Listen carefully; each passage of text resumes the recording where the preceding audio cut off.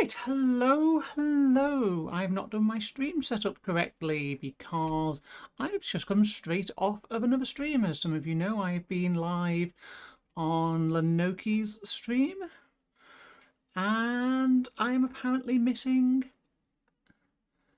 Here it is. We'll just set this to zero escape and here we go. Lenoki, thank you so much for the completely unexpected raid. How was your stream? What were you up to? As if we didn't already know. Right, that should be it. There we go. We are... Oh, that's in the wrong place. You should be... Oh, I'm on the wrong scene. I am dumb. No. No, let's not nut. There we go. Hi. Thank you so much for the raid, Lenoki. And let's get started. So we are continuing Zero Escape today. Lenoki and friends are here for good times and good vibes. It's always good vibes on Lenoki's channel. And yeah, doing the near raid with you was a treat. I thoroughly enjoyed that. I don't know what you're doing, and I don't wanna know. Please don't fucking kill me. Boy, I gotta go. There we go. Right, and there we go. So, yeah, where were we last week? We were... No. Oh, thank you for following. We were on a boat. We had to take a good hard look at the motherfucking boat. That's what we were doing last week. So, if you're familiar with Danganronpa, it's a similar sort of setup. They gathered 9 people on this ship. Some, like, evil person in a gas mask who we don't know who he is. We don't even know if it's a he, but I think they refer to him as he, so there we go. And, yeah, there's a whole set of rules about who can go through what numbered door, so that you have to do mathematics to work out who can go into what. And then it's an escape room. And at the end of it, if we reach the final door, we can get through and we can live. If we don't, the boat sinks and we fucking die. It's about what's going on. And whilst this intro sequence plays, this is a great opportunity for me to make up for the fact that I forgot to bring the milk for my tea. So I'll be back very shortly.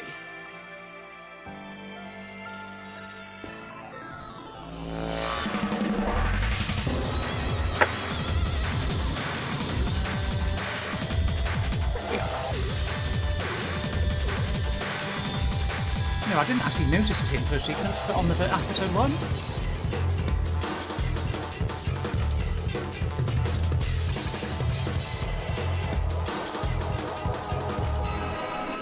For those of you who are here for FF14, there should be some FF14 raiding later on in about 5 hours. We'll be switching over to doing the Pandemonium raid, specifically the 11S. The door that carries an eye. This actually is a good summary of what we've got going on so far. Now it is time. Let our game begin. Alright, let's do this. Let's just continue from where we left off.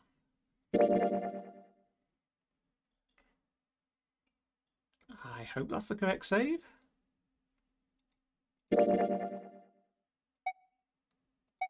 Wait.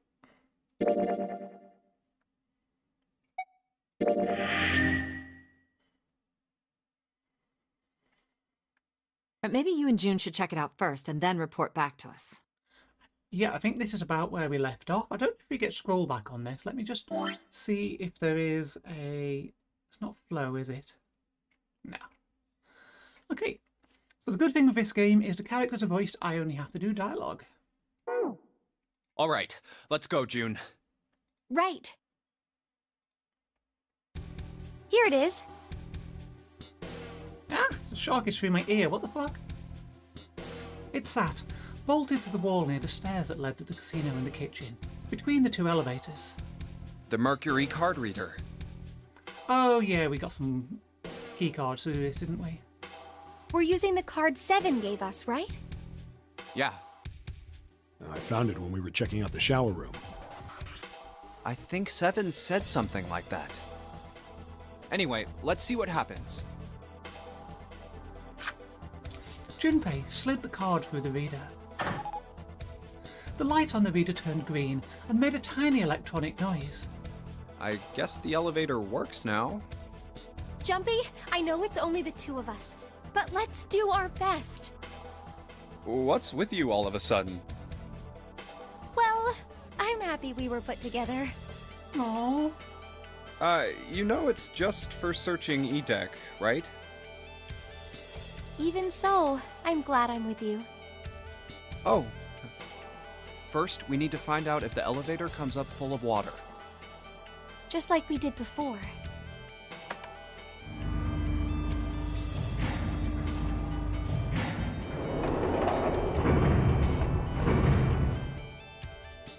Oh, here it is. I knew it. It's not wet at all. Let's go. Yes. Once it had been checked for water, Junpei and June stepped into the elevator. Oh, and thank you for the follow, Mad Fox. And welcome in. And here for the first time. Yay! Look! Nearly all of the buttons are destroyed. Yeah, only the seat and bottom button can be pushed. Hey, oh, what? We're on C deck right now, so the only one we can choose is bottom. Yeah. Much like me dating. Well, let's try it out. Junpei hit the bottom button. The door closed. Slowly, they began to move downward. Oh, so this is the bottom deck. They stepped off and saw that the hallway to their right ended somewhere between 20 and 25 feet from them. The hallway in front of them was a dead end. But not a regular dead end. Hey, over there. This is a numbered door. This is the 8th one we found. There were 2 numbered doors on B deck near the central staircase. They were doors 4 and 5. 3 more in the large hospital room. Doors 3, 7, and 8. And the door we found on E deck, and the door Lotus and Santa found on A deck. It was a 6 on the door on E deck, and a 1 on the door on A deck. 453-7861. And now door 2 stood in front of Junpei. That means... Do you think the next door we find? Yeah, I think so. The next one's gonna be door 9. Despite himself, Junpei felt excited. There was something about that excitement that frightened him as well. Finally! Yeah, You don't look very happy about it, though. it's not that. I just hope nothing goes wrong. You're right. We should keep our fingers crossed. Let's head back. Okay. He did his best to put it from his mind and headed back to C deck with June. 1, 2, 3, 4. All right, 7 pieces. The pieces of paper they'd folded up lay on the ground, next to Junpei's legs. Everyone had written on paper pulled from Junpei's notebook, in an effort to pull together a blind vote. Just double checking, but everyone wrote their code name and a door number they want, right? Yes, just like you told us earlier. Can't believe we're voting here. Why had they decided to vote that way? We need to make the whole thing fair, blah-de-blah. This is a complicated plan, you know. Hurry it up, Mr. I have a brilliant idea. They decided it wasn't fair to simply ask everyone at once. That would allow people to force others to go through certain doors. Yeah, quiet in the peanut gallery. And he had a plan. It wasn't the plan he wanted anyone catching wind of, however, so he did his best to act calm as he began to open and read the pieces of paper. All right, let's open these up. The first one says, Ace requests door 1. That's predictable. Yes, I do. Would you like me to explain why? No, we don't have time for that. Sorry. Let's keep going. He opened the second one. Next is Santa. He wants door 6. Yeah, that's what I wrote. Junpei continued with the third, fourth, and fifth pieces of paper. Clover wants 1, Lotus wants 2, and 7 also wants 2. Wait a minute. There is no way I'm going anywhere with the Elephant Man. fuck's sake, Lotus. No, why there'd are be you- no point to the voting if we let people change their choices because of stuff like that. But, Just give it up, Lotus. It's not like I want to hang out with some exhibitionist grandma. I am not an exhibitionist. I'm wearing clothes. Barely. So, last I checked, that's not a crime. Maybe. But what about common decency? Nobody wants to have to look at a chick who looks like a half-naked raisin. Oh, I'm gonna kill you! Lotus's hair flared out like the mane of an angry Oh, lion. not good. And she roared with a voice that shook the walls. Oh, not good. Oh, let go! Let go of me! I'm killing him! With some difficulty, Ace managed to restrain him. Junpei, read the rest. Right. Junpei tore his eyes away and looked down at the sixth piece of paper. He opened it. June wants door 6. Yes, I don't really have a reason. I just felt like it. All of the papers, save Junpei's, had been read. He did some quick calculations in his head. So this was everyone's vote. Ace and Clover requested door 1. This was the door on A deck near the central staircase. 7 and Lotus requested door 2.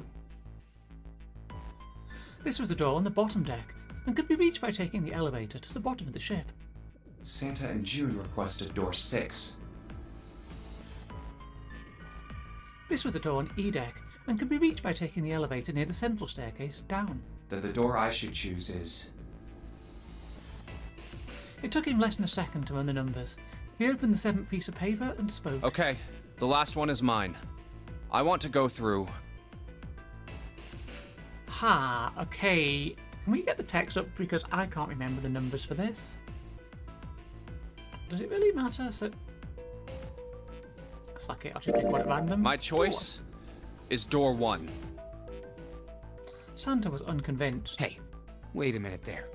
You cheating? Cheating? I'm asking if you changed your number after you heard what doors we wanted. How could I do that? I wrote it down on the paper earlier. Let me see that.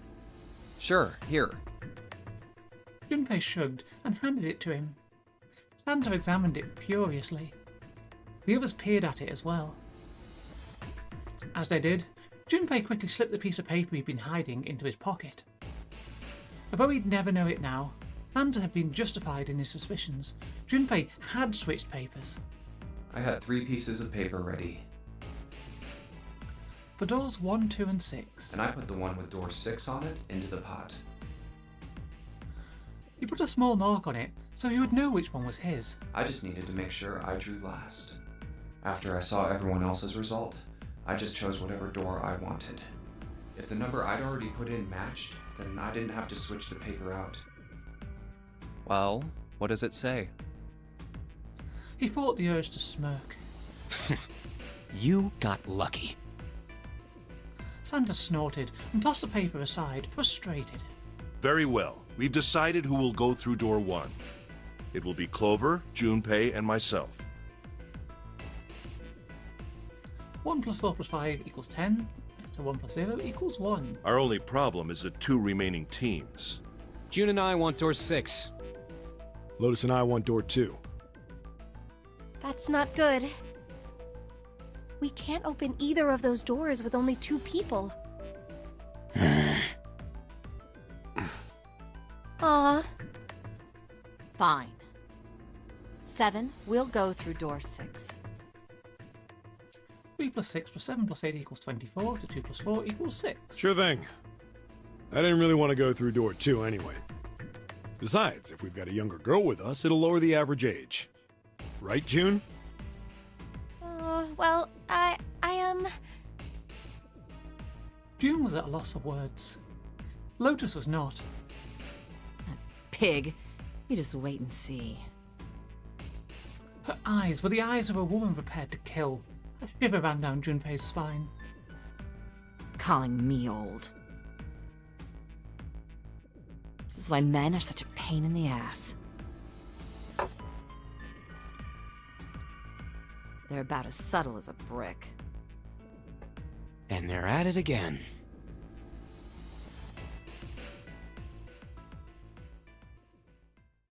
Even after they separated at the staircase, Lotus was still muttering angrily to herself. I'll see you later, June. Jumpy. Circumstances dictated that Junpei and June would have to part ways again, but this time it didn't sting quite so much. Don't make that face. It'll be like what Seven said. We aren't going to be split up permanently till we find door 9. We might get separated for a little while, but we'll see each other again. Otherwise, we won't be able to open door 9. That's how the notary game works. Seven's words took a weight off Junpei's shoulders and felt much better.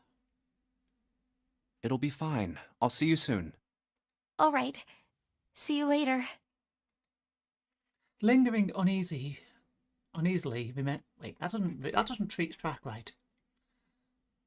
I guess that's lingering uneasily. Junpei remained, but they went their uneasy lingering remained, but they went their separate directions without much trouble.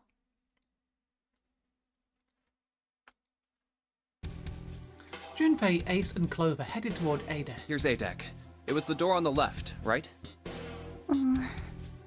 That should be it, yes. Then here we go. It opened, and they walked through.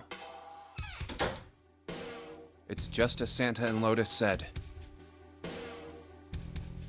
At the end of the hallway sat a door with a large red 1 upon it. A numbered door. To the left of it, bolted to the wall, was the red. There's the red. I'll go first. Ace went first and waved his wrist over the scanner panel. Now the two of you, if you would. Junpei was next. Finally, listlessly, Clover lifted her arm. She leaned toward the scanner panel. The third asterisk clicked to life, shining brightly. Ace took hold of the lever. Now. He took a deep breath and turned to Junpei and Clover. Are you ready? Shall I pull it? Yeah, anytime. Clover said nothing. She nodded, little more than a lethargic twitch of the head. Very well then. Let's go. 3, 2, 1.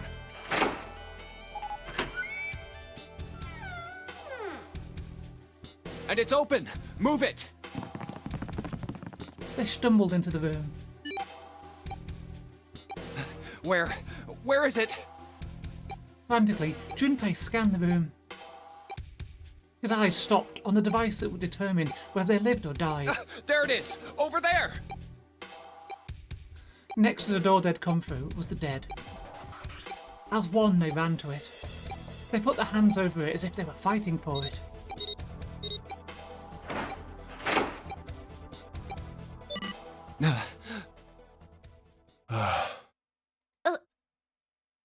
It stopped. Yes, it did.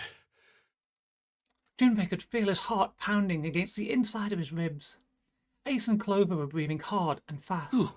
I don't believe I'll ever get used to that. Okay, no idea what's going on. So they've been kidnapped. They've been put on this boat. And there's a series of escape rooms that they've got to get through. And they're told that when they get to door 9, they can escape. But the rules for going through a door are you can take between 3 and 5 people through a door. And in order to unlock the door, they've got this concept called the digital route, which is every character has a number on their wristband between 1 and 9. And you all scan in on the door and you add the numbers up. So say you get 27, that's not going to work. So then if it's a 2-digit number, you add those two again. 2 and 7 is 9. And that means that door 9 can be opened. So you have to find between 3 and 5 people who, when you do that bit of maths, matches the number of the door you want to enter. Once you do that, a countdown, which I believe is 81 seconds, starts on your wristband. If you do not find the device in the room, which they call the dead, when your wristband countdown reaches 0, the bomb that is in your stomach is going to explode and kill you. So you have 81 seconds upon entering the room. to do it. If you disobey the rules, if you enter the room having not scanned in, or you fail to enter the room after scanning in, or anything like that. And yeah, and this is what the killer is doing. Well, I assume they're a killer. We don't actually know the identity of Zero, who is the person who's orchestrating all this. But that's what they're making you do, and that's how they ensure that you comply with the rules of each escape room. Now the tension is coming because there are currently 8 survivors.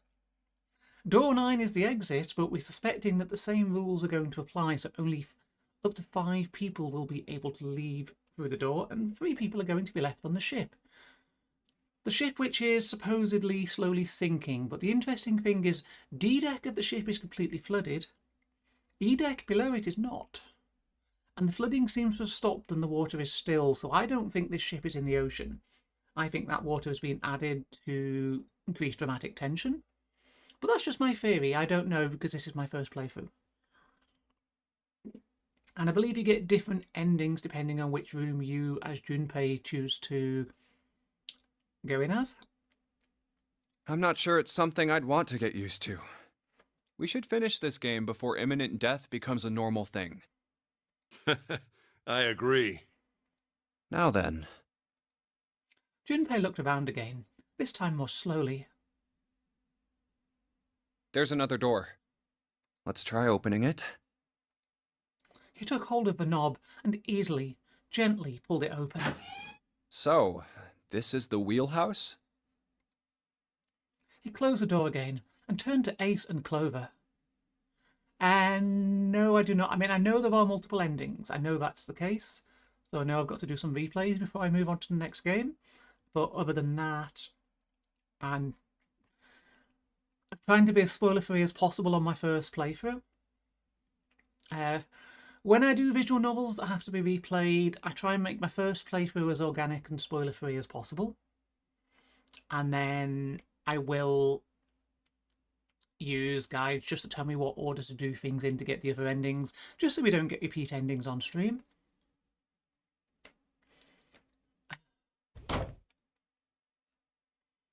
He fixed each in turn with a meaningful stare, then spoke. Ace, you investigate the wheelhouse next door. Very well. Clover, you're in charge of this room. Say something. Okay, I will. All right then, let's get started.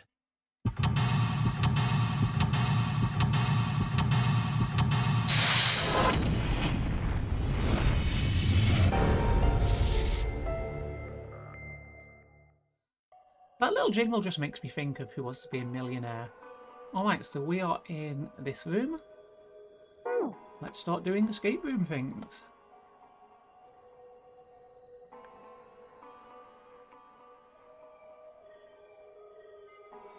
The left drawer.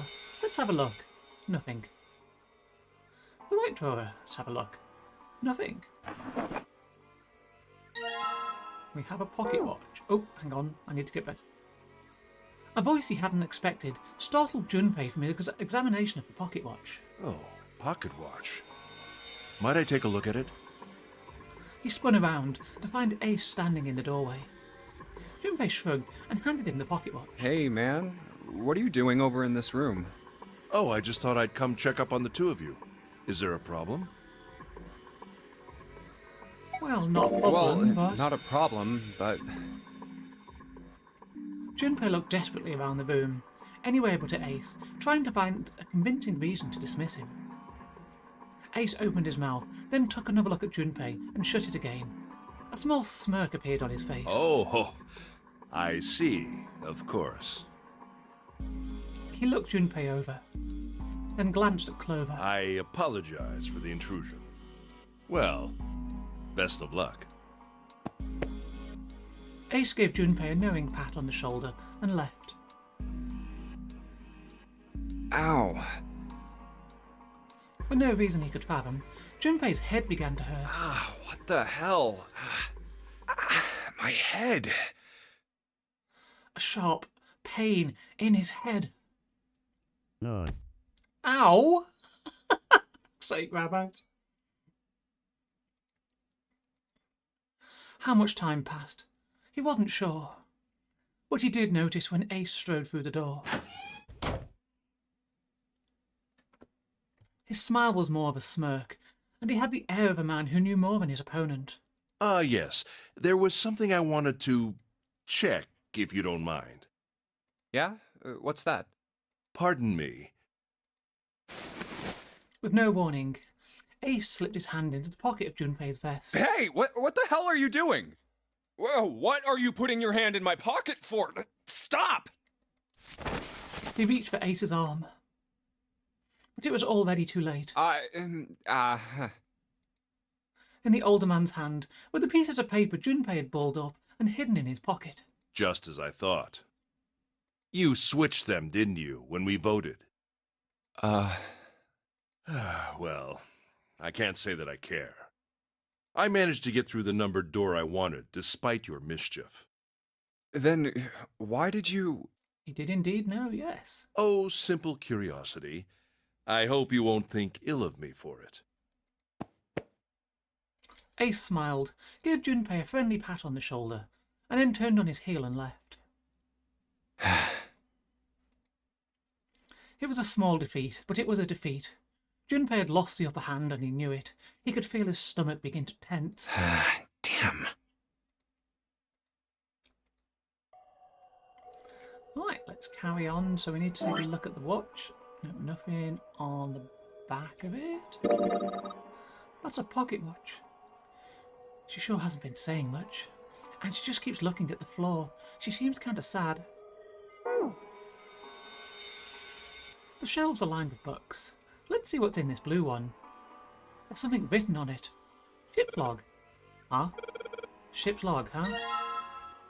New material has been added to the file screen. Alrighty.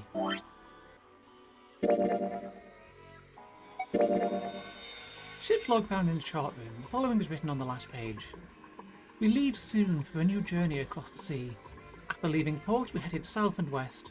We turned southwest to steer around the continent, then proceeded northwest. We made port, then changed our heading to east for a time, and are now heading due north. Soon we will dock in the United Kingdom, the homeland of this vessel. Okay, so they've gone around the Cape of Africa, so they've probably left from India, maybe? India around, is it Cape Horn? I forget. And then... Okay.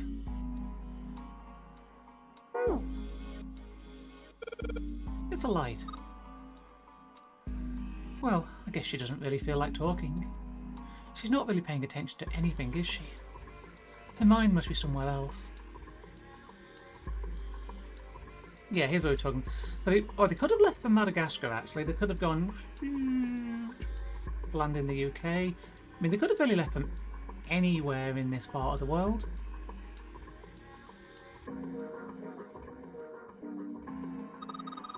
This map looks weird. What is it? It's a map of the world, but with the Atlantic Ocean in the middle.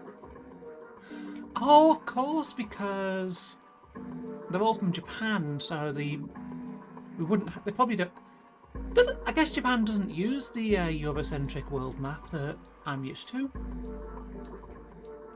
They probably use a map where the centre is here and the Americas are on this side. So that's totally a thing, you know, there's no actual reason other than European supremacy to have the map this way. Probably looks weird because you're not used to seeing it that way. A world map with the Atlantic Ocean in the centre. There's something on it.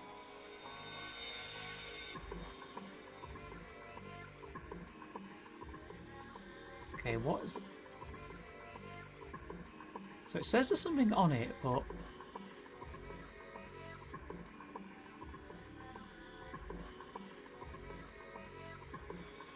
I don't see what. Oh, the whole thing's just one clickable, so there's nothing else on it. You sent me a DM? Okay. Oh, it's just a picture of that sort of the map. Yeah, fair enough. It's a wooden box. Maybe a case for letters. Hey, Clover, you ever write letters? Nothing. No, that's not a wooden box. Well, I suppose it was wood once. Yeah. Fabulous. We just need to find one fill for raiding tonight then. I've messaged Moogles, but that was before Hand is probably not awake yet.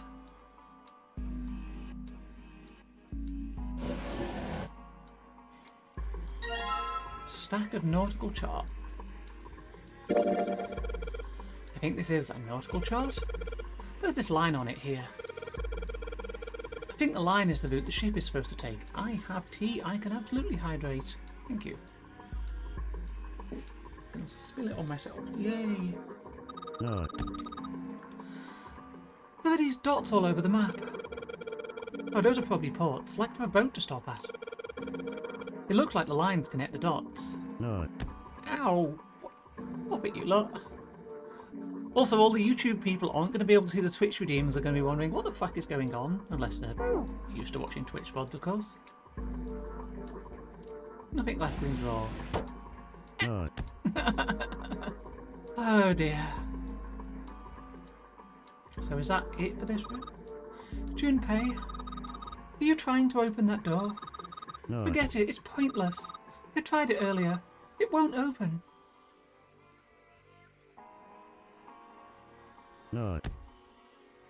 We've been through all this, haven't we? A light. It looks kind of like a wilted flower. Ah, this isn't good. So many drawers, but nothing inside of them. A compass. It appears to be broken, however. You see, the glass cover has been smashed to pieces. Tell you what, you're British. Wait, yep, I am indeed British.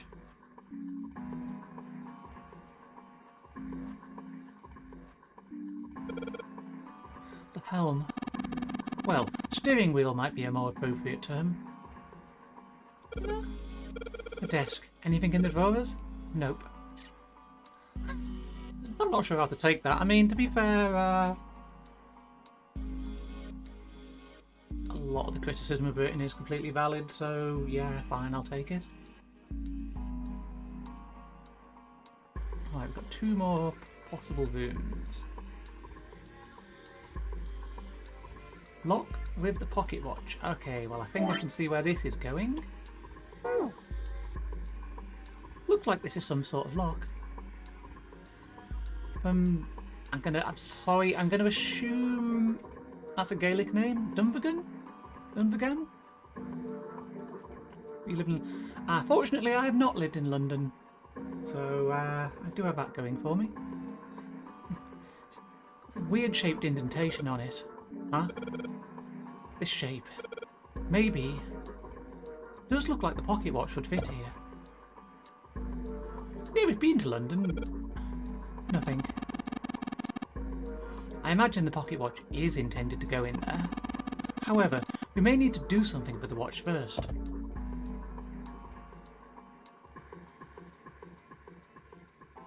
Okay. Okay, that's back to there, so we don't need that. Possibly wind it, yeah. And now there is another door.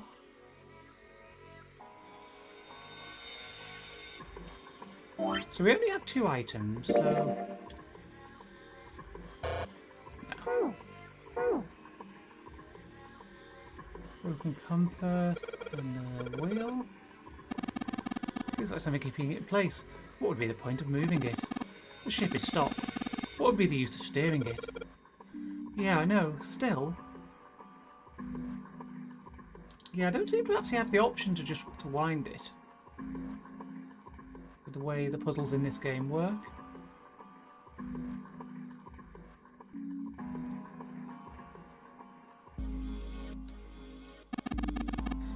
An engine order telegraph. They use this on old ships to adjust the speed of the ship. Like the gear shift in a car. Well, it's a little different. This device doesn't connect directly to the engine. In short, it's a transmitter. The navigation officer uses it to set the speed of the ship, and it sends a signal to the engine. But the handle on top of it which can be moved back and forth to... Hold on. Huh? There's no handle. You're right, there isn't. It looks as though it was deliberately removed. Steering wheel. There are handles placed at regular intervals, so it is easy to turn. Old school. Hey, a handle?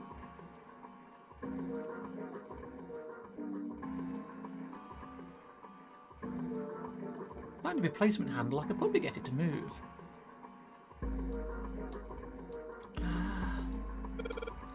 A compass. And what destiny does it point us to? I really hope you don't think that sounded cool.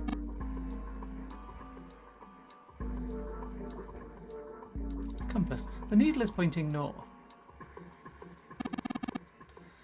Ah, a human hammer. They're often used to subdue large men like Seven. What? That was a joke, of course. Thank you, Captain Obvious. Ace, you really kind of suck at making jokes. That was rather cruel. More like Ace Hole. It's a wooden board with a circular hole in it.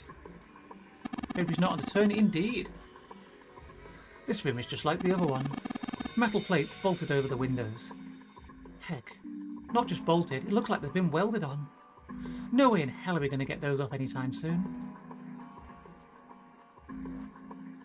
So I'm not seeing any log opportunities here. I mean, we can look at this, but okay, so we need a handle.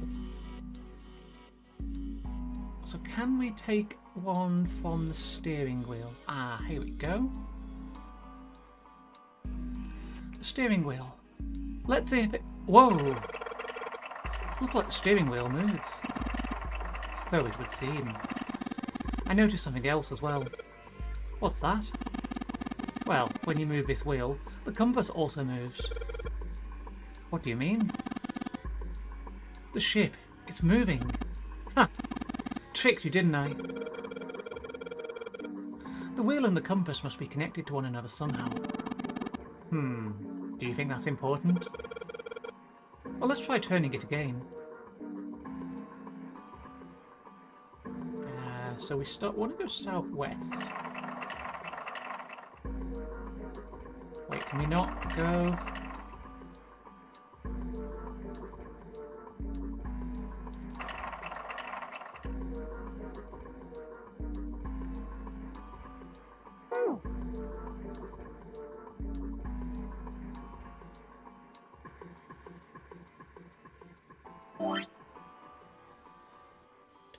Right, here we go.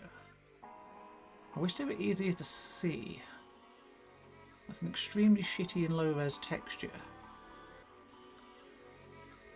So, well, there is a route south. Okay, so I guess what we want to do now is... Can we do anything with this? No.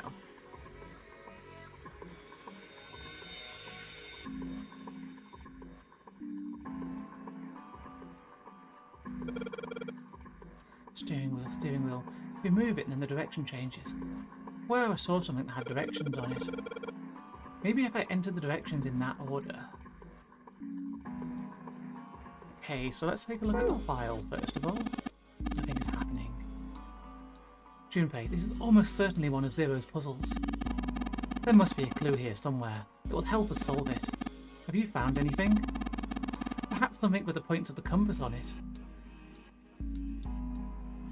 So...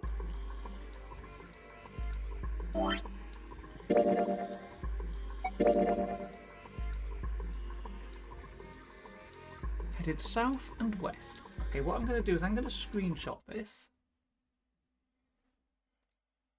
And we'll try this one first.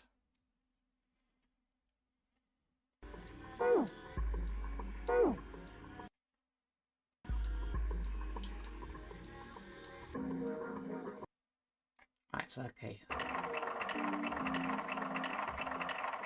Headed south and west. Turn southwest to steer around the continent. Oh, fuck you. Okay, I need to restart that because I fucked it up. That's weird. Why isn't anything happening? Junpei, you aren't hiding anything, are you? Have you already found something with directions on it? Something with directions. Does he mean something with compass points on it? If that is what he means, then maybe it would show the order that I'm supposed to enter this stuff in. Yeah, I'm trying, okay?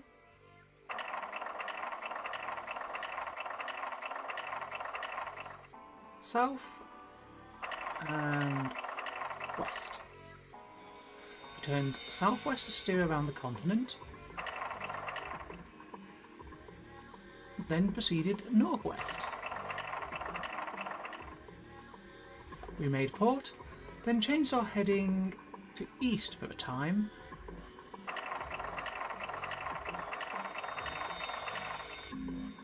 and are now heading due north.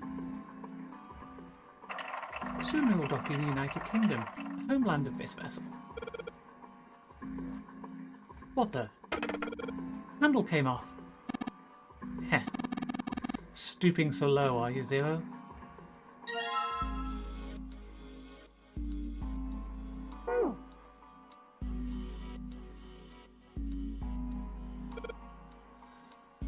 So, I sure hope this handle fits.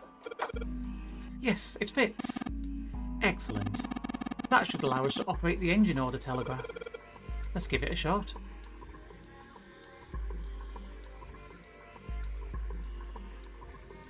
What does this mean?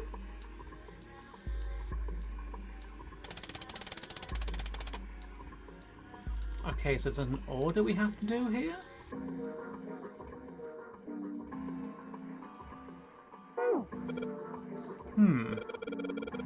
I have no idea what speed I'm supposed to set this to. This must be another one of Zero's puzzles. Man, I have no idea what I'm supposed to do. Junpei, take a look at this. Look at the door to the chart room. There's something up above it. Door to the chart room. Oh, yes. Oh, so corked oh my god, this is really hard to read. Okay, we are going to have to get some notepad up on the go. Actually, I can probably just screenshot it, actually. Screenshot will be fine. Cork to El Paso, Vostok to Loam, Santos to Foss. Okay, it's 3 times. Cork to El Paso. Hang on. Okay, so this is just a daily repeating timetable, isn't it? So Cork is in Ireland. El Paso is in...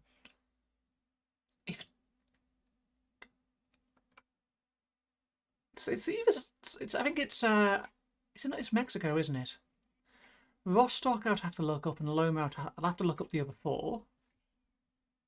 But let's write this down.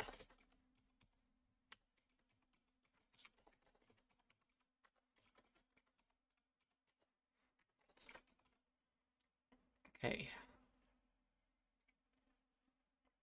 So they are written down.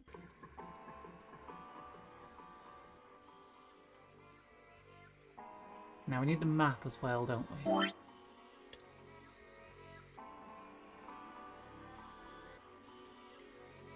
So Cork. So this doesn't actually tie up with anything. I guess we have to set the direction and then the...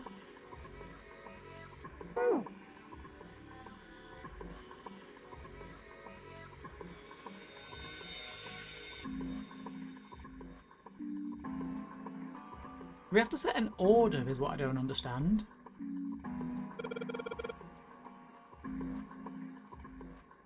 So we're gonna stop. Full speed. You have to head out. No worries, and thank you.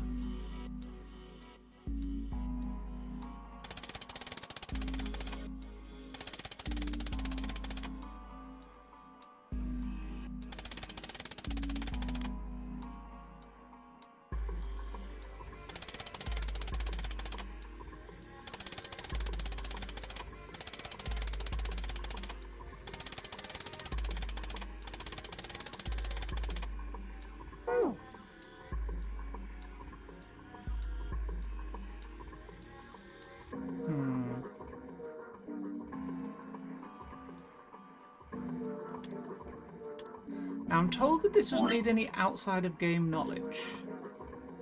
But Cork to El Paso would be... See, it's not on this map.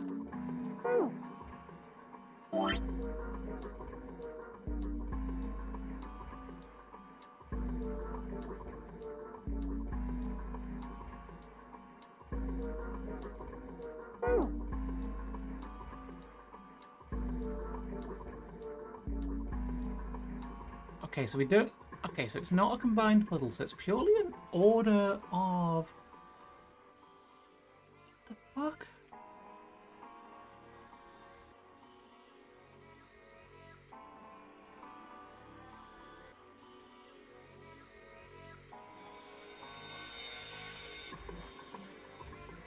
I don't see how these two things relate to each other. There must be something else I've not found.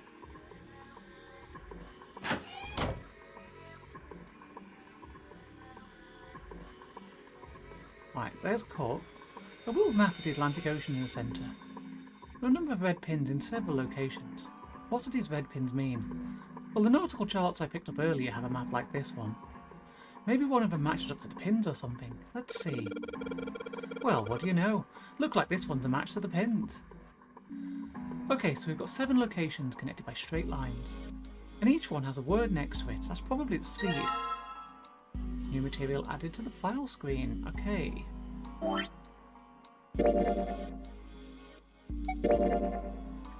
nautical table found in the chart room shows direction to southwest, southwest, northwest, east, north, straight. There's a word next to each point on the map. Full half slow, full half dead stop. Alright, well that's easy enough. So we'll just take a screenshot of that.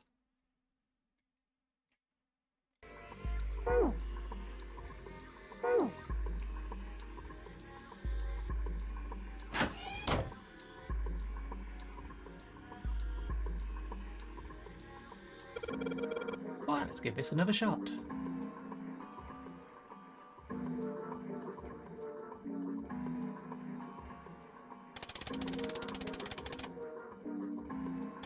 Full half slow, full half dead stop. Huh? That's weird. I thought I put in the right speed. Did I mess up? No, I don't think so. Look, something's happened on the back wall of the wheelhouse. Yeah, you're right. Let's check it out.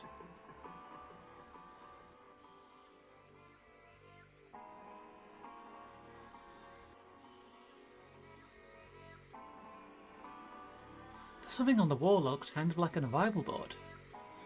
There are a whole bunch of words on the left side of the display. What the hell is this? They're names of ports across the world. I imagine it's showing us the ship's route. You know, just like the ones you might see at an airport. Departing XX carrier, XX flight, XX, XX colon 00. Like that. Oh, I get it. It does look like those are the names of all the ports along the ship's route. Look like only one of those has a time on it though. The time on the last line, right? 10 seconds past 3 o'clock. Perhaps that's the arrival time.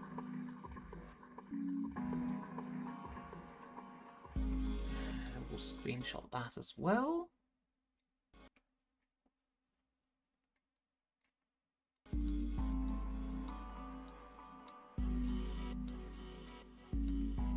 So arrival, we've got an arrival time at Santos Foss. I don't know where Foss is. Right, we don't have the nautical charts anymore.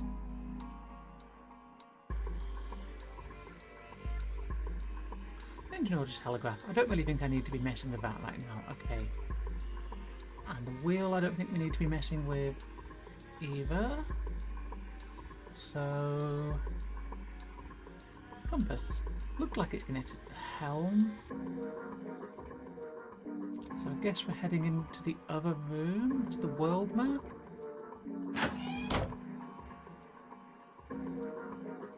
Right. I don't know where Foss is. Alright, I've got the nautical chart that matches up to these pins. Don't think I need to spend any more time with this map. Okay.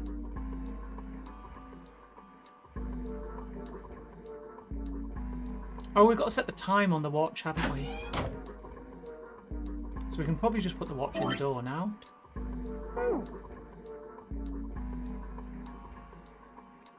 I know that I'm supposed to put the pocket watch in this hole, but... Okay, how do we set time on it, though?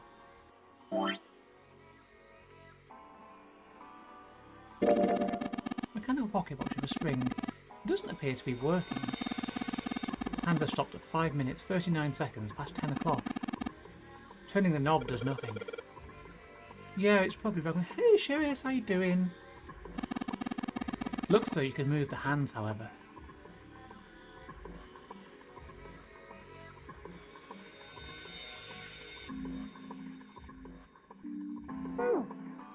Okay, but how do we actually move them?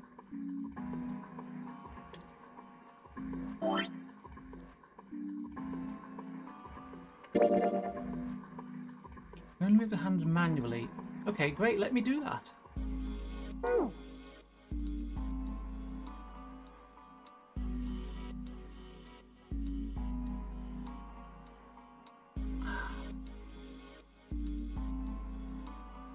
Do I have to use them?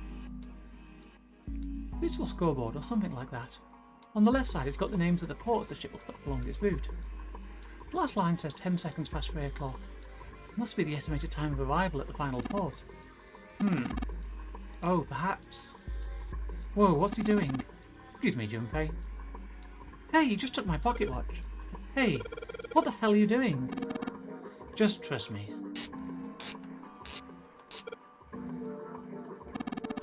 Should be fine now. Well, thanks for giving me the pocket watch back, but you don't need to look so smug about it. Let's see what he... Oh, he moved the hands. 10 seconds plus past 3 o'clock. Oh, so you changed it to match the final arrival time. Ace nodded slowly. You know what to do next, right? Give it a shot. See, I was trying to do that, but I didn't realise I had to get Ace to do it when I'm quite capable of doing that myself.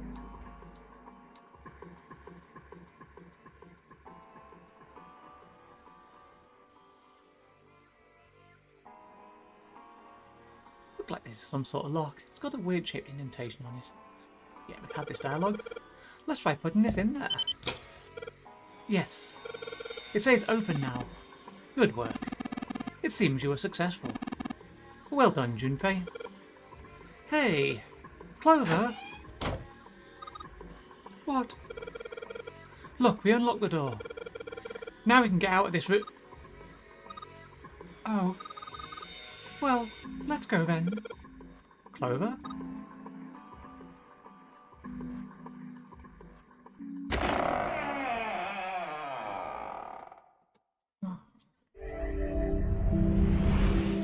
You found it. Oh, a hallway. It's far too narrow to be called one. They found themselves in a small space outside of the wheelhouse. On their left was a wooden door. This seems to be the only route. Yeah, let's go.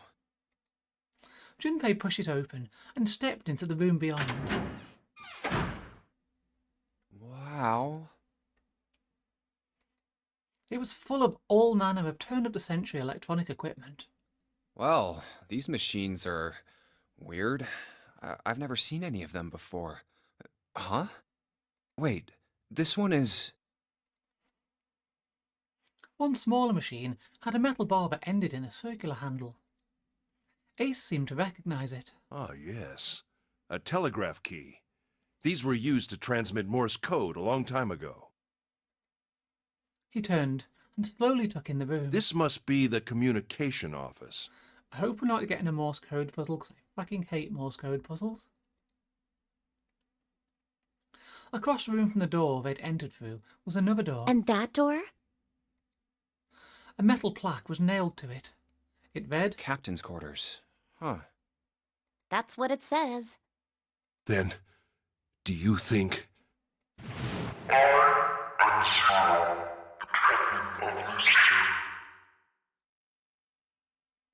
Ace swallowed. Junpei could feel his hands begin to sweat. Only Clover seemed unaffected. Well, we won't know if we don't open it. She walked up to the door and put her hand on the knob.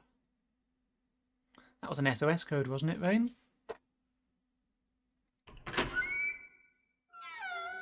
It opened easily, and without so much as a pause, she walked in. Junpei and Ace followed. The first thing they saw was a man on the floor, covered in blood.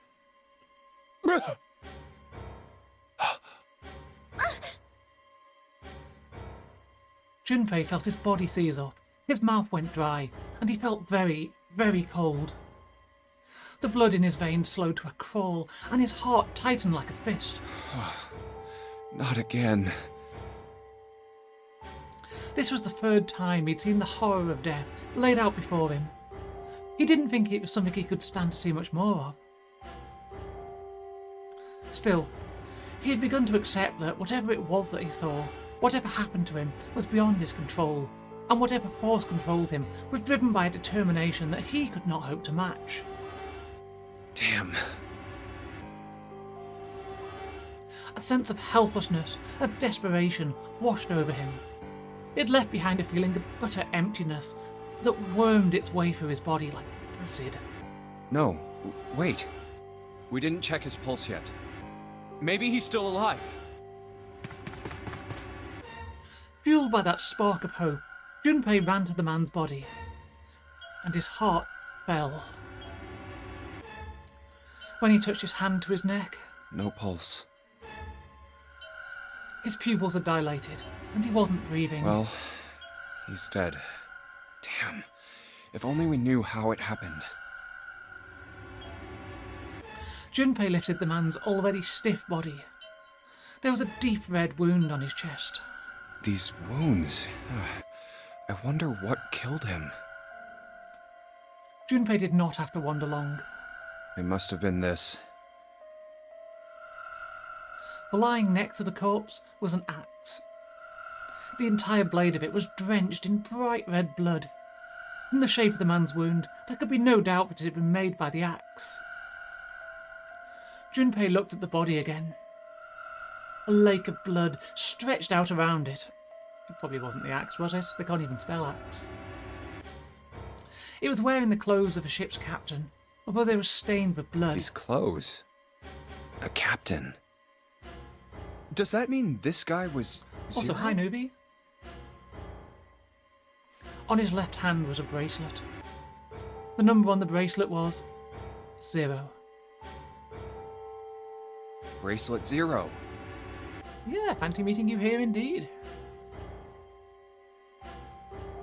It was only then that Junpei noticed a stench of blood that filled the room.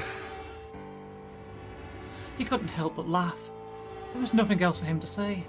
It was too simple, too obvious, too straightforward. If there hadn't been a dead man on the floor, Junpei might have thought it a joke. Junpei. It may be wise to find a way out of here first. Yeah, you're right. Okay, but why is the wristband still attached? When you die, the wristband is massive.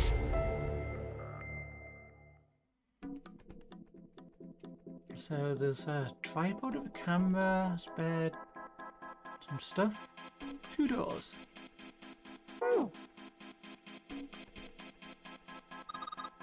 A camcorder. Looked like it's pointed at the door. Well, the power's on. Why would someone want to videotape a door? Because it's including the entering of this code, right? I think this kind of camera records to a hard drive. But it doesn't look like this one's recording anything. What do you mean? It's just sending whatever it sees to something. What does it see? The door. Camera's pointing at the exit. No dice. It doesn't matter what I push on here, it's not working. I don't think the power's on. It's a little rectangular hole. I think it's a keyhole of some sort.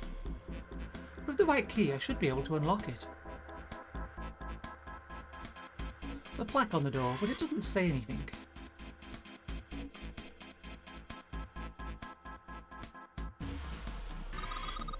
There's blood on the chair. Do you think this was the dead guys? Yeah, probably.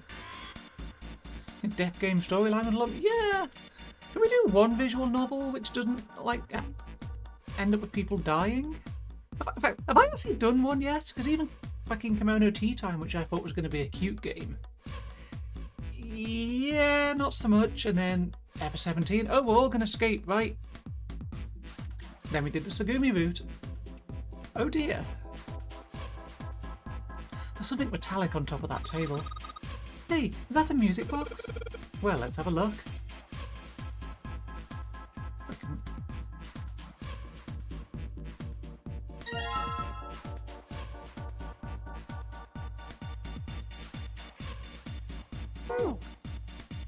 I don't mind if people die in the game, really.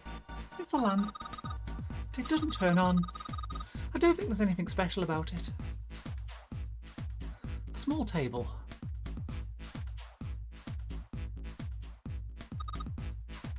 A bed. There's nothing in it.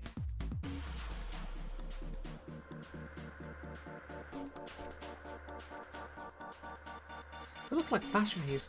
There's a cable running from them to the monitors. A critically acclaimed MMORPG. Drawer. There's nothing inside. What's the deal with this? Is this some kind of code? There are 4 rows of numbers and letters. They all start with 0 and end with 8, F, N or V respectively. Wait, are we doing number bases? Maybe this has something to do with number bases. For fuck's sake, I hate it when I'm right. New material's been added to the file screen. Okay. A numeral system found in the captain's quarters. 10 base 10 is A in hexadecimal. Therefore 11 is B12 is C. Yeah, I know how hexadecimal works. This chart shows the rules for each numerical system. So we're doing hexadecimal 16, 17, 18, 19, 20, 21, 22. Base 24. 25, 26, 27, 28, 30, 31. Base 32. Why though? This screen showing what's happening at the central staircase on B deck. The screen shows what's going on in a small room somewhere that I don't recognise. The room on this screen looks really fancy. It's just some random hallway on this one. This screen shows the big hospital room. This one shows the central staircase on C deck. I don't recognise the room on this one. There's a bunch of weird buttons on here. Couldn't be more because there's no maths in that. I was going to say no one told us there'd be maths. They'd probably switch what you see on the screens. Do you know how to work this thing? Why don't we just press one of these? Like this one. Well, I guess it does change the... What the hell is this? Nothing on the monitor, just static. Hey, isn't the door on this screen the one right behind us? You're right. So whatever that camera sees is sent to this screen in real time.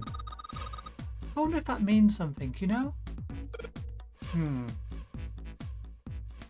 on the monitor, just static. Huh. Junpei snorted with grim humour for the second time since he'd come into the room.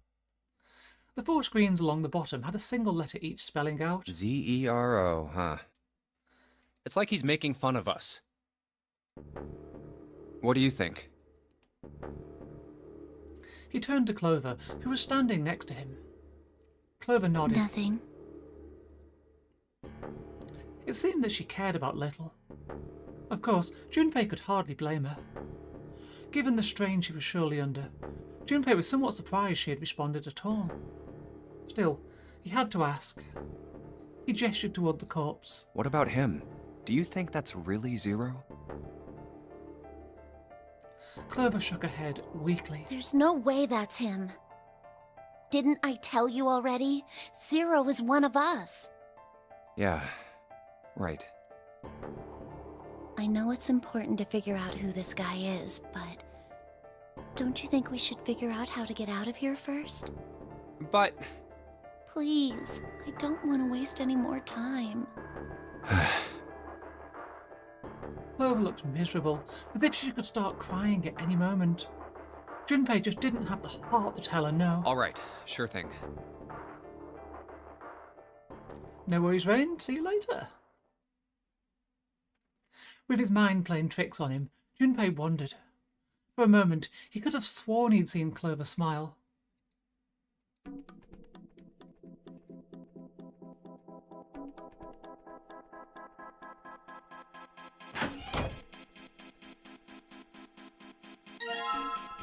More screwdrivers.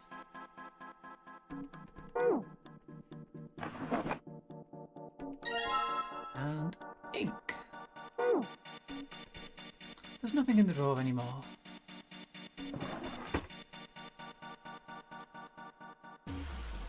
An old telegraph machine. I'll be honest, I have no idea how it works. An old telegraph machine. Nothing suspicious here.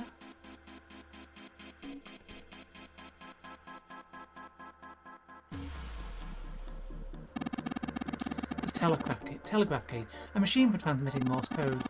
I tried sending an SOS earlier, but I doubt that did anything. Zero would never make it that easy. So you think it's broken? No, it works. I'm just not sure if it actually transmits anything outside of the ship. Telegraph key. Ace says you use it to send messages in Morse code, so we're going to have to do Morse code at some point, aren't we? Hey Ace, look, there's a big ass rat trap over here. Told you, that's a telegraph key. The device that transmits messages through Morse code. Yeah, they really want us to know this, don't they? I have headphones. Can't hear anything. Guess whatever they were connected to doesn't work anymore.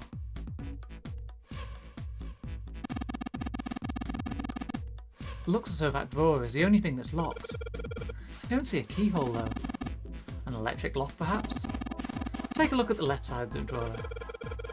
Yeah, there's some cables over there. That must mean...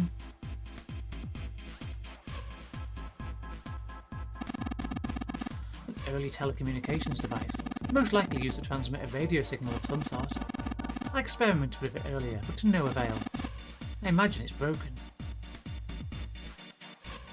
Guess people used this to communicate back in the day. Whatever it is, it doesn't work. Hey, what's this? It's blank. There's nothing written on it.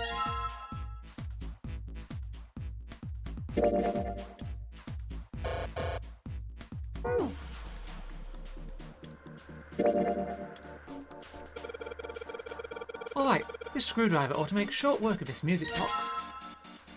Cylinder.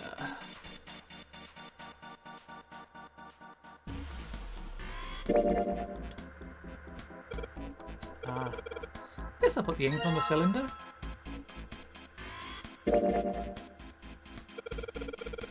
Now I just got to roll the cylinder across a piece of paper. And if I'm right, the ink should... Morse code chart. ... dash dash ... Okay.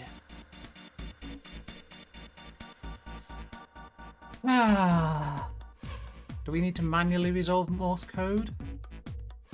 No, we probably should combine that with the telegraph machine, can't we?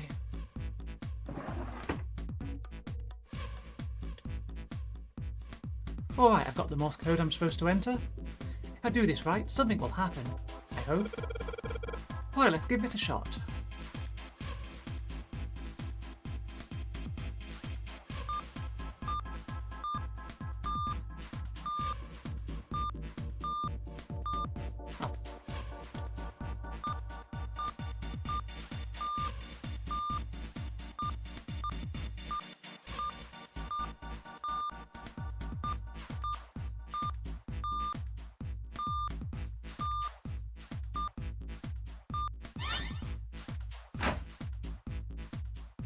That's the last one, and yes.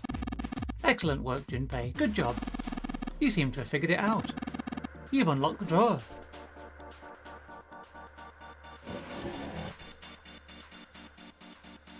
A red file lay in the drawer. Junpei reached down and picked it up. Looks like there's something on the cover. ALLICE. But isn't it supposed to say all ice? Fuck ice. This doesn't have a space between the L and the I. Are they saying that ALLICE is a single word? It was an interesting thought, but it left Junpei's mind as quickly as he opened the file. What lay inside was far more interesting and far more confusing. Each page was covered with strange characters which are so obviously Egyptian hieroglyphs. They looked like tiny drawings of birds, snakes, insects, horned animals, wings, and even kneeling humans. What the protagonist can't read and thinks he can, is all just taking place in...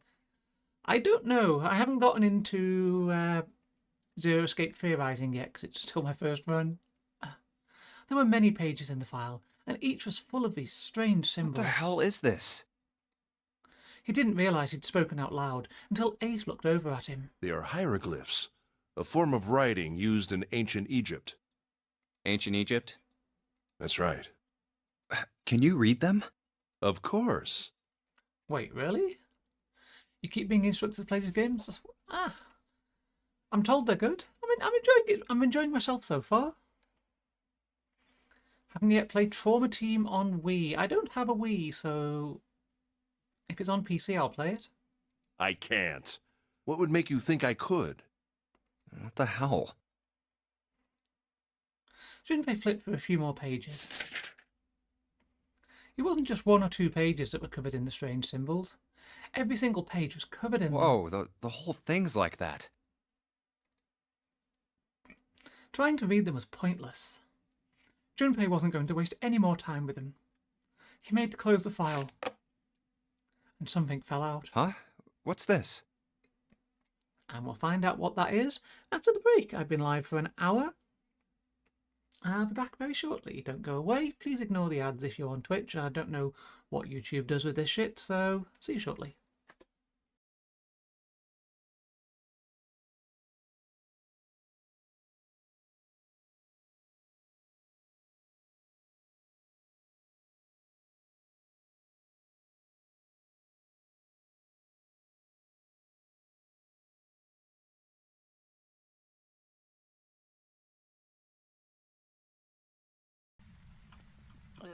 What you doing? Oh, I used the other half of the crucifix now.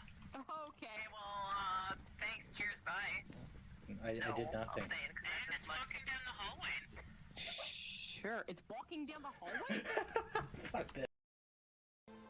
Okay, so if I bounce on this, and then bounce on that, and then bounce on that, and then bounce on that, and then I get this, and then I go like this. Wow, that was really good.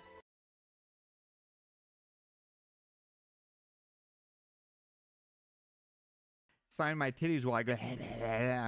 I mean.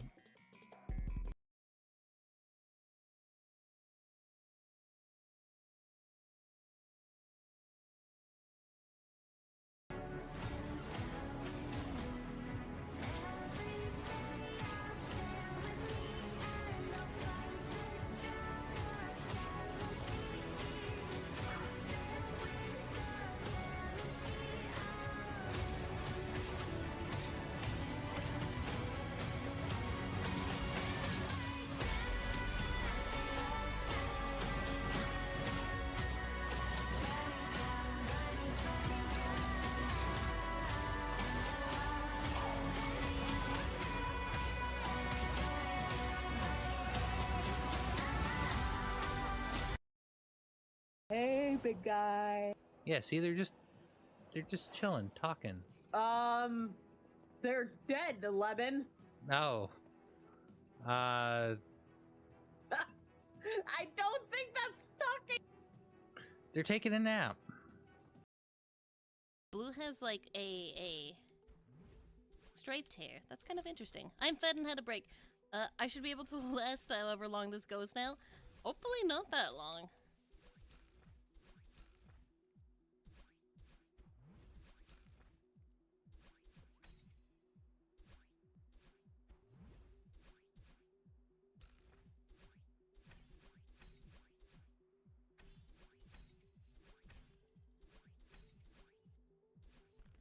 Fucking Christ! I'm on the You had your breakthrough. Oh my god.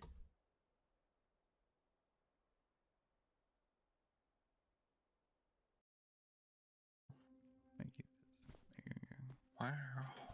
Wow. Wow. Wow. Wow. Oh. Wow. Wow. No. Meow. Meow. Meow. That sounds like you're saying meow now, Sakura. You've just gone back to Meow. meowing. No. No.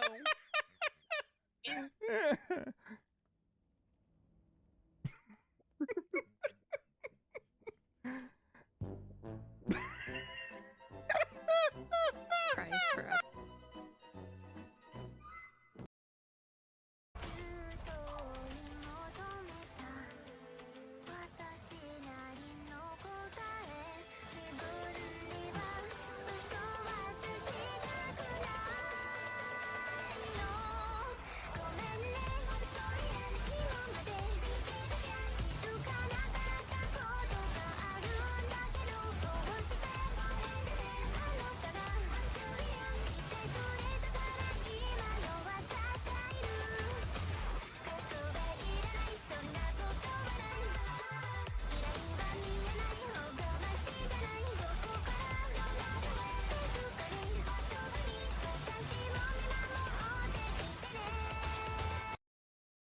One of the little dude thingies, the little tree insects. I'm dumber than dumb. You heard it here, folks. Remember. Okay. Hey, I'm wall bouncing over here. I know that was really bad. Well, but you did say awful New York accent, so I'm wall bouncing over here.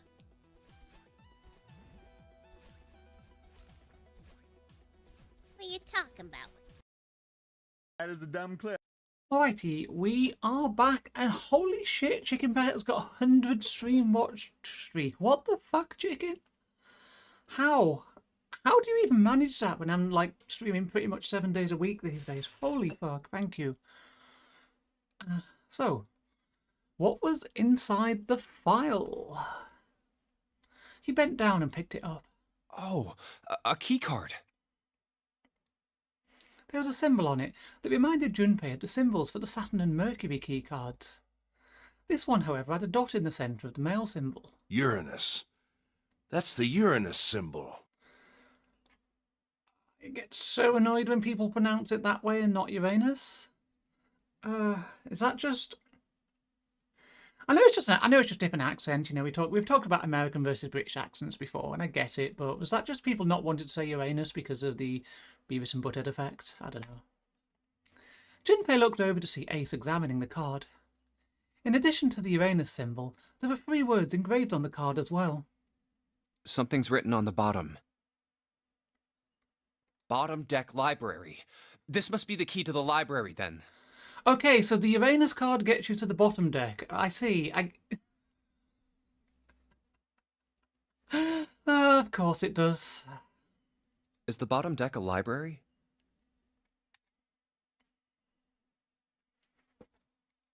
Anyway, whatever. It's gonna have to wait. I can't do anything right now. He gripped the keycard tighter and shoved it deep into his pocket. New material's been added to the file screen. Unique key. It was worth a try. So we've still got the Morse code chart, which is interesting.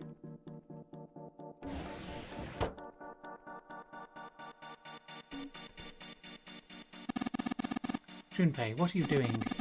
You've searched the wheelhouse and popped the button. There's no reason to go back. In fact, don't you think it'd be wise to investigate the captain's quarters? I think we ought to check both rooms, don't you? Yes, but I just clicked the wrong door because I don't know which one goes where, okay? The control panel for the electronic lock. Looked like it's got a keyhole on the bottom right. Maybe the key I got earlier. Sweet, just had to put that key in and now it's on. Junpei, look! There's a minus sign on the screen. There are 8 of them. That probably means we've got to put in 8 digits. Do you think you can figure it out?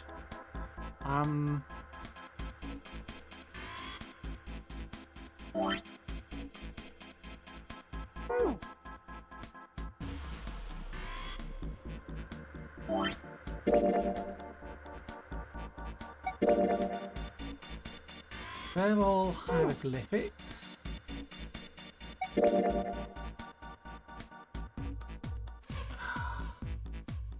So Alice, A-double-L-I-C-E.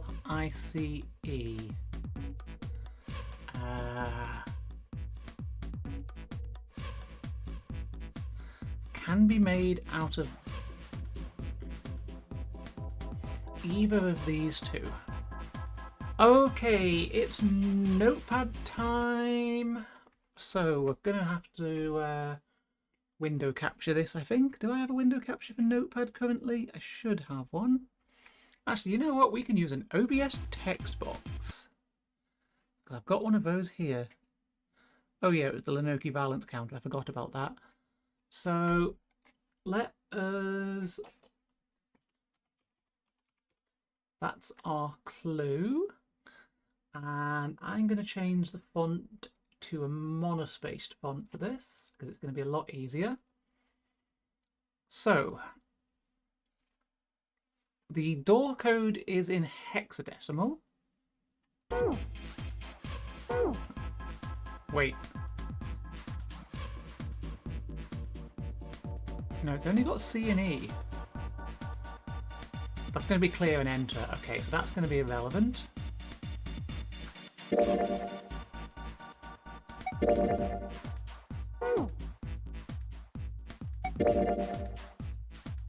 So we could be in base 24,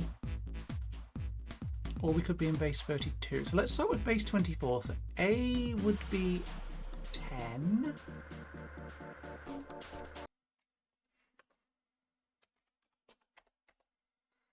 And then L, so 10, 11, 12, 13, 14, 15, 16, 17, 18, 19, 20, 21.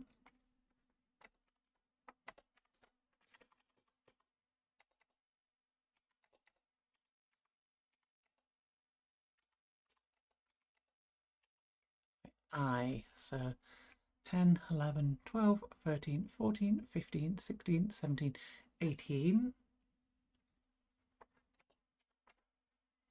C is 12 and E is 14 if we're doing this.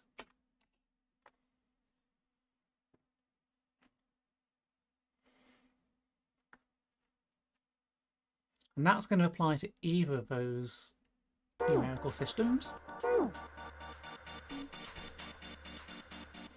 there are only 4. How's that going to work then? 8 digits, huh? Once I put in the 8-digit number, I just press E to enter it. And if I mess up, I just press C. Well, let's give it a shot.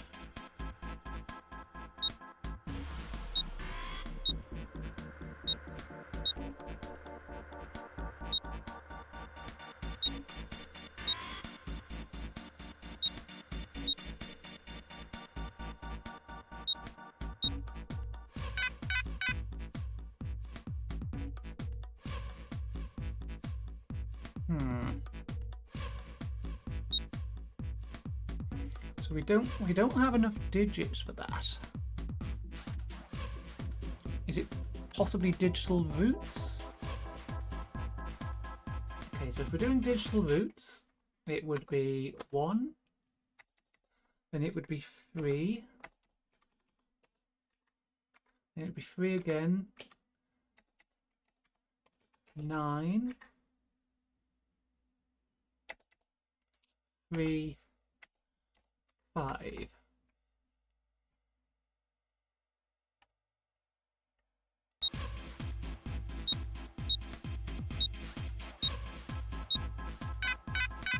No. Perfect time for the retelling of classic jokes. Did you know that only 10 types of people in the world? Those who know binary and those who don't. And those who tell this joke in ternary and those who tell this joke in quaternary.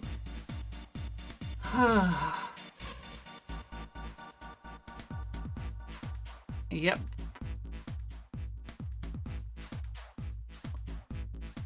So, is there any other... Huh, what's the passcode? I'm pretty sure I've searched every part of this room by now.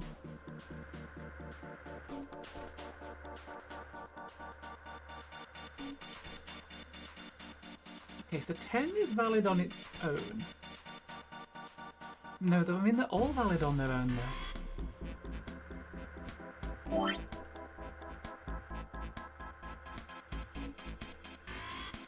Okay, so Morse code is...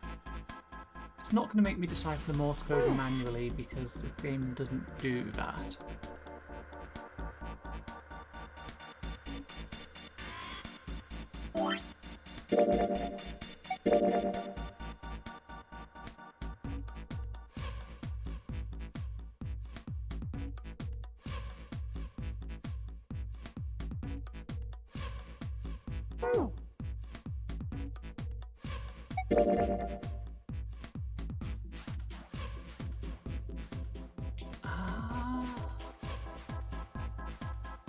So...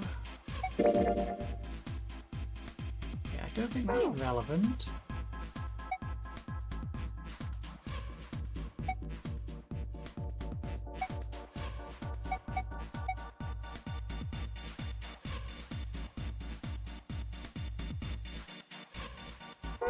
So is there any other text around the room that I've not seen?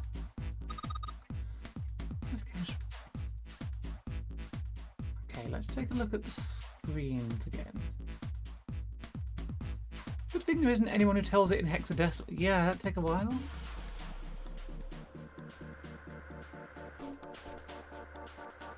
So it can't be 0 because the numeric system doesn't go up that far. So if we assumed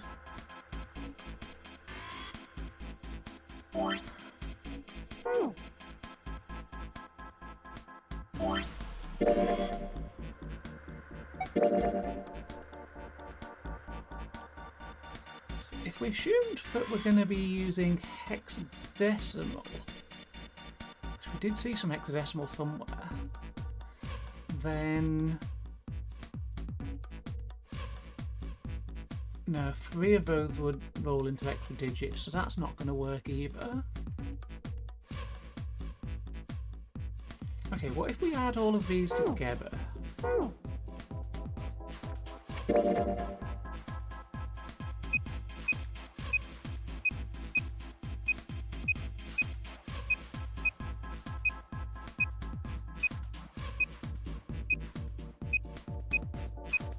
$66.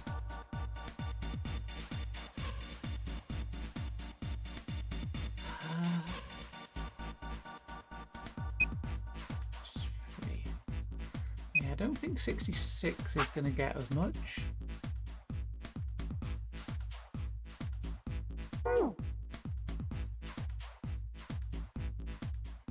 Right, what else is there in the room then?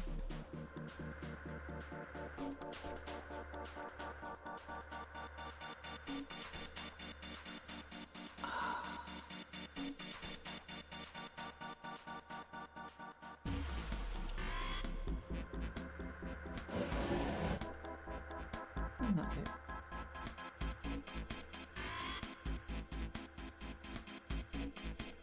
It's a bit annoying that there's a character limit. I thought, yeah. One of the things the switches on the screen. Let's see what happens if I flip one of these switches. Nothing. Look like it doesn't work anymore. What the...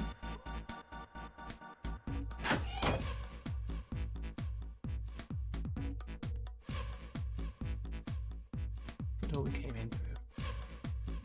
Enough?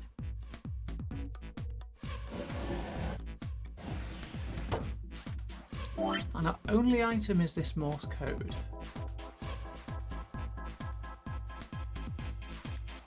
Which we've already used.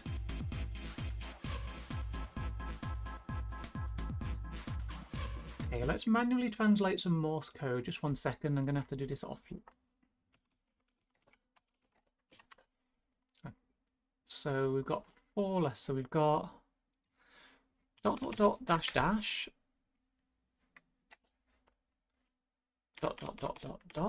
35 dash ... dash equals 35 equals Z is what that Morse code says.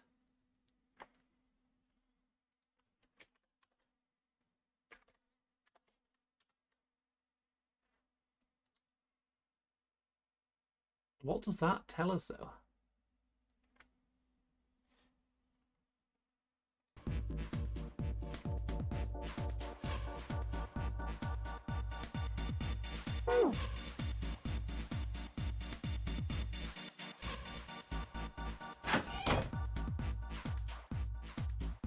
So if Z is equal to 35,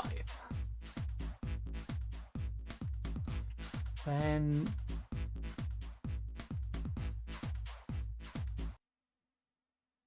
gonna have to put this here.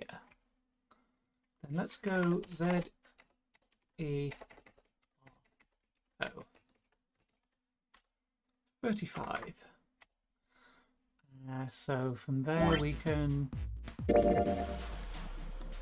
So E is equal to 10, 11, 12, 13, 14. R 10, 11, 12, 13, 14, 15, 16, 17, 18, 19, 20, 22, 23, 24, 25, 26, 27.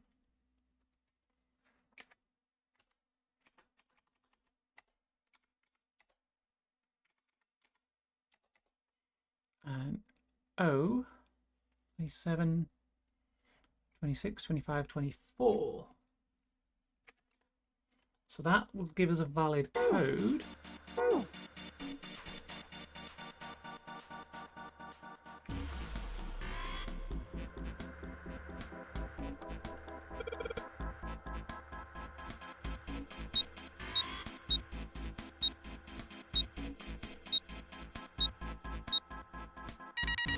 And there we go. Yes, it worked. Good job, Junpei. Excellent, you seem to have unlocked it. Good work, Junpei. All right, let's go.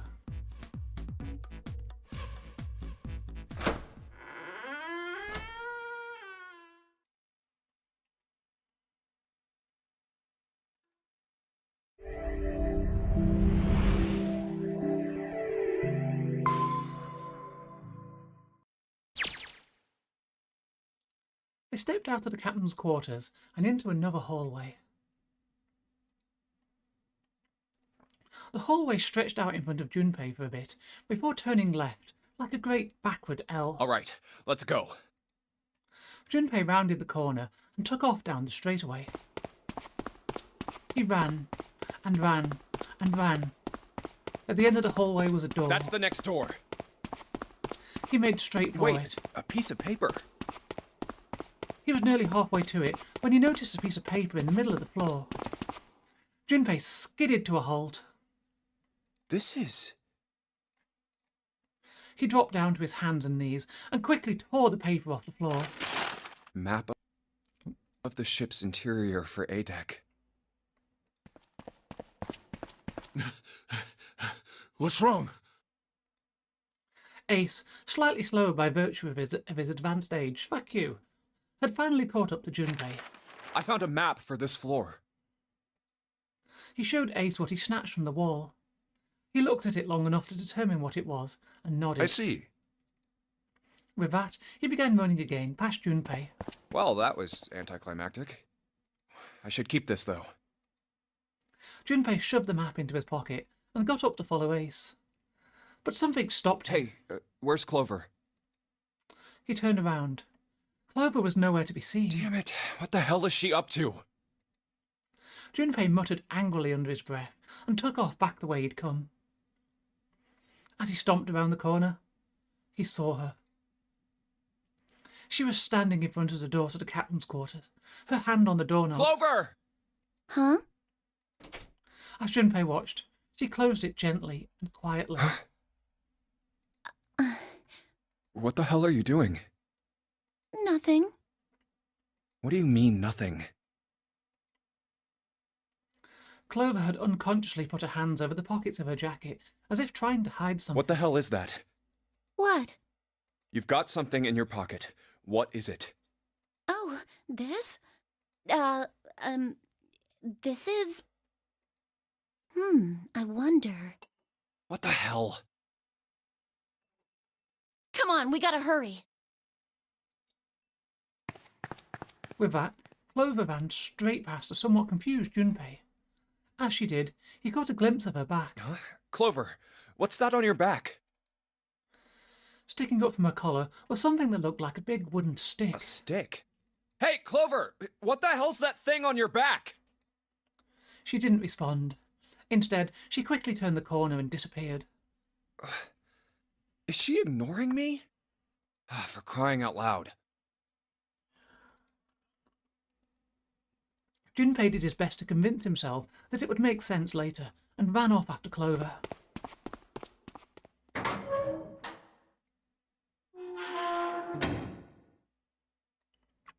Junpei pushed through the door and found himself in a large room with a large set of stairs. The big stairs. So this is where it ends up. Just like it says on the map. It was just what he'd expected to see after reading the map. His "I see" after reading the map himself meant that Ace had probably realised the same thing. Ace, did he head down? He put his hand on the handrail and leaned over to look down. Oh, there he is. Look, the 4 others are there too. And not just Ace. Santa, June, Seven, and Lotus as well. Really? Let's join them. Junpei and Clover glanced at each other and hurried down the stairs. They reached B deck at the same time. Jumpy! Clover! June's face was excited. Something had happened. That much Junpei could tell by simply looking at her. What's up? Given their situation, he was not inclined to be excited about sudden developments. June, however, couldn't contain herself. We found it! Found what? We found it! What did you find? The last door! We found door 9! What? Come on! Just follow us! We'll explain on the way! Okay. Seven turned and jogged off down the stairs. Well, if that's the case... Wait for me. We should get going as well. The rest followed. Jumpy! We finally made it!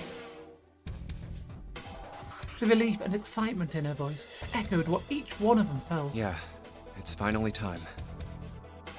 Junpei wasn't quite ready to believe they'd really done it, at least not just yet. Still, if everyone said that it was door 9, then it probably was. We've reached the end. He could feel his heart racing. A mixture of anticipation and fear ran through his veins, and he could feel his legs shaking. He was doing his best to maintain a sense of healthy skepticism, but he couldn't deny that the prospect of escape was an exciting one. But something's bothering me. Only 3 to 5 people can go through the numbered door. 7 of us are on our way to door 9. That means that, best case scenario, there will be 2 of us who have to stay behind. 2 people. Is there a way? Junpei looked over at the clock. 4:30. We've only got 90 minutes left. I've got no time to wonder about it now. Hey, albeit, yeah, it's going well. Hey, Junpei! June! What the hell are you two doing? Hurry it up! Santa's voice jolted Junpei out of his reverie. Let's go, Jumpy! June took off down the stairs, jogging as quickly as she could. Yeah. Junpei followed. They were quiet for a while until... They had just reached C deck when Clover spoke. Hey, what about door 2? Everyone else stopped. They all turned to look at Clover. I don't have any overarching theories. No, not at this point. I'm still playing through the story for the first time.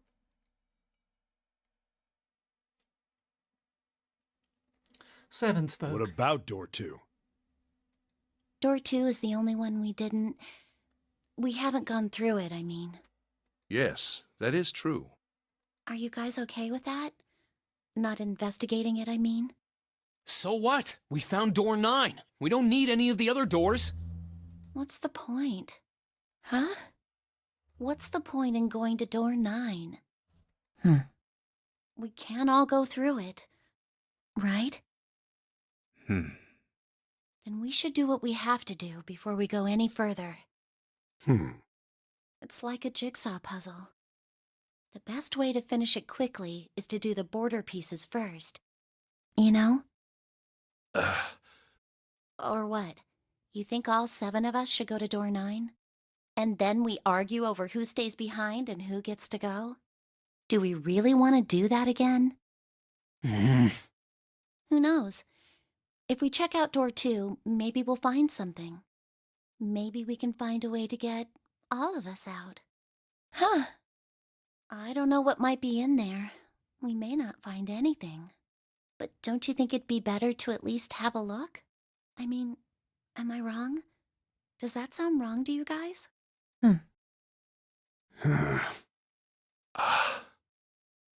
So, prediction. She's going to send some people through door 2 and then make the rest of them fuck off. Yeah, you do have a point. The others nodded in agreement. The last time I checked the clock, it was 4:30. It's not like we've got a lot of time, but if we're quick about it, we might have time to take a look. You're right. Let's go take a look at door 2. They were back in front of the elevator. Nearby was the large hospital room. The elevator can take us down to door 2. Who shall go then? Let's see. Me. I'm going. Then June, 7, and I need to go with her. 4 plus 3 plus 6 plus 7 equals 20. 2 plus 0 equals 2. Hey, why do you get to... I don't mind. We'd only waste time arguing over it. Jumpy, I'm okay too. See? Can we just go now? Fine. All right, let's get going. I'll see you later. Okay, be careful.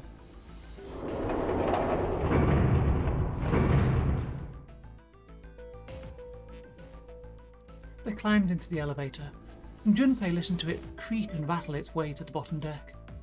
Only Junpei, Ace, and Lotus were left. Right, Lotus was 8, Ace was 1, which is 9. I've forgotten Junpei's number. June, January, February, March, 6. 9 plus 6 is 15. 5 plus what? So they can't leave. As the elevator rumbled out of sight, Ace spoke. Lotus, would you be so kind as to go with me? Go with you? Well, I didn't think people still talked that way outside of the 1950s. Well, I'm a mother. Would that be a problem for you? That wasn't what I meant to... I was hoping you would come with me.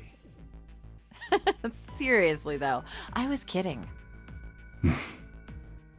So, where was it you wanted to take me? There's something I wanted to show you. Hey man, what the hell? I'm not important enough? Well, it's not like that. Once I've shown Lotus, I'll show you. Really? Of course. Ace's smile was friendly. Fine, do whatever you want. Thanks, Junpei. Are you coming, Lotus? Fine. Doesn't look like they're going to be back anytime soon. I might as well go and see whatever it is you think is so important. Thank you. Well then, shall we go? Ace turned and began to walk. Lotus followed. They disappeared into the hallway on the left.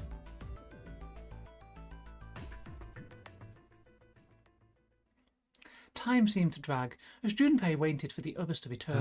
They're so slow. And what's keeping Ace and Lotus?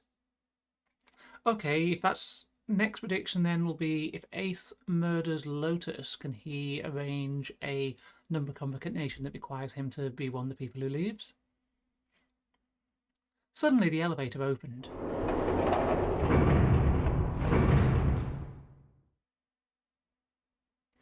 single person stood there. Clover! I guess you're the first one back. It was only Clover inside. He didn't see the rest. She looked at Junpei, then slowly, purposefully, stepped out of the elevator. The door closed behind her. Where's everybody else? What happened? She didn't answer. Instead, her eyes swept the room and then settled on Junpei.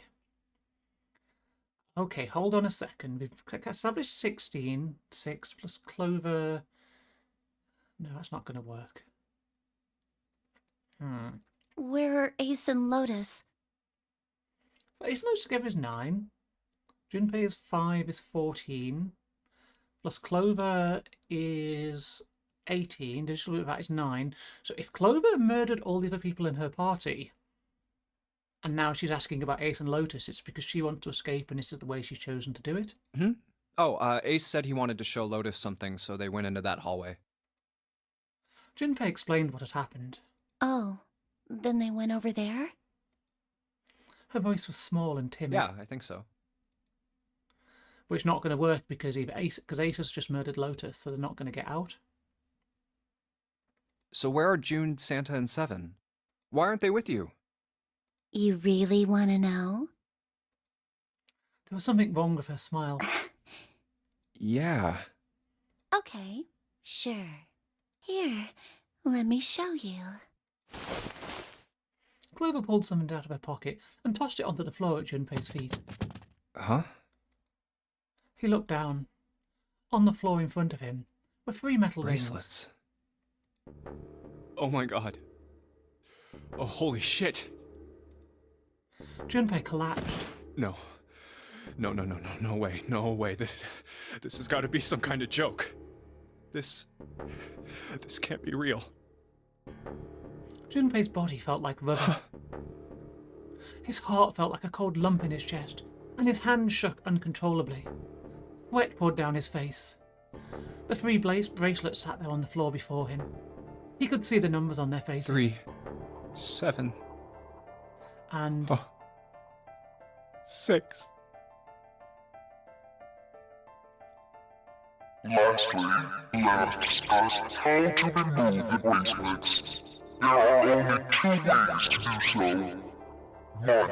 You escape from this ship. 2. Your heart rate reaches 0. In other words, once the bracelet is taken outside the confines of the ship, or the backside of the wearer's heartbeat has fallen to 0, it will shut down automatically. But why? Junpei's voice was flat and broken. Clover's response was cold. Revenge for my brother. He was forced into door 3 and murdered. You need at least 3 people to open a door. Who were the 2 that opened that door with him? It could only have been Santa and Seven. That's why I killed them. 2 plus 3 plus 7 equals 12, 1 plus 2 equals 3. But why? Why? Why did you kill June? Because she tried to protect them. She was in my way. She had to die too. No. Junpei shook his head, trying desperately to wake himself from what had to be a dream. No. It couldn't be real. It just couldn't. Hey, Junpei. He felt Clover's hand on his shoulder. Her smile was wrong. Horribly wrong. Her face looked like a mask made from stretched human skin. The smile that parted her lips did not extend to her eyes. They were dead and empty. The girl in front of him was no longer the Clover he had known. Perhaps she was not even human. Let's go. Her hand reached out toward him. Let's get out of here. Let's leave this ship. What the hell are you talking about? To open a numbered door, Yes, I know. You need at least 3 people. But as long as we have this... Once again, Clover reached into her pocket and pulled something out.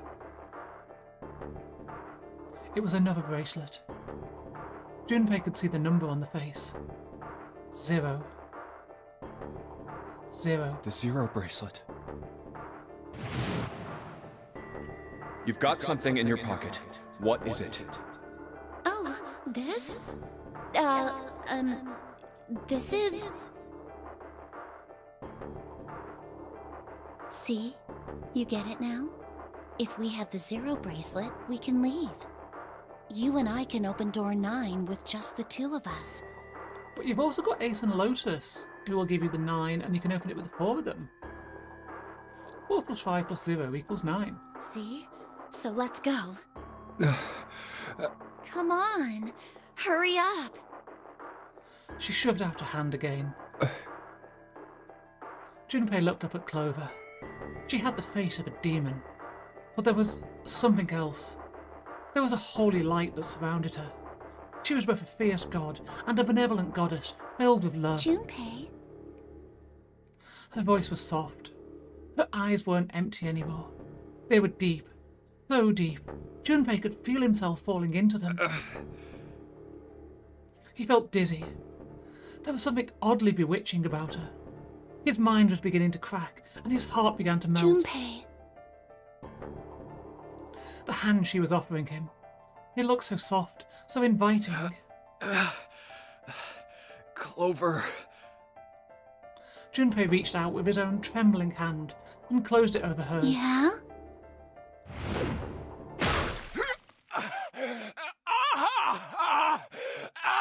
What? What? Junpei writhed in agony.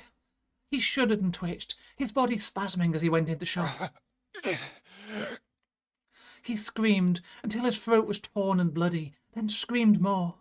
His cries echoed across the room. Eventually his movement slowed, then faded. There was no more strength left in Junpei.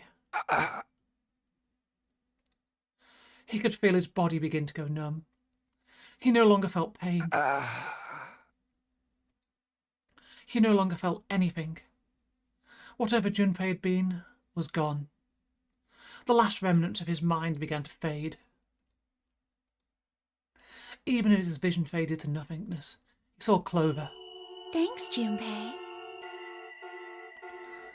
I'm just gonna borrow this, okay? There was absolutely no reason to do this. Her smile was cold. What was left of Junpei's conscious mind drifted away. All that was left was a twisted, broken corpse. Bad end. Lovely.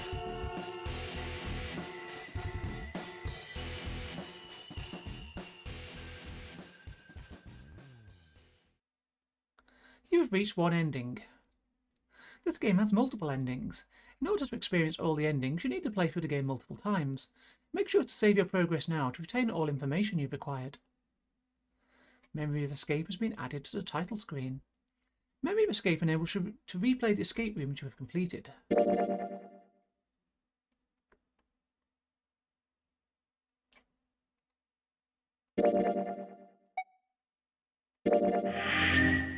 Save complete. Access flowchart or return to the title screen to start from the beginning. Right, I see. So...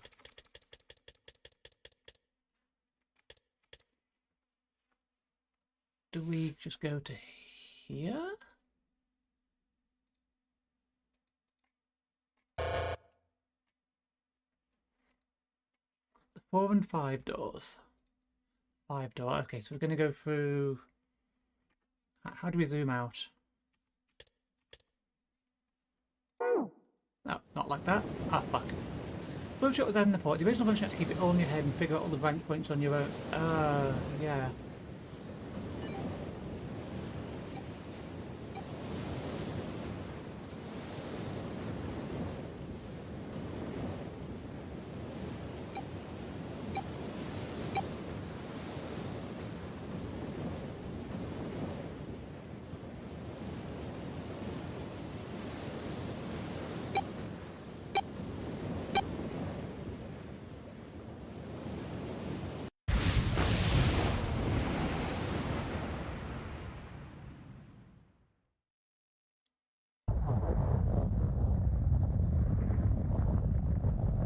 loud noise. Oh, wait, were you back at the start? A loud noise startled Junpei awake, and his eyes snapped open. What the? As they adjusted to the light, he realised that he didn't.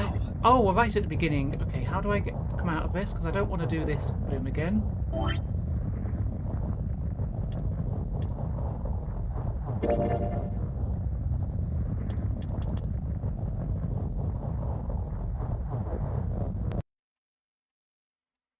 Even with this. Okay, so we just need to pick the 4 door this time. So I I guess thought we go- were finished with that topic. But then what should we do? We should. Oh my... Talking? You really only... You're right. Is there an option for that?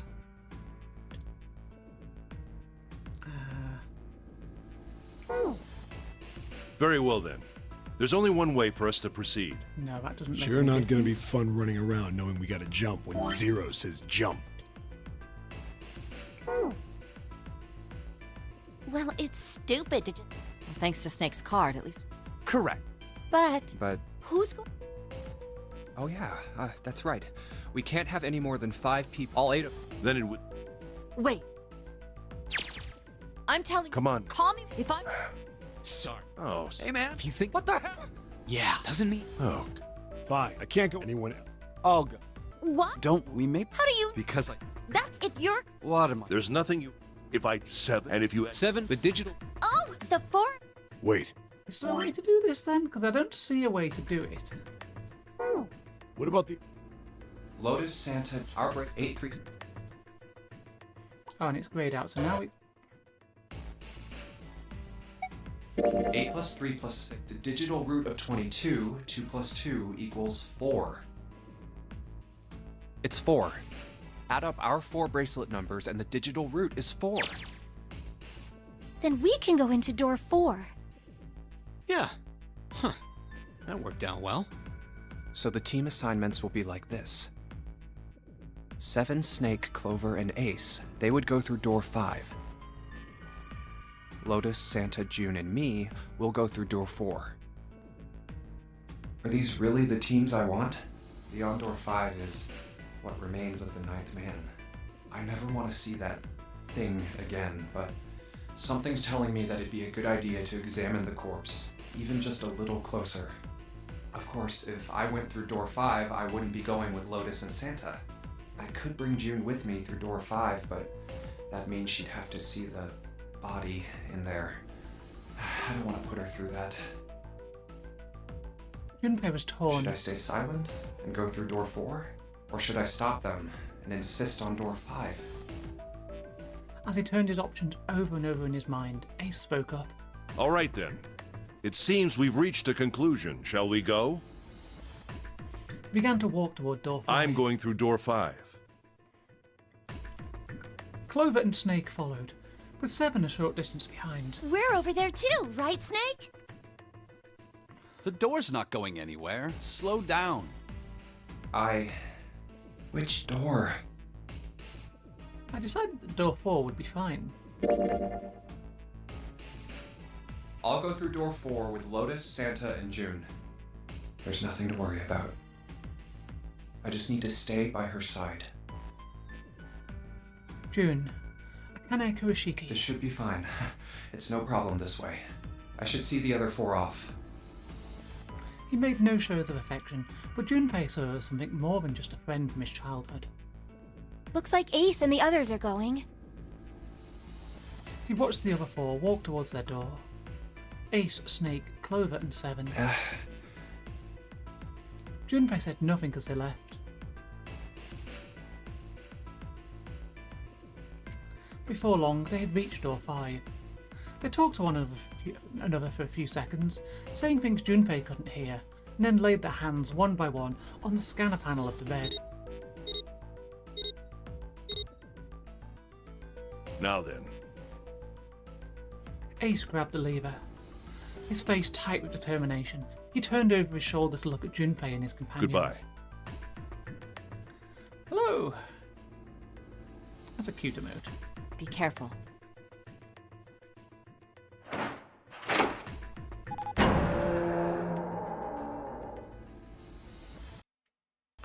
As Ace pulled the lever, The door swung open. The mouth of a great, hungry beast. So horrible. Beyond the door, Junpei knew lay the sad remains of the ninth man. It did not surprise him that Ace, Clover, and Seven hesitated. The body was not a pleasant thing. What are you doing? We need to hurry. Snake had no such problems, as his blindness made him immune to the horror. I've just gotten the first ending, which is the Clover murders everyone ending, and I've just now started my second run. He stepped through the door, his feet making a wet splack in the pool of blood. Snake, your shoes! It's fine. Hurry! Or are you planning on dying with everyone else? I assume you haven't forgotten the door only remains open for 9 seconds, have you? Sorry, Snake! Let's go! The three remaining steeled themselves and stepped through the door.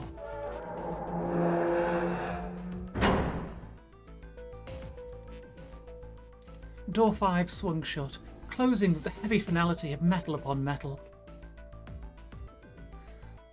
Junpei and his companions scrambled to the door. Hey! How is it over there? Did you find anything? At least say something, will you? Something's beeping. It's just like before. Probably the sound of the detonator on the bracelet. Do you think they're okay?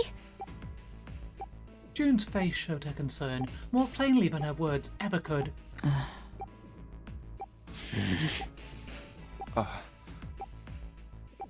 Almost as though in response to her question, a voice rang out from the other side of the door. It was Seven. Hey, there it is! That's gotta be that dead thing! Come on, get over here! We gotta authenticate!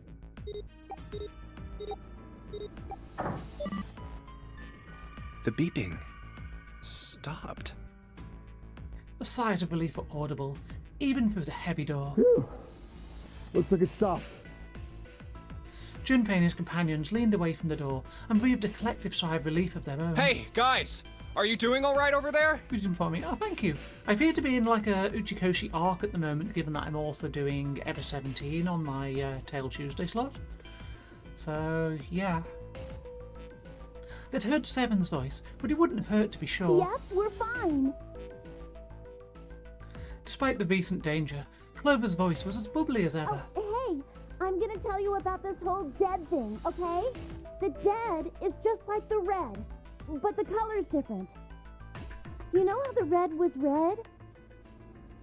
Well, the dead is blue. Other than that, it's just like the red. Authenticating is the same too. Awesome! Thanks. That helps a lot. Well, we should probably move on now. You be careful out there. Roger that. Junpei and the others left door 5 and headed toward door 4. Oh, now it's our turn. I'll go first. They stood in front of the red and placed each of their hands upon it. Blue is red, red is like blue, but not blue, red... Wait, what? 4 asterisks appeared on the screen. Junpei grabbed the lever and turned around. Okay, we ready? Yeah. Sure. Let's go! None of them looked particularly optimistic, but their faces were set. Junpei nodded to them and turned back toward the bed. All right, let's go.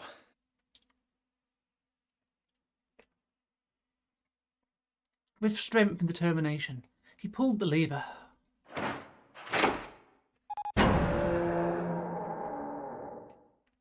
Run! The 4 of them leapt through the door together.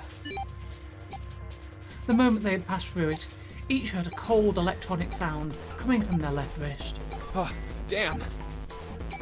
In the centre of each bracelet, a red skull appeared and began to flash. It's counting down. The detonated countdown had begun. In the long moment that each of them spent staring at their wrists.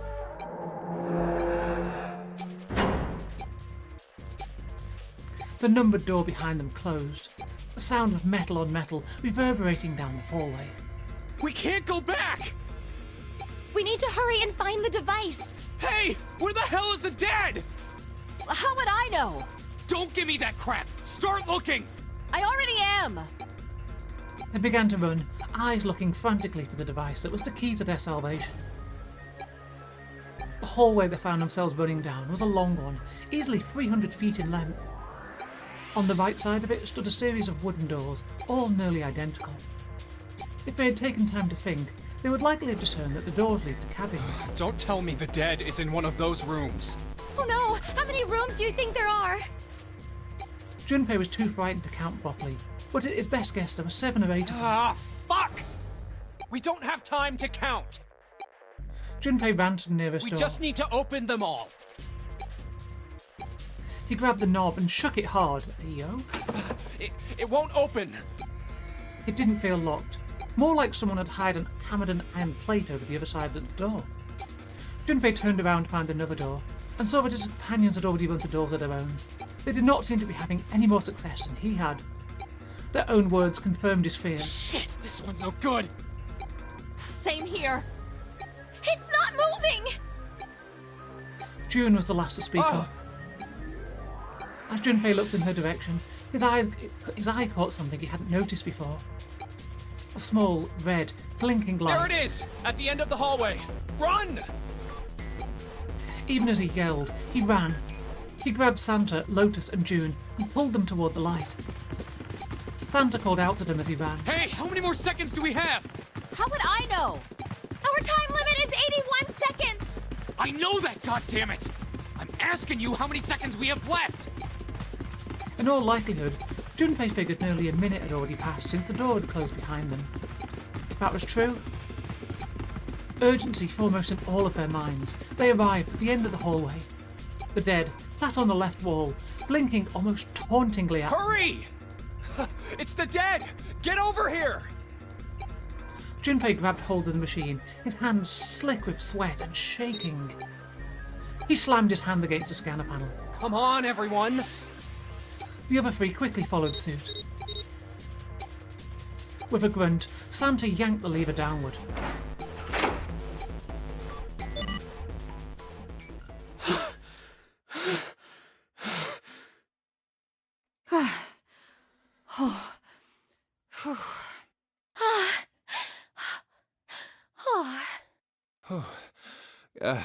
Looks like it stopped.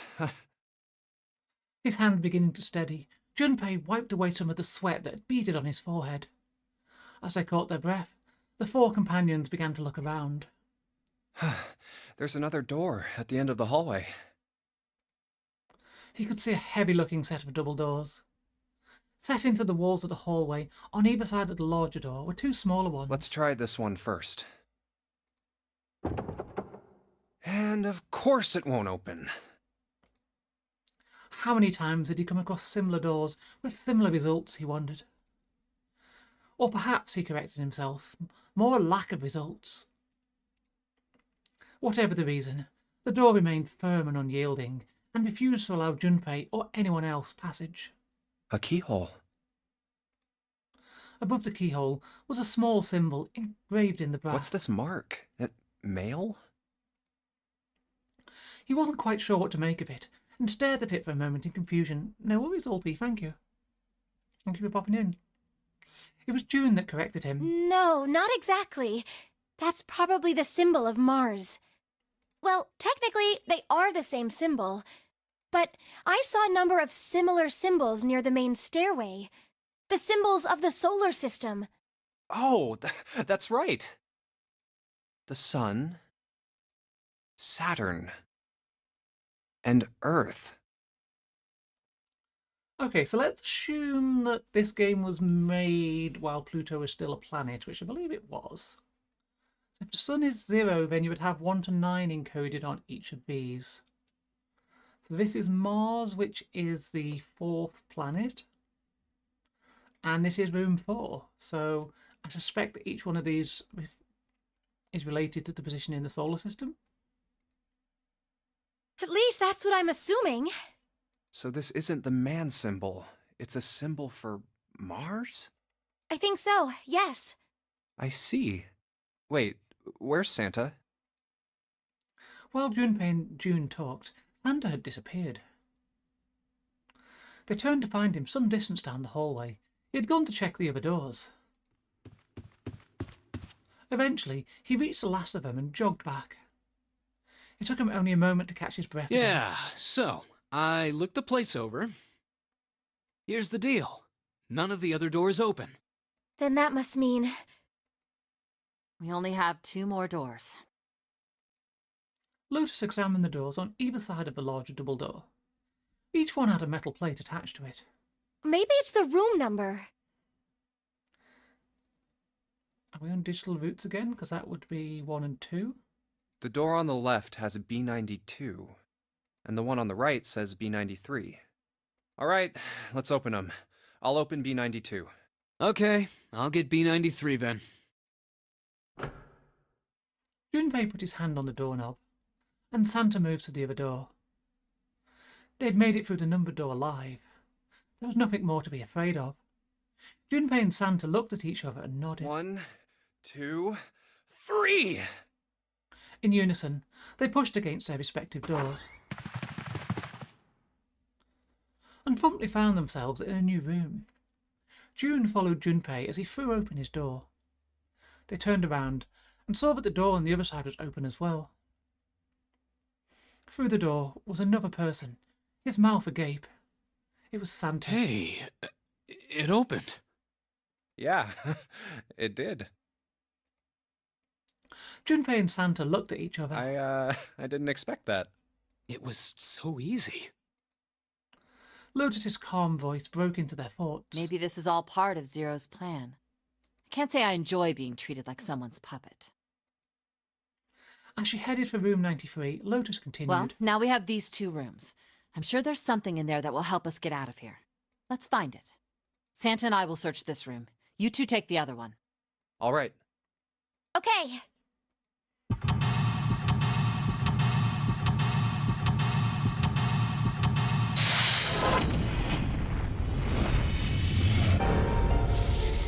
Alright, and this is where we are going to take our break. As we talked before, we try and solve room 92. So I will see you all shortly. Please ignore the ads. I'll be right back. Like the way showing you what the map. Yeah, it's pretty useful, isn't it? Anyway, back shortly. Not opened.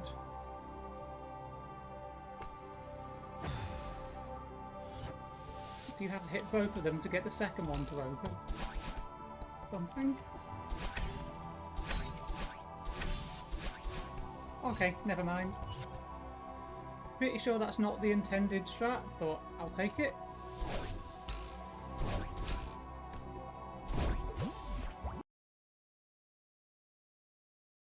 You have dropped something. Do you... Oh, I need to pick that up really quickly. Oh, sorry. Did I drop something? These nuts.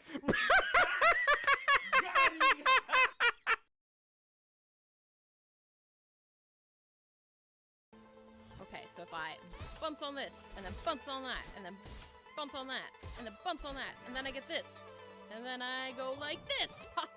Wow, that was really good.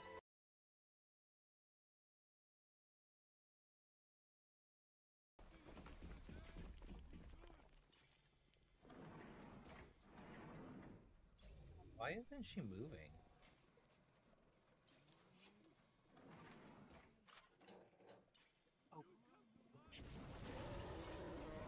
Oh!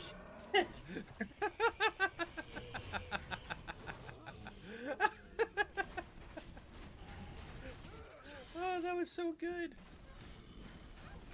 I was not expecting. Whilst I'm saying you should always warm down after exercise, you also shouldn't take fitness advice from a VTuber who plays MMOs for 9 hours straight.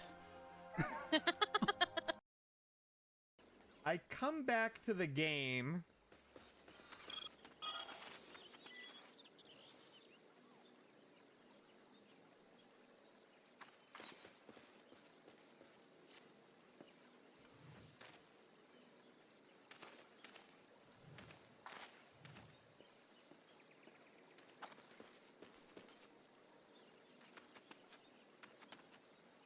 Every time. every time. You know what? Here, watch this. Ha ha! I got the screenshot for you left away. Too bad. Guess what my wallpaper is now? Okay. What if I go like high as I can, and then into the hole? Bounce! Okay, I'm gonna give faith, trust, and coconuts. Ah, coconuts! There we go. Gotta trust in those coconuts. Or not me. Oh yeah, okay. Oh my god, do I need to get bouncy over here? Of human emotion live inside of several sex. Oh, we can get the flashlight back at least. I just saw you guys all spontaneously combust. What the fuck was that? Okay, so there was a landmine right here. I told Lemon not to run on it. He was doing that big dramatic thing that he do where he's like, if I die, go on without me and remember me fondly, and don't say that I'm bald. I have a lot of hair. I just choose to manage it in my own way. He did say that. Those were his words. And then Lucier just came running, but didn't know that there was a landmine. Lucier was a victim. I can't believe Lemon did this. How is this my fault? How is this my fault? I didn't know.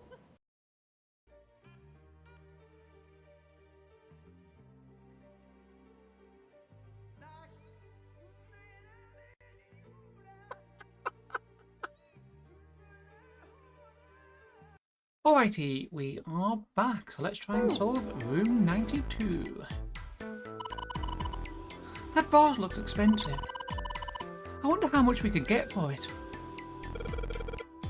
Are you going to steal it?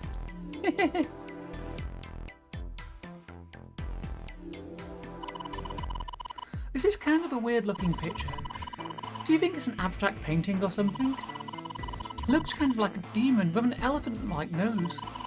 It's like he's got a human being's brain. Where the hell did that come from? What's her brain made of?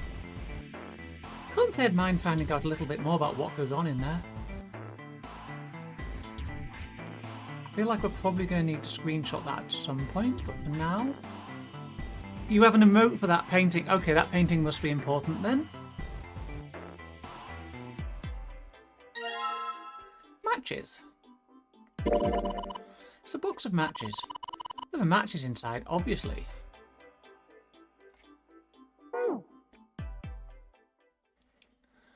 Junpei looked down blankly at what he was holding.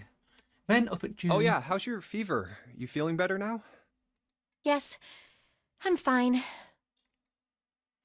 June certainly looked fine. Let me see your forehead. Junpei held his hand on her forehead for a few seconds. Guess it really has gone down. Are you worried about me? Yeah, I guess I am. I guess I am. June blushed and giggled. By the way, Jumpy. Hmm? How did you end up here? What do you mean? I told you earlier, didn't I? There was a man with a gas mask when you got home at night. You inhaled some white smoke and passed out. When you woke up, you were on D-Deck. Damn straight. But is that really the truth? What? Jumpy, are you hiding something from me? No, why would I? Well, if you think about it, this is awfully suspicious. I mean, why would two childhood friends bump into each other in a place like this? Hey, I could ask you the same thing. Are you hiding something? What would I hide? Well, I don't know. Anything. I mean, you're hiding it. How would I know? You mean like the number of men I've dated? Junpei's heart stumbled over itself. Do you want to know?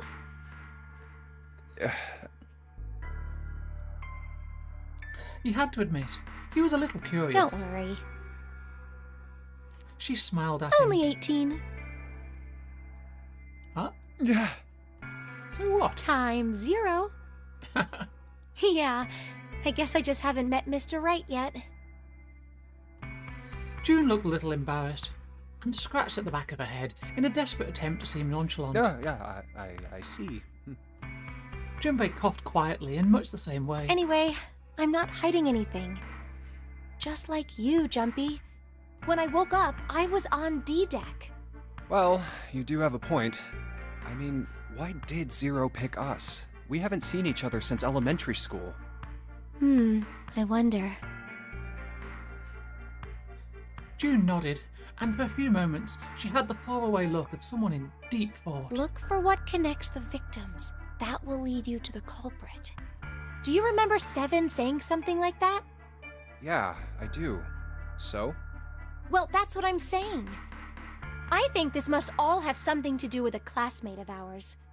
You got any ideas who it might be? No, nothing. Oh, Well, if it had something to do with school, then it could be one of our teachers, or maybe the principal? or the janitor, or the lunch lady. No, I can barely remember any of them. Yeah, I know.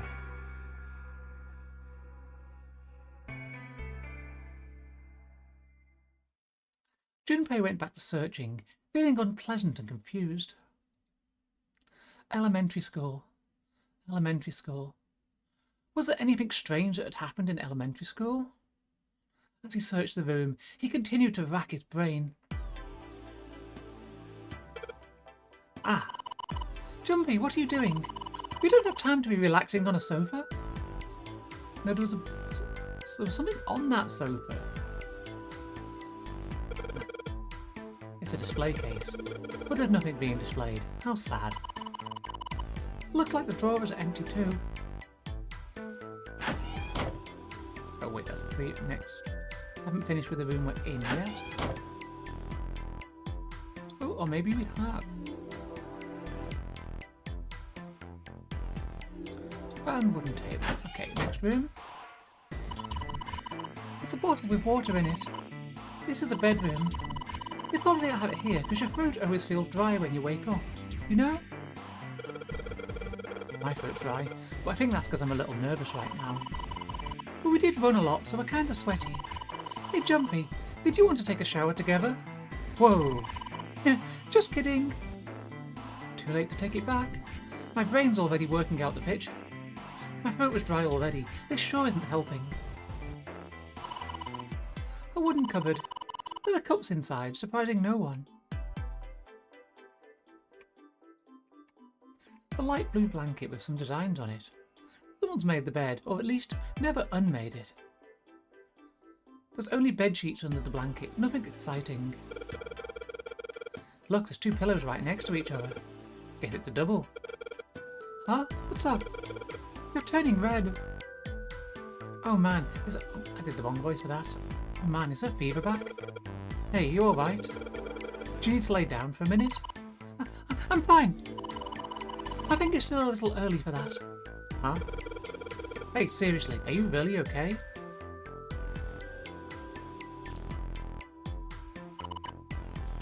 A bed frame. Now we don't have to worry about falling off. I toss and turn when I sleep. She's blushing again. What the hell is she thinking about? God, your dense, even by visual novel protagonist standards.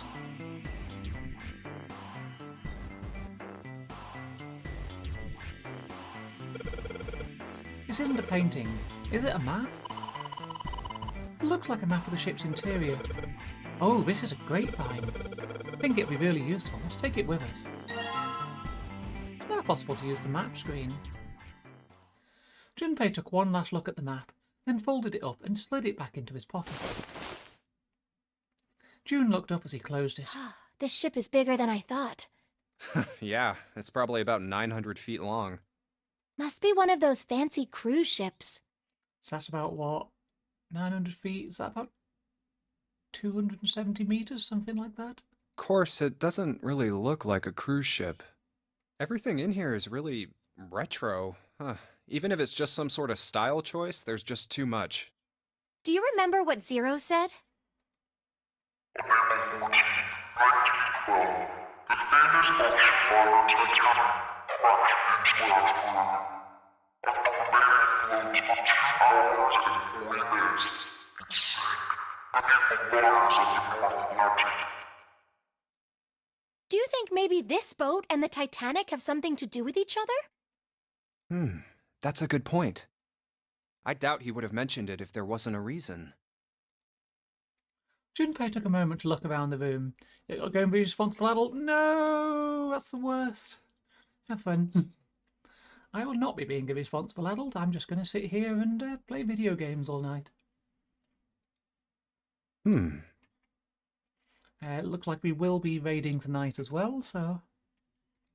Do you think this boat is... The actual Titanic? The actual Titanic? The actual Titanic? You mean it, like, slipped through time and ended up here? Before the ship sunk on April 14th, 1912? Huh? What the hell are you smoking? Huh? Did I get it wrong?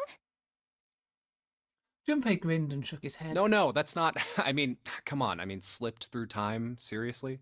I was talking about the controversy surrounding the Titanic. Controversy? What do you mean? Haven't you heard of it? It's pretty famous, you know? The Titanic had a sister ship that was essentially identical. It was called the Olympic. Oh, yes, I have heard of that. I think I heard it was troubled by a lot of problems. And the company that owned it didn't know what to do with it, right? So they made the Olympic up to look just like the brand new Titanic. That's right. They also took out a huge insurance policy on it before it set sail.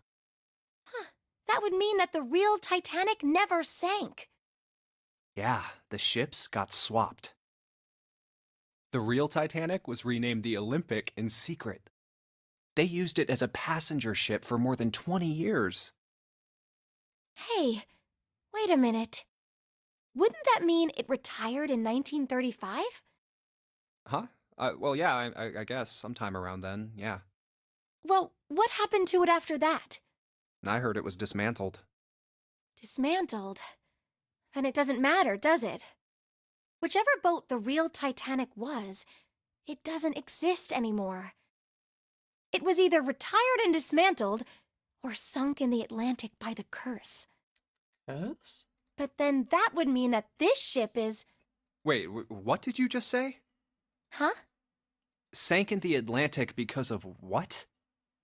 The curse. What do you mean, a curse? A curse is a curse. This one is the curse of the Egyptian mummy. Hey. Junpei couldn't understand how June had maintained a straight face to say that. Supposedly, the Titanic carried the mummy of the priestess Amun-Ra, which was stolen from a pyramid. And they say that the mummy had a history. Documented in the 1999 cinematic masterpiece The Mummy, starring Brandon Fraser and I forget who the other person is. Everyone involved with it died mysterious deaths. Come on, I'm sure you've heard of it before. Those who open the coffin will be forever cursed. Haven't you ever heard that one? So you're saying the Titanic sunk because of that curse? That's right! June's eyes had lit up with excitement, like a child with a new toy. That's stupid. I don't buy it. It's true! How can you be so sure? That mummy wasn't just a normal mummy. It was really mysterious, totally unbelievable. What is so unbelievable about it? Well, supposedly, she was really pretty. Pretty? Yes? But she was a mummy. I mean, people aren't born as mummies, they become mummies, I want to say later in life, but that's strictly not accurate. That's right. She wasn't all shriveled up or rotten or anything. She almost looked alive. Oh, okay, I get it. Okay, it's that thing. I don't remember the name. Where your body turns into some kind of wax? Yeah? No, I think June's just a monster fucker. The fat in it turns into something kind of like candle wax, right? And... Yes, saponification, but that's not what it was. Huh? That's not it. She wasn't wax. Then what was it? They say that she was frozen. What? Frozen? That's right. The whole body was frozen solid. You know how a human body is more than 60% water? Well, all of that water was frozen. The story says that from the time of its discovery all the way through to when it got put on the Titanic. Even though it was carried through the desert, her body never melted. That's crazy.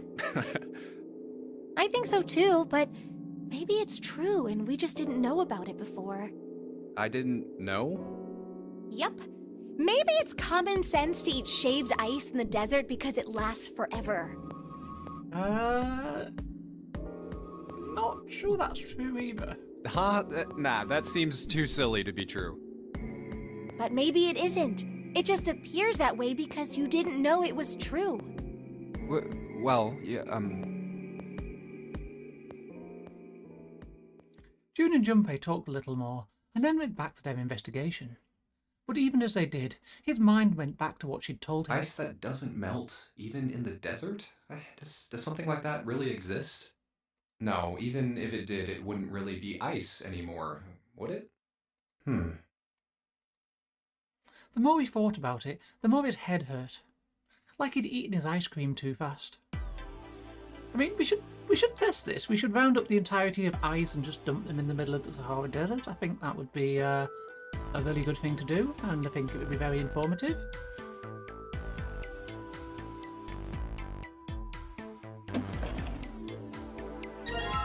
Dresser key.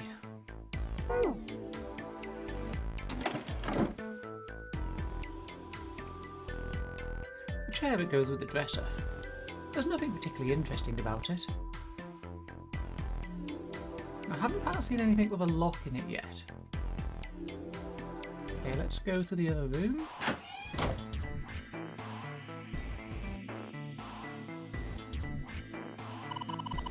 Jumpy, where are you going? I was thinking of going over to Lotus's room. Why? What do you mean, why? I'm just going to check up on them. Is there something wrong with that? Well, no. Come back soon. Sure thing. I'll leave the rest to you. Sure, leave it to me. Alright, off to the other room.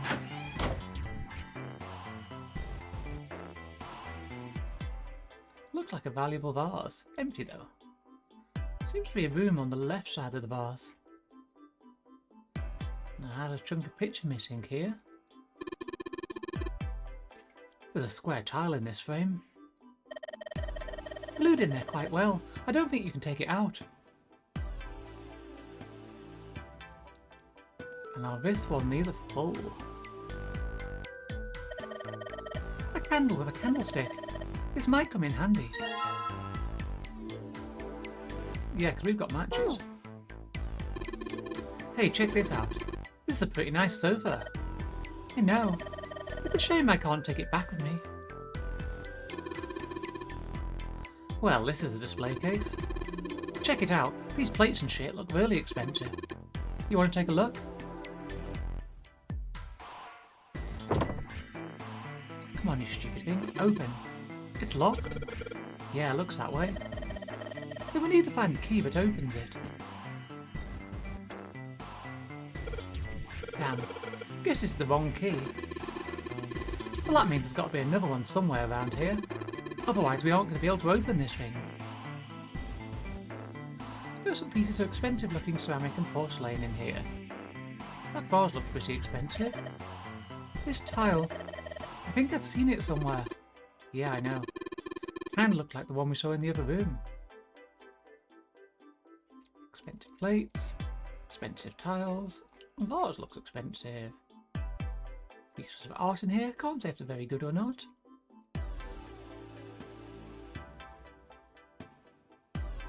Okay. Hey, Junpei. That room's pretty dark. Don't you have something that'll give us some light? Something that'll give us some light. Yes, we do. So we want to combine the matches and the candle. I know. I use these matches to light the candle. Lit candle. Awesome. With the light from the candle, maybe we can take a look around over there. It gets so hot when I hold it. I want to put it down. Well, why don't you set it on top of the dresser? It's flat there. At least it won't fall over. Oh, yeah. Good idea. Hey, it got pretty bright. Now we can look around a little. Let's see if this... Yes! Yes, it worked. Right, next part of the painting that we've got to assemble, presumably.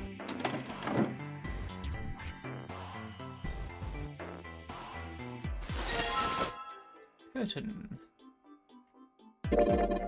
Curtain, huh? Well, it's got all these metal rings. Probably so you could hang it from something, you know? Yes, but it doesn't look like a normal curtain. The way it feels, I think it's probably waterproof. Which would make this a shower curtain. A shower curtain, huh?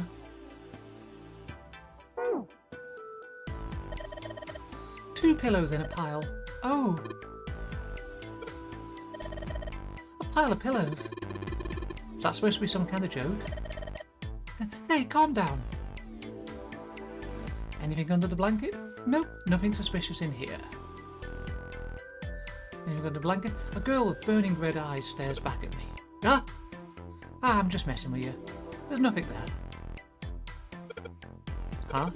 Hey, what the hell? It just got dark all of a sudden. Maybe the candle got blown out. We should go see. Too dark to search for anything.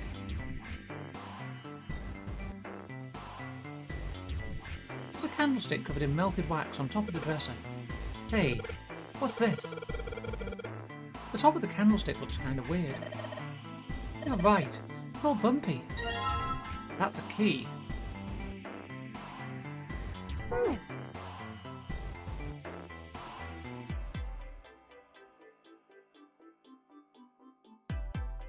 Let's see if this candlestick key will do anything. Yes. Yes, it opened. Alright, pull that shit open.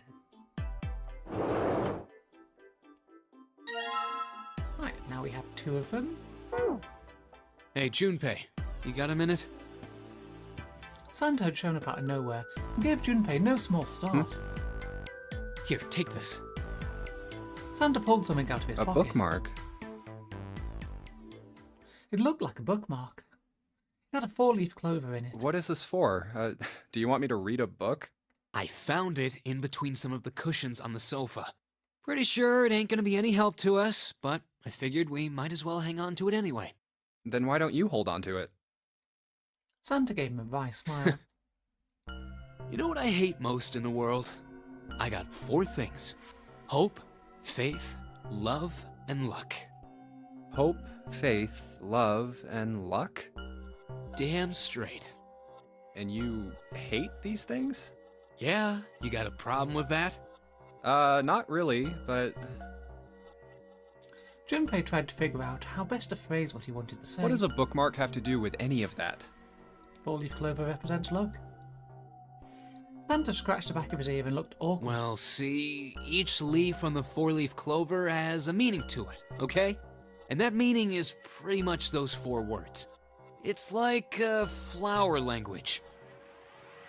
Well, I guess it's not a flower, is it? So, leaf language, I guess? Yeah, you could call them leaf words. Leaf words. Junpei looked at the bookmark. Hope, faith, love, and luck. The meaning of the leaves on a 4-leaf clover. So, yeah, I want you to take it, okay? Just touching it gives me the creeps. Take the damn thing, alright? Santa pretended to shiver with disgust and shoved the bookmark into Junpei's confused hands. What do you want to do? Yeah, we'll take it. Fine. Decided to take it. After all, why shouldn't he? Alright, sure. I'll take it. He shoved the thing into his pocket and gave Santa a last confused look. Oh, man, I feel a lot better now. That thing was a real pain, you know? Do you really hate those 4 words that much? Yeah, well, they can all betray you, you know? Hope, faith, love, even your destiny. What happened to Santa? Junpei wondered. How did he become such a bitter person? For a moment they looked at each other. Well, that's not my only reason. What? That's not the only reason I hate the 4-leaf clover. I just can't bring myself to like the number 4. Okay, now this makes more sense in Japanese because in quite a few East Asian countries, the number 4 is considered the same way that we treat the number 13. It's an unlucky number. Because I believe she refers, Ichni-san she, but she also refers to death. As in like Shinigami, for example. What, worried about the 4 horsemen? That's a good translation. I like that. Nah, come on, man. That's just silly. Maybe back in the Dark Ages that kind of crap scared people. But this is the 21st century, and I'm a 21st century guy. I'm a little insulted. Then why do you hate 4 so much? 'Cause it's a half-ass number. Not the best or the worst. That's why. What? 9 is a way better number. So what if it's last place, right? At least it's not some lame-ass middle number. What are you... Santa's explanation made no sense. Junpei was even more confused than before. You play? Play? You mean like gambling? Yeah, of course. What else would I mean? In Baccarat, the best possible hand totals 9. They call it Le Grand. But the lowest, most worthless cards, the zeros, they call Monkey. Just like the guy in charge of this game, huh? Zero's a monkey. Santa blinked, utterly stunned. What? They began to laugh. Oh man, you're totally right. The guy who trapped us in here sure is one hell of a monkey. That was when Lotus spoke up. You know, if you think about it, the Nonary game is really a lot like Baccarat. So this is the second time Baccarat has come up in this game, so I do wonder what the significance is. Apparently she'd been listening. And of course it doesn't use any of that stupid digital root junk. You just drop the tens digit and that's it. Still, it does have the same idea of your final number needing to be a single digit. Oh, yeah, I guess you got a point. And in both games, whoever has 9 wins. The person who makes 9 wins? Wait, did you forget already? Don't you remember what Zero said? It is hidden, but an exit can be found. Seek a way out. Seek a door that carries a 9. So, if we want to get off this boat, we have to make a team whose numbers have the digital root of 9. And only the people in that team are going to make it out alive. Of course. That's why it's called the Nonary game. What? Huh? You don't know? Nonary means something derived from 9 or base 9. And yes, I am a kitty. It's derived from the Latin prefix nona, which means 9. While we're at it, the prefix for 1 is uni. You know, like the unicorn, the horse with 1 horn. 2 is bi, like binary. Binary means composed of 2 parts. 3 is tri. I'm sure you've heard that one plenty. Like trio, triple, and triangle. You get the idea. After that, you have quart, quinty, sext, septum, and so on. And of course, the prefix for 8 is octo, like octopus. It's called that because it has 8 legs. Get it? I see. So then Nona means 9. Lotus nodded. So, how many of us are trapped on this ship? Well, 8 now. That'd be 9. Imagine the Panary game. That would be a very long game, I think. And what are the bracelet numbers we have? They go from 1 to 9. And our time limit? How many hours did we have? Zero said 9 hours. And finally, to get out of this ship. We need to find the door with a 9 that's hidden somewhere in the ship. By making a team with the digital root of 9. Lotus nodded again. And there you have it. The number 9 is everywhere in this game. He's got a real theme of 9s for this whole thing. No wonder it's called the Nonary game.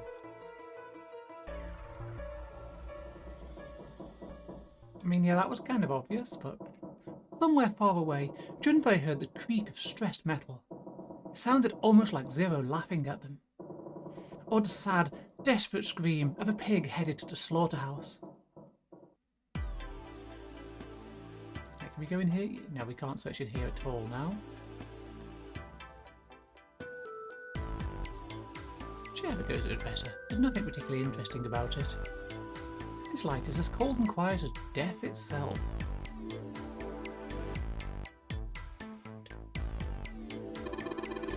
Hey Junpei, that tile you've got. You think maybe you're supposed to put it in one of those empty spaces? I mean, the pattern does look kind of the same, doesn't it? He's right. I think so too.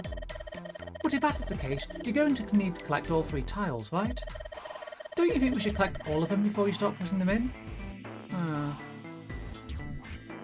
Well, that's disappointing. Especially as we didn't actually get anything else out of it. What's up? You going back already?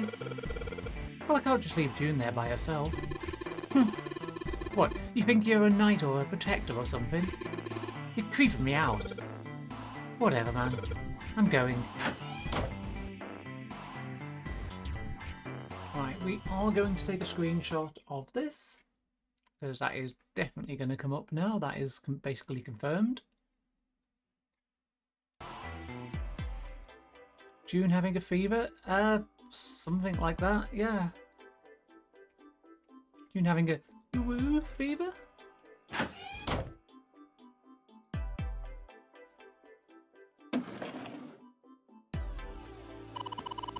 This is the mirror for the dresser. Now she's playing with her hair. Does she even realise she's doing that? Hey, we don't have time for that. Come on, it's not like there's anyone here you need to impress. Yes, there is. Who? What? Why are you so quiet all of a sudden? Oh, forget it, Jumpy.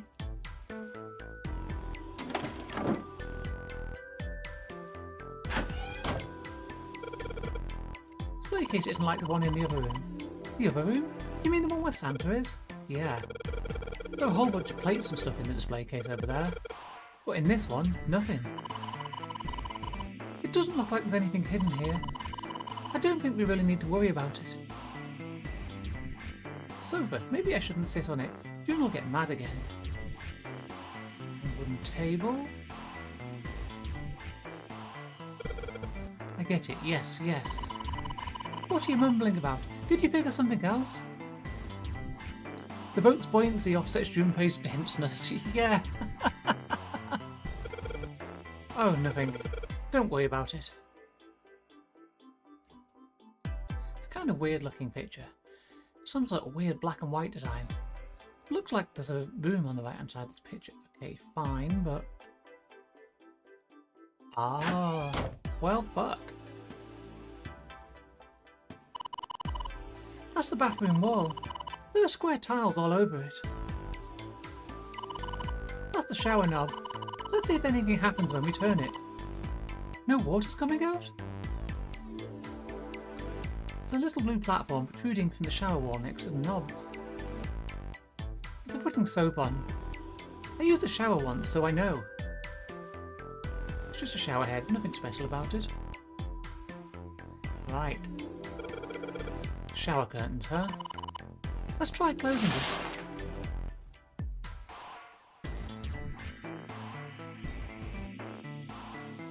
Now I can see the full expanse of the shower curtain in all its waterproof glory. There's nothing. Suspicious? It's just a normal old shower curtain. Narrow shower. And I'm standing in it with June. This is awkward. Time to open the curtain.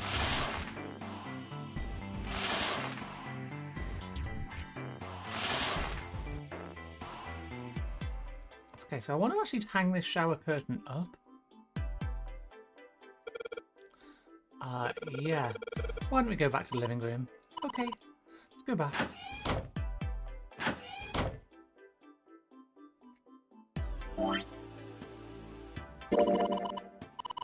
Is that a shower curtain? Looks like it's probably waterproof.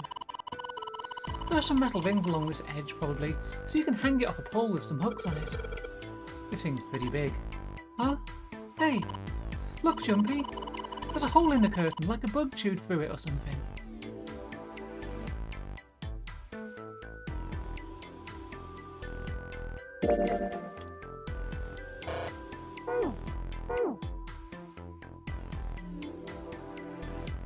The wall's covered with square tiles. They've all got geometric shapes on them. Yes, but I wanna hang this bloody curtain up.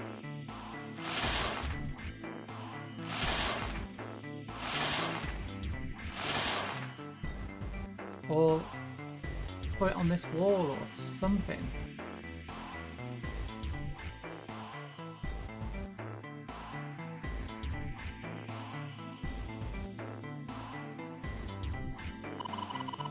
My collection of full and partially depleted rolls of toilet paper. Someone was well prepared. There's nothing too suspicious about it.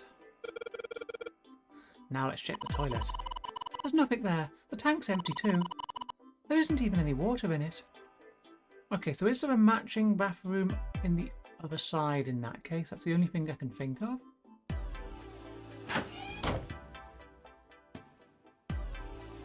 The exit. Lotus and Sanderson are on the other side.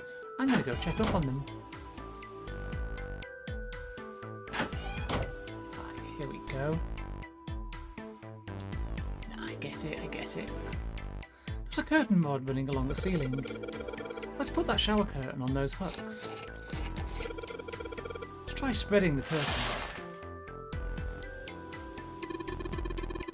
Wow, that's a pretty obvious peephole. Somebody's really dedicated. Well, with a hole this big, you gotta wonder if maybe they wanted to be caught. So you're saying maybe the one getting spied on was into that shit? Maybe they're into, like, those home invasion fantasies? Home invasion, interesting. I see. You two are real idiots, you know that?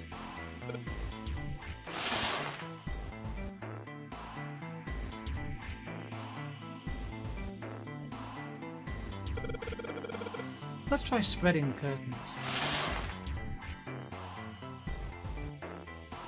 There's a hole in the curtain. If I look at it from a ways back, I can see a single tile. Alright, Pat, from here I can see what tile it is. Looks like it's 5th from the top and 3rd from the right. Might as well put it back. Alright, looking through this hole I can see a white tile, 5th from the top and 3rd from the right. Let's have a closer look, shall we? Nothing strange here. Nope, the thing's not budging. Well then that means...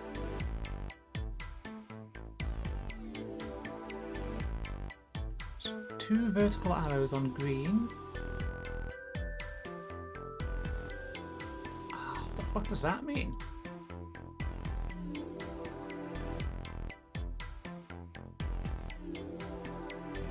I see, there's another bathroom, yeah.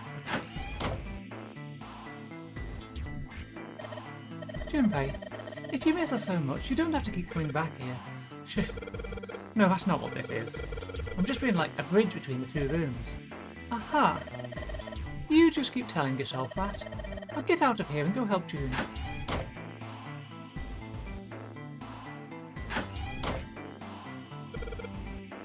Here it is. You can tell because the texture is slightly different. Yes, this one's loose. I think I can get under this with my nails and... yes! Hey, it's our last piece of the picture.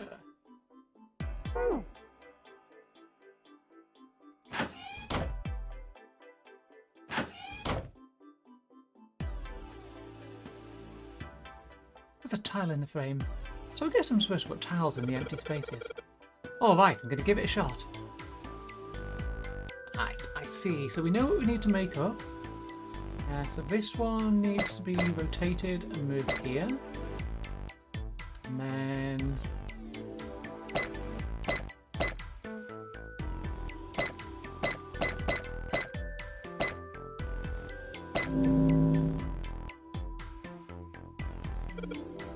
yes, I did it.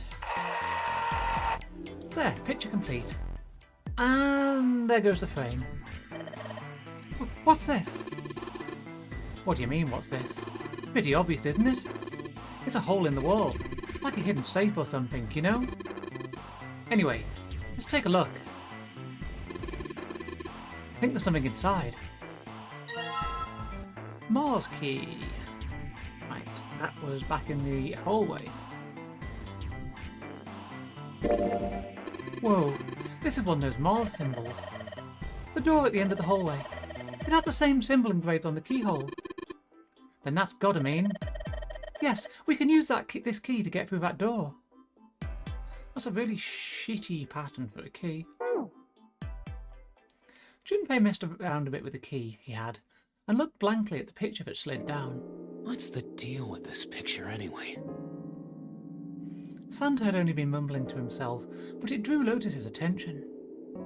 She looked at the picture and paused. I think I've seen this picture before. Where? In a book. There's a British biochemist named Sheldrake. He has a rather interesting theory. I saw this picture in his book. What's this interesting theory? Morphogenetic fields, which relies on the theory of morphic resonance. Man, I can't deal with this. Just listening to you talk about it is giving me a headache. Santa put his hands on his head, as though he were in great pain. Lotus merely arched an eyebrow in his direction, and continued. It's not a difficult concept to grasp. In essence, he states that the shape of living organisms and their behavioral patterns are transmitted through a field not visible to the eye. What part of that isn't difficult, exactly? Lotus did not look pleased. All right, how about this? Theory of the telepathic mechanism. Telepathy? Yes, telepathy. Well, perhaps not exactly telepathy, but it's close enough for a simple approximation. Santa suddenly burst into laughter. Are you serious? Telepathy? Who do you think we are? Kids from the 70s? I can't believe someone would actually do serious research on something like that. Yes, I agree. Lotus's response was surprisingly curt. Junpei had expected at least some conflict. I read the book, but I can hardly say I understood it. I'm in no position to defend or condemn anything it said. It was probably just someone latching onto a statistical outlier from some study and turning it into a ridiculous theory. There's no scientific merit to any of it, I'm sure. But even so, Anyway, I saw a picture like that one in his book. Lotus indicated the picture they'd all been looking at. After a moment, she walked up to the strange picture, examined it, and then spoke. Hey, what do you think this picture looks like? Santa answered first. What do you mean? Isn't it just like abstract or something like that? It's just black and white scribbles. There's no meaning there. That's it. What about you, Junpei? Does it look like anything to you? I guess it looks like... Oh my god, we're doing a fucking Rorschach test. Okay, let's, I can't see the picture very well with the text over it, so I'll just pull up my screenshot. A man's face, a butterfly, boy carp, a dog, a small boat fishing to break up. Runyarimpa? I don't even know what that is, so... Runyarimpa. I'm going to pick that because I don't know what it is. Funyarimpa. See? I mean, this totally looks like one. And here, and here. Junpei indicated parts of the picture that looked exactly like the other parts. After 3 seconds of silence, Lotus looked at Junpei. What the hell is a Funyarimpa? Yeah, see, that's what I want to know. What do you mean? What the hell is a Funyarimpa? You mean you don't know? How the hell would I know? How could you not know? That's practically blasphemous.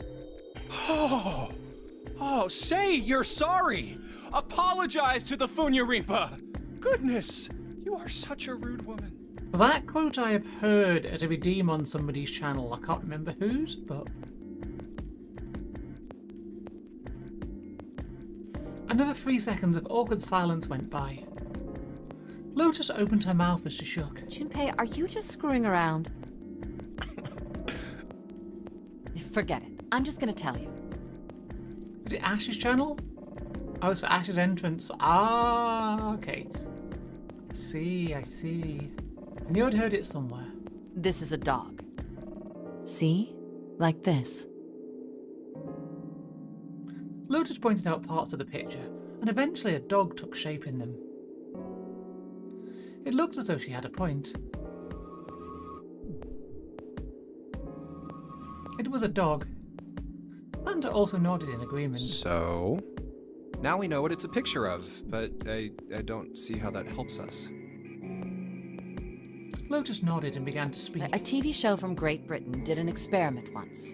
They took two similar pictures. Both of them were difficult to identify, initially. But once you figured out the answer, you couldn't see it as anything else. These two pictures. The first was a woman wearing a hat. The other one, well, to make it easier, let's just say it was this picture of a dog. So, their experiment. First, they sent the picture to other parts of the world outside the reach of British airwaves. To Ireland, the US, Africa, Europe, etc. Then, in each country, they gathered a number of test subjects, roughly 1,000 people. They were shown the two pictures and asked, what does this picture look like to you? The results weren't really interesting on their own. 9.2% of the people saw the lady in the lady picture. 3.9% saw the dog in the dog picture. Then, 2 days later, they aired a new program on their show. During the 30-minute show, they broadcast the dog picture and its solution. The audience was estimated to be 200,000 people.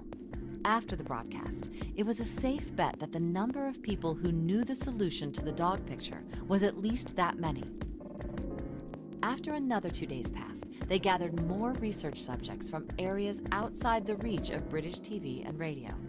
This time, they only found a sample of roughly 850 people. Naturally, none of them had participated in the first test. They were, however, given the same tests and the same two pictures. The results were startling. 10% of the people saw the lady in the lady picture. The previous test sat at a 9.2% success rate. Not much of a change statistically. The dog picture, however, produced a very different result. The percentage of people able to successfully find the dog, it went from 3.9% to 6.8%, a very significant increase. Not really statistically significant when your sample size is 850 people. I'm not sure it is. So do you understand? Do you realize the significance of this experiment? There was no way the second group could have seen the picture. They lived far away from Britain and couldn't have seen it. But even so, it was only the success rate for the dog picture that went up. Why? How did that happen? What does it mean? Lotus looked back and forth from Junpei to Santa and back again. Normally calm and collected, she looked now as though she were very nearly possessed, and there was something manic about her manner. Santa took an involuntary step backwards. Junpei didn't budge and stared right back into Lotus's eyes. Oh, wait, does this have something to do with that field, or whatever it was that you were talking about earlier? A field not visible to the eye. Hey, you got your first Amiga! You have an A500. Woohoo! So, if more people know the answer, 20,000 channel points. Then that information will pass through the field. Huh. Psych! Her manner suddenly shifted, and Lotus smiled broadly at Junpei and Santa. Third Amiga but first virtual one. Fair enough. Yeah. I only have one Amiga IOL. It's a A1200. It's a bit poorly at the moment. She waved her hand dismissively, doing her best to laugh the whole confrontation off. What ones do you have then, Oza? I was just kidding. You really shouldn't take me seriously. Well, I mean, the things I just told you about are true. They really did happen. But the results of that experiment really aren't anything to go by. They could have easily falsified them. In the end, I'm sure they were just in it for the ratings. They are a TV station after all. At last, it seemed that Santa had gained control of his composure. Right Hey! Man, I gotta admit, you had me there for a minute. A1200 hard drive and a CPU upgrade. Yeah, that's why I had the Blizzard 1230 Mark 1 and it's kind of died, so it's back to a base A1200, so it can't run any of my WHD load stuff. So it's kind of useless until I can get a replacement. I, really thought you were serious. Of course not. Like I told you before, I'm sure it's all just pseudoscience. Oh, okay, right. Santa and Lotus laughed and gave one another jovial claps on the shoulder. Junpei, however, didn't feel so much like laughing. Something felt wrong, unclear. All right, enough nonsense. We've got the key. Let's get out of here. I'm going to briefly step away for a moment. I'm going to make some noodles and I can eat them during the break. I'll be right back.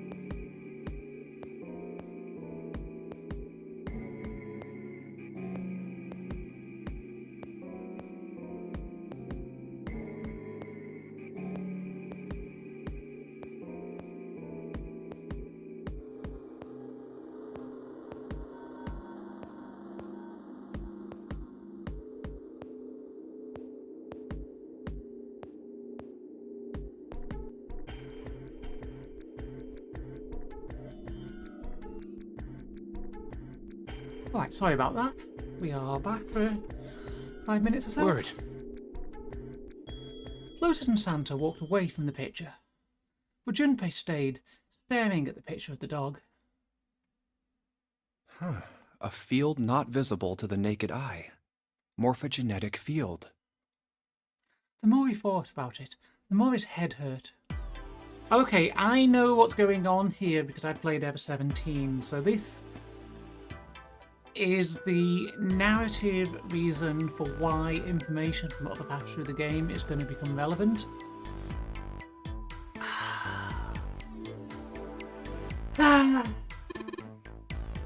Oh, right. Let's go to the hallway.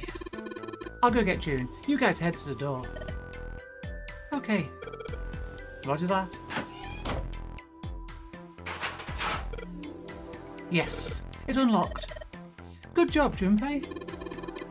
Good. Now we can get going. Come on, what are you guys standing around for? Let's get out of here. Hack sci-fi writers always reading hack sci-fi. Wait, what? Come on, Junpei, let's go. Alright, let's go.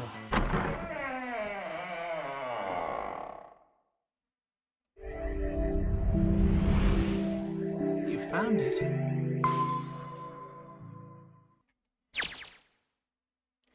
They stepped through the door to find themselves in a wide hallway. Ah, another hallway. Junpei, June, Lotus and Santa stopped for a moment and looked at their surroundings. We've done this dialogue, haven't we? A short distance away, a metal grate extended across the width of the hallway. Come on, open! It's not going to open because you rattled it, you know. Narrative explanation, does the game make your favourite thing? Like, yeah, Nier. Damn it! Fucking love Nier. It took hold and shook, but it refused to move. Look over here! Nearby was a pair of elevators. Elevators. And the buttons... Of course they don't work. The power must be out here too, just like by the staircase. That leaves this door. Well, looks like we don't have any choice. Yeah. Sure does. Well then, let's open it. All right, here I go. Junpei grabbed hold of the knob and quietly pushed the door open. He entered slowly, trying to take in as much of his surroundings as he could. The others followed shortly. Oh, so it's a kitchen. Santa did not look pleased. What were you expecting? Isn't it obvious? The exit. I was hoping this would be the way out of here. You really think it'd be that easy? Yeah, I know. Still. As they talked, Lotus headed deeper into the room. Until at last, she stood in front of a door. If we can just get through this door, we should come out on the other side of that grate we saw earlier. But don't we need a key for that? No good. Sorry, I guess that wasn't very constructive. Neither Junpei nor Lotus looked terribly happy. Anyway, let's take a look. Junpei dug the ship map from his pocket and spread it out in front of him. As he did... Hey! What's that? Huh? Oh yeah, I guess I forgot to tell you. I found this a little while ago. It's a map of the B deck. Before Junpei could finish, Lotus snatched the map away from him. Let me see that. She ran her finger across it, muttering to herself. I knew it. See? Look. Yes, hold your horses. Junpei did as he was told. What did you figure out? Santa and June moved over to look at the map as well. This is handy. See? We came in here. Now if we go out there, then we'll be on the other side of the grate. Hey, 20 streams, GG, and thank you so much. With her finger, Lotus traced a path on the map. How about that? She's right. We can get out through there. There we go. Here, you can have it back. Satisfied that she had been correct, Lotus folded the map and handed it back to Junpei. Thanks. He took it and slid the valuable piece of paper back into his pocket. There's a card reader on the right side of the door. And that means the key card is somewhere in here, right? That seems the most likely. All right, we know what we need to do then. Let's get moving. First off, I say we split up and look for clues. Okay.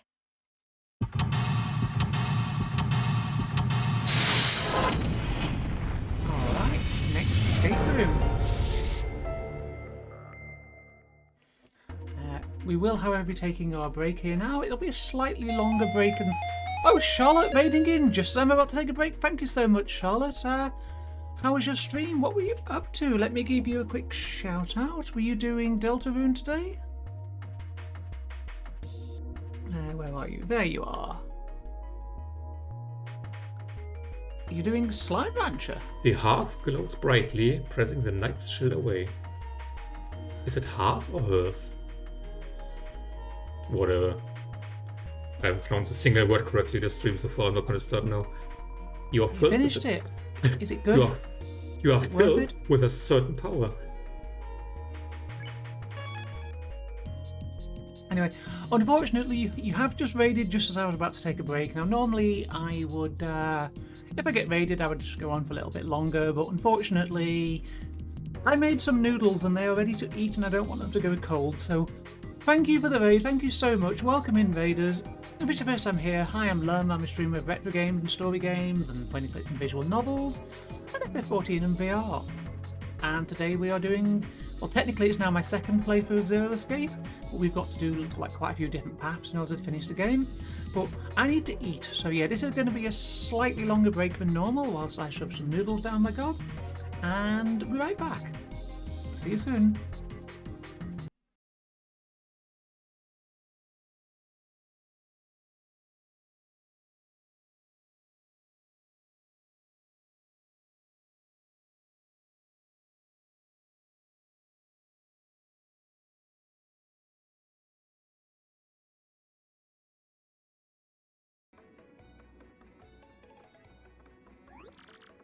You hear me? Whatever you do, do not move an inch. Not an inch. You hear? You're not my mom. Oh.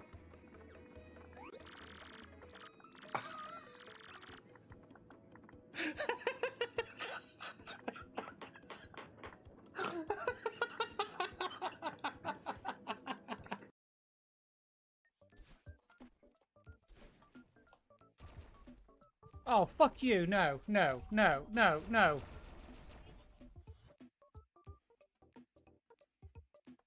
Can we...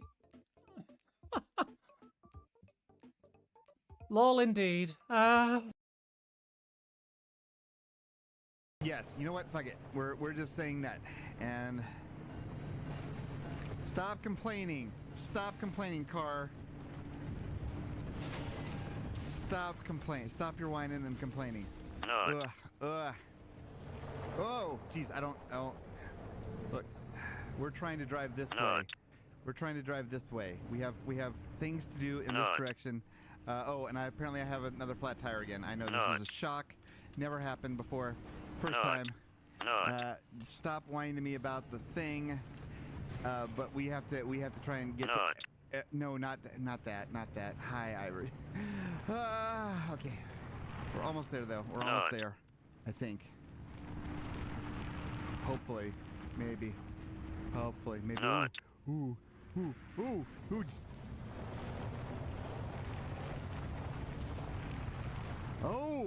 Oh. Can you see through me? You can kind of see through me. Ooh, that's kind of weird. Sorry. Ooh, spooky. See through, no he. Sorry. Okay, I'm gonna put myself back in the corner. Hey, big guy. Yeah, see, they're just chilling, talking. They're dead, 11. No. I don't think that's talking. They're taking a nap.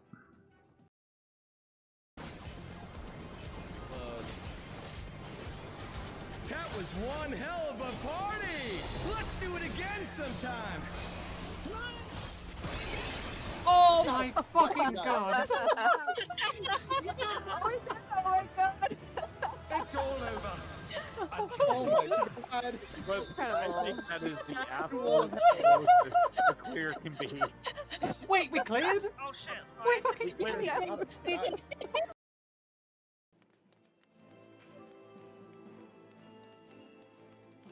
These nuts! Ha! Got him!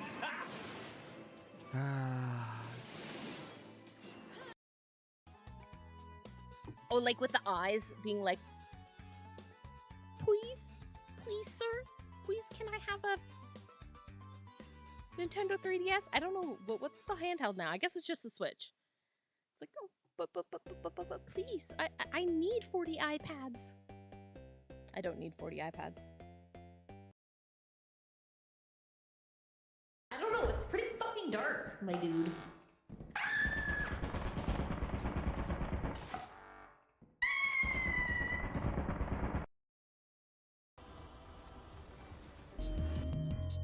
Alrighty, we are back, and I am fed. Okay, so what have we got? Ow! A voucher, it says.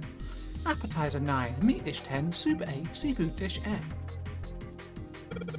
Those 9 plates look pretty expensive. They're plates for appetizers. Remember, appetizers usually come on square plates. Okay, well excuse me, princess. 1, 2, 3, there's 10 of them. If you flip these over, they look like hats. The middle is super deep for a plate. They're soup plates. They're made that way so that the soup doesn't spill. If we ever get out of here, you should treat yourself to a nice dinner out. What makes you think a poor college student has the money to do something like that? I think there are 15 of these plates. I'm assuming they're for seafood. How the hell can you tell that? They look like they look just like any other plate from the 99-cent store. If you ever take a lady out to dinner, you're going to embarrass yourself. I feel sorry for June. What? What? Huh? Why the hell are you bringing up June? The lady doth protest too much, methinks. You are not terribly subtle. There's a bunch of little wavy ridges on this plate. Those plates are for serving meat. Ah, you really are ignorant, aren't you? Come on, it's not like I need to know this crap. Jeez.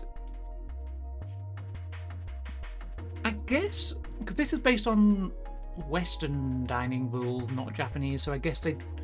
I mean, to be fair, I didn't know half of that myself, because I don't give a shit about dining rules other than just like not being completely gross, you know? But I guess that probably did need more explaining, when Japanese dining rules are completely different. Countertop. We've got a rolling pin and a colander. Nothing useful, in other words. It's a tank with a pipe coming out of it. Nothing really that special about it. That's the exit. There's a big old iron plate over the door. Don't think we can open it. Hey, Santa! Could you open that door, please?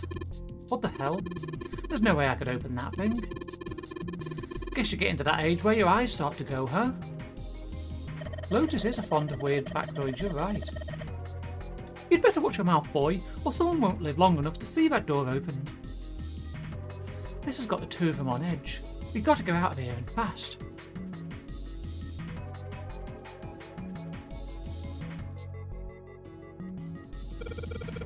Looks like you can enter numbers into this thing.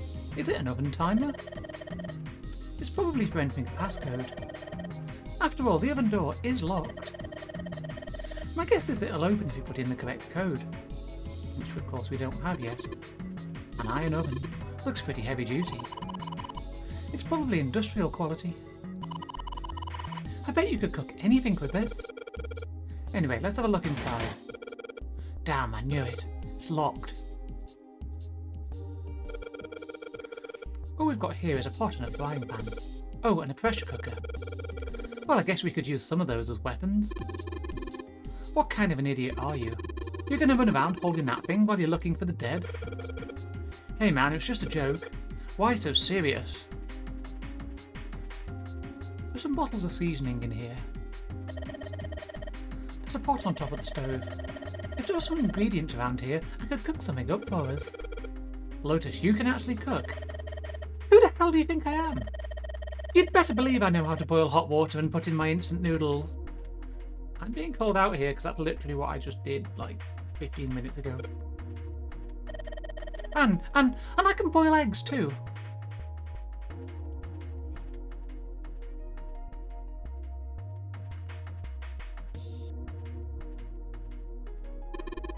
Damn it, there's nothing in here. Hey Santa, digging through the trash really suits you. What in the hell did you say? Listen, lady, I did you a favour. I knew you'd just piss and moan, so I did it for you. Oh my. I don't recall asking you to do anything. Ugh. I ought to throttle you. Excuse me? Does it feel colder in here? Little passcodes in games, especially if you find 2 thirds of numbers and guess the passcode was 256. Got orangey numbers, I'll make them thematic to the situation. Fair. I think I accidentally did that in the first room. I made a completely incorrect assumption that was accidentally correct.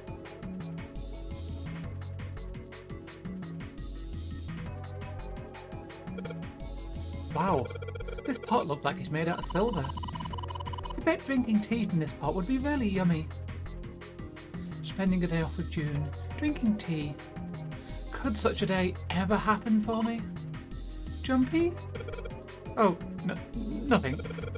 We don't really need hot water, so we should be moving on. No, I want to... That's a lot of notes. They've got a bunch of stuff written on them, but it doesn't look like code or anything like that. This shelf has a white cloth on it. There's so much stuff in here. A whole lot of cans. It's probably a pantry. There are cans lining every shelf in here. Wooden box on the second row, though. A rusty knife? In Junpei's fantasy, certainly think, yeah. I don't think we'll be able to use it while it's like this. The knife seemed important, Junpei thought, but it wasn't going to be much use the way it was. It's futile. Futile? You know, a waste, useless, pointless. Oh. Any particular reason you wanted to bring that up? Oh, no reason really. I was just thinking about futility. Huh?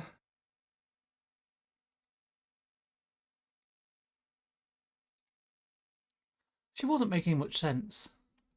Junpei tried rephrasing his question. Why were you thinking about futility? At last she answered. Well, it has something to do with the Titanic.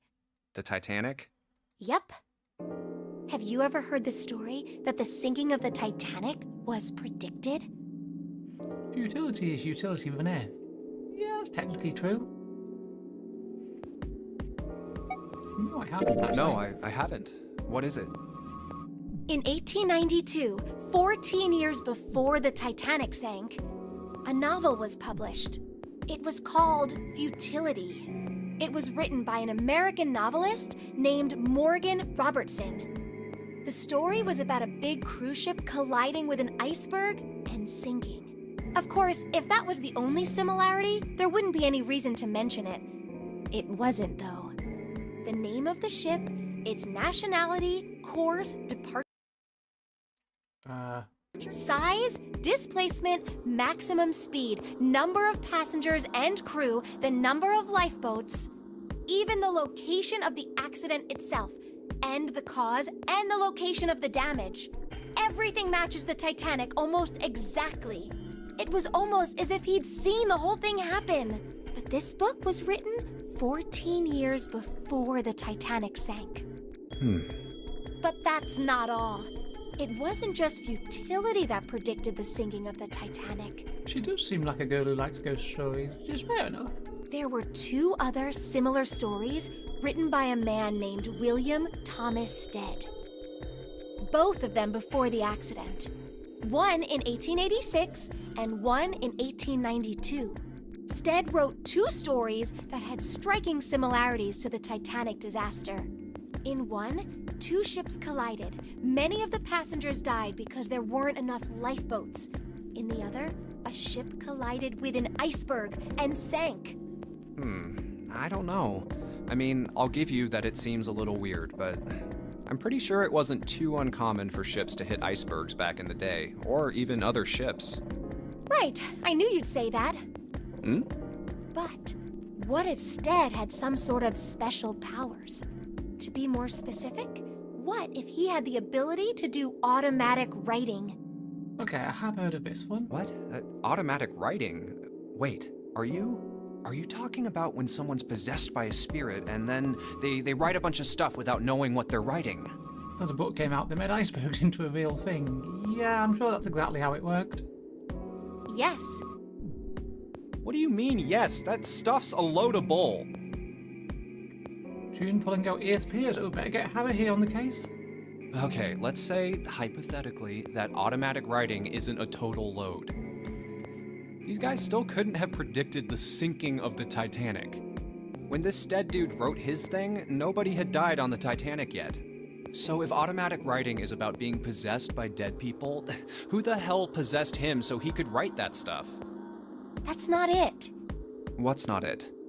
Stead wasn't possessed by a spirit. He was doing the possessing. Oh. What are you smoking? William Thomas Stead was a passenger on the Titanic. He just wrote down what he saw with his own eyes 20 years before it happened. He decided it was probably best to say nothing. What June was saying was insane and utterly absurd. If he tried to take what she was saying seriously, he'd go mad.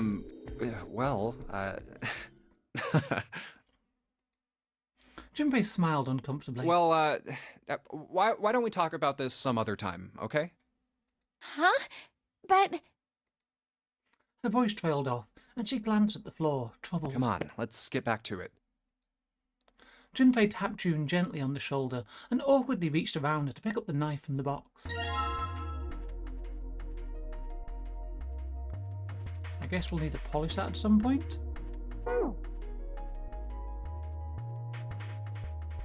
There's nothing inside. Cheese! There are a number of cheeses lined up on the shelf. This is Gouda cheese, the most famous Dutch cheese. If you don't cut open the casing, it usually won't go bad, so you can store it at room temperature for quite a while. So we can eat this, most likely. I'm not hungry at all. I guess it's hard to get hungry in a situation like this. Cheese on this shelf, sweet.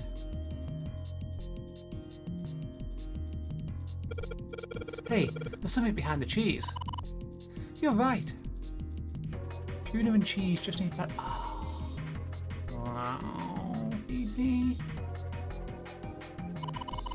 Why don't we move some of the cheese? Alright guys, time to move it. Tuna and I need to look behind you. There's a little green bottle back there. Bottle of oil. We could probably combine that with a knife. No? Cheese. Cheese. Cheese. Cheese.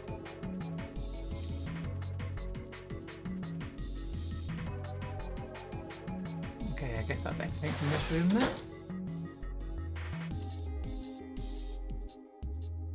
Pouch on the end of the counter. Pouch doesn't match number of plates on the table. Appetizer 9, meat 10, soup A, seafood F. Right, okay. Time to bring up some text. So let's just pull this over here since it's in the way of chat. We probably don't need the codes from the other one this time. And let's...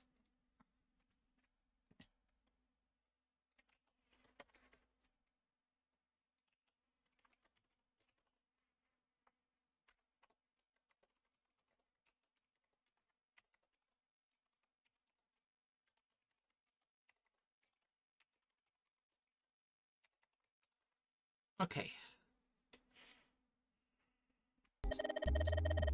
Place the table 9 appetizer, 16 meat, 10 soup. So that's the order.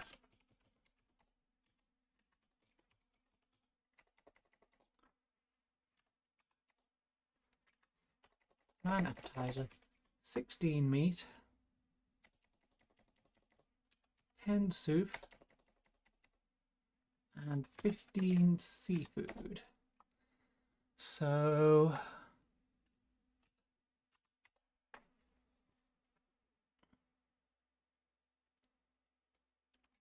meat is different. If we assume these are hexadecimal, A is 10 and F is 15, so the meat is wrong. The meat is 6. Maybe they're using hexadecimal here, oh, for fuck's sake. And hexadecimal is the number system that goes 8, 9, A, B, C, D, E, F, 10, 11. You're familiar with base 10, right? That's the normal system of numbers. The base 10 equivalents of hexadecimal numbers would go like this. 10 equals, yeah. And 10 equals 16. The 10 becomes 16 in base 10. I know it sounds strange, but you can think of it as just 6 letters added onto the normal number system after 9. I think I get it.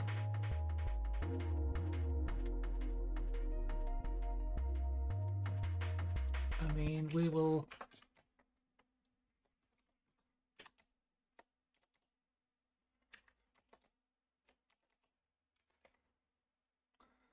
So the meat is wrong. Will nerds use octal only if you're doing Unix permissions? 10 soup plates. 10 is A in hexadecimal.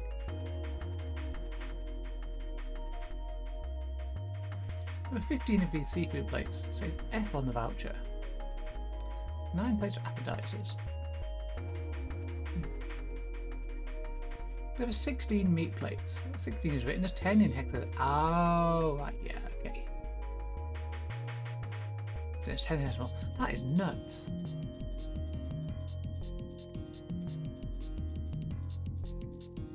Okay, so they do all line up. The decimal. I wonder if it's some kind of hint. Yeah, maybe. Yes, of course I do. What would 9 plus f be in base 10? 15 plus 9 is 24. Be 24, yeah. That's right. Good job, you're a fast learner.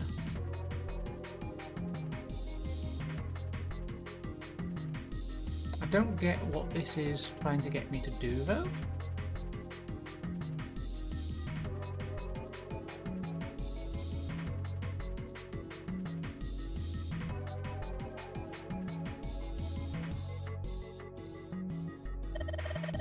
Probably what you're supposed to use to enter the password.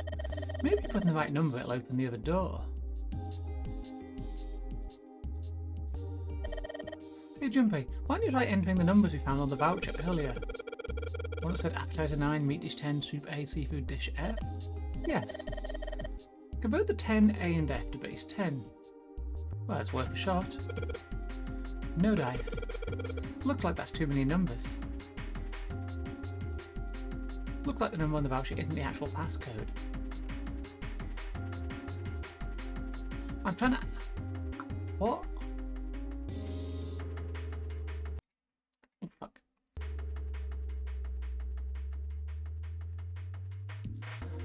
So what else do we have to find? 01777... Ah, yes, yes. Unix permissions.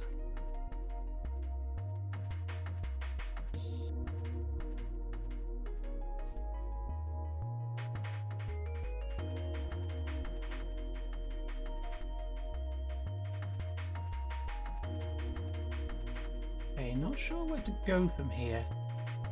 It's not going to let me just enter the number, is it? Plenty of instructions for using the cooking utensils. Nothing really suspicious about that. We've got the oil. What's the oil for? Frying pan, 2 kinds of pots. Maybe this table is for preparing food. There are plates everywhere.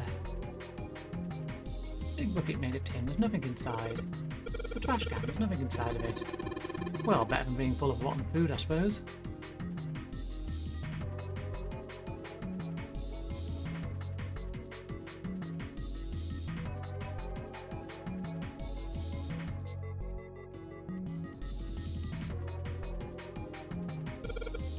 Is that a boiler over there? Who knows? A pipe goes up into the ceiling. Maybe, just maybe, we could climb into that pipe and get out of there. Idiot. How the hell are you supposed to get into a pipe that size? Well, at least he kind of got my joke. That makes me kind of happy. Yeah, I don't get the joke. So this is clearly the puzzle.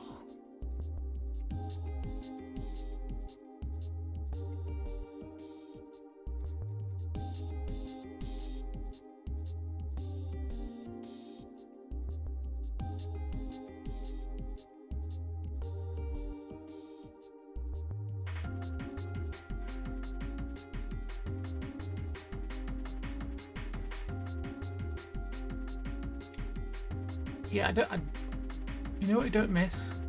Gauge is an acceptable form of measurement over like the wires and shit. I don't see what else this wants from us.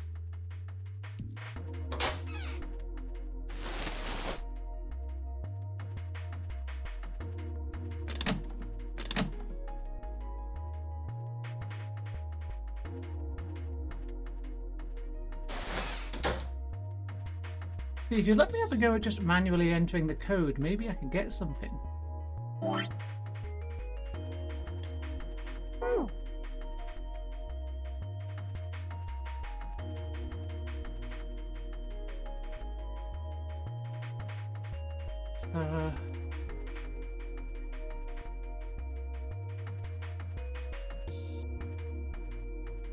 don't see any more clickables. Oh, a countertop. There's a rolling pin and colander here. Nothing useful. here we go. I wonder what this drawer is. You see the metal grate on top of the grill? They make it like that so the fat and juices can drip off of the meat while it cooks. The drawer seems to be stuck, it won't open. Looks like the area under the plate opens up. No, you can't. I already checked, it's sealed shut. I think that's where the coal goes. Alright, it's going. Wrong game, Beef. Do you think this was all part of Zero's plan? Probably. Kinda hard to believe there's a chef on board somewhere.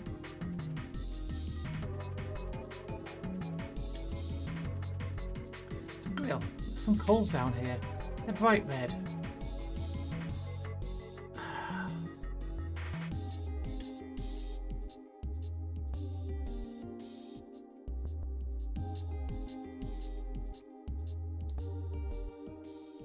What the fuck?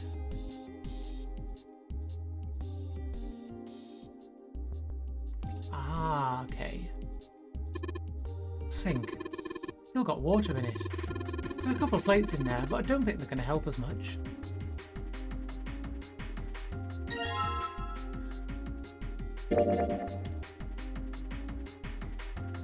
Maybe I'll use the whetstone to sharpen the knife. The blade of the knife is getting sharper by the second. Should be able to cut something pretty good with this. No.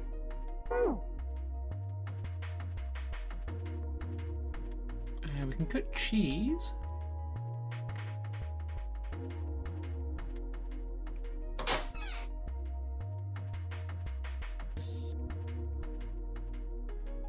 No, we can't cut cheese.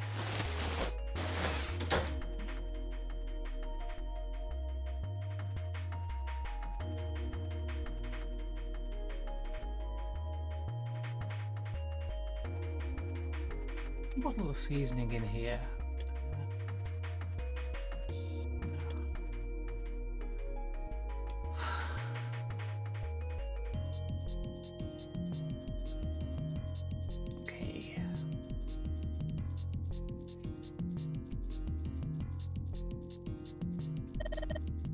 Serving table. I would imagine food is put here after it's prepared, but the waiters and waitresses can take it out to the customers. But something doesn't seem right here. Why are there so many plates? Because it matches the orders. That's not...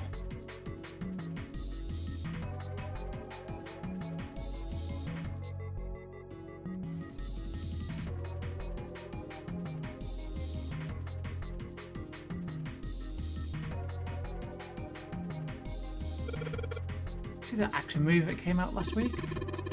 No, I heard it was critically panned. I don't know, it's pretty enjoyable with a little pot. Oh, fuck's sake. Frying pan, two kind of pots, yeah.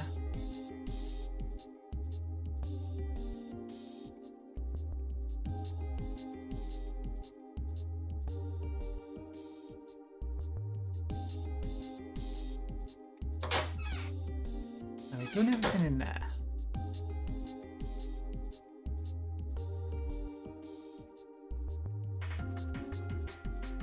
Where was Skyrim when he... Yeah, right? Door was locked, it won't open. Card reader. I think the light red, I figure it's probably still locked. Key card for it's got to be around here somewhere. We just got to find it. Yes, but... Okay, what can we cut with the knife? We need to find an item to proceed the number puzzle, so it's got to be around here somewhere.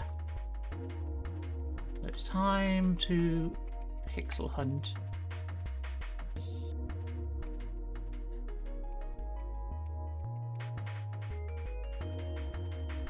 And we can't do anything with a knife on here. See, this has got to get open at some point, but I'm not seeing...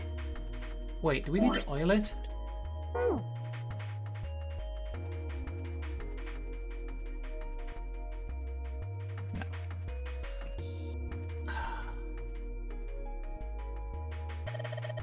Wow, what a nice dish rack. I'd love to have that in my kitchen. Why don't you take it back with you? Are you offering to carry it for me? Why don't you ask 7? You're kidding. You don't honestly think I'd let a beast like that into my home, do you? Dish rack, it's all the plates and cups.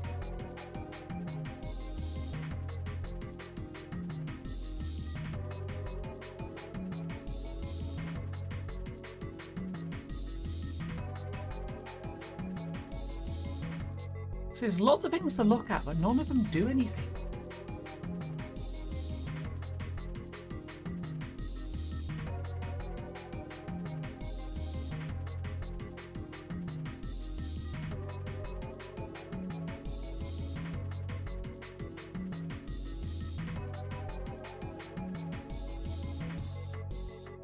I don't understand what this puzzle actually wants from me.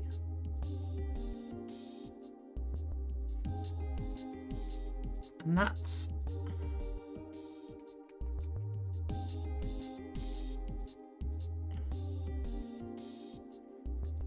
yeah, I'm a little bit lost with this one.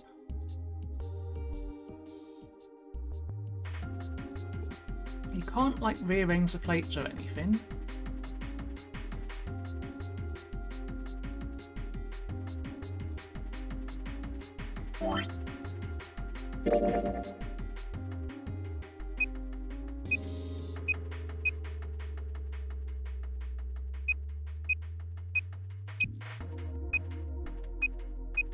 $50.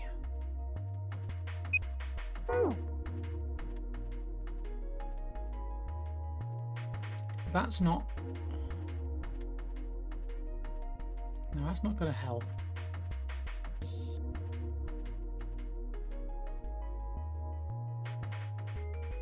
Okay, I'm going to need a hint for this one. There must be something I've not clicked on.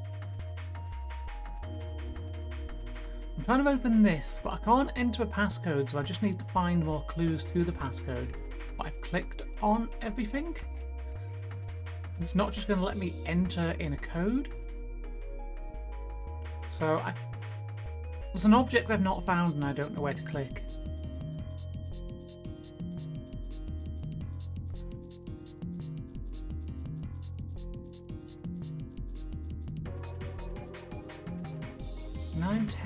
AF.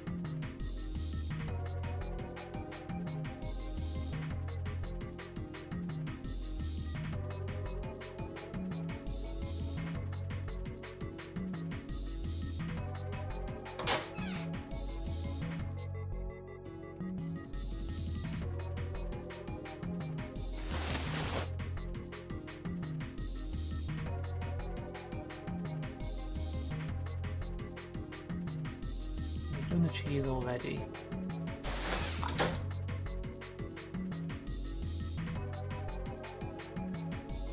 Yeah, this one actually has me stumped now. Just because it's going to be a pixel somewhere. There's no like mathematical puzzle you can solve because there's no code to enter, so it can only be objects.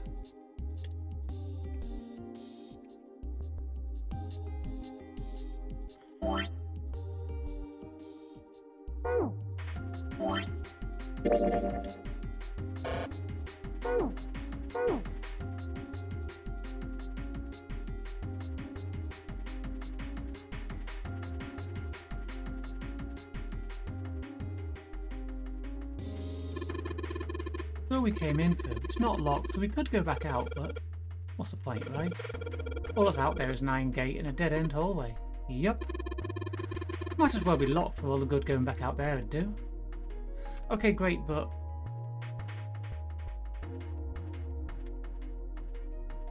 why is this grill utterly useless? Like, there's got to be something here, but we can't put any items on it. I have oil and a knife.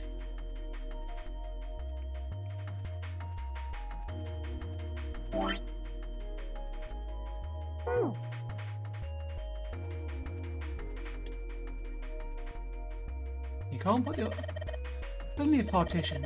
There's nothing else worth noting here. Yeah, you can't put the oil in the frying pan. You can't put the oil with the seasoning.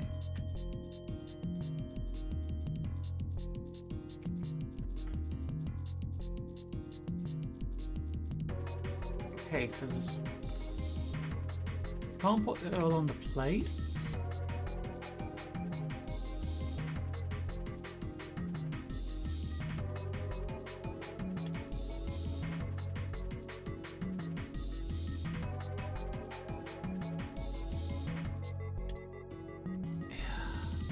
I'm pretty sure I've hit every single clickable in here.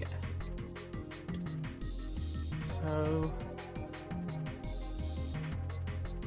what does it want?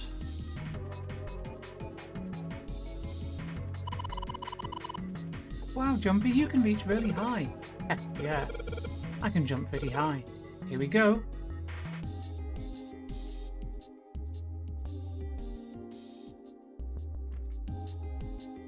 Is there something on the ceiling? Light hanging from the ceiling. Yes, please, because I don't know where to click.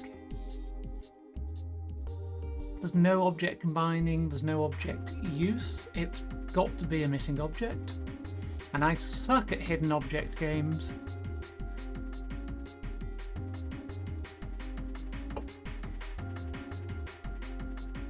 Use the bottle of oil on the bar on the door to the left of the storage room. Fuck. That bar isn't even clickable. Wait, that's not the storage room.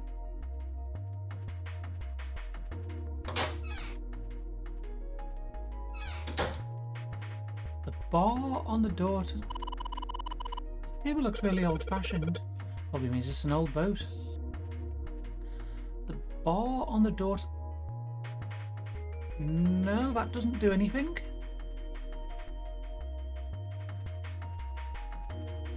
Still a pot here, though. Partition that splits the room on the right side of the wall. It's one of those swinging doors. You see them a lot in between kitchens and dining areas in restaurants. About this door, you need to run all the way around the partition to get to the other side. That'd really be a pain in the arse, huh? Well, I guess it's not really important, but still. This table's old enough to be an antique. It probably is an antique.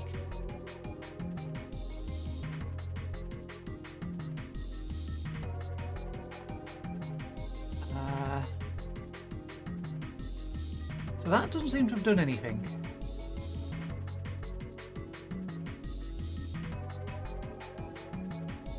Oh, for fuck's sake, really? That was a door? This bolt is rusted in place. It wouldn't budge. Of course. Maybe I put some oil on it. Hey. Just a little bit of oil and... Come on. Come on, you little son of a bitch. Yeah, I didn't find that door because I thought that was the door from the previous view. Oh, ha, yeah. Got you, you little bastard.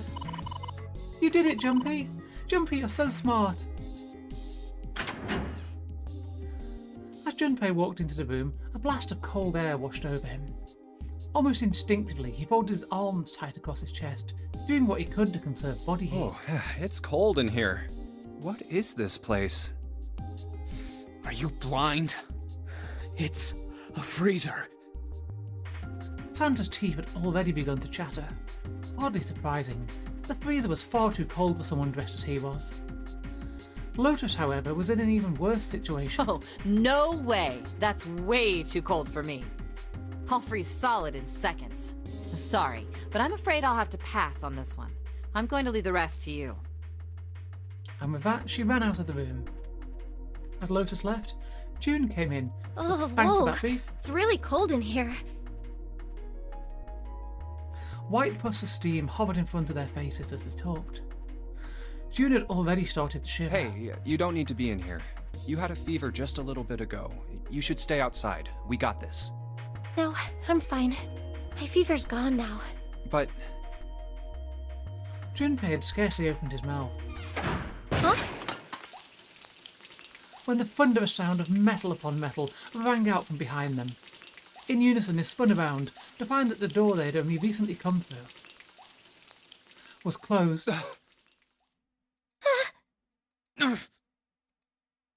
Junpei rushed to the door. No! Why did it suddenly close? Desperately, he grabbed hold of the doorknob. Ah! It was cold, beyond cold. Merely touching it was painful. The knob's frozen! But why? They quickly deduced that the pipe next to the door had ruptured. It looks like the pipe next to it broke, and... Water released by the rupture had hit the door and frozen instantly. Santa shoved Junpei aside and pounded against the door. Hey, Lotus! You're out there, right? Open the door! She wasted no time in responding. What do you want? What's going on? The door won't open! Try opening it from that side, please! Oh, fine. Like, if you say so. Hold on. So it was a door which I thought was like Nox. It was just that door I didn't realise was clickable because it was way in the distance, and when you scroll left you see the same door, except it's turned out it's not the same door. Soon they could hear Lotus on the other side of the door. Then the grunting ceased, and they could hear light panting as if from exertion. It's no use. It won't budge. You've got more people in there. You figure it out. Oh. God damn it. Santa was shaking like a newborn deer. June was hugging herself and was shivering violently. Even Junpei, with the heaviest clothes of any of them, was clearly feeling the cold. With every breath they took, they could feel the cold working its way deeper and deeper into their bodies. Anyway, let's find a way out. If we don't get moving, we're gonna be permanent residents. Two heads are better than none. I'm sure we'll figure something out. Yeah, you're right. Let's just take a good look around this room, okay? Right. They pushed in close to one another and began to search.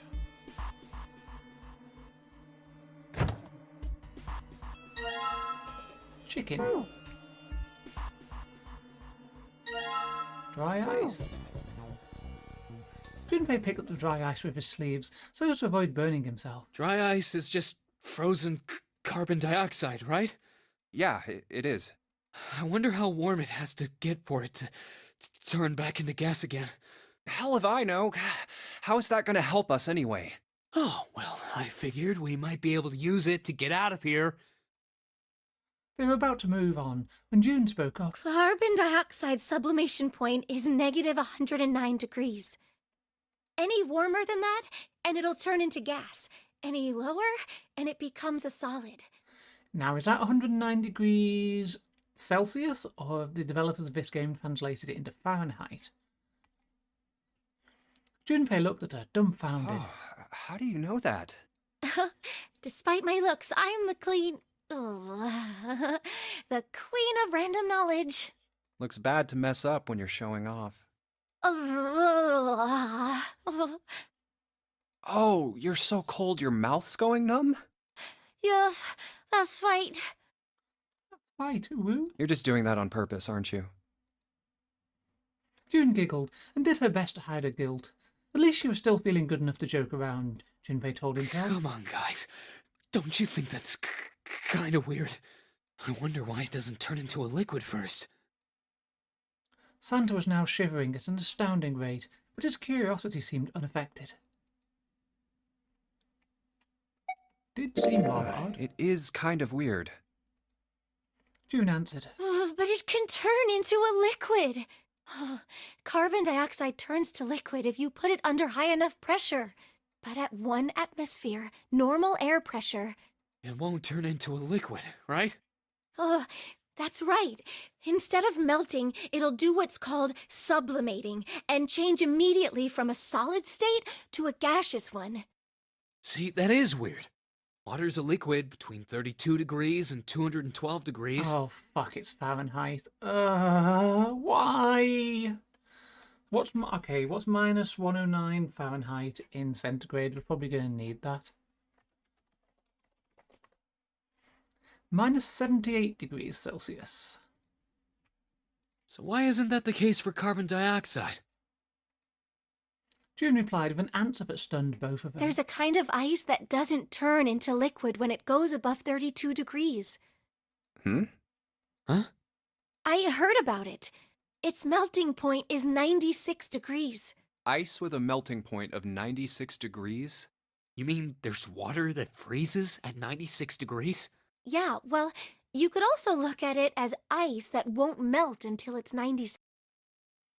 Right, 96 F in C. 35 degrees, which is about human body degrees. temperature.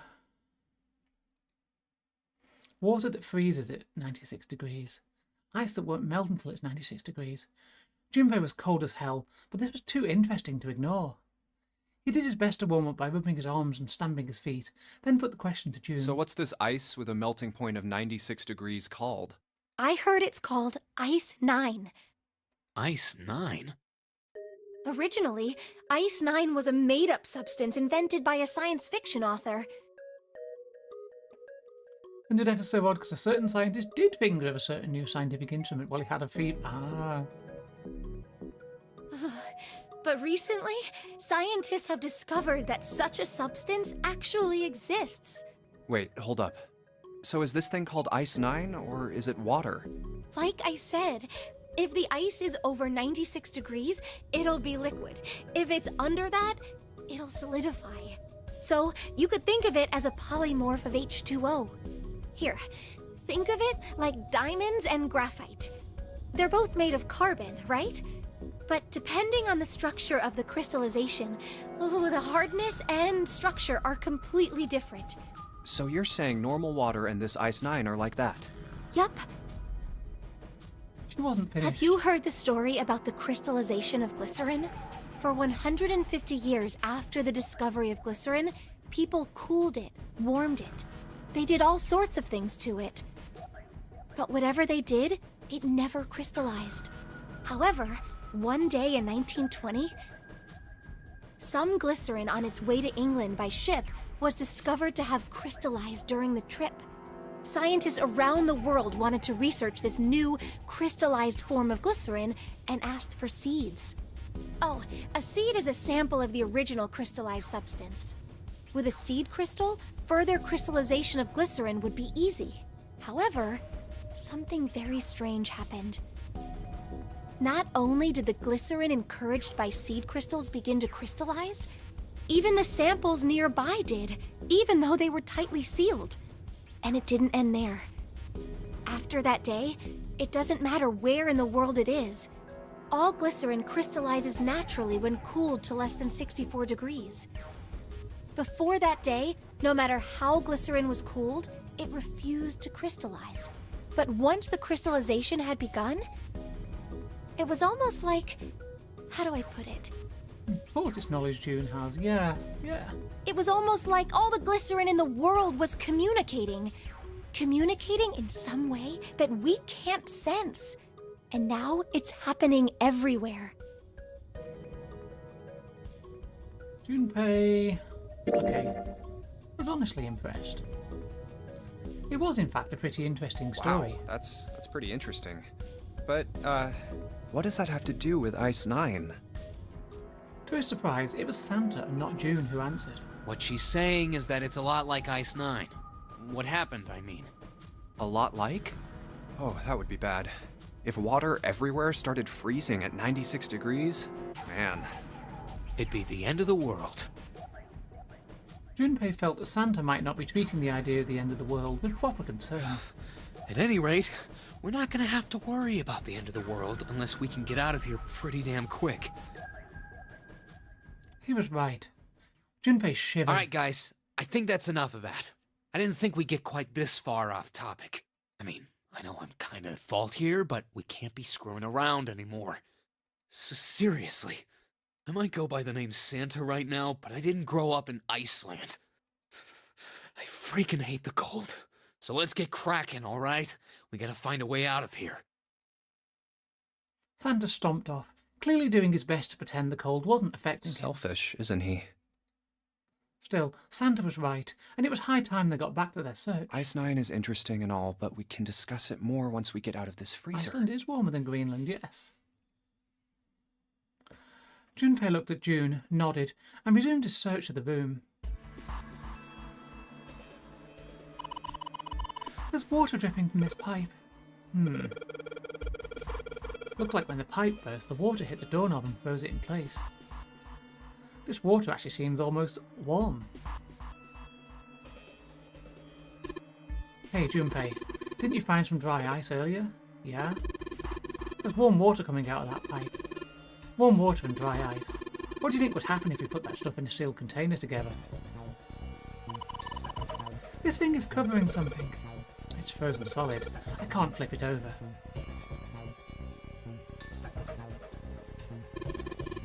This thing's frozen solid. This pork? Yeah, seems like it. What's this thing? It looked like a tag or something.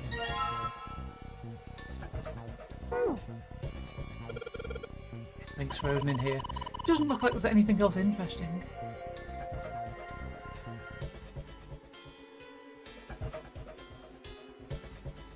The shelves are covered with frozen food.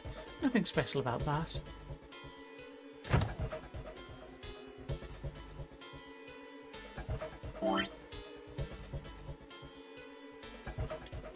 Frozen chicken, pork, dry ice, and a knife.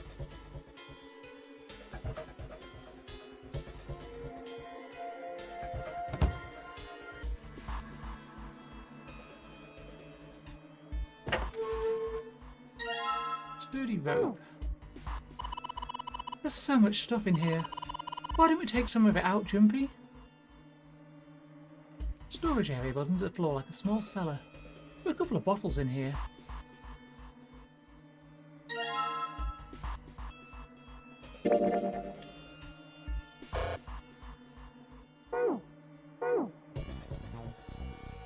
Isn't anything else here that looks useful?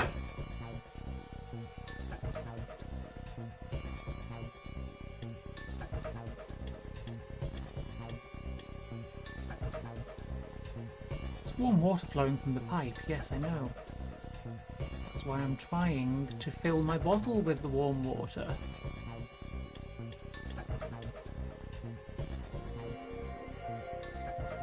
Ice on the doorknob.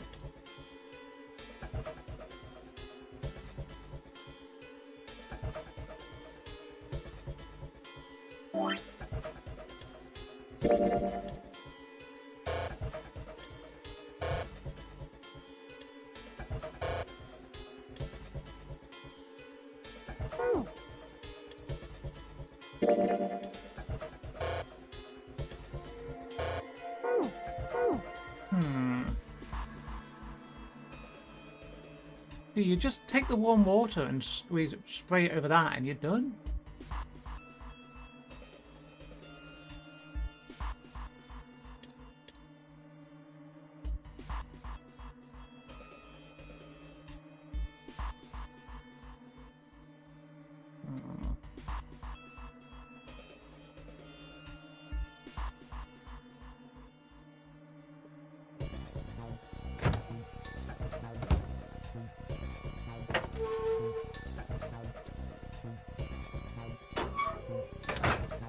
So we must be on combining.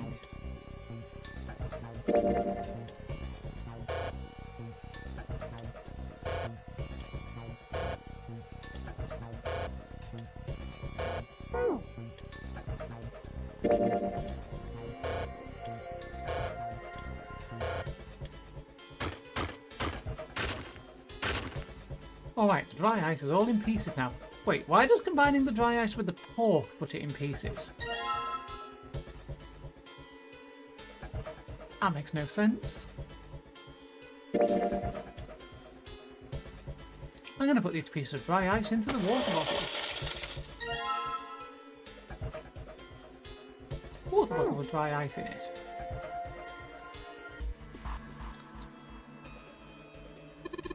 Not yet, Junpei.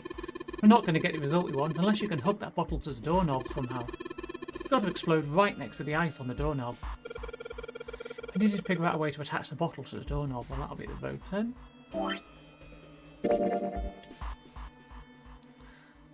And let's just tie a rope on here. A water bottle bomb, okay. Warm water drip from the ruptured pipe near the door. Put water into the bottle with dry ice. And make sure the lid's closed. Now I just have to put this makeshift bomb on the doorknob. Alright, that's set. So, what do we do now? We just need to give it a little, tap. The bottle's already about to pop. If we just throw a rock or something at it, it'll go off all on its own. A small rock. Huh. A small rock. Junpei looked down at the floor. Scattered across it were pieces of dry ice left over from the larger chunk he'd crushed Alright, earlier. this ought to do the trick. He pulled his sleeve down over his hand to keep from getting burned and grabbed the chunk of dry ice. Ah, some dry ice, huh? Not a bad idea. It was a pretty good size, about as big as a pool ball. Alright, guys, stand back. Actually, we should probably hide somewhere. Both Santa and June looked at him with new concern. Where exactly do you expect us to hide, genius? There isn't really anywhere big enough.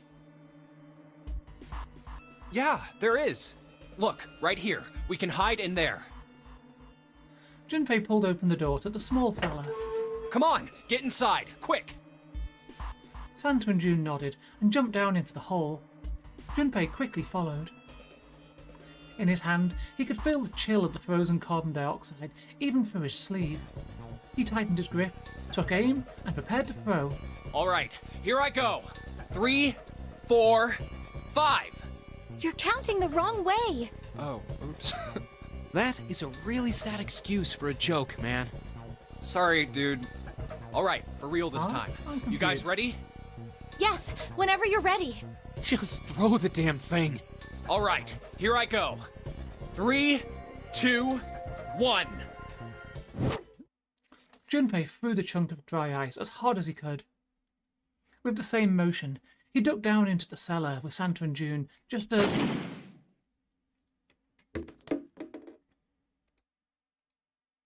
Junpei leapt up out of the cellar and ran to the door. Jumpy! The ice on the door! Is it gone? Yeah, it's gone! The blast must have shattered it. Yes! Alright, let's see if it opens. Junpei grabbed the knob and pushed with all his might. The door gave way easily, and all three of them tumbled out at the freezer at once. Hooray! We're out! June, relieved, collapsed onto the floor. Move! Santa shoved past Junpei and ran straight to the grill, which he immediately grabbed. Oh, god damn it! Hot, hot, hot, hot, hot, hot! Fuck! He proceeded to kick the grill in a futile but amusing fit of rage. Well, you did just grab the grill. What did you think would happen? Hey, where's Lotus? It took Junpei only a moment to find her. She was sitting on the counter, idly scratching her chest. Welcome back. I was starting to get tired of waiting for you guys. With a great yawn, Lotus lowered herself off the counter, and we'll find out what she has to say after the break, because it is 9 o'clock, and we'll be right back. I will see you in a few minutes. What did I do? What did I do without thinking? Oh my goodness. I'm not thinking. I'm not thinking. Save the cooldown. Just acknowledging my limitations. Emotional damage. What? Oh, dolphins! It's like, what the fuck is that noise? It's dolphins, y'all.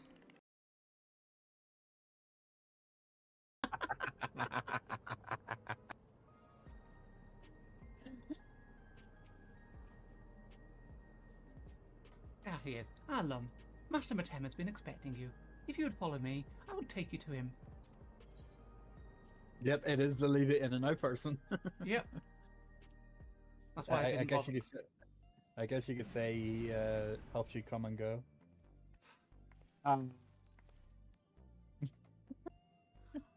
What? You really got me with the in and out joke. Sorry. You came. By this, I take it you were fighting the Arcadian. Yeah. That was clearly the next one.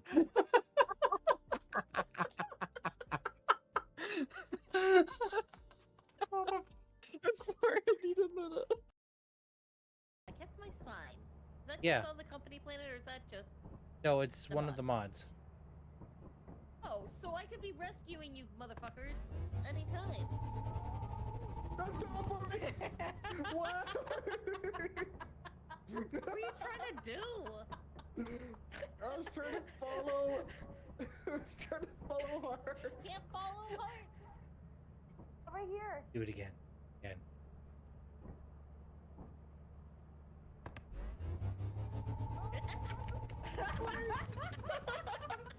I just love your screams of horror as they teleport you.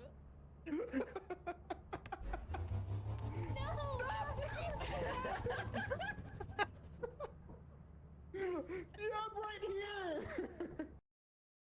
This works, but not quite. Can I get a? No. Can I just be like GG for even how often I've made it back to this thing? Okay, but can I go back? Hey, can I? Please? Nope. Oh god!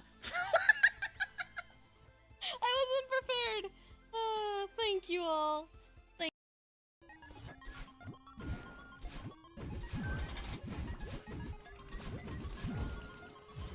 Big improvement.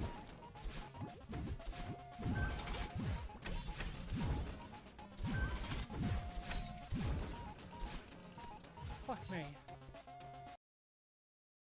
I'm just a potato.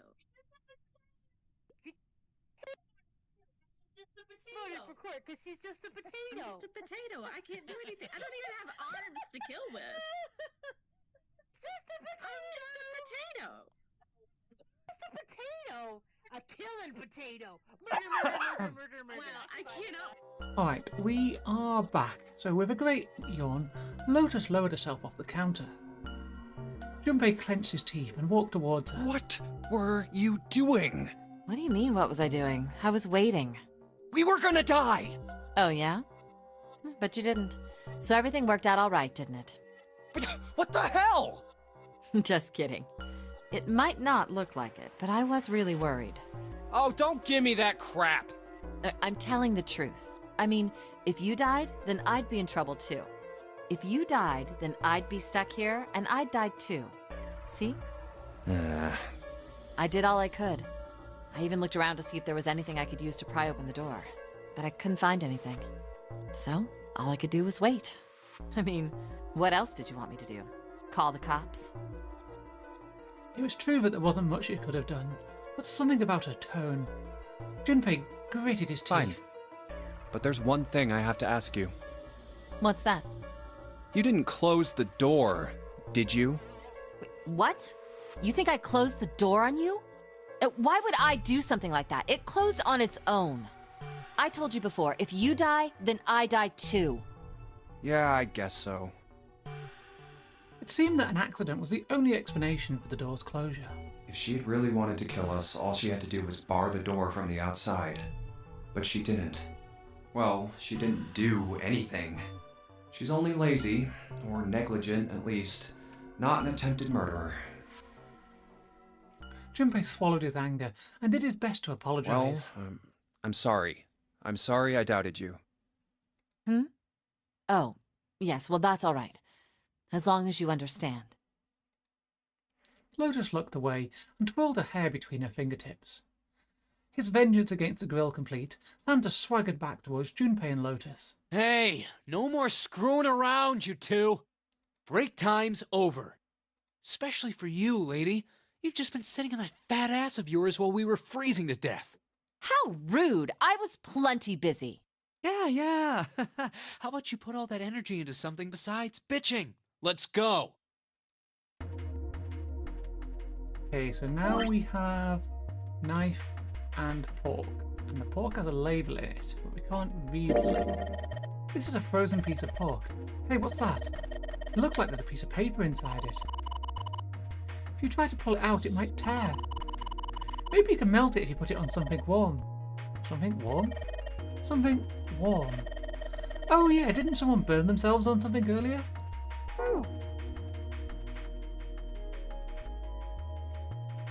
It's always weird how it tells you the really obvious things and then just lets you get on with it with things that you need some help. Guess I'll put this meat on the grill. Hey, what are you doing? What are you going to do for paper burns? Come on, it'll be fine. I mean, it's not like it's going to burn right away, right? We just got to keep an eye on it and the paper will be fine. Well, they can argue all they want. I'm going to keep an eye on this pork. Cool, looks like it's about time. I'm going to try taking the paper out. Jumpy, be careful. Sweet of her to care, but I know what I'm... Ow! See? Told you. Hey, what the hell are you doing? Hurry up and take the paper out. On the meat bone, is it?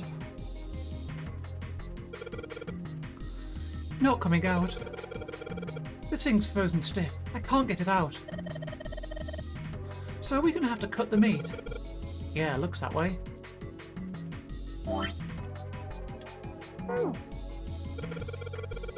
All right, now that I've sharpened the knife, yes, I cut the pork. Awesome, Junpei. Now we can cut out the paper. Junpei burning himself reminds you of that one Malcolm in the Middle scene. I've not seen Malcolm in the Middle in so long. C plus 10 plus F. So, maybe C, 13 plus 10 plus 16, 29 plus F is 15, 39, 44, possibly digital root 8. C plus 10 plus F. Do you think it's some kind of code? I mean, they're just screwing around. Junpei, do you know what C and F stands for? You think maybe it means corporate fan? Oh my god, really? I thought it was clever and funny.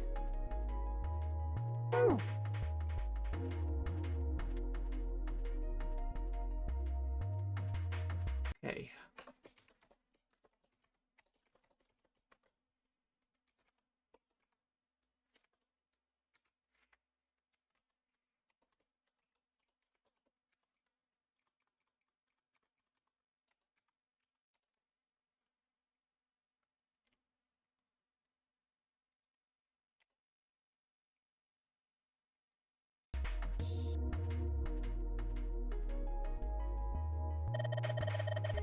Probably what you're supposed to use to enter the password. Maybe putting the right number it'll open the oven door. Junpei, maybe the note you found earlier. Yeah, I know. Do you know how to enter those numbers? I think E is for enter and C is for clearing. So basically when I'm ready to submit my answer I press E. So if I screw up I just press C, right? Lotus nodded. Why, let's give it a shot. 29, 44 I said.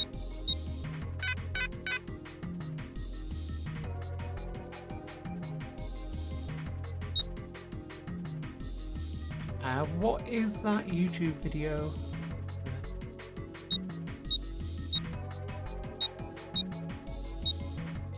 Okay, so it's a 3-digit code?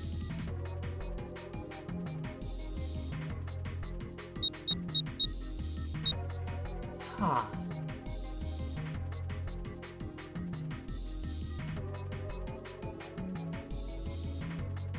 The Man in the Middle compilation?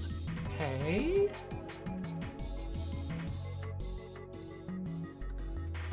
Nine plus 16 plus 10 plus 15. Huh. This is weird. Hey, you're just pushing in random numbers, aren't you? Maybe just enter it like it said in the hint.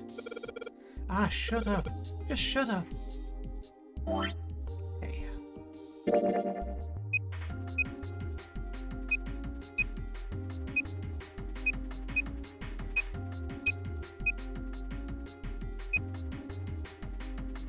C equals 12.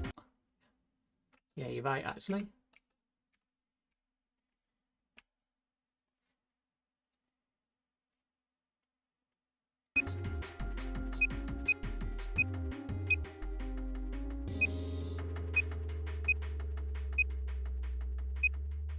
$93.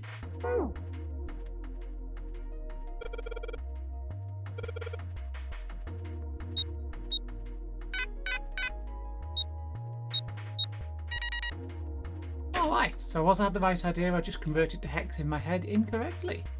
Sounds like metal is falling. Well, I guess that went well. Yeah, the door opened. Good job, Jumpy.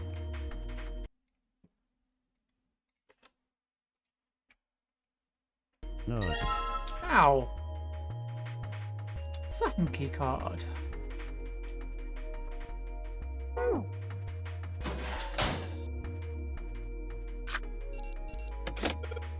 Yes, I think it's unlocked now. You did it, Jumpy.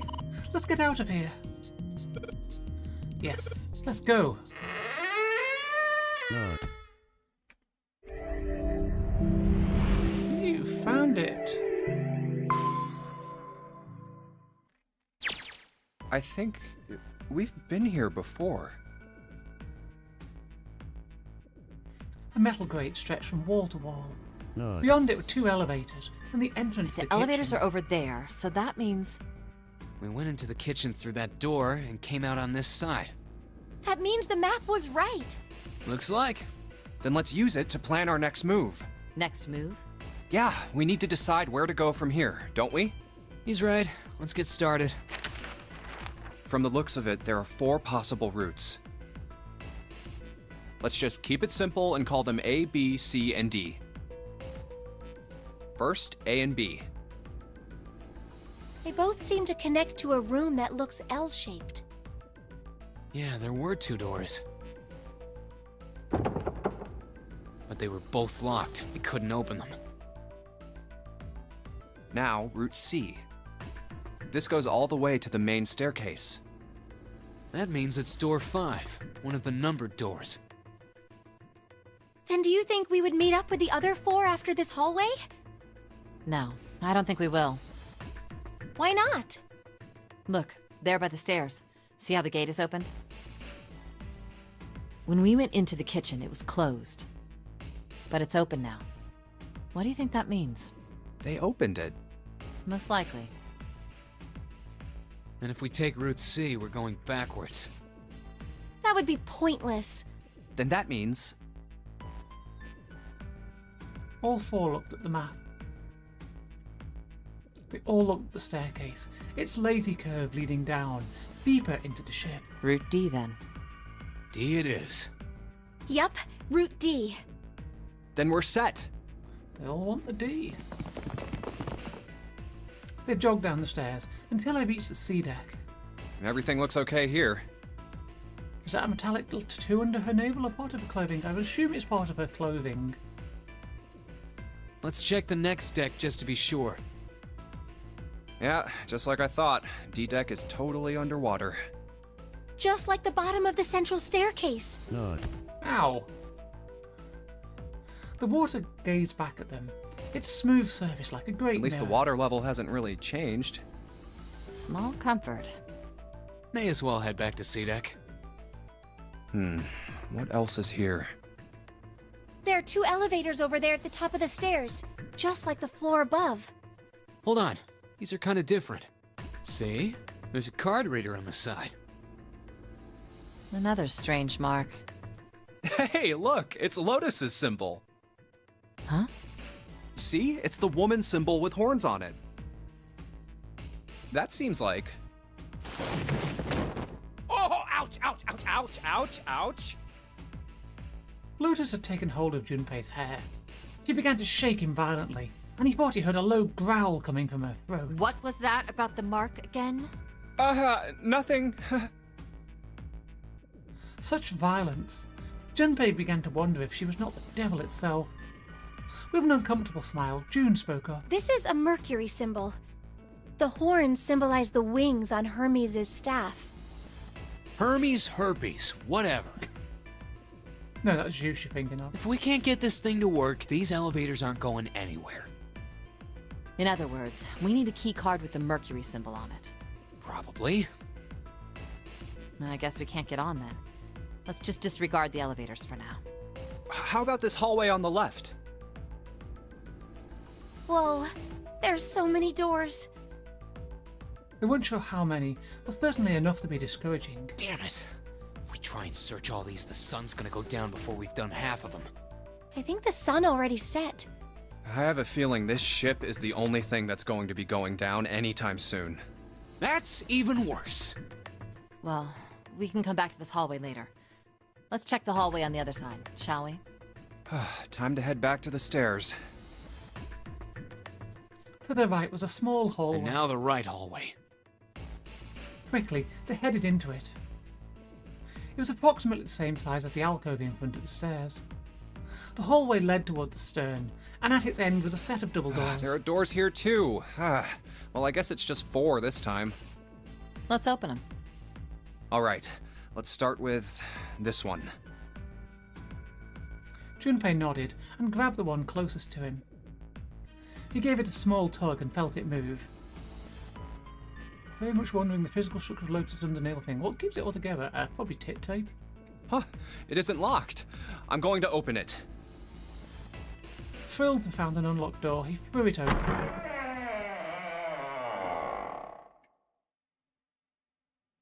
Junpei didn't know what to make of what he saw. What? Wait, are we back on... He simply stood, unable to speak.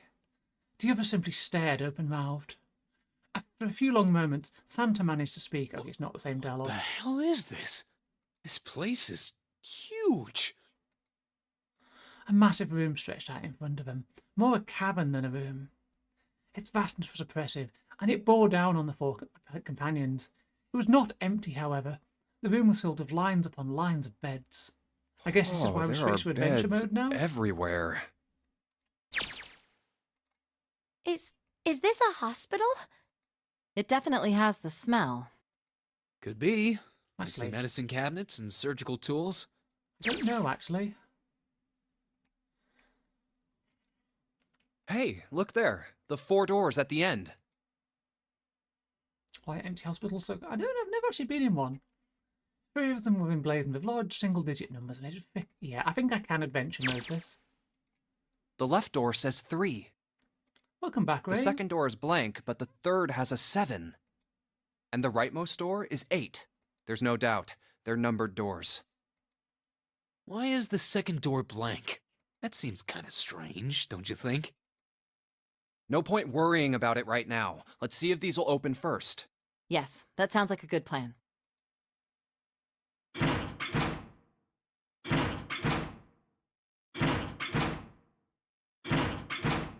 Oh, it's no use. Well, of course. If it was that easy to open these doors, what would be the point of the nonary game? What happened to Blind Man? What do you mean by Blind Man? Don't know. We have to activate the red, or the numbered doors won't... If you mean the ship captain, he was dead when we found him. Clever. He disappeared. Wait a minute. What's wrong? Look, the display on the red. There's nothing on it. Huh? Don't you remember? The red at the central staircase? If no one was inside, it said vacant. Oh yeah, you're right. But this one... There's nothing on it. Right? I wonder if it's broken. Only one way to find out.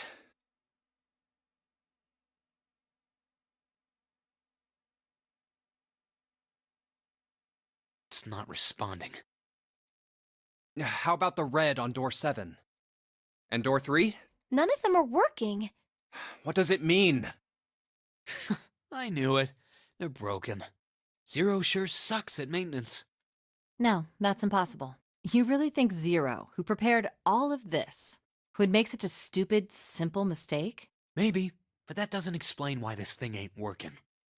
I believe the bottom of the device has been removed. Snake! Okay, can we just skip the dialogue we've already seen? Ace! Clover! 7! How? How did you guys... How did you... That's... Perhaps we should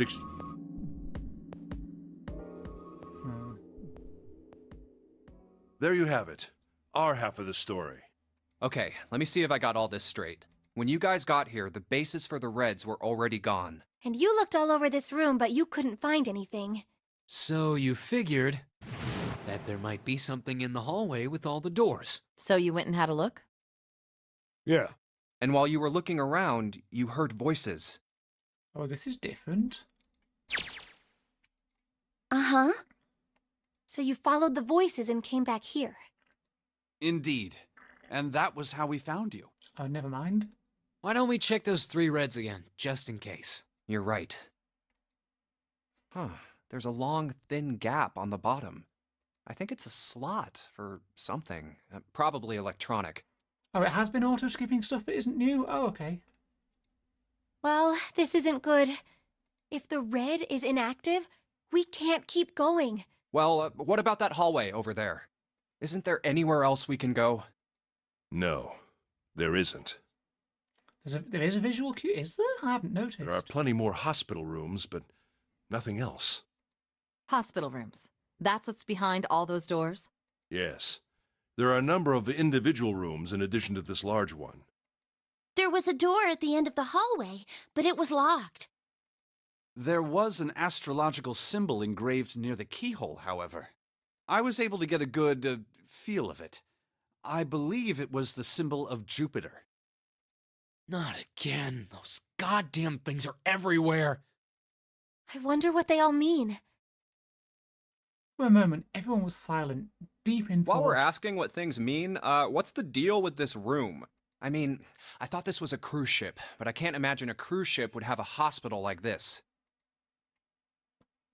Of all people, it was Seven who answered, and with calm confidence. Well, I figure it's probably a hospital ship. Chances are it's the Gigantic. The Gigantic?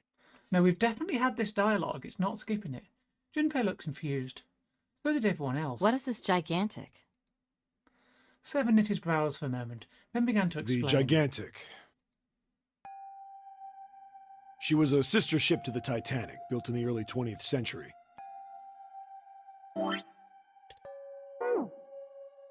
Actually, the Titanic had 2 sister ships, and they looked exactly the same. The Gigantic was said to be one of them. They intended to make her a passenger liner like the Titanic, but World War I began soon after the ship launched. The British Navy took her over and made her a hospital ship. At some point during the war, the Gigantic was damaged by a German mine in the Aegean Sea. She ran aground afterwards, so she didn't end up sunk. What happened to her after that? One theory going around is that a man named Lord Gordain bought her. Seemed like he'd been one of the few to survive the Titanic We've sinking. definitely had this dialogue. That trauma turned him into some kind of... Soon enough, the guy wanted that, which was impossible, of course. But the Gigantic wasn't. So you're saying this Lord... Yeah, at least. That's impossible. Pipe down. Just what, that's it? Proof? Proof that this ship... Well, this ship's got stuff that's like... So, I just... Oh, for goodness. No. Like? Well, I don't know. I guess you're... Yeah. Hey, what?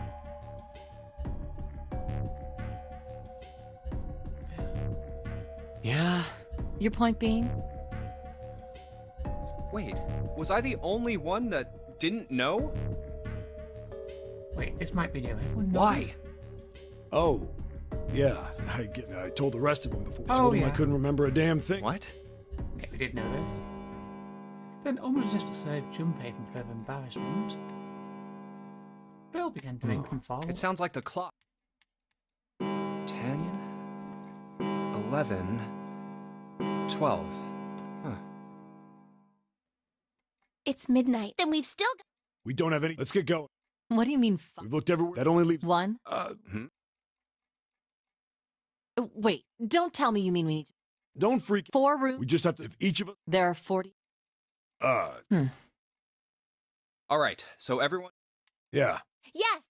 We'll all meet up when the clock goes off again. How about in that room with all the beds? Yeah. I'll shout if I find any... I hope we can find them. If we can't, then... Right. Ow. Then let's do... The details decided, they left to begin searching. Out into the hallway they went, each of the rooms they'd been assigned. However...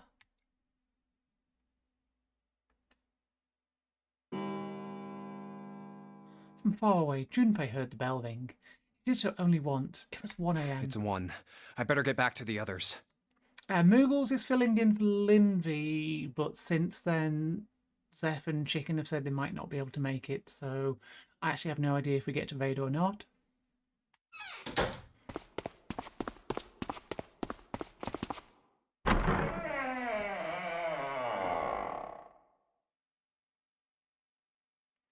You jog through the entrance of the large hospital room to find 6 of the others already there.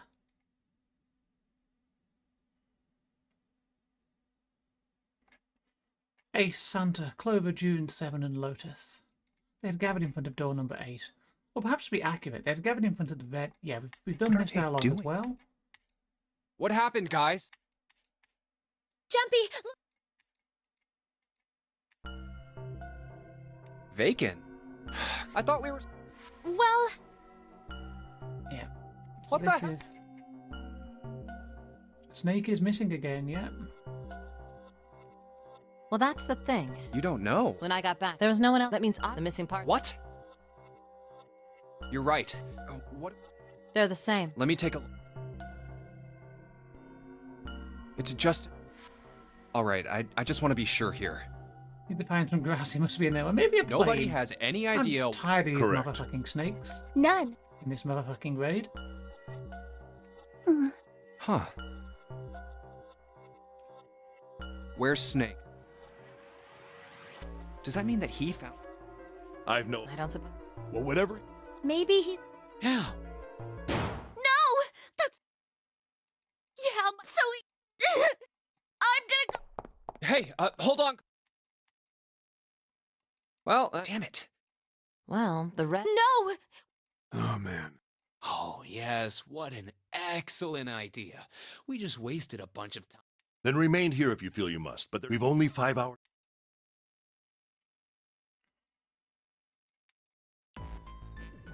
Understand. Let's split up. All right. Then I shall look. I'll be over here. See you all later. All right. Yes, Let's see. So I'm guessing... Do we have to do this in a different order to have a chance? Let's take a look at the flowchart. Oh, we can't look at the... Why can't I look at the flowchart?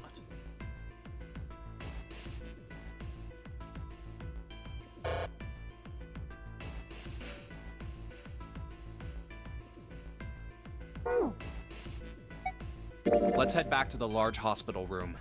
Huh? Why would we go back? Well, I mean, we might have just missed him, you know? Maybe he really was just late. Oh, I hadn't thought of that. Okay, let's go. They turned and ran down the hallway to their right. Hey, wait. That's... On the way to the large hospital room, Junpei and June noticed Santa standing next to the number 3 door. Santa? Junpei paused. What should Junpei do? Junpei turned around and walked away from Santa. I doubt we'd learn anything from him anyway. Jumpy? No, nothing. Let's go, June. Junpei took June and left the large hospital room. Where would they go next? Let's go have a look at the hall with all the rooms. I'll go wherever you do. Let's go. They quickened their pace and headed for the bow. Oh, it's Ace. Ahead of them, further down the hallway, they spotted Hey, Ace. Snake! Where are you? Answer me if you're there! Why don't we just leave this area to Ace? We can go somewhere else. I don't mind. But where? Well, let's see. Why don't we go back to the big hospital room? Okay, Snake! Snake! I don't think anyone is... What next?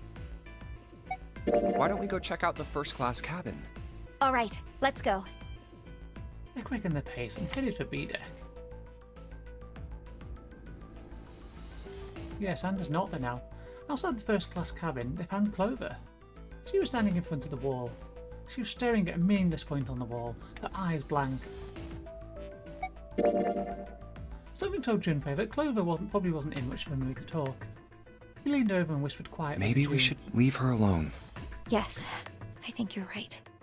No. Ow! They turned and walked quietly down the stairs. Clover had driven home the misery of their situation, but Junpei told himself that getting depressed would get him nowhere but We depressed. really need to find Snake, for Clover's sake. He did his best to push away the misery and depression and forced So, a smile. where do you think we should go next? Let's head back to the large hospital room. All right, that's probably the best idea. Together they ran down the stairs. I don't think anyone is here. What next? Why don't we go check out the first class cabin? All right, let's go. They quickened their pace and headed for B deck. No one's here. Maybe we'll have more luck somewhere. But where? Let's head back to the large hospital room. All right, that's probably the... I don't think anyone is here. What? Why don't we go check out the... All right. No one's... Maybe we'll have more luck. But where? How about the casino? Let's go take a look. They turned and headed off down the hallway to their right at a jog. Before they knew it, they were there. So was Lotus. She was leaning against the wall, examining her nails. Hey, what do you think you're doing? She glanced up at him, unimpressed. Isn't it obvious? I'm looking for Snake. I'm just not seeing it. Really? Maybe you need to look harder. I don't think that's the problem. Oh, by the way, I've got a proposal for you two. Care to hear it? No, that's all right. Let's go, June. Junpei tugged June's arm and led her quickly back toward the stairs. Was that okay? You don't think we should have listened to her? No, I've got a pretty good idea what her proposal would have been. June just happy she has Junpei to herself. Yeah. We should be looking for Snake. Huh. Well, where should we go next? Let's go back downstairs and check out that hallway with all the doors. Together they ran down the stairs. Oh, nobody's here. Snake, of course. Let's look somewhere else. But where? Let's go take a look around the casino. Okay, let's go. They quickened their pace and headed for B deck. There's no one here.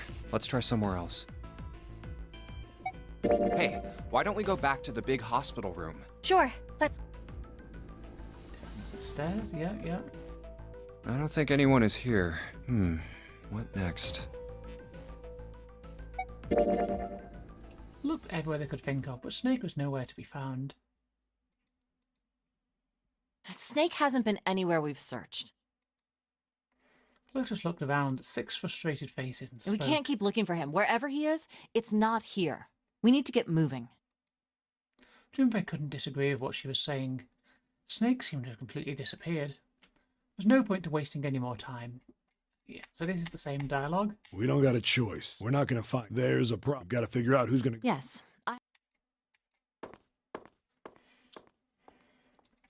Why don't we decide on one sacrifice? Well, perhaps you've all. We can't. If we split. And 3 people with 2 teams of 4 and 3. She was right. It wasn't pleasant, but she was right. There wasn't any way that the numbers worked out. If one group was 4, the other group would always have a digital route that didn't match the door. When 7 spoke, his voice was strained. Then, you're saying we got to decide who's gonna stay behind. Yes, we do. Given our circumstances, it's logically and morally the best solution. If the other 6 are to survive, then one person has to sacrifice themselves. No, that's too cruel! What's so cruel about it? To just sacrifice someone like that? Then what's your plan? Maybe we should sacrifice 2 people instead of just 1. That's not what I meant! We shouldn't sacrifice anyone! I told you, that's impossible. Wake up. Whoa, calm down. Yeah, this Look, is the same you dialogue. should aim to bring... Exactly. And for that, what do you... No! I'm not... What about you? Me? All right, 7. I can't. We don't do. Oh, if I can get... What about... Hey. You're We've searched... Let's go. We sack you, right? Okay. Now, let's... That won't. Yeah, so this is I the will- same as before? Ace, no! June, I said it. Huh? I believe. Whoa, those doors. If we go. You won't. Yeah. True. What? Please, ID. No, we've only got... We don't even... How on earth... Then perhaps what perhaps. You see, then I go on. Go.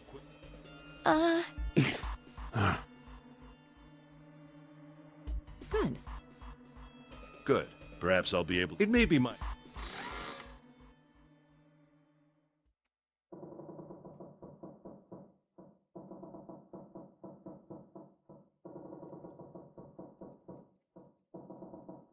Well, what? We're waiting. You're right. 7. You? There has. Right? Say. There's. Fine. 8. Come on. We just. So again, no difference at the first run through. What I don't know happened? if it's possible to find Snake in that sequence or not. How are you? Guessing from the all question that right? was asked earlier, that it is possible if you pick the right surre- order. But I don't think there's any real clue to know. Sober. Did. Yes. Anesthesia. While we were. I thought. Why? Didn't I? I really. Ace. I just. No. So I think. Right, come on. Ace! God, my finger's getting sore here. I'm going to have to switch to my other hand.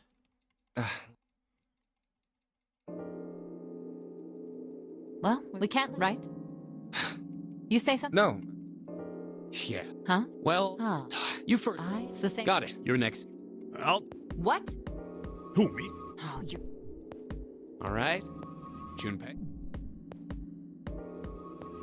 Okay, so last time we took door 8. I guess this time we'll take door 7. I think I'm gonna go with door 7. Why is that being quoted? Okay. 7 it is. Yeah. All right then. That means June's got to go through 8. There's a button to skip to next unseen. It's like. Ah, well. What? Why? What?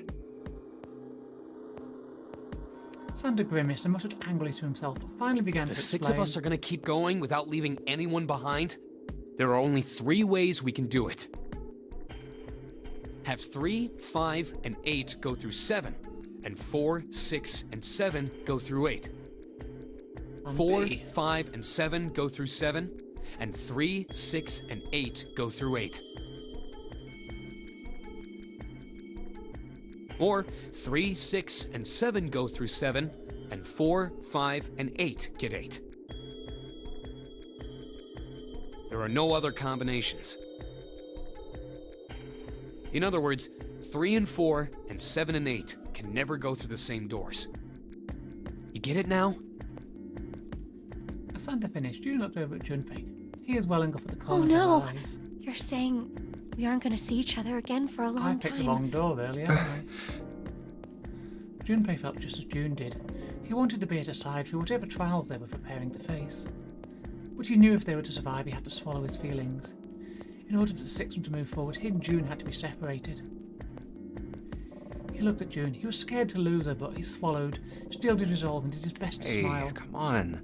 You're making it sound like we're never gonna see each other again. We gotta split up, but only for a while. This is just like when we went into the 4 and 5 doors, remember? We got split up then too, but we all met back up. I'll bet 7 and 8 are just like that. You mean they're connected somewhere? Yeah, probably. It's a Probably. good thing Santa can do all this in his head, yeah, because I certainly can't anymore. She didn't sound very hopeful. Actually, this is the same dialogue. I'm sure they're gonna connect some. Why? In other words, the game would end right here. What is the key? Zero's been on top of his shit so far. I don't think he'd blow it now. I'm damn sure that son of a bitch wants to have his fun as long as possible. He's not gonna end this game until we get through the 9 door. Said nothing. Yeah, this is the same Everything's- dialogue. Yes. Yeah. And then, Anyway, what key Clover, actually is I to figure skip any next problems one, with Herb? that, Clover? Clover looked away and was silent Whatever. for a moment. It was more of a dismissal and agreement, but Santa didn't seem to All right, care. we're ready to go then. Let's move. At Santa's command, the group split and headed for their respective doors. Clover 7 and Junpei walked toward door 7. Santa, Lotus, and June headed for door 8. For a long moment, they stood in front of the door. 7 took a You deep guys breath. ready? Yeah. Okay. Okay, let's go.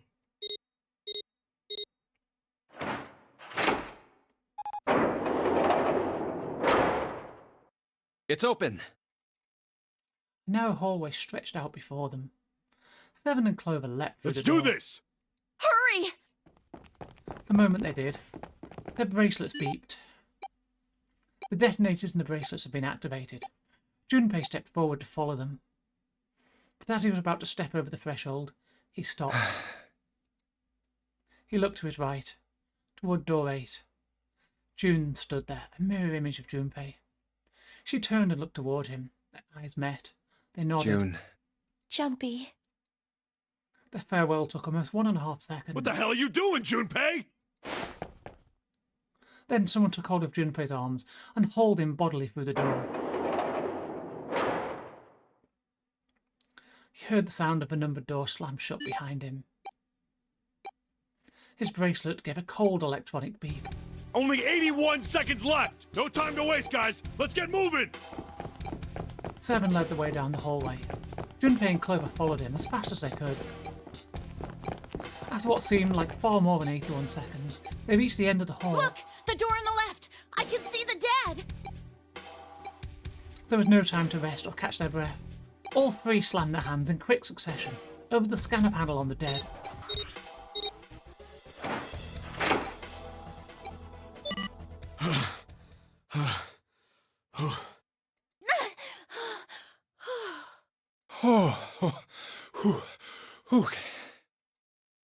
Still trying to catch his breath, Seven leaned heavily against the wall. It stopped. It stopped.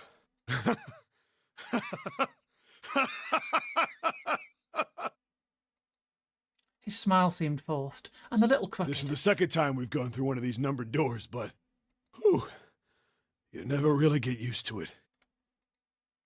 He stood up straight, no longer out of breath, and wiped some of the sweat from his head and neck.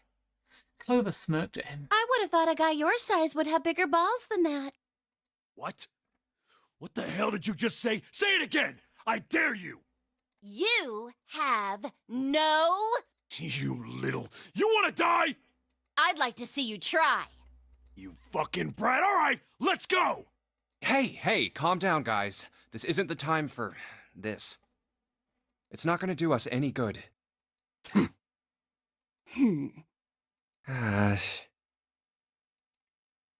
Junpei sighed. Sometimes he wondered if the doors and the puzzles were really the greatest challenge they faced. Wait here for a minute, all right?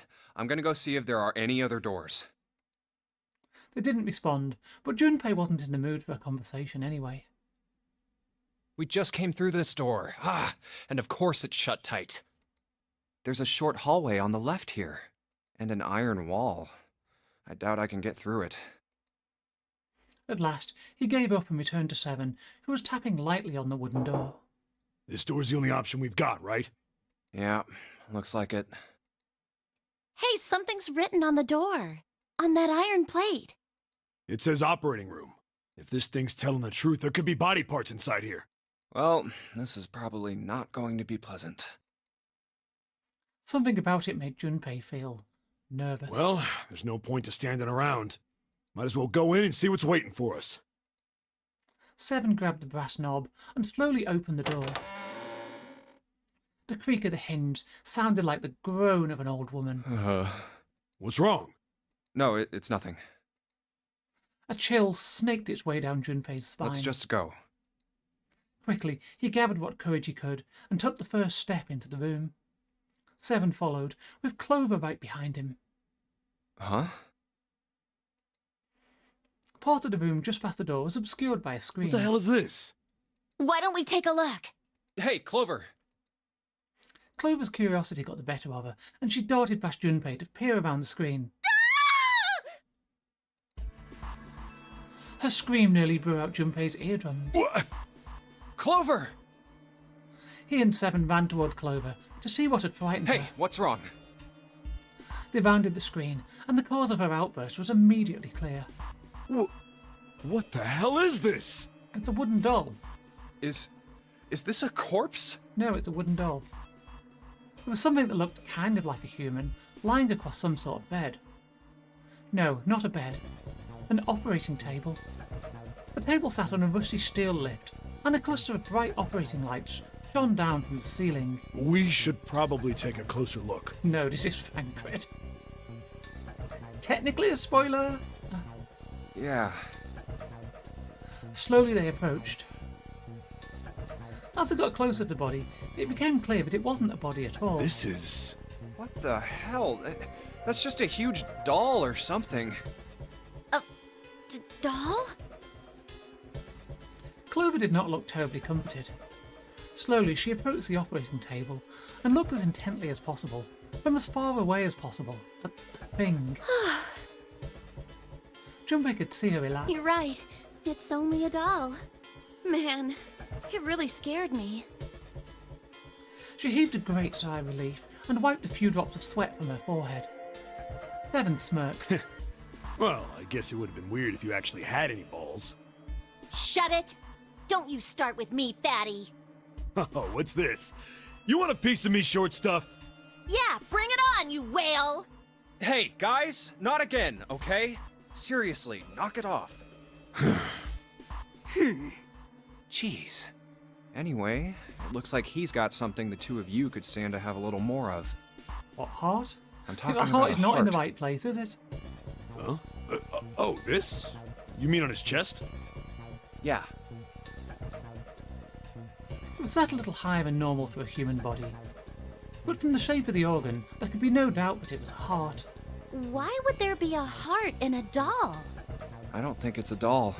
You think maybe it's like a medical mannequin or something? Or maybe it's got more personal uses? Yo? No. Seven's grin was more than a little perverted. Clover glared at him. Anyway, how about we take a look around this place? Let's go. Okay. Sure thing.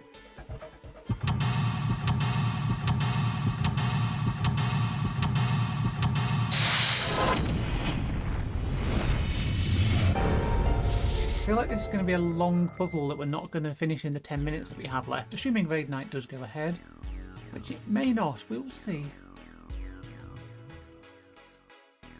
Have I just accidentally knocked my mouse speed button? I think I have. That's better.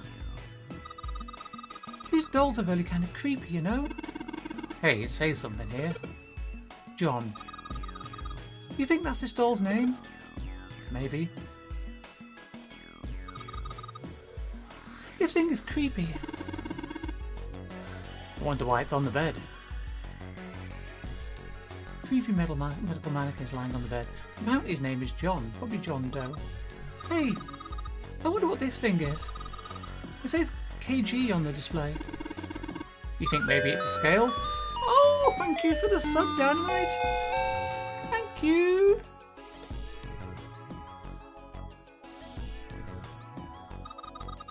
An operating table. Do you think old operating tables look like this?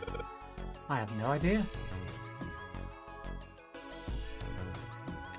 Okay, so I think that's all we're going to get from this one. Ew. Well, this is the one we've clearly got to click on, right? Scalpel. Oh. None of this other stuff looks useful. Yeah, it's all pretty rusty. It's like cell animation physics right there. A medical mannequin with its guts showing. Ew, gross. Hey, Junpei, there's a slit in this thing's chest. Yeah, sure is. There's something in there. Maybe we can get it out. Damn it. This thinking thing won't budge. Hey look, it's a tool video. Wait, what? Stuck. Well, I guess you can't use force on this one then. We need something small that can fit into that little hole. Internal organ, specifically a lung. Scalpel is not what we use to get it out, okay? See, if we had something that could fit into those cracks, maybe we could take out some of the organs. Alright, let's keep looking.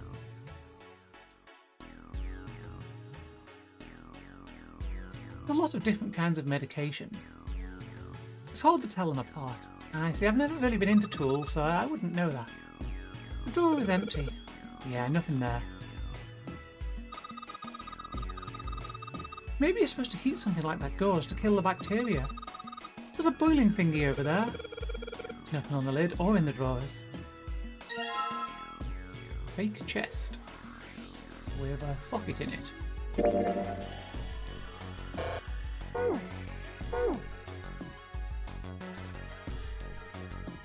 I think for boiling tools to sterilise them.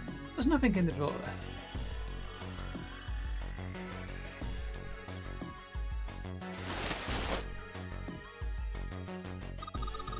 Another medical mannequin? From the looks of it, this one's a chick. She has a name too. Lucy. Poor thing. Looked like Miss Lucy only has a head and a left arm. Maybe we're supposed to gather all her parts. Lucy's head and left arm are sitting on the bed. Maybe something will happen if we gather all of her body parts. Yeah, okay, I'm trying to put the chest on there. There's some kind of device attached to the bed. It says kg on the panel. Is this a scale?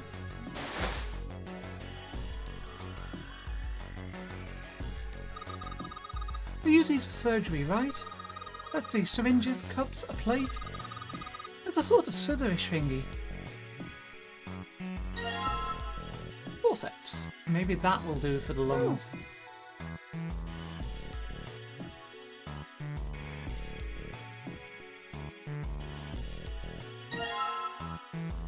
Fake organ. Nope. No worries, you do enjoy lurking? No, yeah, thank you, absolutely. Prime sub gives me money for free directly out of Jeff Bezos' profits at no cost to yourself. It's great. So we took the organ thingy out of the chest thingy. It's a lung, not an organ thingy. Huh? This part here on the back, it's all rubbery. You're right. So it's a fake organ, of course it'd be. Wait, what's Seven grabbing it for? Hey, it feels like there's something in here. You think we can cut through the rubber part? Probably it is indeed the right thing to do. I mean, there are other streamers who you can use it on as well. Let's try cutting this organ with a scalpel. Ooh, key. Key.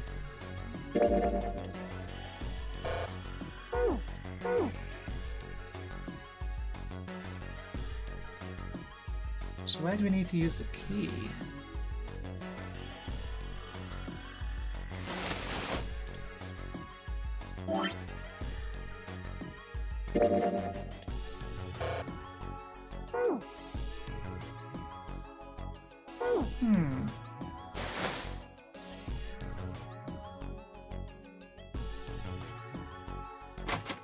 Preparation room. Locked. Cool, it's unlocked.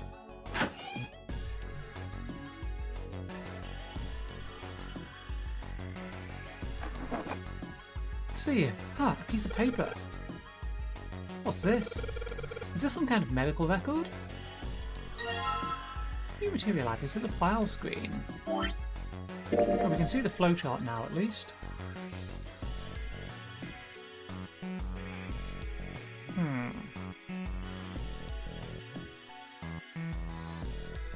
So this is going to take us back on the same route. Oh, okay, so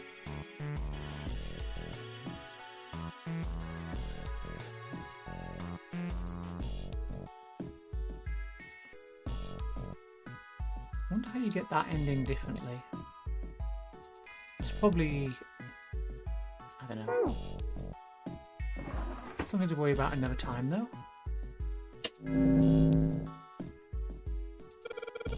There's a ray of light going through the beaker. And it's hitting the thing on the right. The white light on the top is glowing. Yeah, but the red, blue and purple ones still aren't lit. No idea what that's for.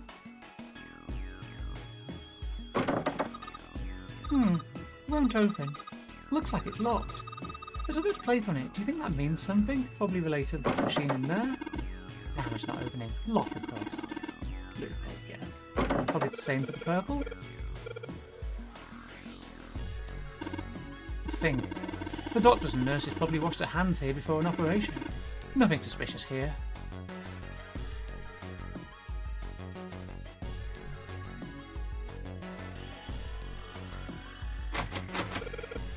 It's locked. Won't even budge. Do you think this is the exit? What's this, a light switch? Doesn't seem to be working.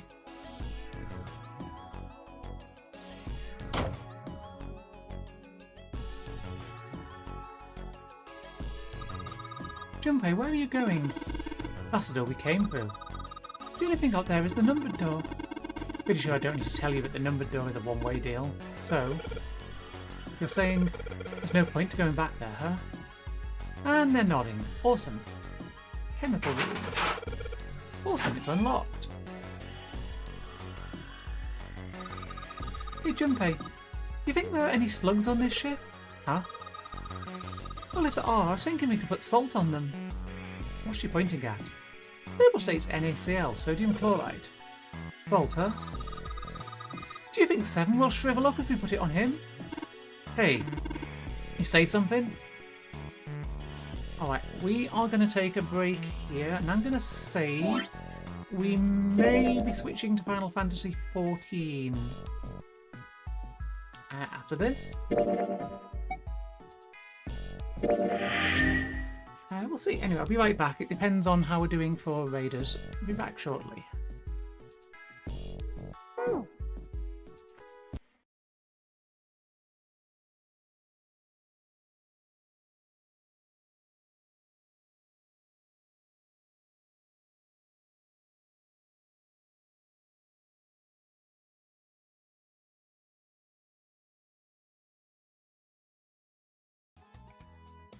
Oh, like with the eyes being like, please, please, sir, please, can I have a Nintendo 3DS? I don't know what's the handheld now. I guess it's just the Switch. It's like, oh, but please, I need 40 iPads. I don't need 40 iPads. Papada.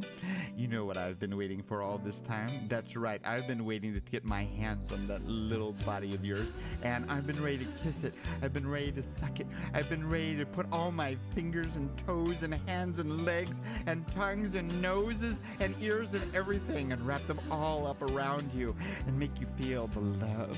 Make you feel what I've been feeling inside all this time. Oh, Papada. Papada, don't stop. Don't do your stop. Don't stop.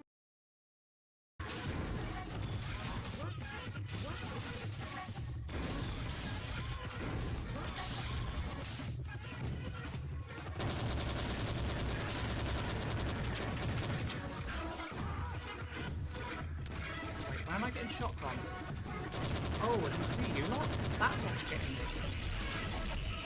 I also didn't see this. It probably would have made my life a lot easier.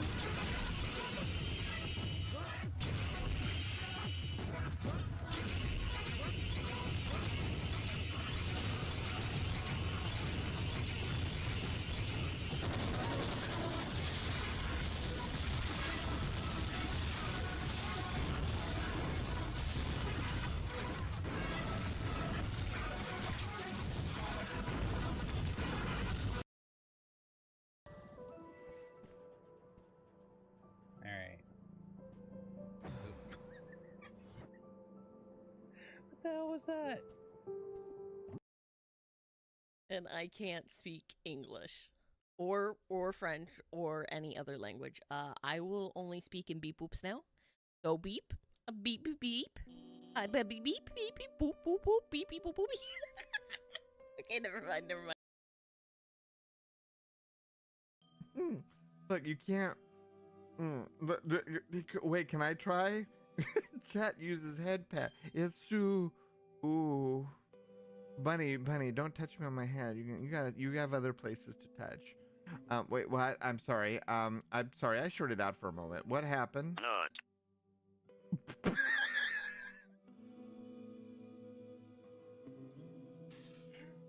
Oh, God. Wow. What?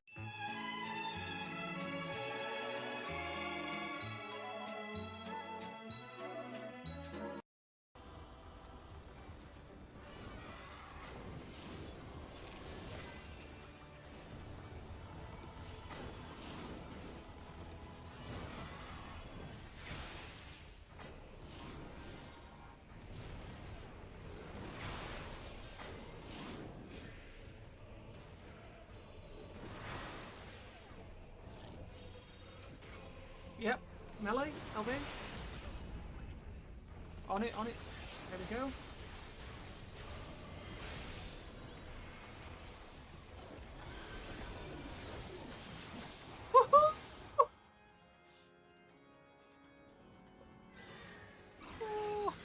Oh my god! I really hope that this is not another. Oh, this isn't even my final form fight.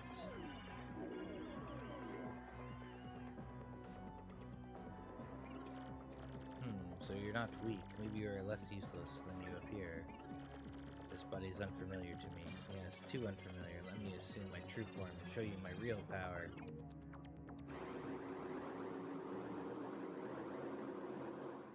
What did I just say? So, if you're like wondering how the heck do we get back in, we go. Ah! Sorry, the Enderman scared me.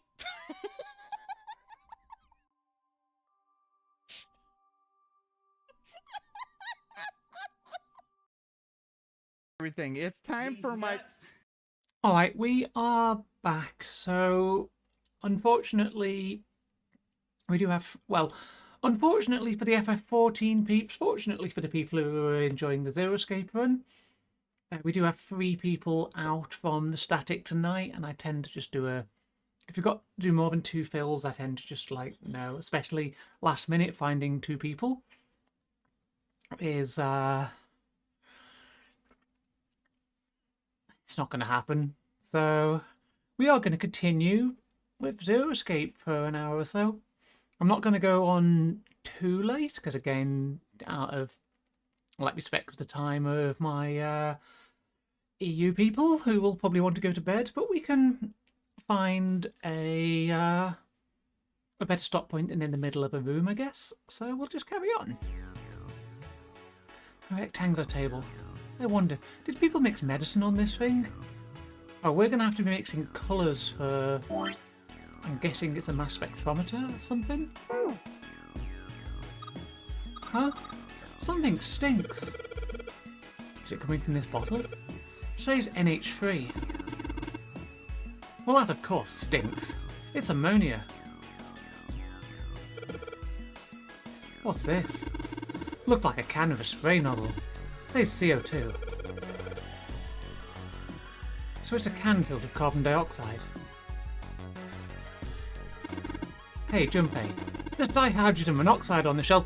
Okay, I'm not falling for this one. I know exactly what dihydrogen monoxide is. Dihydrogen monoxide is an extremely dangerous chemical. It's used a lot in nuclear power.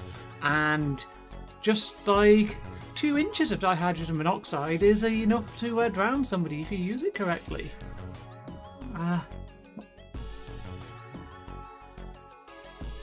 It's also used heavily in steam engines. And for some reason, your local water board think it's a good idea to put this in your tap water. Why would they put dihydrogen monoxide in your tap water? Who knows? Why don't you just say water?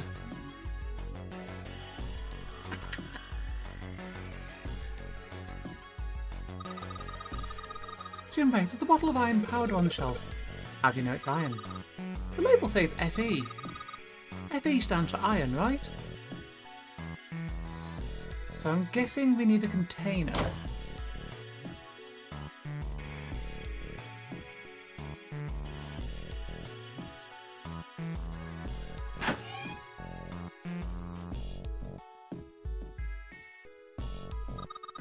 I found a beaker.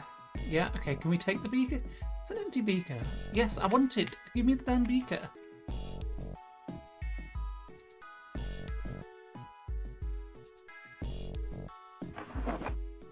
I think that's in the drawer.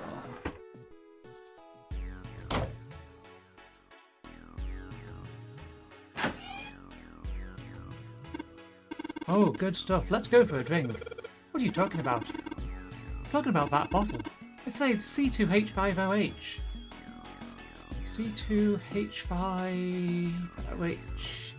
The 2 carbon chains, 5 hydrogen, oxygen, hydrogen. Is that like peroxide or something? I can't really remember. Ethanol. Oh yeah, I should have worked that out in context. It's ethanol. That's right. It's also known as ethyl alcohol. Pretty much what booze is made of. So, you're gonna drink it? Nah, I won't. It might say that's what it is on the label, but there could be anything in there. Bottle of ethanol shot. Okay. Lots of things, but until we get a container from somewhere. Rectangular. Oh, here we go. Iron equals 1. Carbon dioxide. Okay, right. Let's. Okay, it's time to start writing shit down.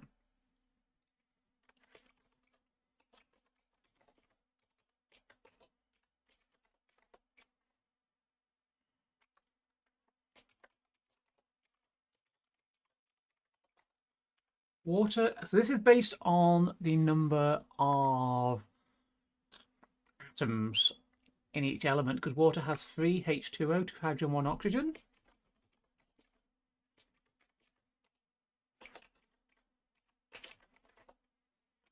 So carbon dioxide,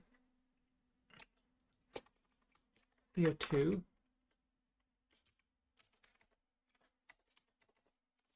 probably 3. Ammonia, I can't remember the formula for. And ethanol is C2H5OH, which is going to be 2 plus 5 is 7, 8, 9. Right, so just remind myself the chemical. It's going to be quicker to Google the chemical formula of ammonia. NH3.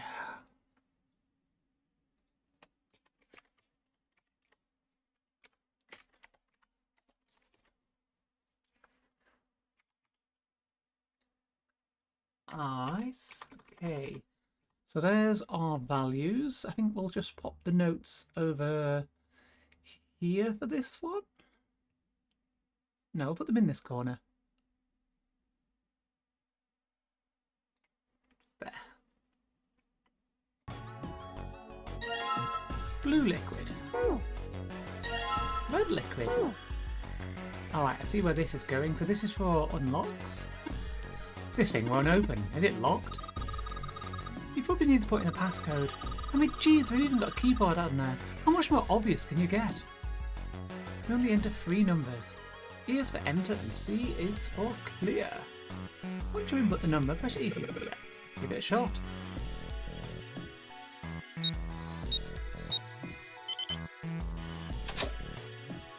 There we go. There's something in the box. Fake right arm. Fake heart.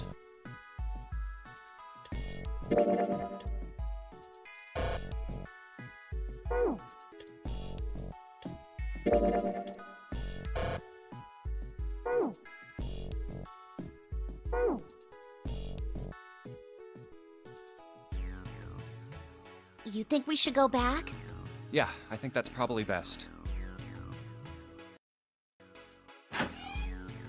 Clover nodded and left. Junpei was about to follow her when he realised that Seven wasn't following suit. Hey, Seven, what's up?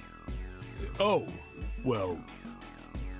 He looked up at Junpei distractedly, and then back down at the brown bottle he held cupped in his large hands. Is that a medicine bottle? I got curious about it. Here. In response, Seven tossed the bottle gently to Junpei. He caught it and twisted it around to read the label. Ethylene diamine tartrate? Yeah, that's right. CDT. What kind of medicine is that? It's not medicine. I think it's an industrial strength detergent. Why would they have something like that here? Well, probably to clean stuff up. I say, why would you have detergent in a hospital? Jesus Christ, how thick are you? Clean what up? Fuck if I know. Still, it looks like it's cleaned my brain up. Junpei looked up from the bottle. You remember something? Yeah. Seven nodded slowly and spoke. Well, I remember a story about EDT. Happened about 50 years ago. there was this factory somewhere in America making big old EDT crystals. They were making it to sell as an industrial strength cleaner, like I told you before. But a year after the factory started up, something strange started happening with the crystals they were building. Water molecules started attaching themselves to the EDT crystals. This made them into a sort of mutation of the original crystals, called a hydrate. Once the crystals turn into a hydrate, though, it's useless as a cleaner. The factory had to just dump the crystals. As a hydrate, they were useless. But it didn't end there.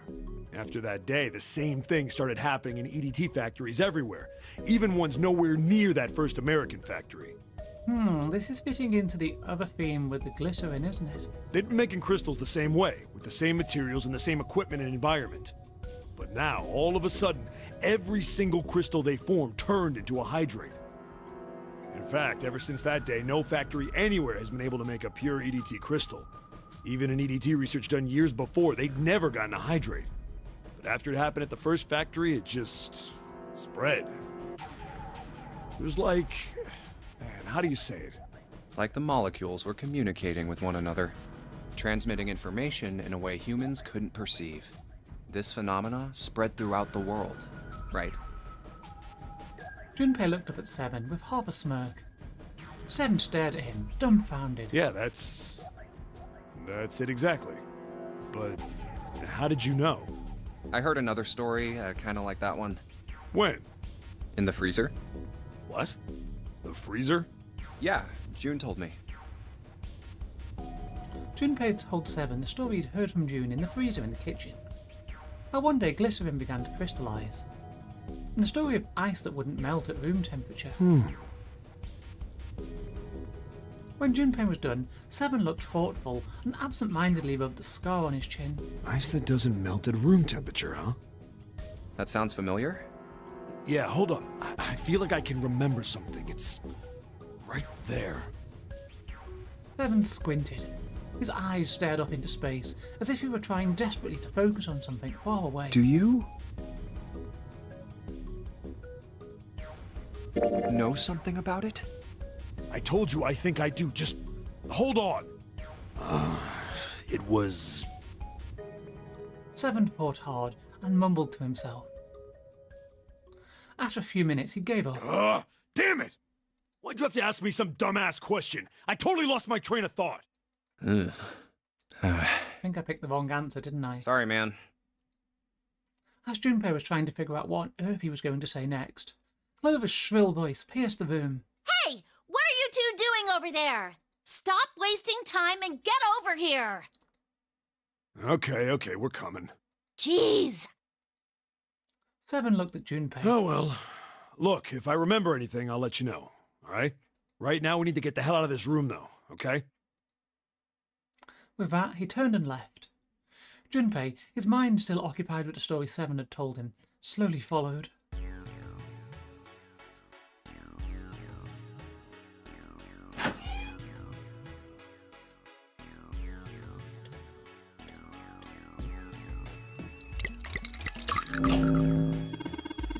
Hey, the blue light turned on. And I heard a noise. It sounded like something unlocking.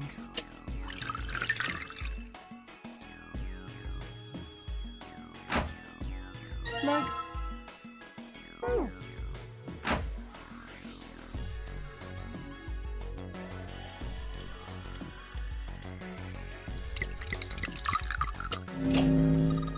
The red light's on now. I think I heard another noise.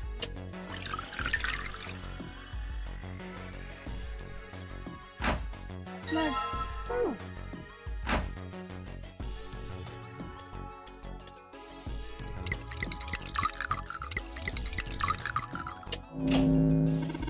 I get it.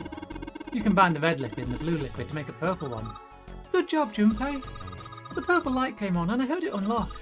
I'm sure it's unlocked. The locker with the purple plate has got to be unlocked. Alright, let's see what happened.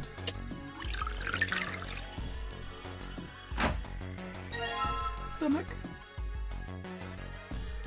I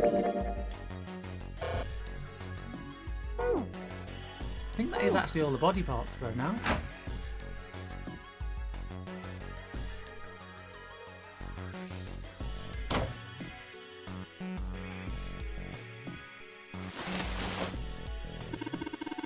bed doesn't look very comfortable.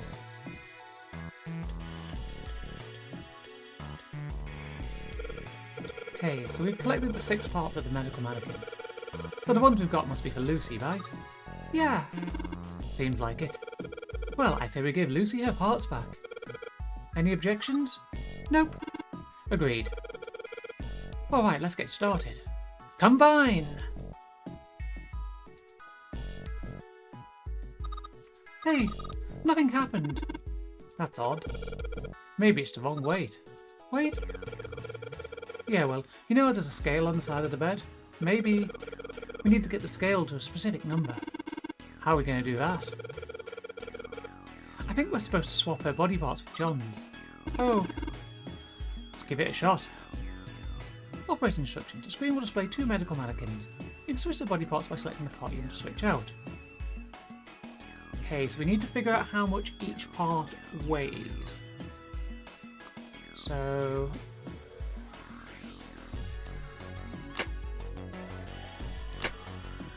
the arm, so this arm weighs 0.5.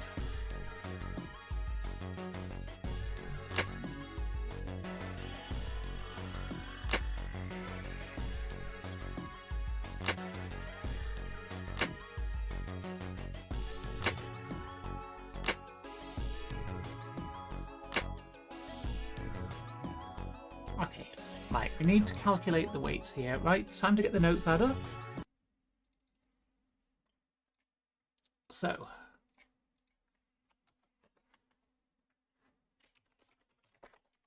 L arm equals 0.5. Oh boy, maths indeed, yes.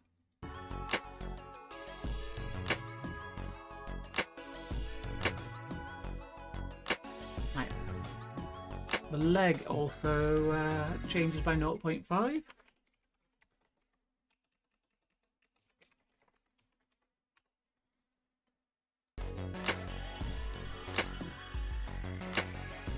Stomach changes by 0.6.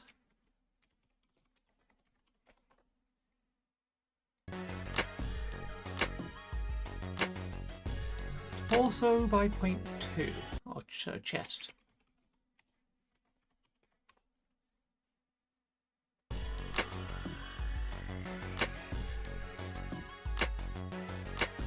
And heart by 0.3.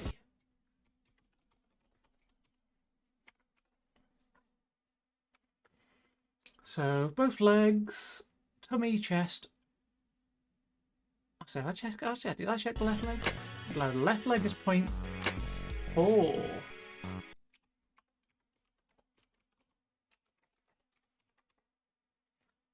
Alright, so the target value then is halfway between these two numbers. So the difference is 2.5 kilograms. Wait, we're not going to be able to get an exact number with that, are we?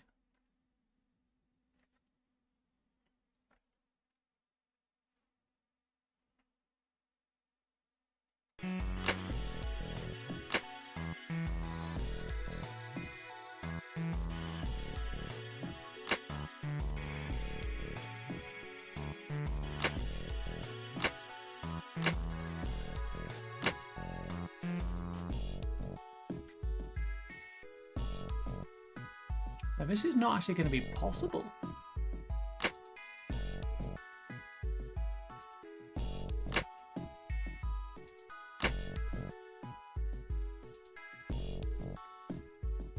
The difference is 0.9 until we can get the difference to be an even number, which I don't think any of them do.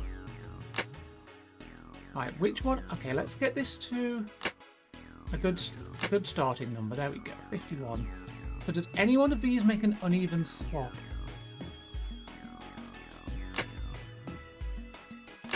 Right, so that is 6 on both. That's 5 on both. That's 4 on both.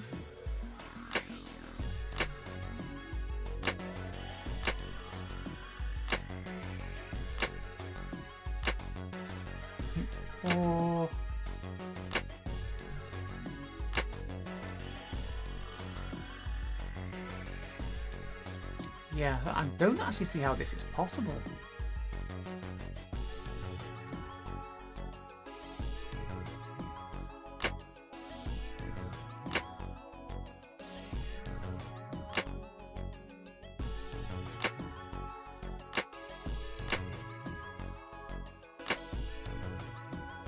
How do we handle that 0.1 difference?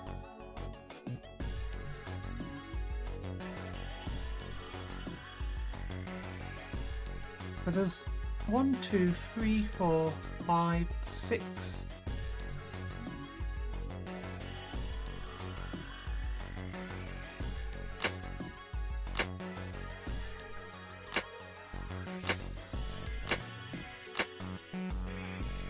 See, the difference here is 0.7.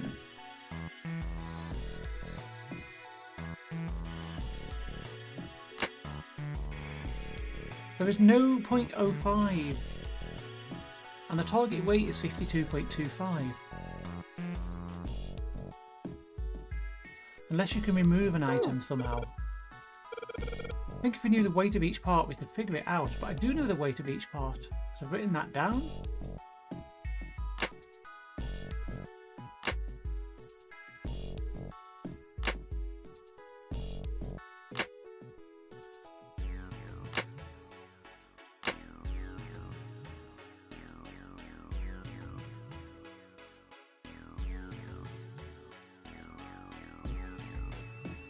.51 and 53.5. Okay, so the heads and the static arm weigh the same.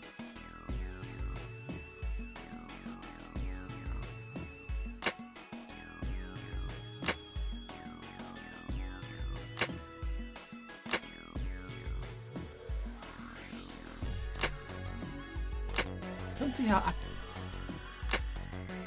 I don't actually see a solution to this.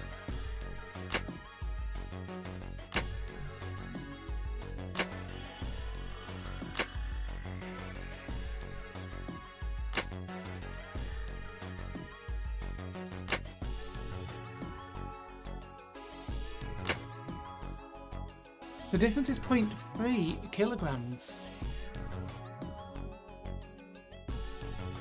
Unless we can just remove a piece. The only way I can see this can be done would be to remove a piece.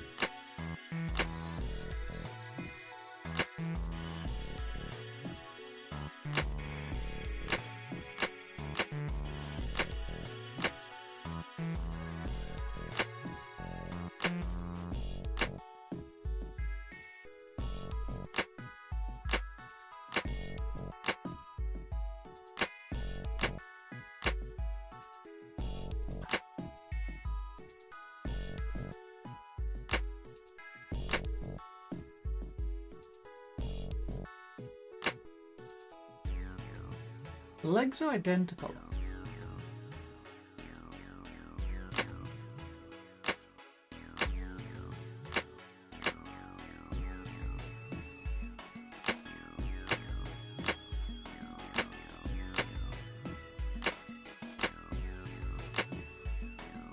I think this puzzle's solvable. I mean, it must be, but there is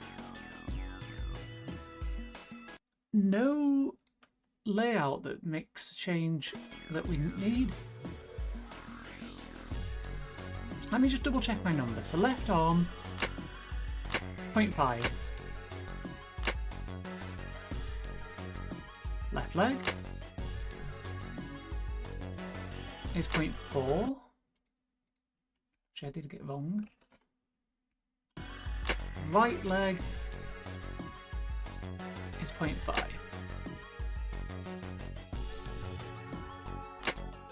Tummy is 0.6. Chest is 0.2. And heart is 0.3.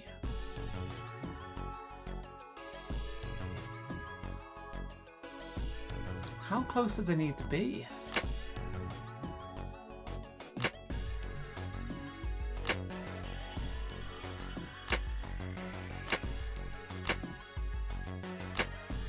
That's the closest they can be. 52.2 and 52.3. Junpei, are you looking at that medical record? You've got to use your pinch or you're never going to figure it out. Right, maybe I ought to take a look at that. Oh, wait.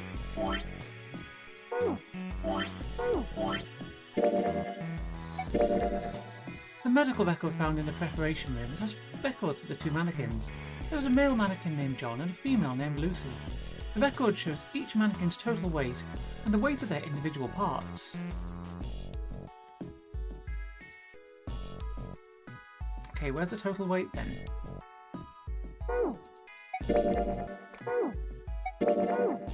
I would like to actually see the...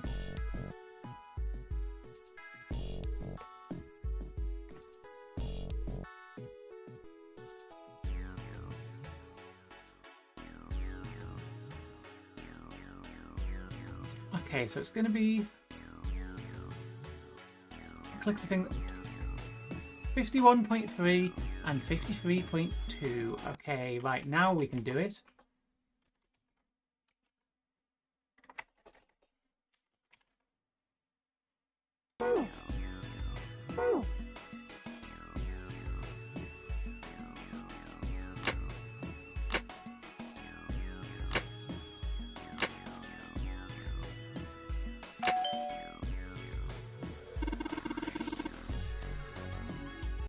Hey Junpei, I just heard something. It came from John's operating table. You better check it out.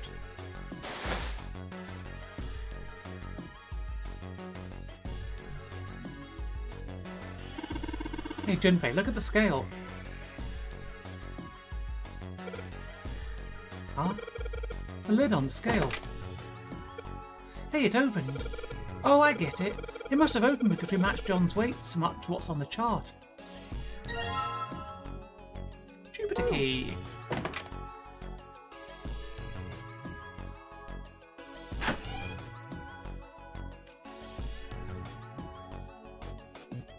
Hey, hold on. Junpei stopped, about to put the key into the doorknob. Oh, what's up? Where's Clover? Huh? Oh, she's at to get... Hey, 5-stream streak, thank you, Anaconda. Junpei turned around. Clover was nowhere to be seen. Oh, God damn it. Where the hell did she go? Okay, just hold on a minute. I'll go get her. How was your day out? Sure thing. Junpei left Seven at the door and headed back to the operating room. He found her, standing next to the operating table. She was staring at the mannequin. Hey, Clover, what's wrong? Come on, let's get out of here. She didn't respond. If she hadn't been standing up and breathing, Junpei might have thought she was dead. What are you doing? Did you want to come back here and say goodbye to John? It wasn't the best joke, but it was something, an attempt to lighten the mood. Clover didn't laugh. She stood stock still and said nothing. Hey, Clover, can you hear me? Perhaps it was something he'd said, or perhaps it was something else. Suddenly her mouth opened, and she whispered in a dry, dead voice. My brother might be dead. Huh? That's why we couldn't find him. If he's dead, I'm going to be next. Suddenly, the operating room felt very, very cold. What are you talking about? What's wrong with you? He gave her a small shake, but she still didn't respond. The silence grew heavier. What do you want to do? Oh, yeah. He didn't know why, but suddenly Junpei remembered something he'd been given earlier. It's in my pocket somewhere. Here it is. He reached into his pocket and dug it out. A 4-leaf clover. Santa had given it to him in the second classroom. He held it out to Clover. Hey, did you know? Each leaf means something. Hope, faith, love, and luck. That's what a 4-leaf clover stands for. Take it. Use it as a good luck charm. He pressed the 4-leaf clover into her hand. Listen to me, Clover. No matter what happens, you can never lose hope. You have to remember what's most important, and that's to have faith and to have love. If you can remember all of those, that'll bring you good luck.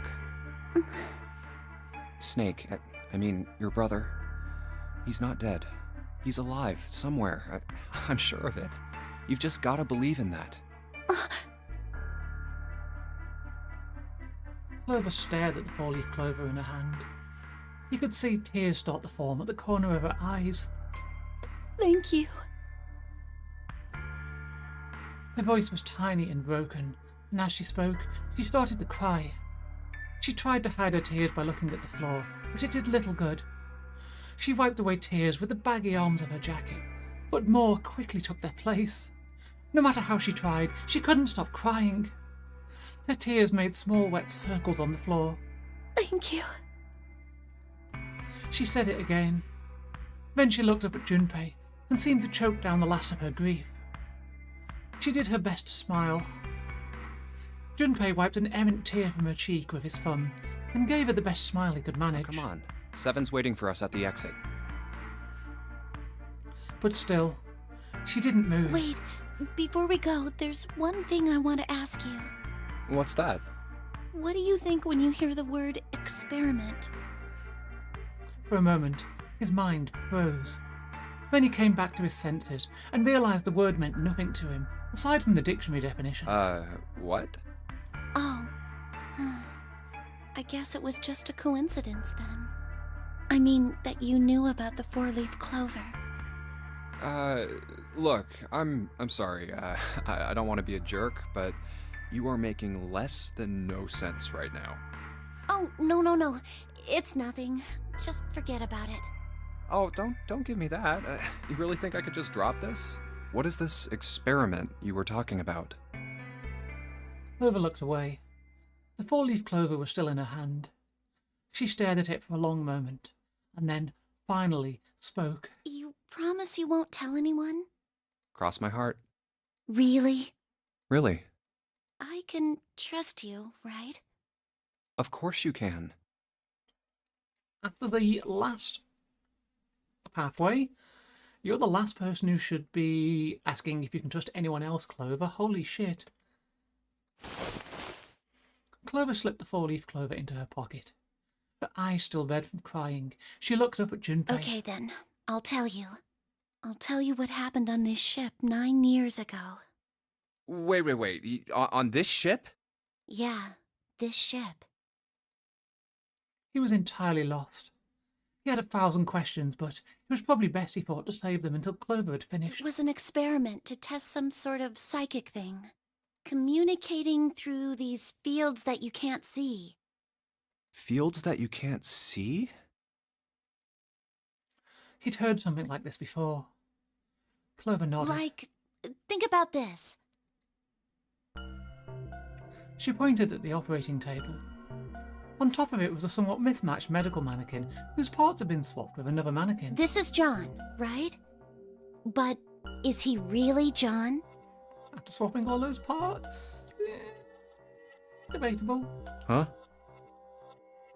All Junpei could think was, she has finally completely lost it. Isn't this like Locke's socks? Or the ship of Theseus? Junpei grew even more confused. He'd never heard of either of those things, although they sounded smart. Ah yes, the ship of Theseus. I don't know who Locke's socks is, though, or what that's about. You don't know? You haven't heard of those paradoxes? No? Junpei shook his head. Really? So here's the thing, right? The ship of Theseus would be a completely solved problem if the ancient Greeks had invented Vin plates. Clover laughed. Okay, well pay attention then. This is how Locke's socks works. Let's say I've got a pair of socks. They're my favorite socks. One of them gets a hole in it. What would you do if that was your sock, Junpei? I'm guessing for this it's patch it up. Well, I guess I'd patch it up, get some cloth, and close up the hole. But what if another hole opens? I'd add another patch, I suppose. What if another hole opened after that? Another patch, I guess? I guess I need to re-implement those on my new model, don't I?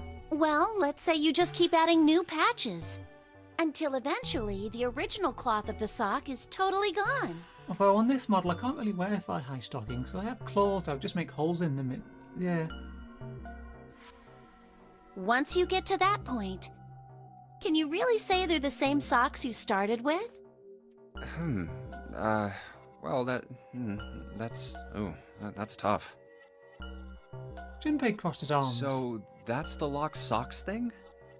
Yeah, the ship of Theseus is a lot like it. The ship of Theseus. If you keep fixing the damaged parts of a ship, eventually it ends up with none of the parts it started with.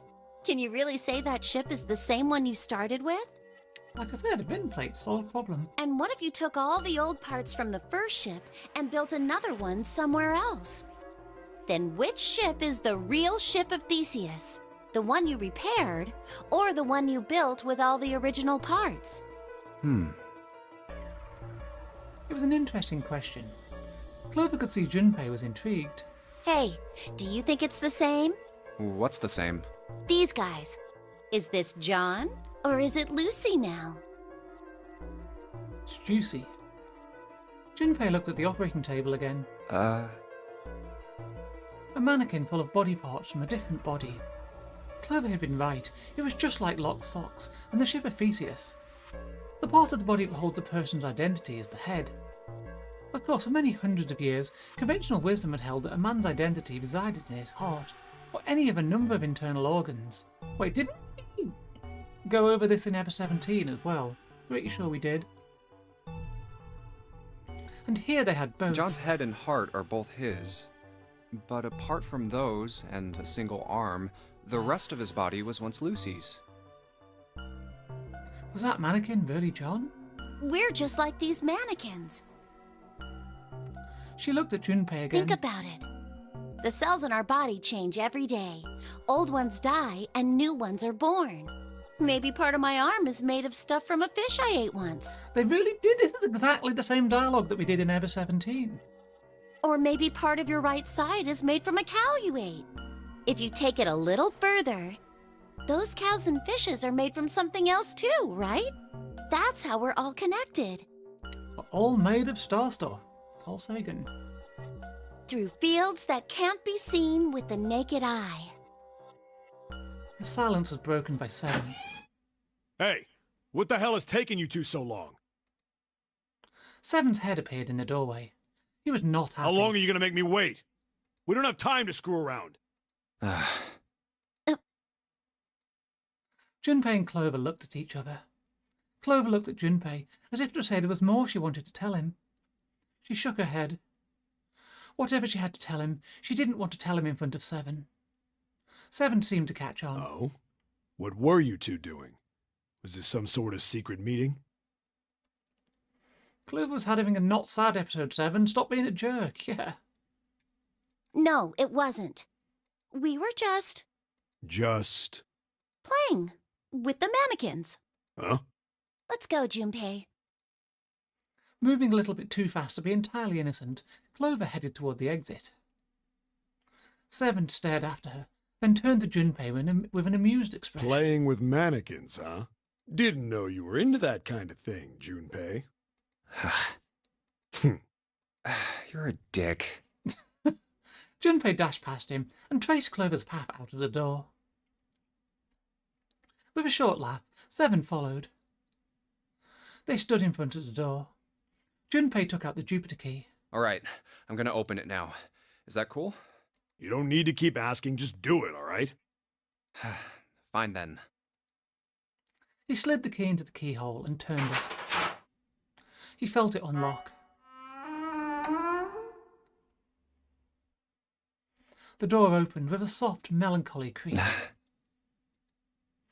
Beyond it lay a simple, white hallway. There was no fanfare or confetti. Obviously, there was no one there to applaud them. They simply walked through the door.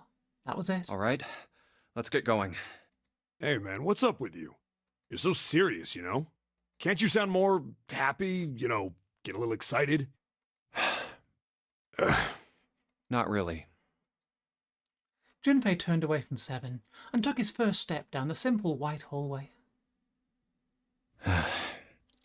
My brother might be dead. I'm going to be next. Clover had told him only a few minutes before that her brother was probably dead, and she was likely to follow him. Like hell I can. Not after hearing something like that. You found it.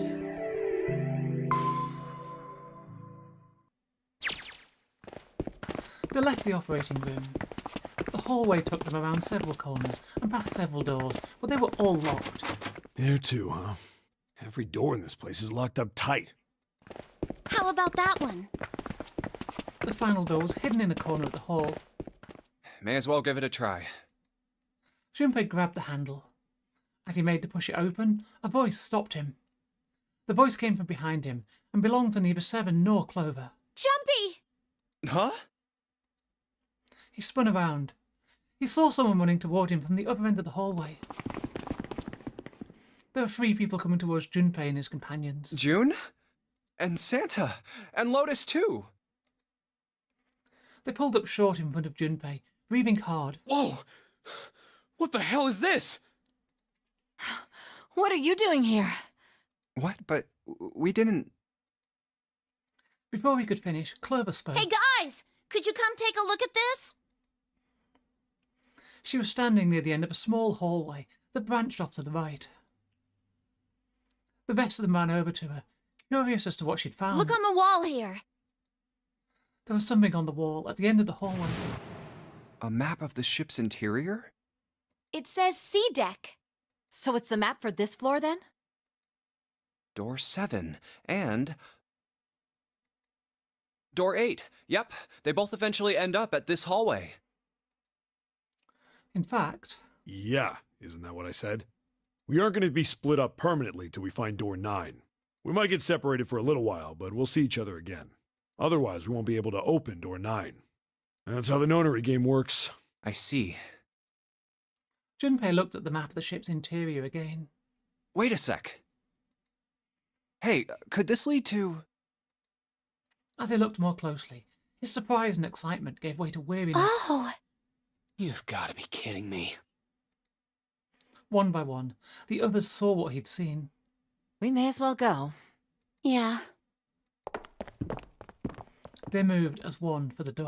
Oh, almost forgot. We should keep this. He pulled the map of the ship's interior off the wall, put it in his pocket, and followed the others. The 6 of them stood in front of the door, arrayed in a semicircle. Santa stepped forward. He took hold of the door and spoke without looking back at the other Ready? 5. I'm gonna open it. Slowly, all 5 nodded their silent assent. With a deep breath, Santa threw open the door.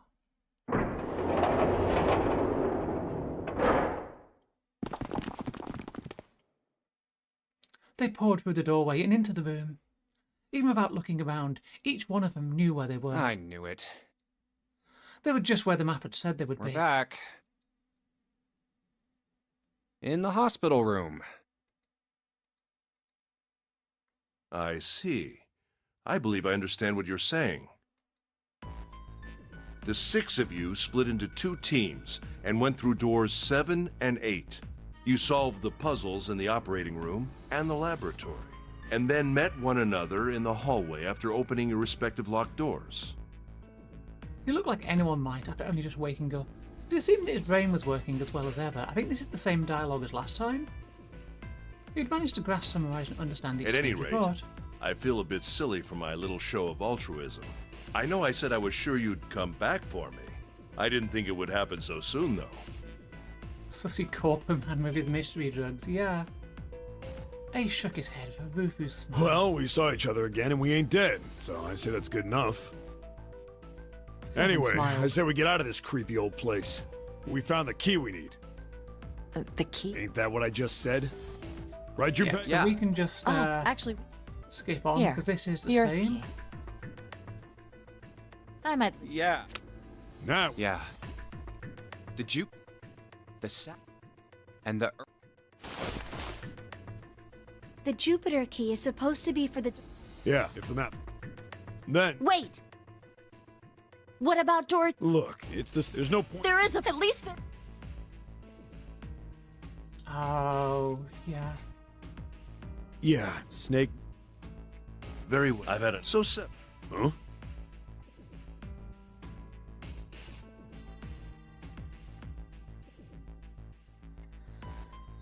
Damn. So I'm. Yes, you are. All right. Okay, we're. Be Whoa. Don't the rest of it. Okay.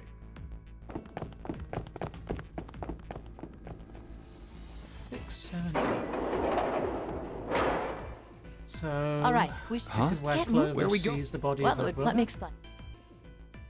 Can we just skip ahead now? Oh, I get it. We're gonna see. Yes. And here's. All right, Junpei. Yeah.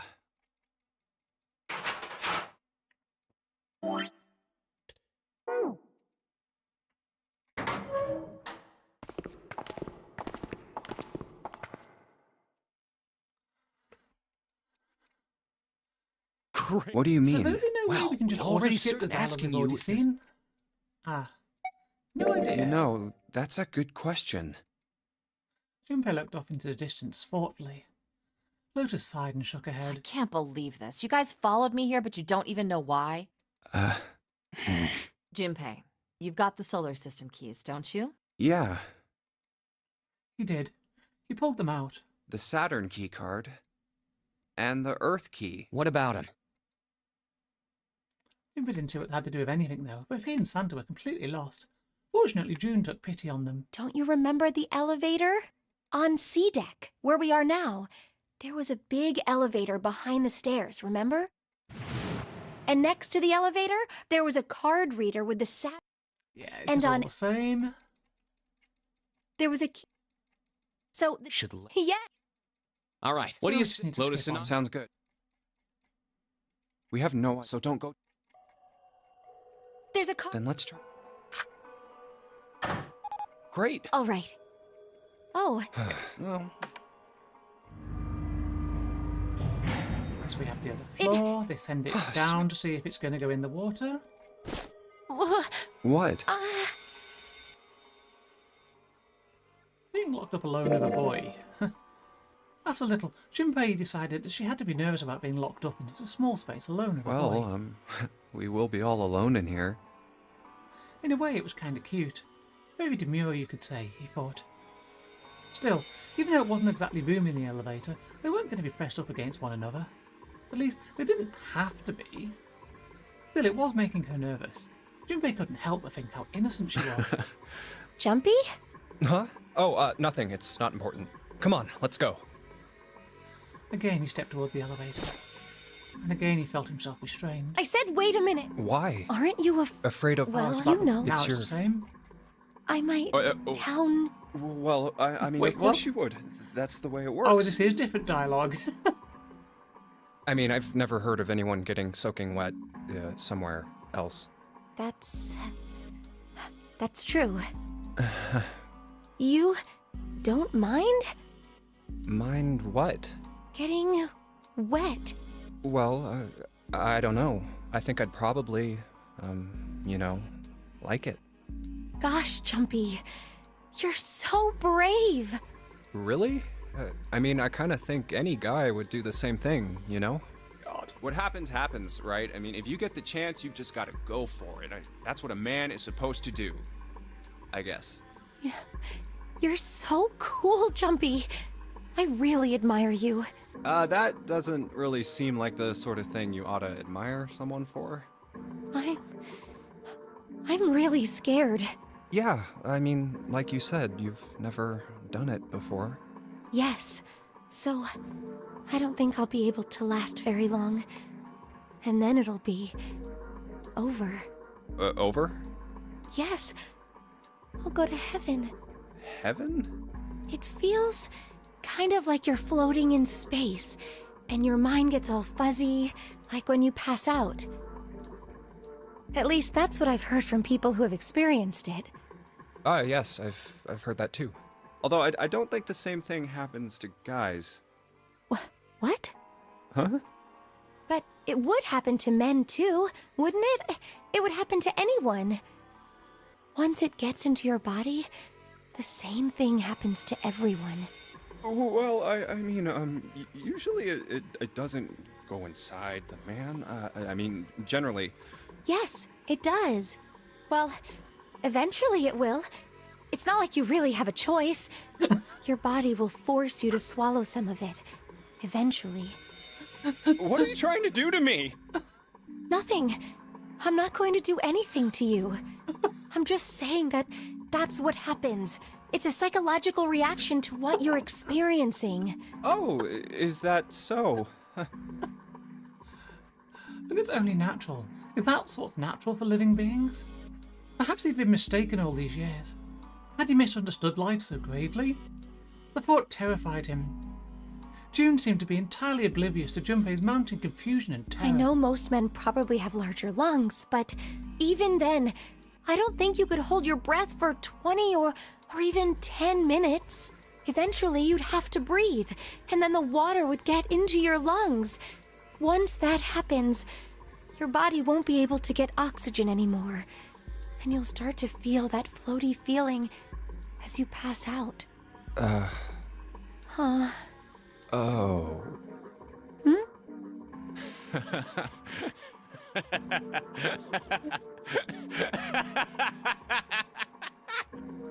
Finally, Junpei understood. He understood what June was trying to say and why she was so scared. Yeah, you're right. You wouldn't last very long. See? She was afraid that the only elevator button pointed down. That meant, of course, that the elevator couldn't go any higher than the floor they were on. As he thought about it, Junpei realised he hadn't seen elevators on the A or B decks near the central staircase. This game has 2 categories on Steam. One has 50 subscribers, the other has 1,800 subscribers. Oh, okay. Thank you for letting me know.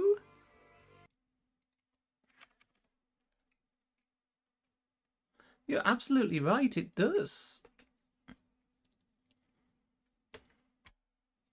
Thank you so much for that.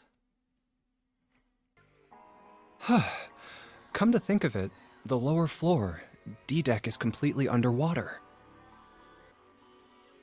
An elevator heading to a submerged floor. That is pretty scary.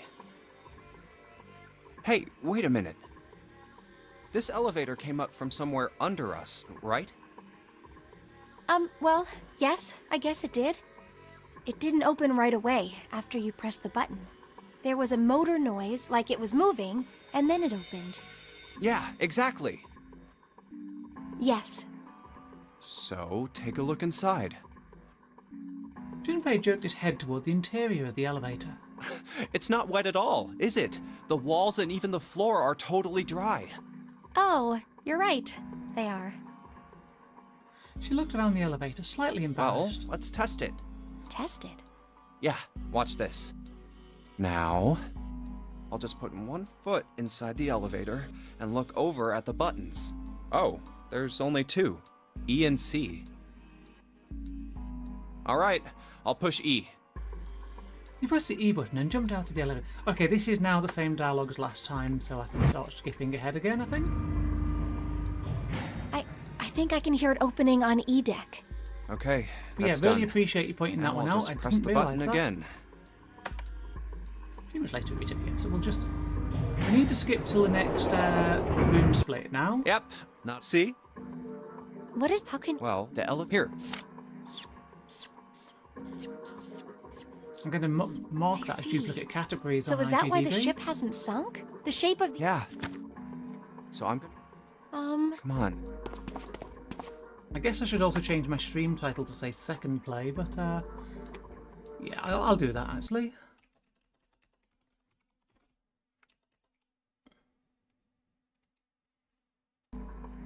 I'm coming... Huh? Hey! Okay, so we are... Oh, crap. I can't just let you... Ah. Is there a way I can just skip to the next unique dialogue? Somebody said control key, but that didn't work.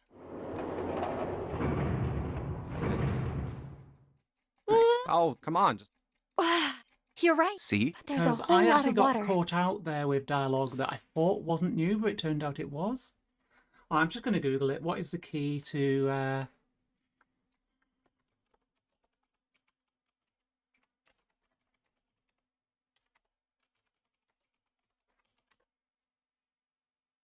Skip feature is poorly labelled in the settings. When it's off, you can skip text when loading as...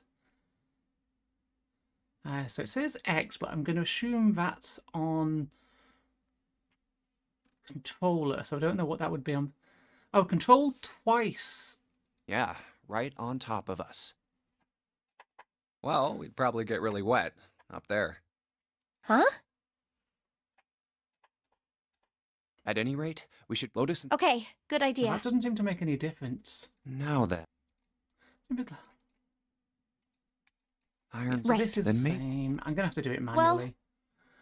I'm also going to have to, if I turn that off. Oh, you have to double press and hold. Right. Oh, that's...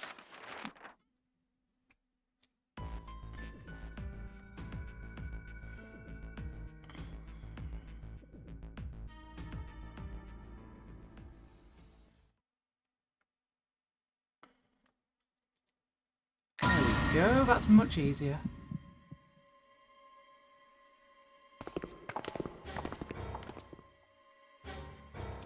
So this is where Clover finds the dead brother. So probably means she's going to become an axe murderer again.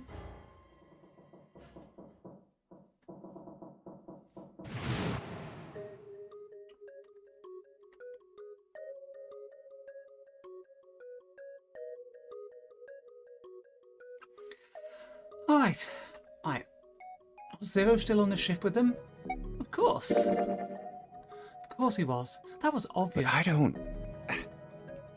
Zero was somewhere on the ship, but Junpei had no idea where. Junpei mumbled to himself, lost in thought. Where could Zero be hiding? Suddenly, everyone went very quiet. The silence was cold and clammy, and Junpei could feel it crawling across his back and around his throat. Again, he heard the ghosting moaning noise. And moments later, a person who looked more ghost than human appeared. It was Clover. She looked at the floor as she spoke, and her voice was a cold monotone. Yeah. So this is the same now. Was he one of them? That's crazy. That's crazy. Isn't the ship going to sink in a few hours? If Zero was here with us, he'd be putting himself in danger. Why the hell would he do something like that? There's no motive. Clover looked up at Junpei, and her face You fell. don't believe me. Her eyes were so pitiful. The moment Junpei's met them, he felt his heart tighten. He didn't think what he said was wrong, but perhaps the way he'd said it had been. He'd been too insensitive. Clover had just lost her brother. His death would have been bad enough, but she'd also seen the blasted wreck of his body.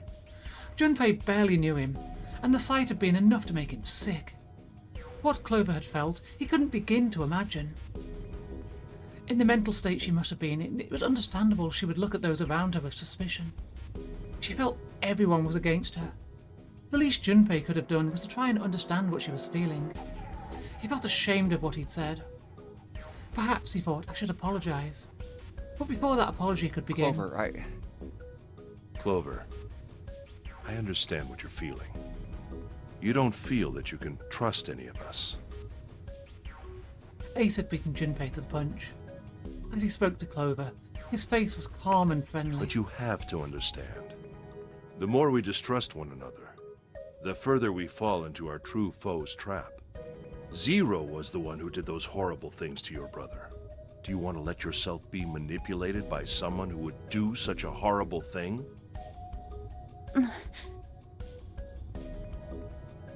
Clover didn't answer. She didn't even look at Ace. The whole time, her eyes were on Junpei. He could feel Clover's eyes boring into him.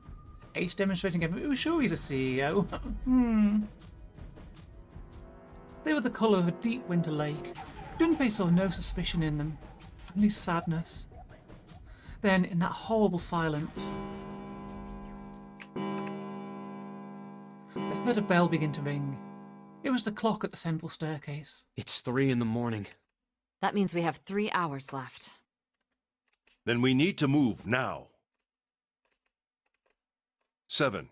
Clover, I know how you feel, but you do understand that right now it's important we trust one another, don't you? 7 and Clover remained silent. Their eyes were looking at something somewhere else, very far away. We must go. We have very little time left. Ace's words put their feet to moving. They all knew where they were going. Our next destination is Mercury.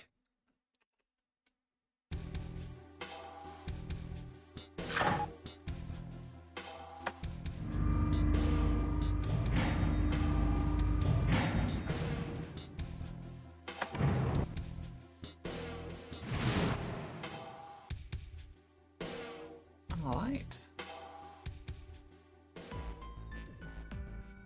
So we got the voting.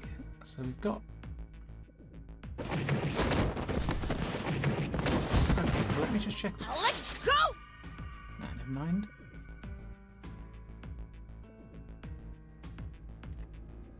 Right, so I can't look at the flowchart here. Okay, well I'll just go for door number 2 then.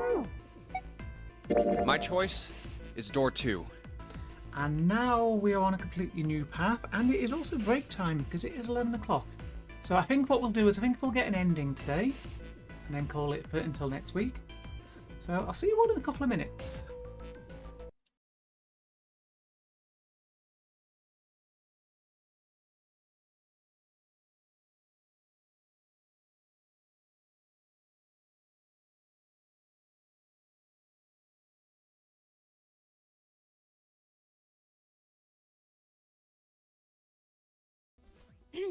Okay, hey, I'm wall bouncing over here. I know that was really bad. Well, but you did say awful New York accent, so I'm wall bouncing over here.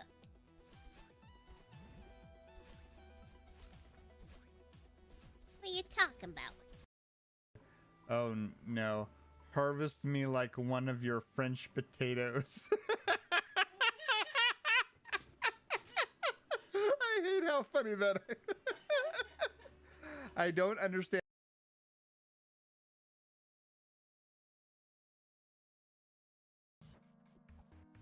So I'm going to put this down here.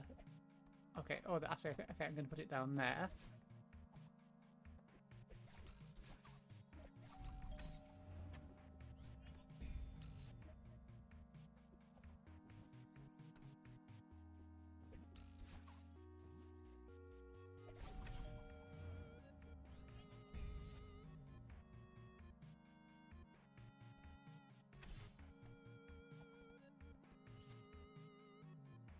I think this might be it.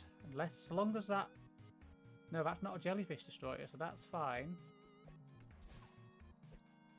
No, no, no, no, don't you fucking dare. Don't you fucking dare.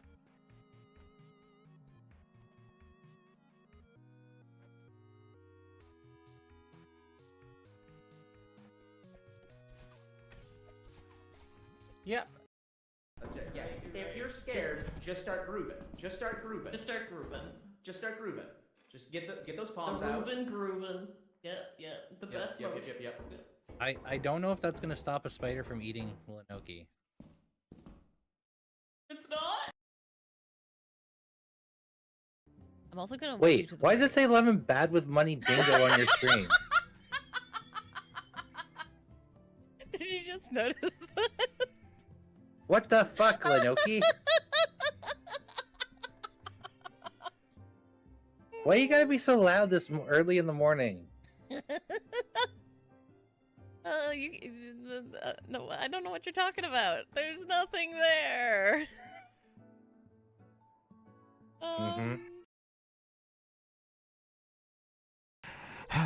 Well, look who hasn't packed her bags yet. These nuts. Got him!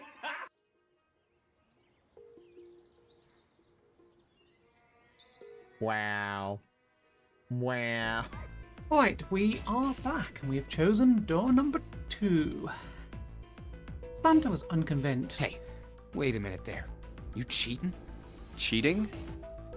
I'm asking if you changed your number after you heard what doors we wanted. How could I do that? I wrote it down on the paper earlier. Let me see that. Sure, here. Junpei shrugged and handed it to him. Santa examined it furiously. The others peered at it as well. As they did, Junpei quickly slipped the piece of paper he'd been hiding into his pocket. Though he'd never know it now, Santa had been justified in his suspicions. Junpei had switched papers. I had 3 pieces of paper ready. We've had this bit already, I think. Doors 1, 2, and 6. And I put the one with door 6 on it into the pot. He put a small mark in it so he didn't know which one was his. I just needed to make sure I drew last. After I saw everyone else's result, I just chose whatever door I wanted. If the number I'd already put in matched, then I didn't have to switch the paper out. Well, what does it say? He fought the urge to smirk. You got lucky. Santa snorted and tossed the paper aside, frustrated. All right. So we know who's going through door 2. It'll be me, Lotus, and Junpei. 7 plus 8 plus 5 equals The only 20. problem's the other 2 teams. June and I want door 6. Get green. Clover and I choose door 1. That's not good. We can't open either of those doors with only 2 people. Everyone was silent. Then suddenly Clover spoke, her face blank and cold. Why don't Santa and June go into door 1 with Ace? Huh? Well, They looked at one another. 3 plus 6 plus 1 equals 10, 1 plus 0 equals 1. Finally, Ace spoke. And what will you do, Clover? I'll be waiting at the stairs. You guys are coming back here, right? That's what 7 was saying, wasn't it? Okay, so this way she can't get the axe, so we're not gonna die as horrifically. Probably. That had been what 7 said.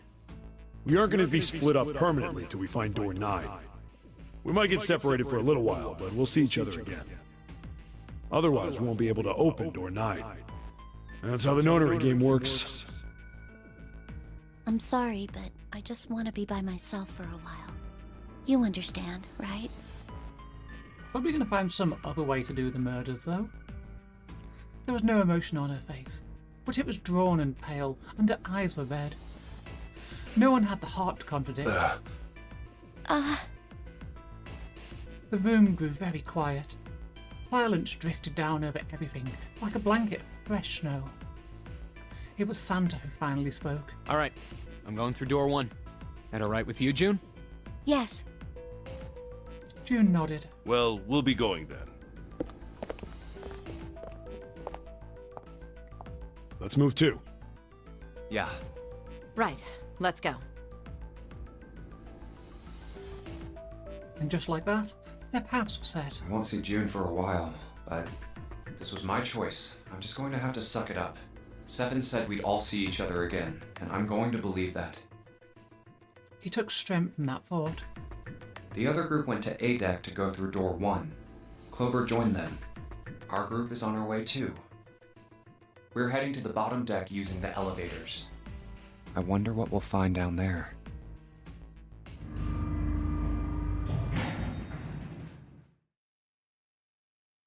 They stepped off the elevator and headed for door 2. We ready? Yeah, anytime. I'll go first. One by one, they put their palms on the recognition device, and 3 asterisks blinked to life on its screen.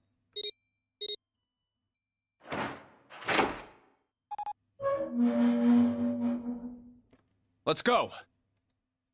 The door opened, and they leapt inside. Where the hell is it this time? I don't see it! There it is! It's right there! Fortunately, it took them only moments to find the dead. It had been placed just inside the room, right next to the numbered door. They gathered around it and quickly scanned each of their bracelets.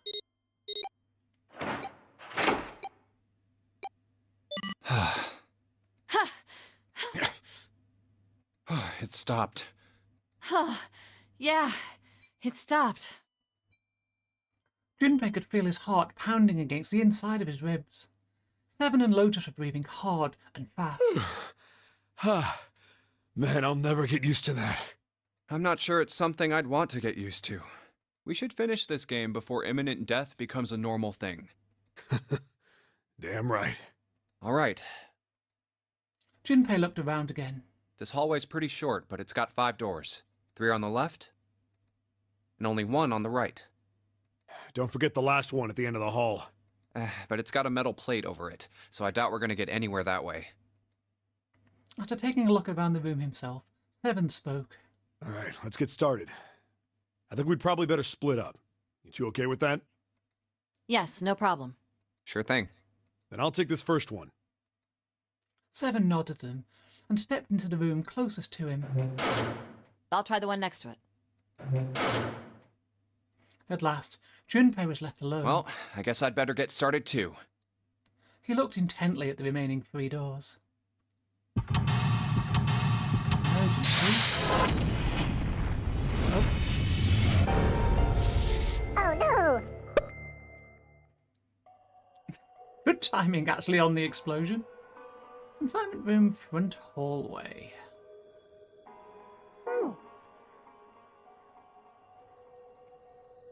Emergency. There are a bunch of tiles on the door that spell out emergence. Oh, not emergence. Emergence. Maybe it means we need to emerge out of here. Emergence. What means to emerge or escape from here? Do we need to do something with these tiles to open the door? Okay, so it's a sliding block puzzle. Which it's not going to let me do yet. There's a door in the back. I wonder where it goes. I thought of that, and I tried a couple of things, but yeah, same result. Guess Seven wasn't about to do anything. Oh well.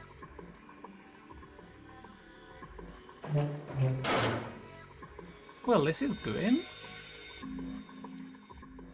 Welcome to Travel Lodge. It's a sink, but there's no light shining on it. Hard to be sure because it's so dark here, but I don't think there's anything going on with this sink. This faucet is too hard to turn. This mirror seems really high. In fact, it's so high that it's kind of hard to see your reflection in it. What's the deal with the lighting here? There's just this one beam of light. The rest of the place is too dark. I can't see anything. There's no way we can explore the rest of this room. Toilet paper. It's still white enough for me to know what it is, even in the dark. There's nothing out of the ordinary about it. 14 equals E. Okay, here we go again.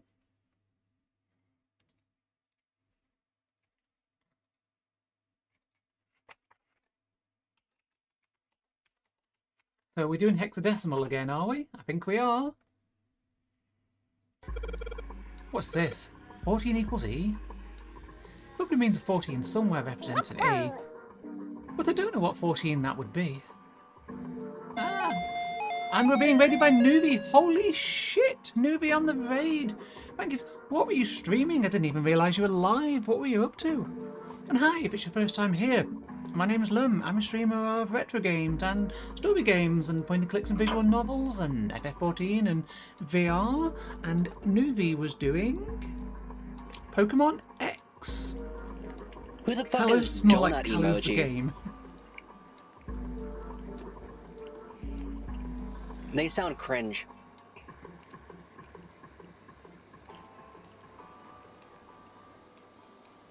I'm watching the clip. Lumming. Yes, Nuvi just redeemed Lummings just before raiding me, which I'm sure was intentional. Why is the donut emoji cringe? What's the context here? I'm glad I don't know anyone named Donut Emoji. Fuck, Nuvi. Okay, anyway, welcome in, Raiders. Today we are playing Zero Escape, which is a visual novel / escape room by Uchikoshi. If you've been following my Tuesday visual novel streams, it's the same author. We are on the last escape room of the current boot. This one I've not solved yet. So we're quite far into the story at this point, but the TLDR is 9 of us have been shoved on a boat which is going to sink in 9 hours, and there's a whole set of weird rules and regulations about who can go into particular rooms, and if you don't do it right, then you get blown up. So, kind of like Danganronpa, I guess. And we just need to solve this puzzle now. It's a blanket. Not a really great one, but still. Yeah, we appear to be in a travel lodge currently. Oh, hold on. 9 holes, 9 versions, 9 holes. Yeah, we got auto-modded. Auto-mod never actually blocks anything I want to block, and it blocks plenty of things that I... Ah! God damn it! No matter how hard I pull on this damn thing, it won't budge. I guess I won't be opening this anytime soon. It doesn't look like it's got a keyhole, and there doesn't seem to be anything stopping it. How the hell am I supposed to open it? Desk is old and rusty. Yeah, this is a really grim room. This is okay, well, there doesn't seem to be much here apart from that hint that we got. So let's go into the next room. Somebody made some wavy blue lines on this mirror with blue paint. Is that drawing of a blue scarf? No, maybe not. There's no knob on this faucet. There's no way we can get water out of it like this. If we can find a knob or something that'll work as one, meow, then we should be able to get water to come out of this thing.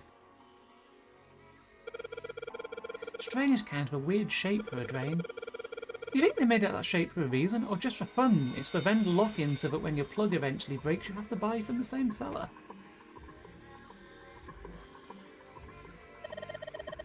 This wall, is this supposed to be some sort of partition? What do they think this is? Privacy is important. For these... things. Well, it's not like you're going to lose it, Lotus. At least the guards couldn't watch you drop a loaf. Better than being totally exposed, right?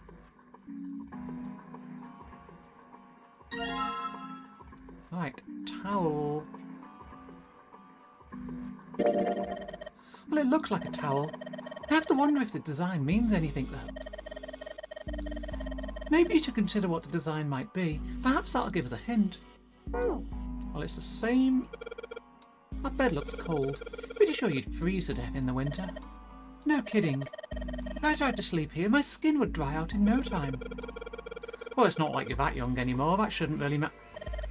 My, Junpei, aren't you lucky? It seems you'll die before you have a chance to grow old and hideous. I'm sorry, you're right. Dry skin is a woman's worst enemy. Looks just like part of a design on the towel. Do you think that means anything? On the towel it looks like water is flowing from the river to the spring. Do you think that means we need to make water flow from here? We need to find a... Okay, so we've got a crescent moon? A moon? What a filthy, disgusting moon! Yeah, it's pretty filthy, but it's a precious hint. Let's remember it, alright? Oh no! This toilet is disgusting. You don't expect me to touch that thing, do you? You don't want to, then I'll do it, alright? People seem to be pretty old. Ooh, how the hell can you touch that? It's horrible! Well, it's not like I've really got a choice, do I? It's not like I want to. Okay, so I think that's everything from... Wait, can we open this? That's the handle of the tap. There's nothing in the drawer. Yeah, something's not right though. The handle on that drawer doesn't really fit, you know. It just looks messy. Why don't you take it out? Right, so we probably need a screwdriver to undo that.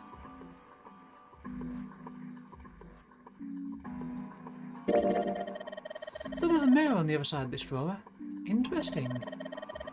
It's kind of an odd shape, and it looks like someone attached this handle with a screw after the fact.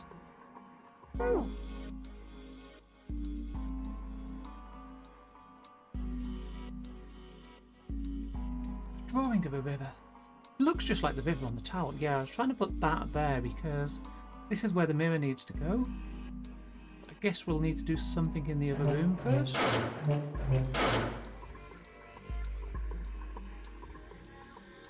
The dirty blanket on the bed. picture on the mirror. There's one in the next room too. Maybe I should see how that one relates to the towel. Maybe that'll help. Hell, it's not like it can make the situation any worse. Oh. There's a little tile in the drain. Doesn't look like we're going to be able to pull it out of there. Might have to use our heads on this one. Alright, let's figure this thing out. Huh. Looked like the water doesn't work. Doesn't matter how much 7 turns this thing. No water's coming out. Has the water been shut off from somewhere else? Wait, why did that get auto-modded? I've got no idea. First name Shannon, last initial L in 99. Shannon L 99. I forgot what the context for that was now.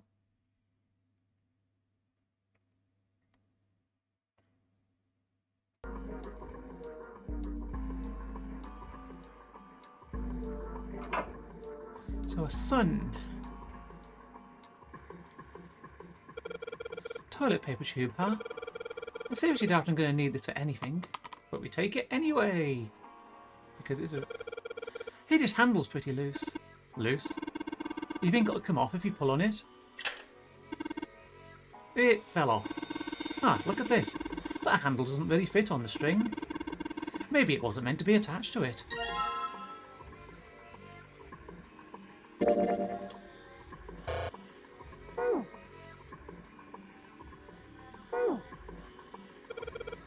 This looks like a toilet.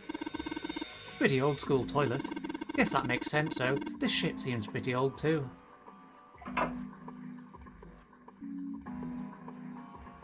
Extra screws. This thing's really simple. Is it really a desk? Well, of course it's going to be simple. I mean, it's probably like that so we don't try and use it as part of the puzzle, right? You probably use a desk to write letters to your family or something, but this is a boat. I bet the only thing they used this for was eating gopher. Really simple desk, there's only one drawer in it. Huh? What the hell? It's not opening? There's something up with this drawer. I don't trust it. Yeah, it's got 2 massive fuck-off screws holding it shut, so where are we going to find a screw? N lowercase l lines and English, first 4 letters. I have no idea what that is, and sounds like something probably not for on stream if it's that bad that you don't want to say it straight up.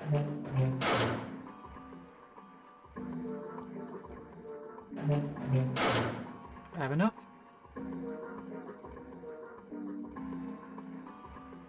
There's no knob on this faucet. If I could find a replacement, that'd be sweet.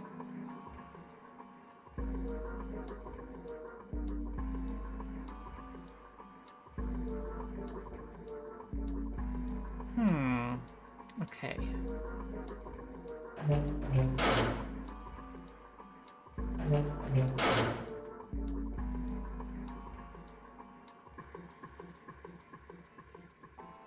Oh, it doesn't open. I wonder if it's part of a puzzle. So can we combine anything? We've got handle, center room drawer, the towel. We seem to have lost the toilet roll holder.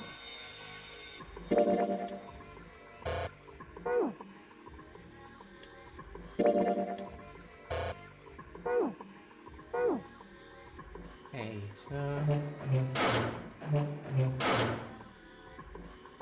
we clearly need to fill the sink with water. That's what this is hinting. To do that, we need to get the tile out, and we need to put... See, I would have thought this handle could perhaps be convinced to go on that tap, but apparently not. So what am I missing? Crescent moon. It's just hanging from the wall. Well, if I'm pulling the string, then it must be a toilet that flushes. String hanging from the ceiling here. Okay, yeah. So the 14 equals E. We don't know what that's for.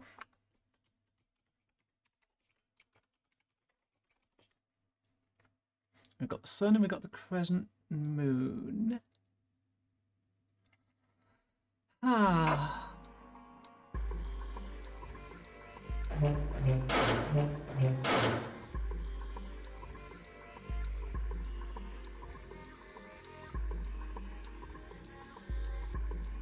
this picture on the mirror, maybe we should compare it to the towel. So there's a spring at the bottom of the river. Yeah, I guess I can see that. Are you talking about that towel you've got?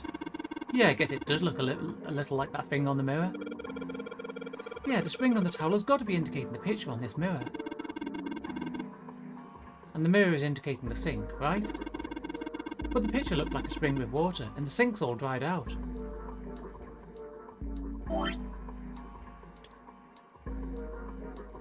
Just need to unscrew this. Why can we not?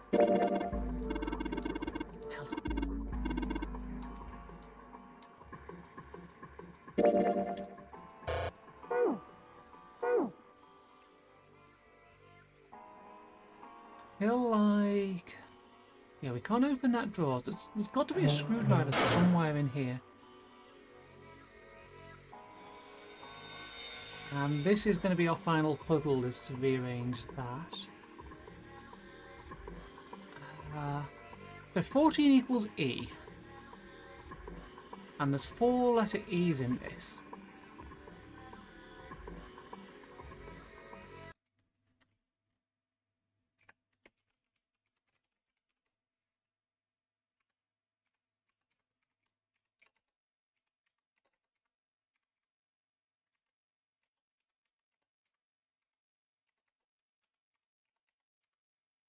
Okay, so what would the other ones be if we're doing that? So don't... Door in the back won't open.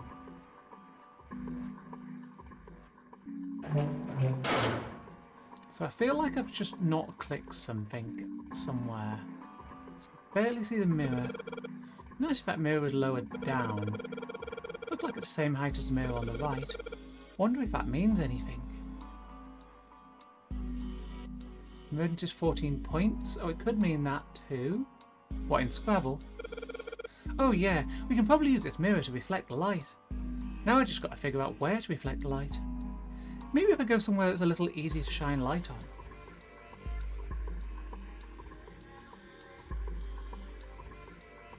I'm going to shine light on the mirror in the back. Is that a number? 4, 7.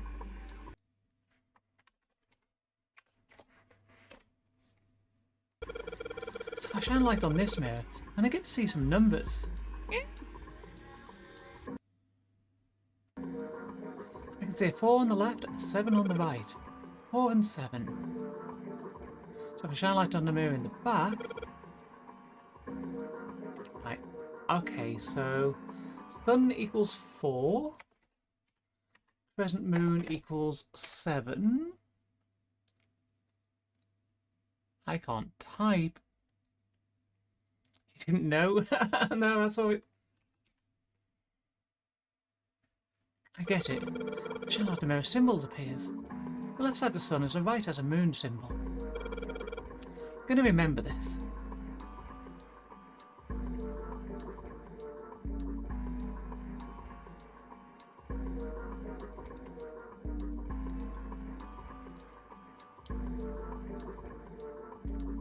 Have you heard of the critically acclaimed MMORPG Final Fantasy XIV with an expanded free trial in which you can play the entirety of A Realm Reborn and the award-winning Sword and Stumble expansion up to level 70 for free with no restrictions on playtime?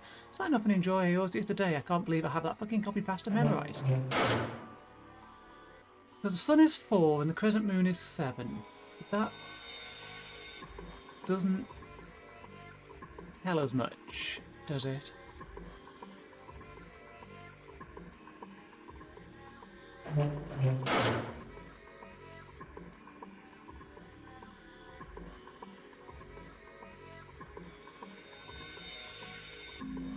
Yeah, we're still not it's not even letting me attempt that puzzle, so I haven't found all the things I need to solve it yet. So drawing of a river on the mirror. Is it saying we need to make water come from here somehow? Where do we find the screwdriver? I'm assuming we need to find a screwdriver.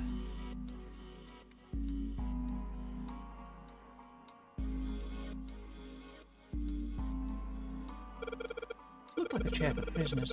It's rusty, but I don't think it's going to be a lot of help. Is isn't that obvious? Look, I don't want to touch anything unless I have to. Lotus is not having this. Does she really not want to be in this room that bad?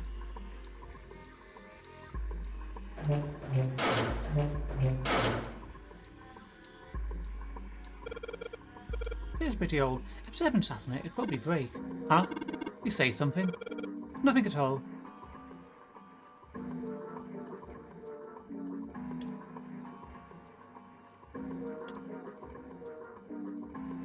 Oh, okay. There's a pair of screws screwed into the desk, right on top of the drawer. Doesn't matter how old this thing is, we're going to have a tough time if we just try and break it open. It's probably going to be a pain, but I think we need to figure out a way to get those screws off. Yeah, no shit, Sherlock. At least I know they can be clicked, though.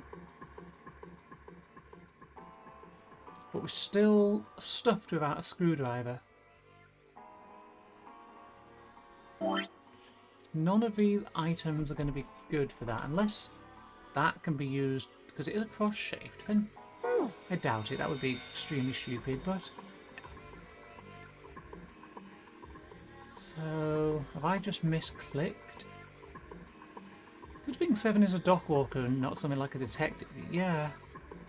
I don't know what 7's occupation is, actually. I feel like we've done everything in this room. Unless there's something that will get the drawer open. Because there's no... We've done the light puzzle.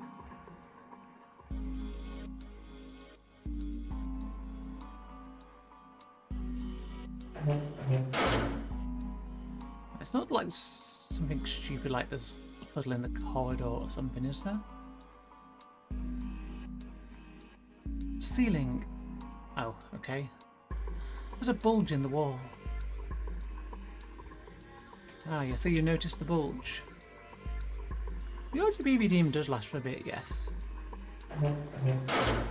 It's also an expensive redeem, though.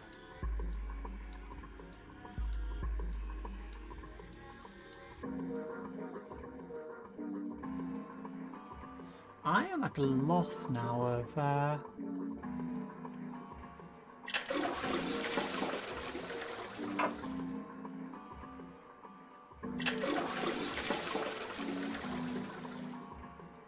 So the sun is... So 4 is the... Wait. Okay, that was 4 flushes. Ah, did you just hear something? I did, but it doesn't look like anything's happened here. Huh, wonder what that sound was.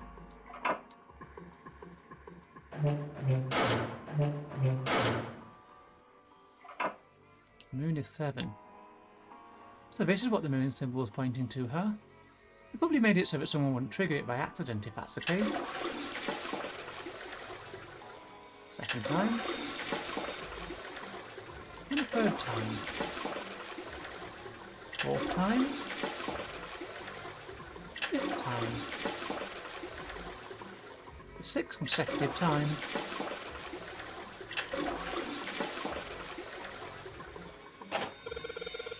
That's the sound again. Happens whenever I pull that string a couple of times. Junpei, did you hear something from the other room? The other room? You mean from the dark room?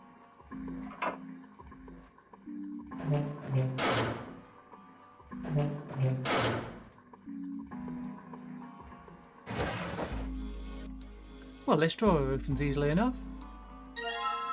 Tiles. There are a bunch of weird lines on this tile thing. I don't get this. Maybe 7 or Lotus can help me out. 14? Wait, what about 14? The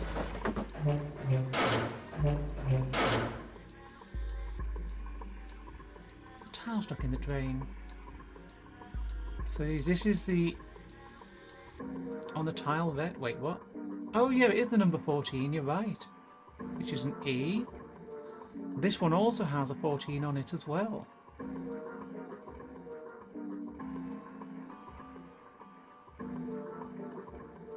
So...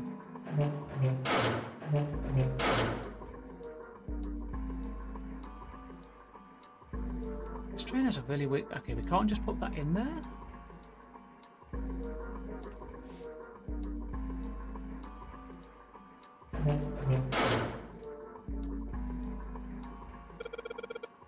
The tiles we found and the tiles here are the same size. When I touched the tiles on the door, I felt something weird. Huh? I can move these tiles. And that means... Maybe if you swap the tiles we got with the tiles on the wall, something will happen. Suppose we just need to figure out what the strange designs on these tiles mean. At any rate, we should look for all of the tiles that are the same size. You're right. Let's meet back here after we've done a thorough search. So we've got to find 2 more. We still ain't finding a bloody screwdriver. Which is going to be needed for leaving shit out of the sink. Nothing left in the desk, okay.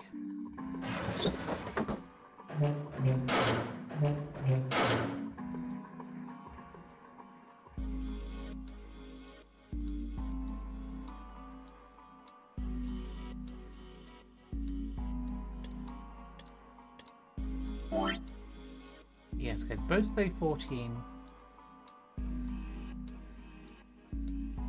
So one's going to be locked in the drawer, one's wedged in the sink. So screwdriver is still the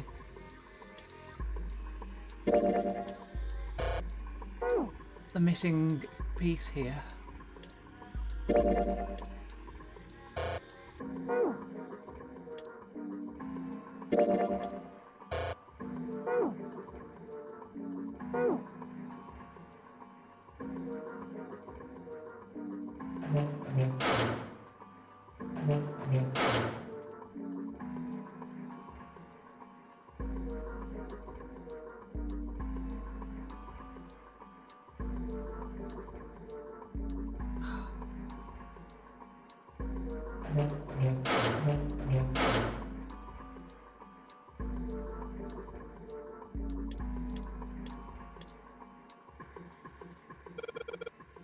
Well, we took the drawer out, but nothing happened. Of course, there's no way you could hide a puddle in something that small. Yeah, I know. Still, Still seems a like try to... Huh? What's that? It looks like there's something. Huh? Looks like there's something in there. Damn, no dice. Doesn't matter what angle I got at it from. Can't see anything in there.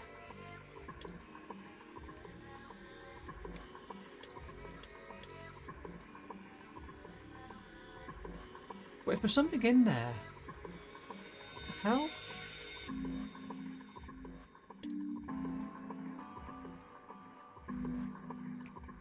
Fuck? Use a drawer on it again? Nope.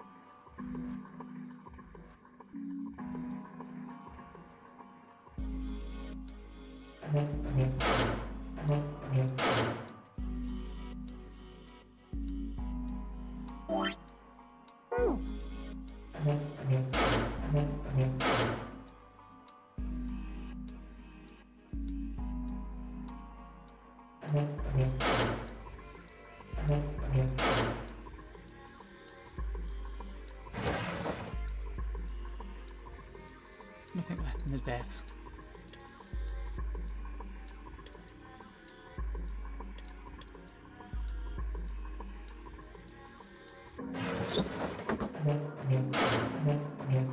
But they've told us there's something in there.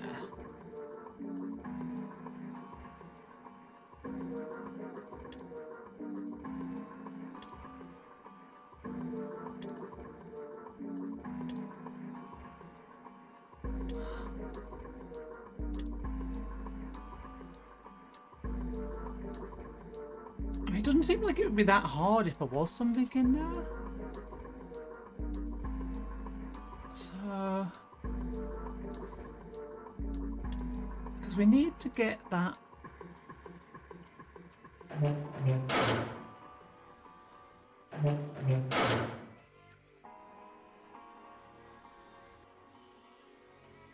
Just barely make out the string for the toilet, but I can get a hold of it.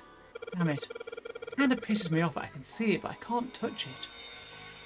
Wait, we really doing the... It's too dark. I took a few tries, but I've got you now, string. Yes, now I can pull on it. Huh?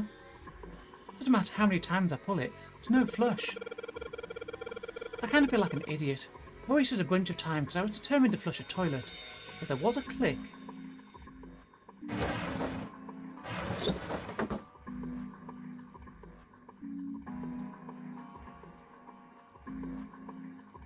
It's a very light and centre room. We don't need to shine a light on the hint anymore.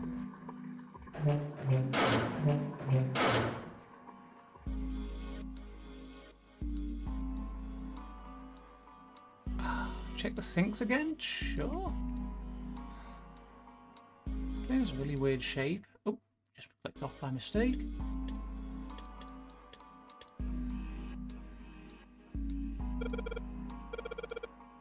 So everything's opposite, like a mirror image.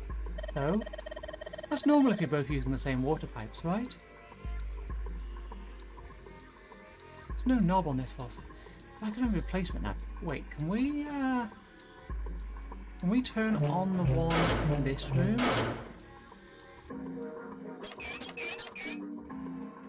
No water comes out of this faucet, even if you turn the knob. And there's the next tile that we want as well.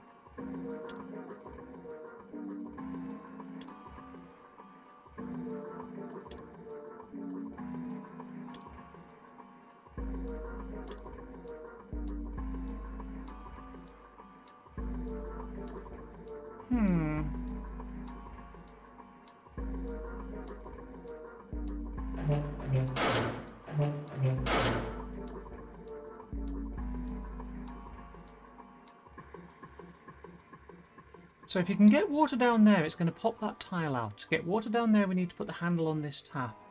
To put the handle on the tap, we need to get it off of here. To get it off of there, we need a fucking screwdriver.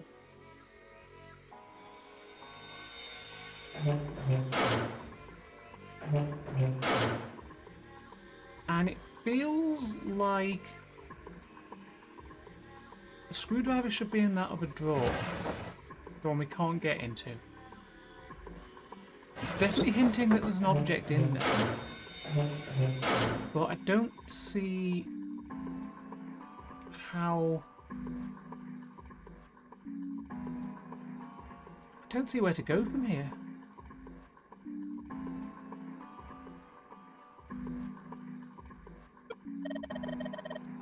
This is in Saddleman's bed. I'd never sleep on a bed like that. The bed... Wait, did we just take the pillow? No.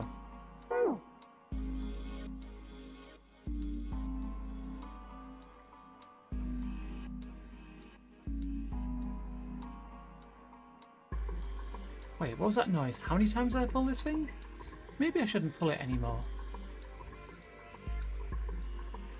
We have solved that one.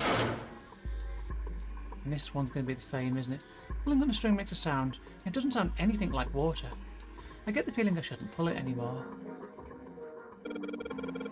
Well, this part is thinner than the rest. Oh, it's a screwdriver! In fact, this doesn't really look like it's part of the rest of this thing. This rod feels loose. Maybe if I give it a couple of turns. Here we go. Screwdriver shaft.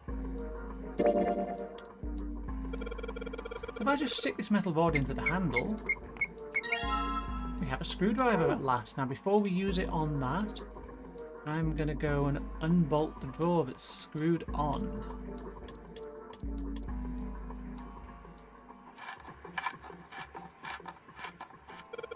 Sweet, got the screws off. Now we can open the drawer. There's nothing in here. Well, maybe the drawer is what we need. The drawer, huh? Alright, let's yank the thing out.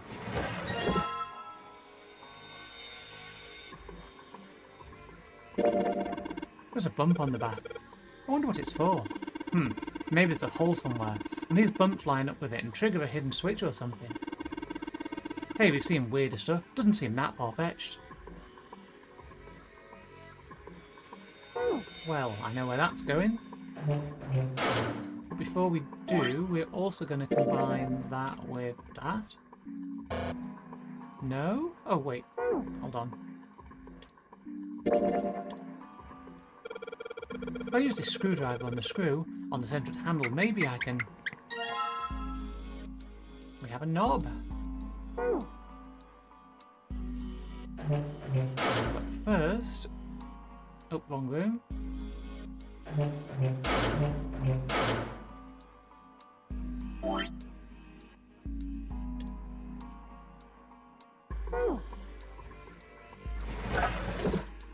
Sounded like something falling. What was that? I heard it too. Let's open the drawer. There's our tile. Screwdriver shaft with screwdriver handle equals screwdriver. Where did the handle and shaft go? Math is weird.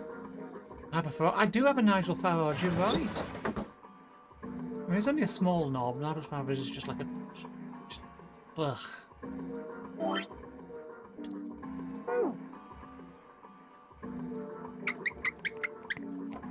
Sweet, the handle off I got off that drawer fits onto the faucet perfectly.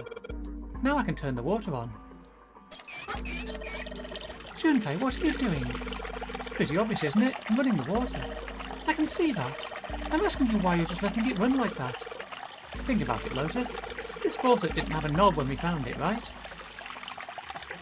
Ah, photography again.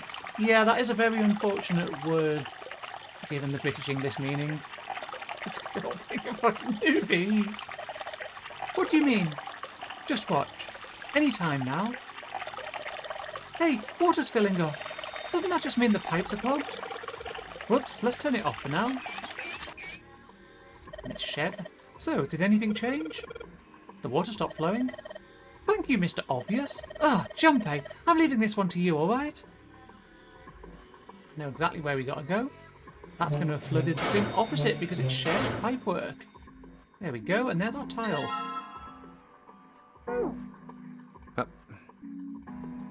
Junpei put the wet tile into his pocket. Hey, Paimon, how you doing? He was about to turn away when... there was a noise behind him. What the?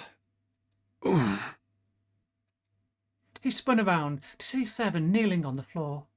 His face was rigid and pale. Droplets of sweat covered his forehead. Hey, what's going on? Are you okay, man? No, we never found him. You're sweating like crazy.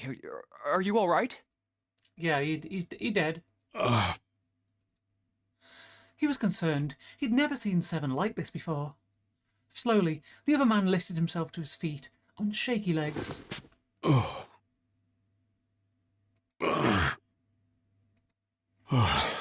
I don't think Clover's murdered anyone yet on this run. Yeah, I'm fine. Just got a little dizzy, that's all. His face was pale, and his breathing was heavy. Sweat was pouring off his face and staining his shirt. That's definitely more than just a little dizzy. Are you sure? You don't look so good.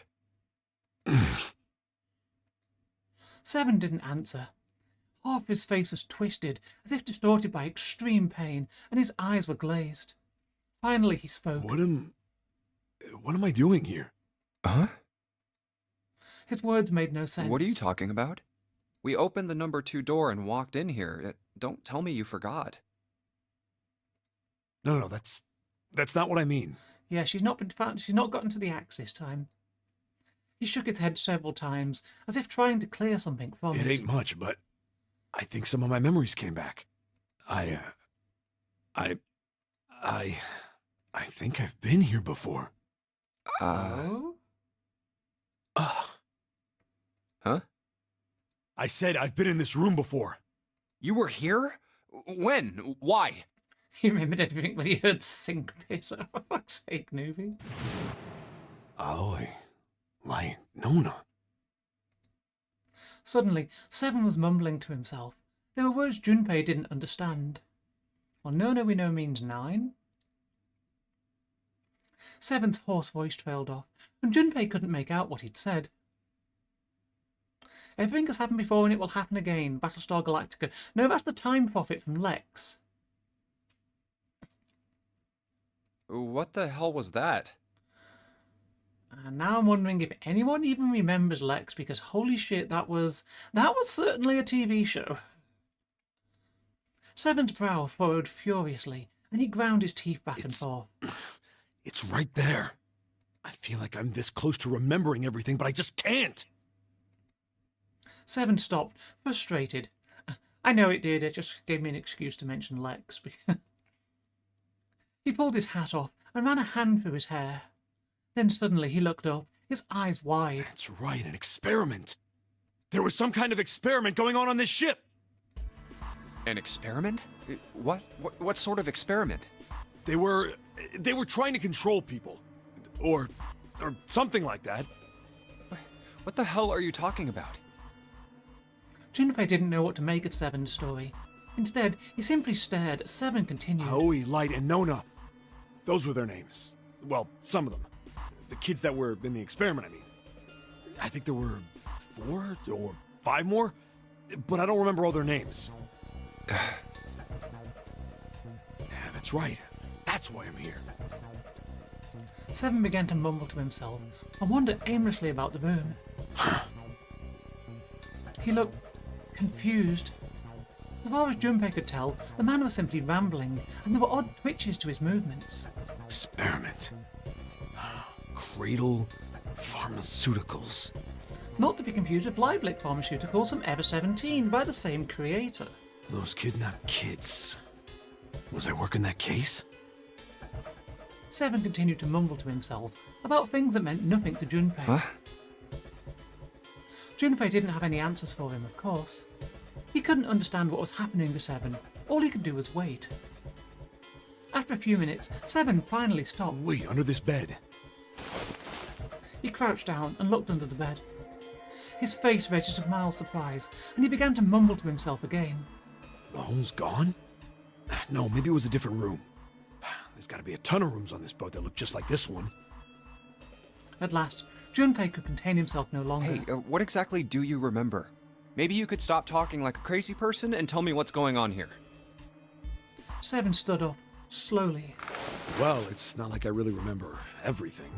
I've only got bits and pieces, and they're scattered and don't make much sense. I don't care. Tell me the bits and pieces then. Junpei could feel it. Whatever Seven had remembered, it was important. Very important. Okay! Seven drew a large, muscled hand down across his face. As he wiped the sweat from his brow, spoke. From what I can remember, I think I was a cop. Ew. A cop? Yeah. I was looking for that group of kids that got kidnapped 9 years ago. Did you know if you turn an umbrella upside down, you can use it as a cradle? Also, if you turn a cradle upside down, you can use it as an umbrella. I don't know about the latter. I can see the former working. You remember that, right? It was all over the news. Yeah, I was still in school. I don't remember all the details, but I do remember some of it. I think it was a bunch of kids right around my age. They all just disappeared. Nobody knew why.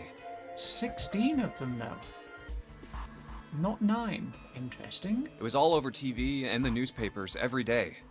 So you're saying you were investigating it? Yeah, that's what it looks like. And I guess I found something. There was this medical company called Cradle Pharmaceuticals that had something to do with those kids. After I figured that out, I managed to get some information out of somebody who worked for them. I think it was... Tonight, a ship is set to take the children to a large passenger liner docked offshore. Yeah, that had to been it. That's why I went to the wharf. In the shadows, I searched the harbor until I found the ship he was talking about. There was a bunch of movement near it. Men in black suits, many of them were carrying large bags. The bags... There was something about the way they moved as they were carried. Pharma companies, and they're totally not poisonous baby folk. Yeah, and whatever bullshit they're up to in Ever 17, which I haven't fully finished yet, so I don't know, but, suspicious pharmaceutical companies. Is that like an Uchikoshi theme or something? Because both of the games I played from him, I mean, it's still think if I had a nickel for every time Uchikoshi did that, I'd have 2 nickels, but it's funny if it's happened twice. No doubt about it. There were human beings in those bags. I moved before I realized it. I came out of hiding with my gun already in my hand. Don't move. I felt metal touch the back of my head. Drop the gun. He kept digging the cold metal thing into my skull. There was nothing I could do. I did what he said and laid my gun on the ground. Then suddenly, there was a sharp pain in my neck. A needle. A drug? And a key in vision. What do you mean by key in this context? That was my last thought. My face hit cold concrete. I was out like a light after that.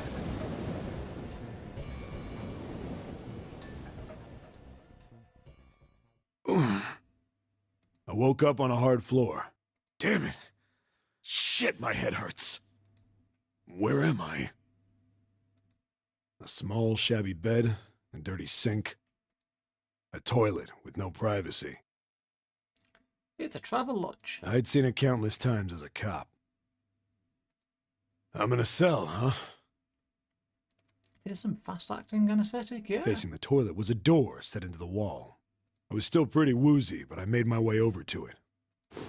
I pushed and pulled on it, but...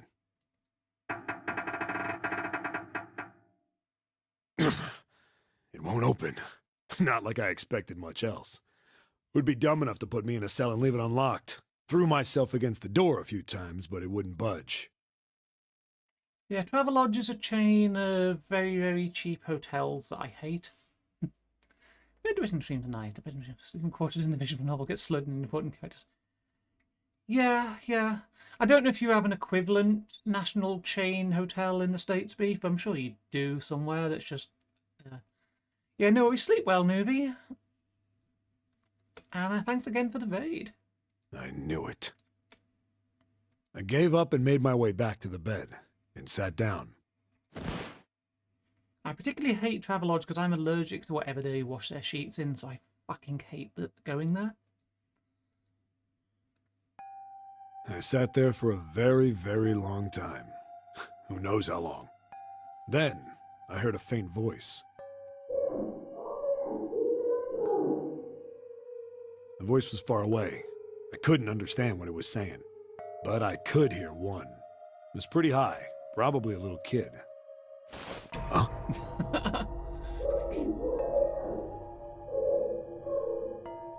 No, it was several. I hear 5, or 6, maybe more. Where? Where are they coming from? Sounded like Omega Flower. I think this game predates Undertale, doesn't it? I pressed my ear to the wall and tried to listen through it. No, that's not it. Left. It's coming from under the bed? I hauled on the metal frame and flipped the thing over. And there it was. The bed had hidden an air vent under it. The hole in the wall was covered by a metal grate. I dropped flat on the floor and peered through the grate. I couldn't see shit. Yeah, we're going to have to take a brief break here because it is midnight and I need to take care of some real life things. I'll be back in 3 or 4 minutes. Continue the dialogue, we'll get our ending. We should be done fairly soon. So, don't go away, I'll be right back.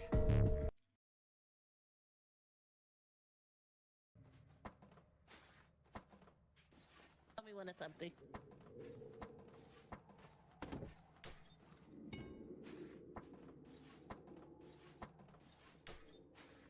Minoki, what did you eat? Okay, so that's everything. Okay. What if I go, like, high as I can, and then into the hole! Bounce! Okay, I'm gonna give faith, trust, and coconuts. Coconuts! There we go. Gotta trust in those coconuts. Or not me. Oh yeah, okay. Oh my god, do I need to get bouncy over here?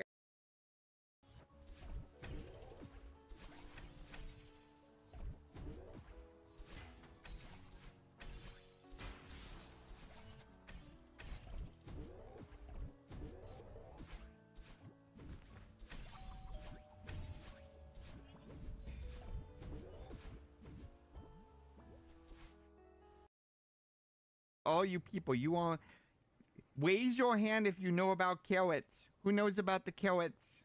Who says it needs to be a carrot?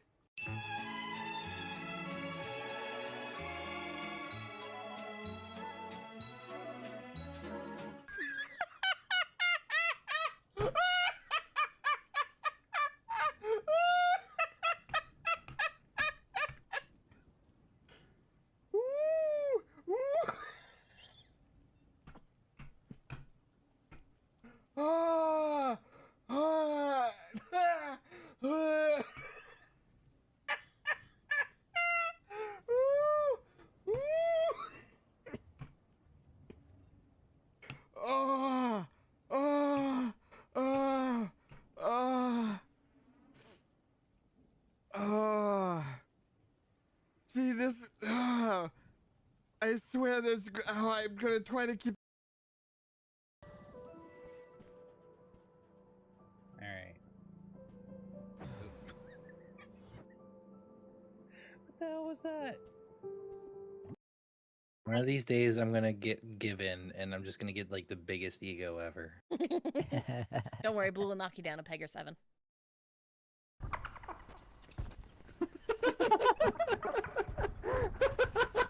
What is your problem? Whoa! Man? What happened to Lem? Oh god. What the fuck? I just got launched into the air and I took damage. Oh, I see Leighton there. Hang on, I'm gonna try and grab you. You are a menace. I didn't know this. Oh, on my end, you actually look normal this time. I think. Hold on, let me. Yeah, you look normal on my end. Alright, we are back. Excited for this ending. You've already said I might get some answers from this ending, so now I'm taking a gamble because I've just put my dinner in the oven. It's going to take 45 minutes, so I really hope we're done by then. So, what's through the grate? But I knew it in my gut. This was where those voices were coming from. Hold on. Yes. Why are there kids here? Forgot it's Valentine's. I don't really do Valentine's Day. But then what my inside man told me popped into my head. Tonight, appreciate a the ship is set to attention. take the children to a large passenger liner docked offshore. Whoa, whoa, whoa. Am I on that ship? It didn't matter. All I knew was I had to get to those kids. Yeah, it ended 5 minutes ago. I checked out the metal grate. Could I fit? I stuck my fingers in and grabbed it. And then... I love how we have this sound effect whilst we have a close-up of a toilet. Why? Why?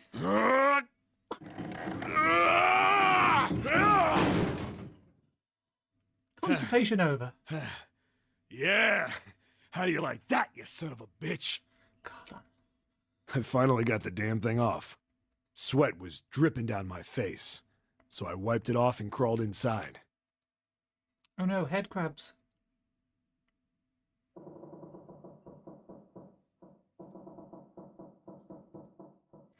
Junpei waited for Seven to resume his story.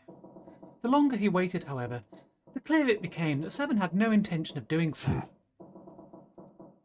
He had gone silent and simply stared off into the air, his eyes blank. Hey, what happened after that? He'd waited long enough, but Seven shook his head. I don't remember what happens after that. I think I found some kind of door out of the duct. And I think I found some kids, too. Not good. Why can't I remember what happened next? Now, I can probably actually get rid of some of this text now. We don't need the 4-7 clue anymore. We don't need that. So I think we just need that, which I can just pop over here, I think. Ah, man, what happened to the kids, Seven? Did you save them? I don't know. I don't know if it was me. I've got this feeling. I think one of the kids died. A girl, I think. Huh? Deep in his heart, Junpei felt something very cold. Seven's head dropped, and Junpei saw on it a look of sadness, the likes of which he had never seen on the man before. The large man's eyes blinked rapidly, as if he were fighting back tears, and he swallowed hard. His sigh was like the melancholy setting of an old abandoned building. He shook his head and spoke. Anyway, just please don't ask me anymore, okay? I really don't remember anything else. After that, Junpei could hardly try to force any answers out of the other man. It's fine. Don't push yourself. Going by what he said? Junpei left Seven to pull himself together, and instead began thinking everything over. The children who had been kidnapped 9 years before? Apparently, a company called Cradle Pharmaceuticals had been behind it all. They'd taken the children to the same ship we're on now. They'd been brought here for an experiment. Seven said it had something to do with controlling human beings. The 16 children who had been kidnapped were the subjects. Seven had said 3 of their names were Aoi, Light, and Nona. So not only is this an extremely unethical trial on the count, on the count of the whole kidnapping children thing, but it's not even a statistically valid one if your sample size is 16. I think that's all I got. Oh, and Seven is, or was at some point, a cop. I can't really use any of this information anyway. I didn't learn anything about the Nonary game or Zero. Why were we brought to the same ship where they'd done those experiments 9 years ago?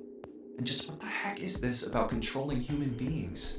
That's nuts. Did they really conduct an experiment like that? Before long, Junpei realised he had spent quite some time deep in I don't have thought. time to just stand here thinking. I need to get moving.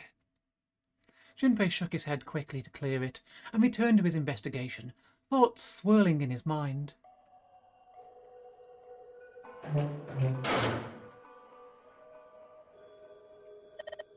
Okay, well, it looks like we've investigated all the rooms. The only mystery left is that door. Alright, let's crack that mystery then. We've got 4 tiles, and there are a bunch of tiles that are the same size up on the wall here. If we replace 4 of the tiles on the wall with the ones we've got, that should open the door. Well, there's only one way to find out. And they all say 14, E equals 14, so...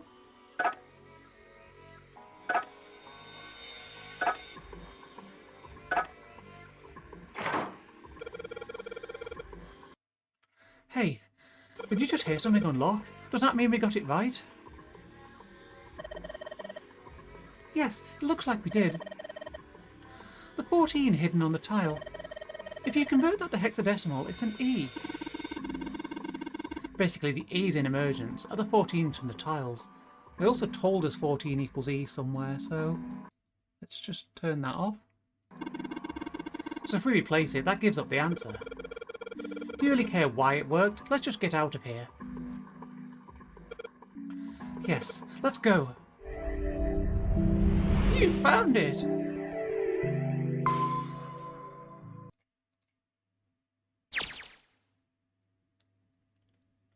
They passed through the open door and headed to the next room.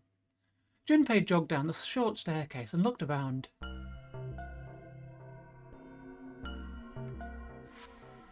Oh, we're not done. What the hell is this place? The words had sprung unbidden to his lips, but it was clear why. Junpei shivered. Lotus and Seven reached the bottom of the stairs and stopped short, terrified. Ugh, this room is really creepy. I think we ought to get the hell out of here now. He jogged up the stairs on the opposite side of the room and shut the door on the wall next to the catwalk. It didn't open, and he muttered to himself. Figures. It's locked, isn't it? Yep. Don't know why I thought this would be any different. So, what is this room for, anyway? Junpei looked around the room again. Well, there's a chair in the center of the room. Yeah, that's quite a shocking design of chair, isn't it? Oh, looks uncomfortable to say the least. I'd rather not sit in it if I can avoid it. The back of it was covered with electrodes connected to a nest of wires. Looks like it's placed over some kind of glass panel. Too dark to look through it, though. Junpei turned to look at the right side of the room. There was a table covered with a piece of cloth. This isn't dried blood on the tablecloth, is it? Pretty sure it is. On top of the table were a number of metal instruments. Junpei didn't know what they were for, and he had a feeling he didn't want to find out. Oh, what the hell is this? What are these tools for? That's not something I even want to think about. Junpei shook his head in an attempt to clear it and tried to focus on something else. No doubt about it. This room's dangerous. Let's make our search quick so we can solve the puzzle and get the hell out of here. Come on. Oh, I guess my gamble on cooking my food might fail. Seek a way out. Torture room, I mean, that was pretty obvious.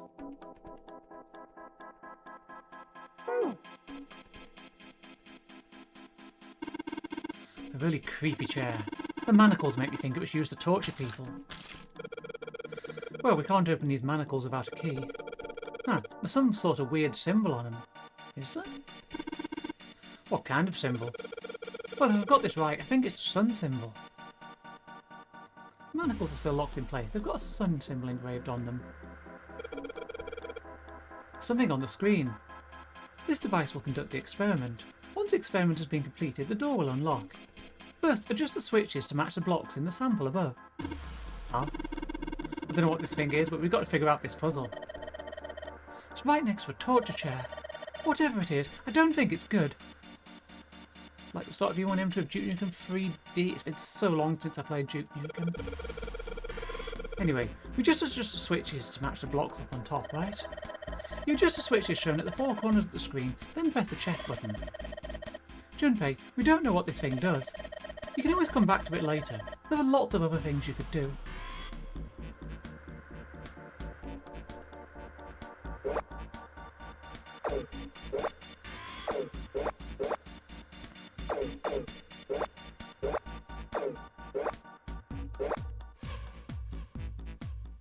You stop the map being elected. Ah, right.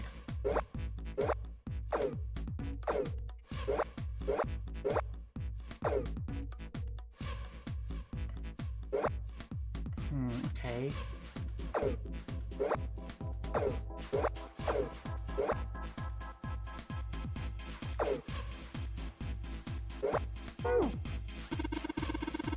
Whenever you turn one of these switches, more blocks show up on the screen.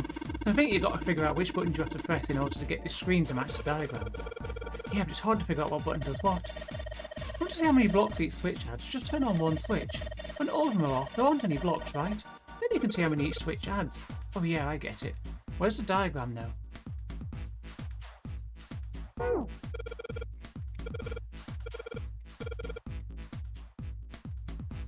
I haven't seen the diagram, so we need to find that first. So I don't see any... This tank thing is connecting the pipes. Looks like it's supposed to split a pipe or something. You know, but this one just connected a pair of pipes. You could have done the same thing with more pipe. It doesn't really seem like they need it here. I wonder if there's a reason for it. Yeah, we probably have to attach pipe.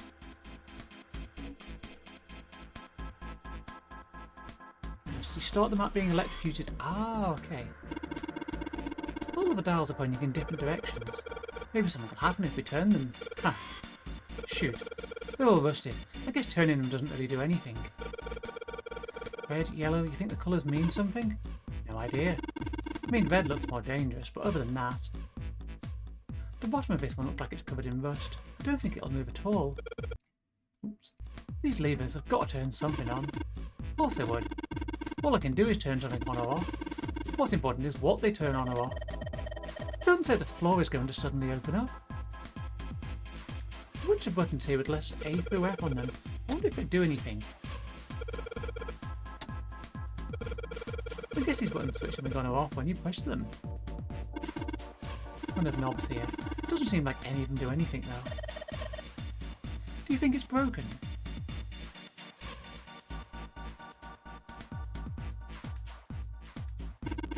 What's wrong, Junpei? What are you doing on the floor?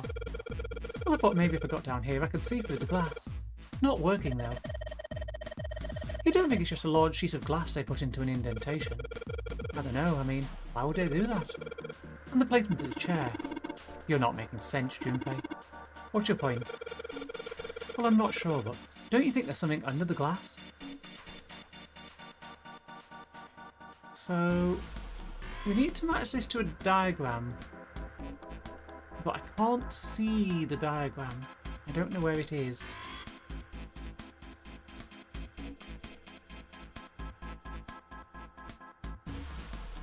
Just to switch this to match the blocks on top and then press the check button. The blocks on top. Wait. Hold on, there's a check button. Oh, right, I see. Right, we're brute forcing this because I can't find the diagram. It doesn't take that long, there's not that many combinations.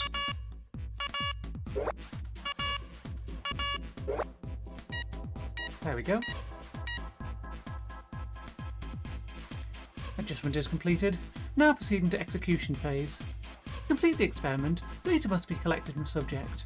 Once preparation is finished, place subject in chair. Whoa, I thought we solved the puzzle already. What does it mean by preparation? I don't know. I've got a bad feeling about this. I think this means one of us has got to sit in the chair. Well, 7's never going to fit in that thing. It's either you or me, Junpei. Collecting data. I wonder if it's going to run electricity through the subject. There's a human head on the screen. Maybe it's going to zap the brain with a little electricity. This really doesn't sound safe. Anyway, we've still got to prepare. We can talk about this after we've figured out what it means by preparation, alright?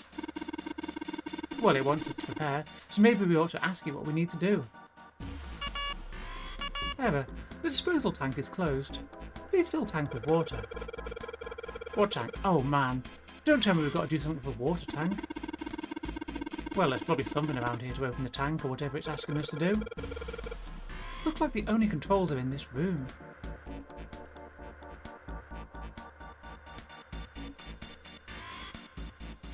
I see some oil or something down there at the base of the lever. Yeah, it feels like it's got some movement to it. I should be able to pull this one. Alright, let's pull the lever. And yeah, if only there was a hammer. Is that water? What the hell? What's going on? Will you calm down? Just water going somewhere. It sounds like it's underneath us. That means the floor... Oh! Junpei, look! What's she... Oh, damn. Oh, damn, I can see through the glass now. EDBF.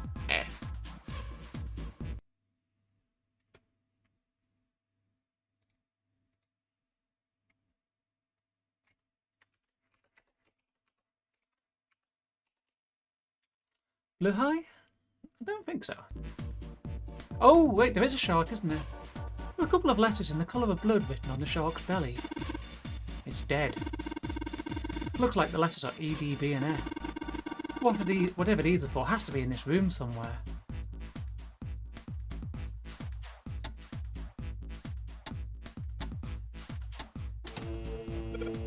What? There's a strange noise coming from the chair. Looks like it's been turned on. I guess the puzzle here was that power had to be sent in a specific way. The manacles are still locked in place. They've got a sun symbol engraved on them.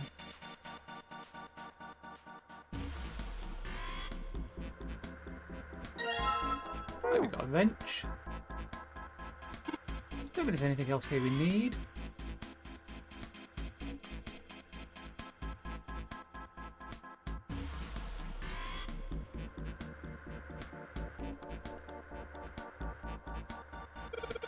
So the door will unlock if we complete the experiment. In other words, we aren't getting out that door until we finish this experiment. Well, let's do that then.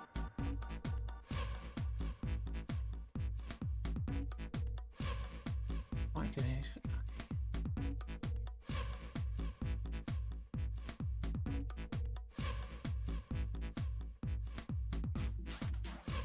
Sun symbol.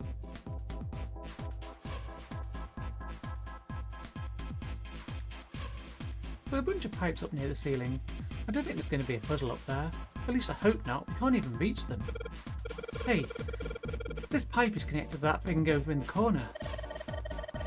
I imagine there are electrical wires running through that pipe to the device.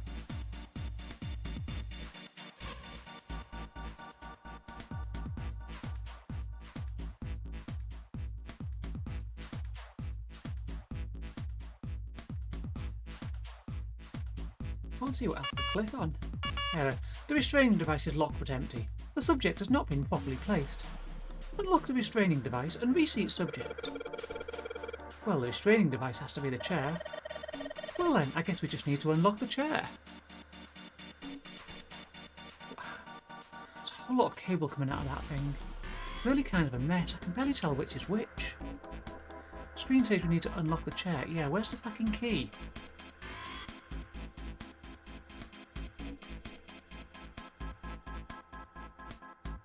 Set of rusty stairs that leads to the door we came through. What, you want to go back, Junpei? I wish solving this puzzle were that easy. Of course the entrance is locked. It's been like that in every room we've been in. What did you expect? There's no point to try to go back. Let's just think about going forward, alright?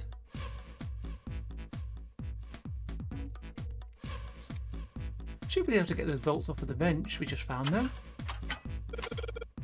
Sweet, it's open.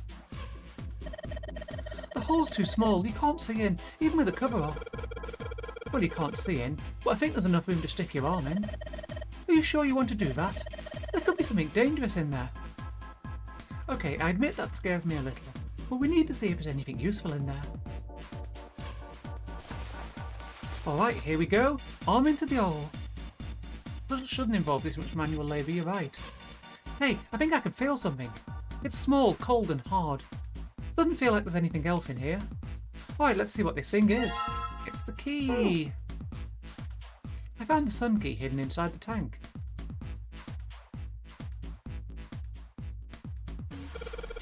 This sun key should fit into the keyhole on these manacles. Alright, sun key, in you go. And yes. Great, they're open. I don't think we're going to need the sun key again in here though. Just seems unlikely. Alright, sun key, you've done your job. Into my pocket with you. I don't think examining the chair is going to cause that machine to do anything. Should probably take a look at the monitor instead.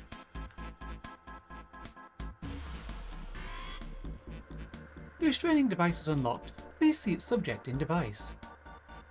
The message on the screen was disturbingly detached. Well, like we thought, it's not going to work unless someone sits in it. How ironic that this would be the situation in which this slim, beautiful body is useful. Lotus, are you sure? I can sit in it and you can solve. Junpei's right. If we screw it up... Seven couldn't bring himself to finish the thought. His eyes fell to the floor. Junpei followed them.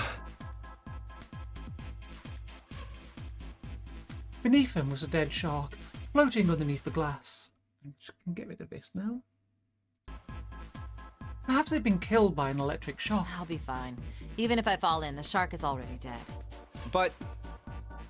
No one likes an indecisive man, Junpei. I can still give you advice from the chair too, you know. I just don't want to stay in this room any longer than we have to. Go over to that screen and let's get this over with. After her words had made it clear that Lotus would brook no argument, she turned and walked toward the chair without hesitation.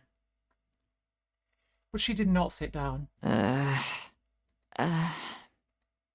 Despite what she had said, she did indeed feel hesitation. Her legs shook. Look, do you think you could do me one last favor? Don't say last. You're making me nervous. Just listen. If something happens to me, I want you to tell my daughters. Tell them that I loved them very much. No, tell them that I will always love them. Daughters? You've got kids? Yes, I do. I suppose they're about your age, Junpei. They're twins. I had them when I was young after...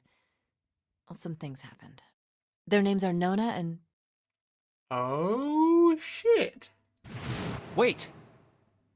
Nona?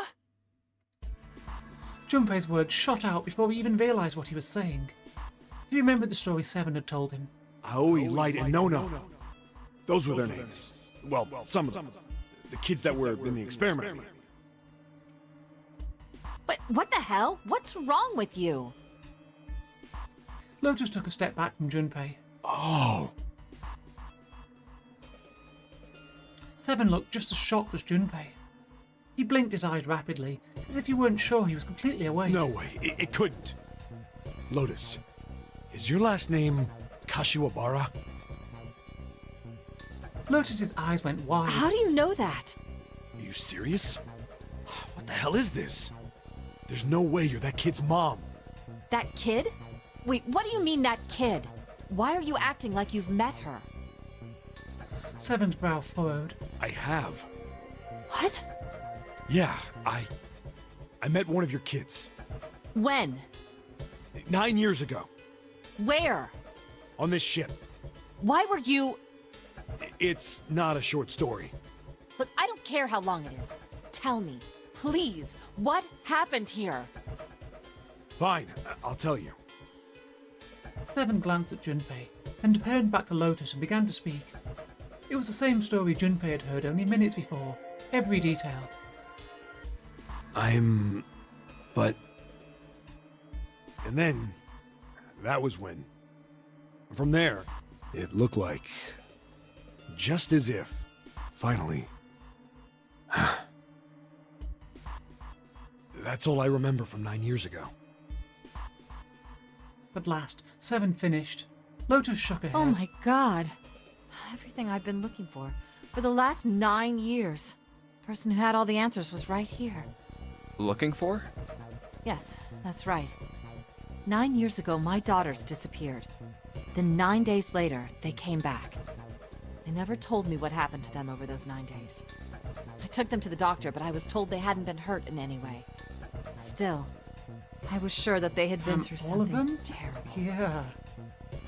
So I couldn't bring myself to force them to talk about it.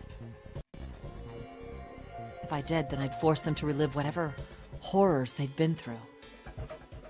I didn't have any choice. I had to try and ignore it and move on. Oh. A few months passed. Gradually, they started to act like they always had, before they disappeared. They smiled and made jokes and did all the silly things kids do. It got harder and harder for me to ask them about what happened. How could I ask them to remember that? Eventually, I knew there was no way I could do it. But I'm still a mother. I couldn't simply forget that something terrible had happened to my children. So I decided I would investigate what happened on my own. I would find out what happened during those 9 missing days. What did you find out? Nothing. The police pretended to be concerned, but they didn't do anything. Once the 16 children who'd gone missing came back, things were just... It was 9 days that they were on the boat for? Not 9 years, I think? Even the media didn't talk about what had happened. I figured someone was probably paying or threatening them to keep their mouths shut. Cradle Pharmaceuticals. No, probably something even bigger than that.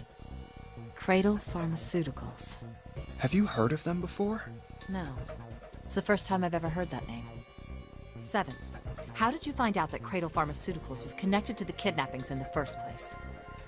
I figured finding out whatever the victims had in common would lead me to the culprit. That's what any good cop does. What did they have in common? Every single one of the kids who disappeared had gone to this one hospital at some point. The hospital was one of a bunch that were under the control of Cradle Pharmaceuticals. After that, it was just about connecting the dots. The hospital.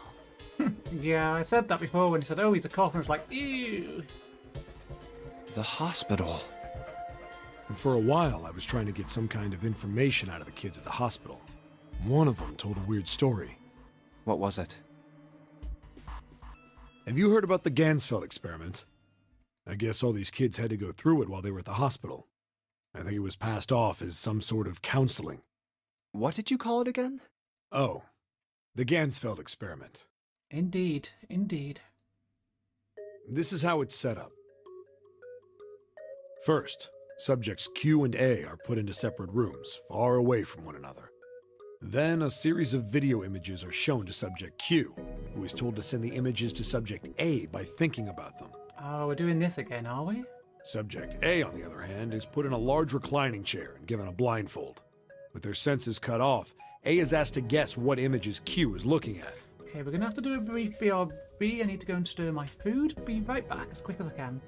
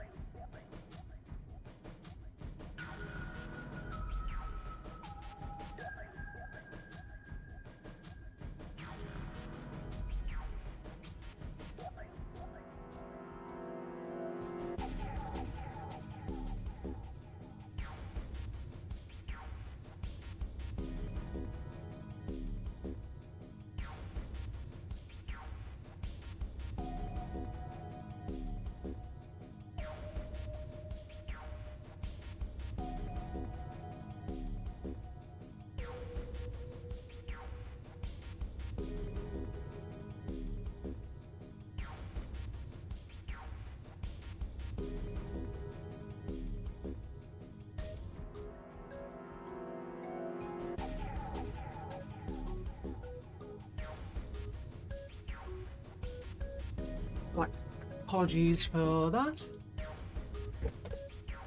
What dungeon would best show you where I'm at and what dungeon available for it? Just tell me what your current MSQ quest is. I'll be able to work it out from there. Oh, yes, I've heard of that. It's a famous telepathy experiment, isn't it? Cat came back the very next day. Telepathy. That's how the experiment on this ship was supposed to work. The experiment to control people, right? Yeah. I don't know if any of the telepathy stuff really exists. One life for one world. Okay, I'll look that up after stream. But maybe someone from Cradle Pharmaceuticals bought into it. 15 minutes before the food's cooked and I want to get the ending by then. Lotus grunted. Seven had been thinking hard for the last several minutes and finally spoke. Even if that is the case, I still don't get how that has anything to do with any of this. The notary game, Zero, why we were kidnapped. What does any of that have to do with telepathy? I know I brought all this up, but I have no idea. Maybe none of this stuff is connected after all. Yeah, you're probably in post-Stormblood. Then, in that moment of silence, a cold voice echoed down from the ceiling. No subject has been detected. Unless a subject is detected within 60 seconds, all power will be shut down. System recovery is estimated to take 1 hour. If you wish to proceed with the experiment, please seat subject in the restraining device. Whoa, that doesn't sound good. Yeah. Okay, I'm going. Oh, no, that's not what we... Just hurry up and get it over with. Junpei, I'm counting on you. Right. Post Heaven. Oh yeah, I'm done. Level 60. Post Heavensward. Oh, you got all of Stormblood. Junpei looked at her one last time, then made his way to the monitor. Lotus, please tell me right away if you feel anything weird. We could do the Alexander raids. You worry too much. Now get on with it and be a man, or June's gonna leave you. Lotus putting on the best act she could manage, but her legs were shaking so much that if she hadn't been sitting, she likely would have fallen down. Lotus. Failure was not acceptable. Okay, let's do this. Junpei took one last deep breath and stared at the monitor.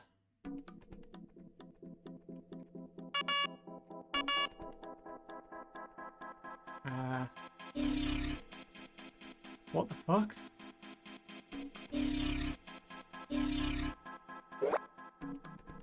I don't know what we've got to do here.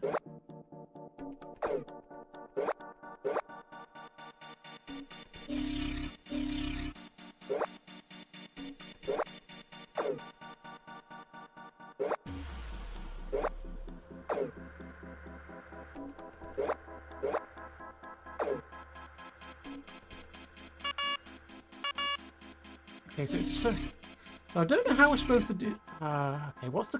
I'm going to have to use the hint just because of lack of time. Okay, so we need 4, 4...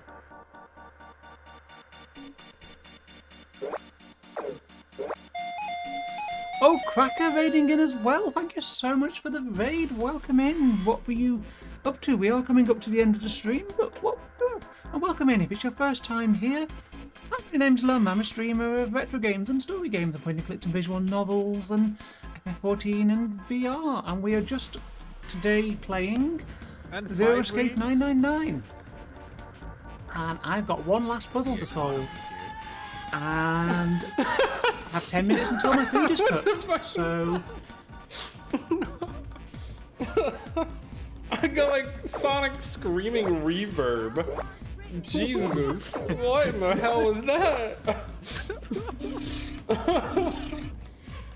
What the fuck was that? I don't understand what this puzzle is about at all. I don't know where that could have come from.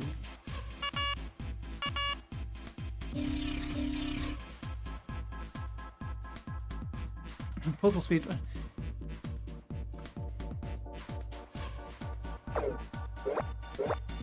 I actually have no idea what this puzzle is about. I mean, there's only... There's too many options to brute force this. See, I don't know what this means. I don't know what any of this means.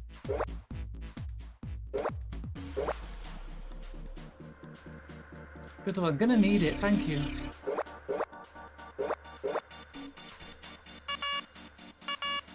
Ah, fucking hell. Yeah, see, this hint doesn't even... Okay, so that hint says I've got this side correct. Not this side. This side's missing some. Doing that...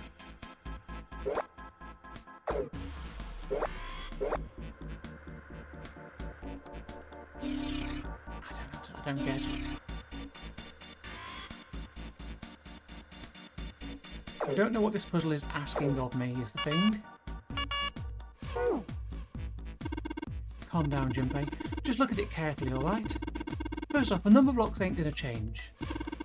All that's going to change is the shape. Just like in the first game, you've got to match your pointy blocks to the ones up top. Do you know how to figure out how many blocks change with each switch? Yeah, turn anything off, then just do one switch at a time, right? Close enough. You just got to pay attention to how many blocks change. Just got a massive number of pointed blocks. You can rotate left and right, but the switches work a little different. Just focus on how many blocks are changed when you press the switch. Okay, so... we got them all off currently? So...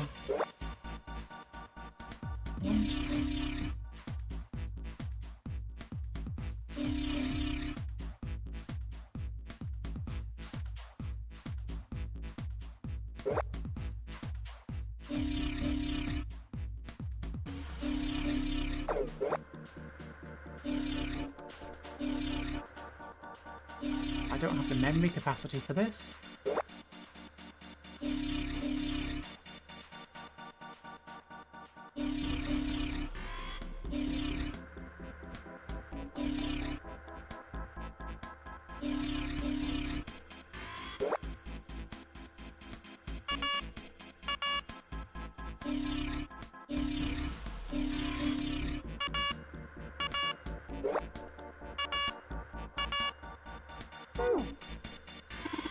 Just keep it simple, it's just like the jiggles.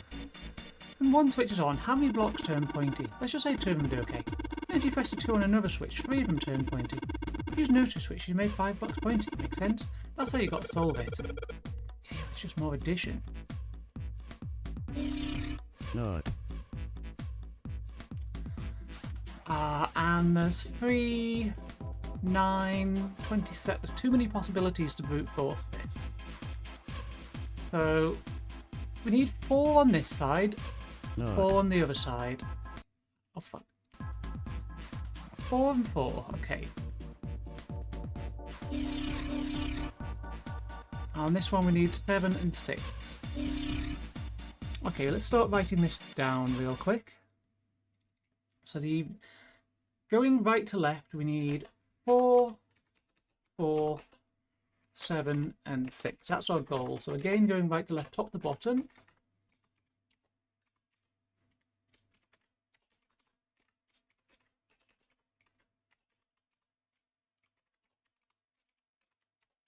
That would be 6, eh? And then switches. So we're doing right top, right bottom.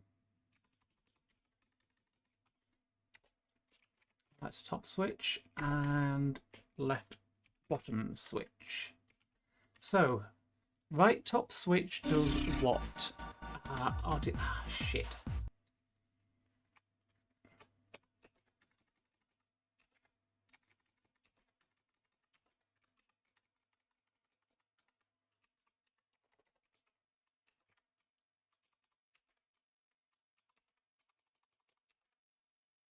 So, right top 1 gives us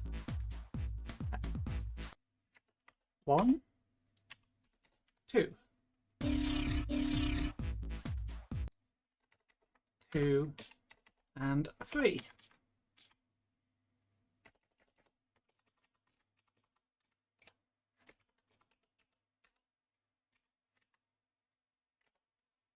Okay. Right top 2 gives us, I arranged this really badly, 1 and 1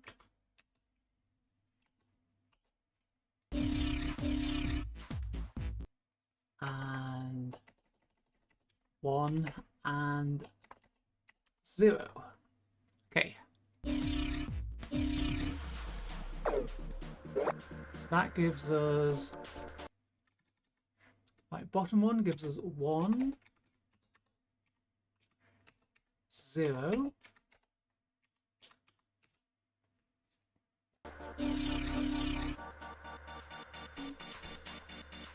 Two and 2.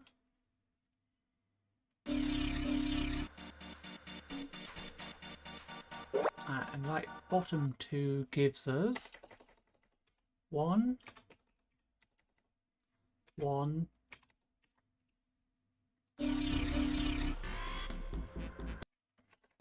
1, 2.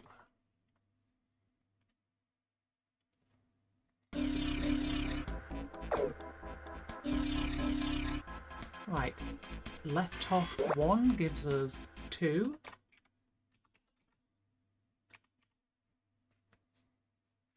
Zero. 2 and 0 again.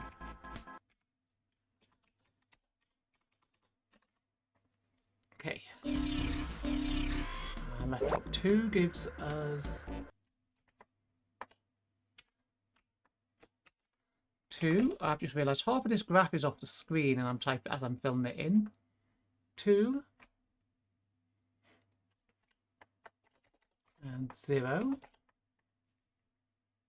Wait, no, I'm looking at the wrong side here. Have I done that for... I think I did that for left top 1 as well, didn't I? Yeah, 2, 0. No, 2, 0.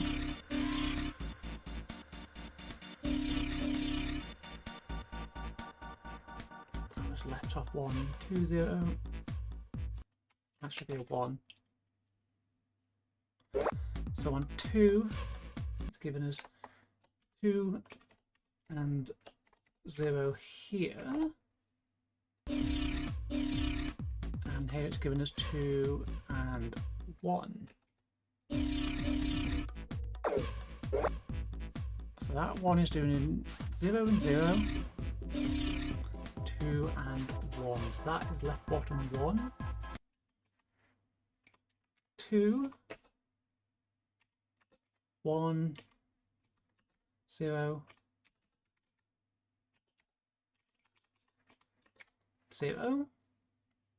And that. Oh.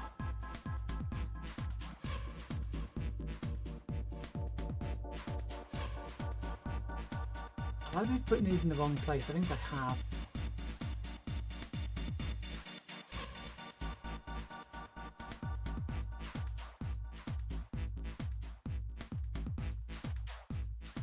That was LD1, wasn't it? Oh, fucking hell.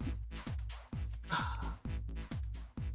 gonna have to start again. I'm gonna have to arrange this differently.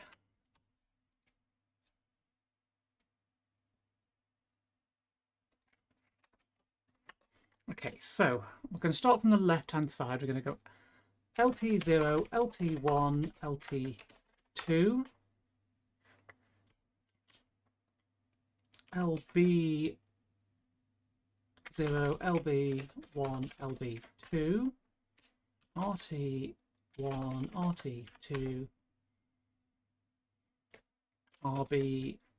Wait. Why am I writing down 0? We don't need 0. We know what 0 is. RT1, RT2, RB1, RB2. Yeah, this puzzle is extreme. Right bottom. Right hand side, bottom switch. So left top 1. So we're going to go LT.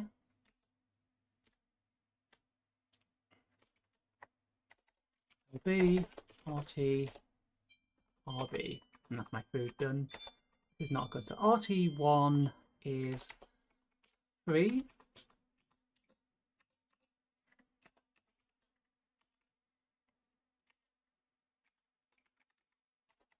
1.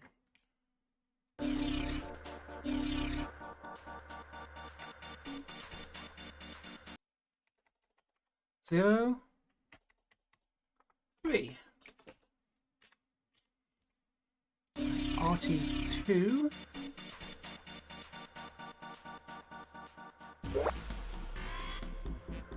Wait, that didn't... Oh wait, fuck's sake, so these weren't all off, were they? That means I've got LT1 wrong. That's 2, 0, 0, and 2. So RT2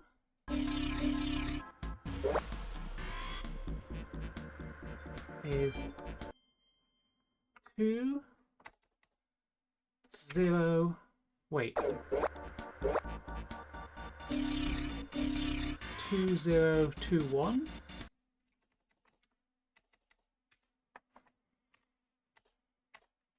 Alright. Turn that off, so RB1 is 0, 0,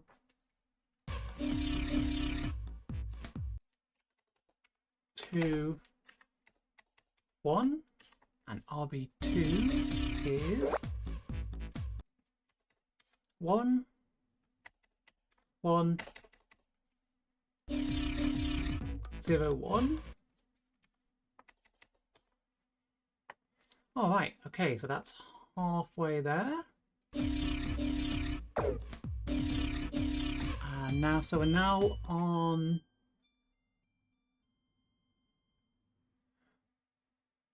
Wait, did I put those in the RT when they should have all been in the LT? I did. Oh, I'm fucking dumb.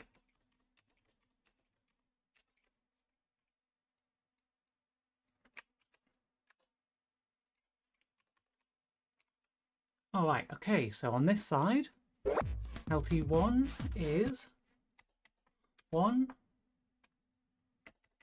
2,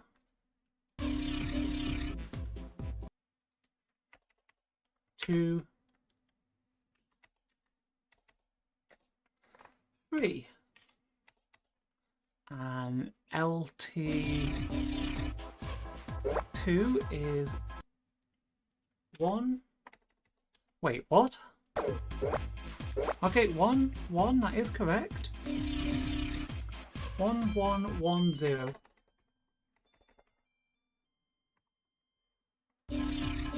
Wait, I've got which one have I got flipped?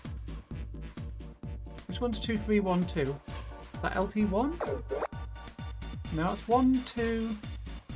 Oh, you're right, 2, 3, you're right, I have, yep. I've got to switch sides. 2, 3, 1, 2.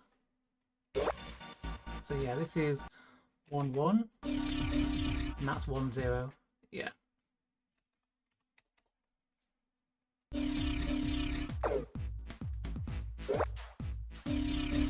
And this is 2, 2.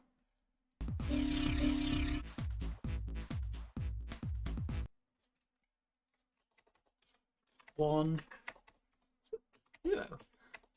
And lastly,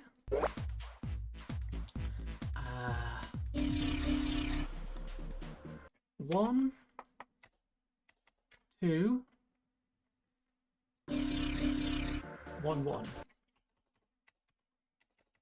And our goal is 4, 4,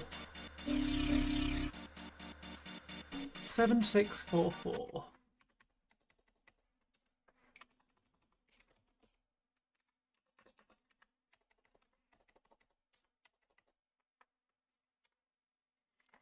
So to make 7, we're gonna need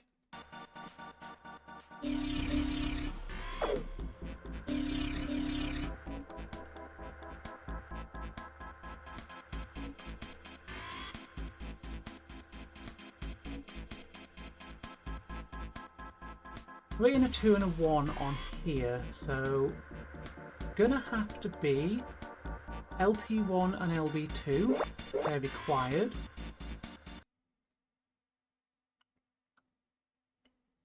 So we can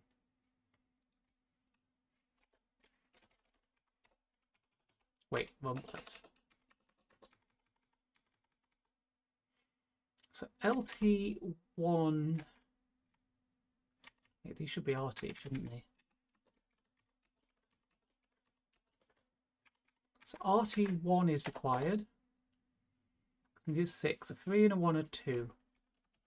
So RT2 is invalid.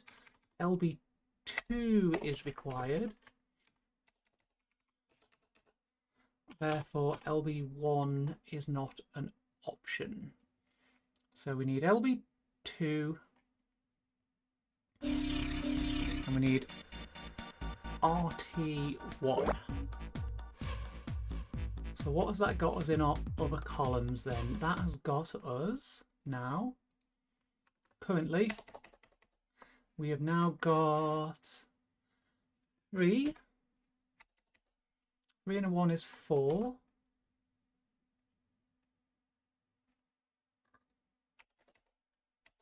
1 and 0. So one of these two is required. So we need to get 4 on this side. So that's got to be 2 and that's got to be 2. So it's got to be RB1 has got to be the next one. Yes, because we need a 2 and a 2. So it's got to be RB1.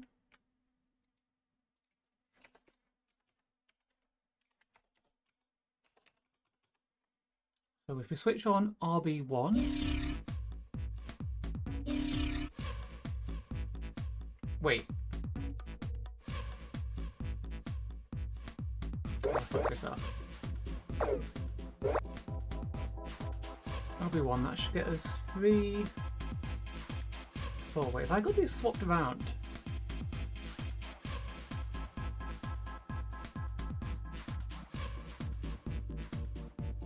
Third column, I can eliminate some numbers there. LB2 and haven't established L left top yet. And on the right we need right top 2. No, we need right top 1 and we need that. So that should get us on this side. Got 2 and 3 apparently. Did I just forget to add? 0 plus 1 plus 1. Yeah, I just forgot to add, didn't I? So that should be 2. And this side should be 3. But yeah, that's 3. So that's correct. So from there... Now we've only got one switch left to flip now, which is LT1.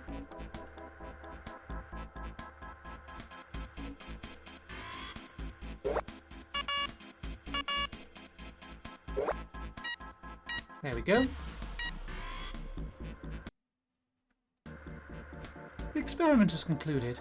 The door will now unlock. I can hear the door unlocking.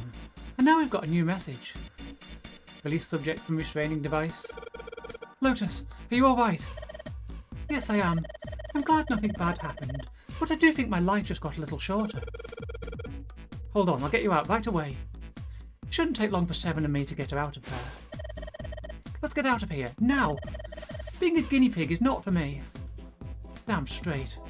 I don't ever want to see this thing again. Same, Junpei, same.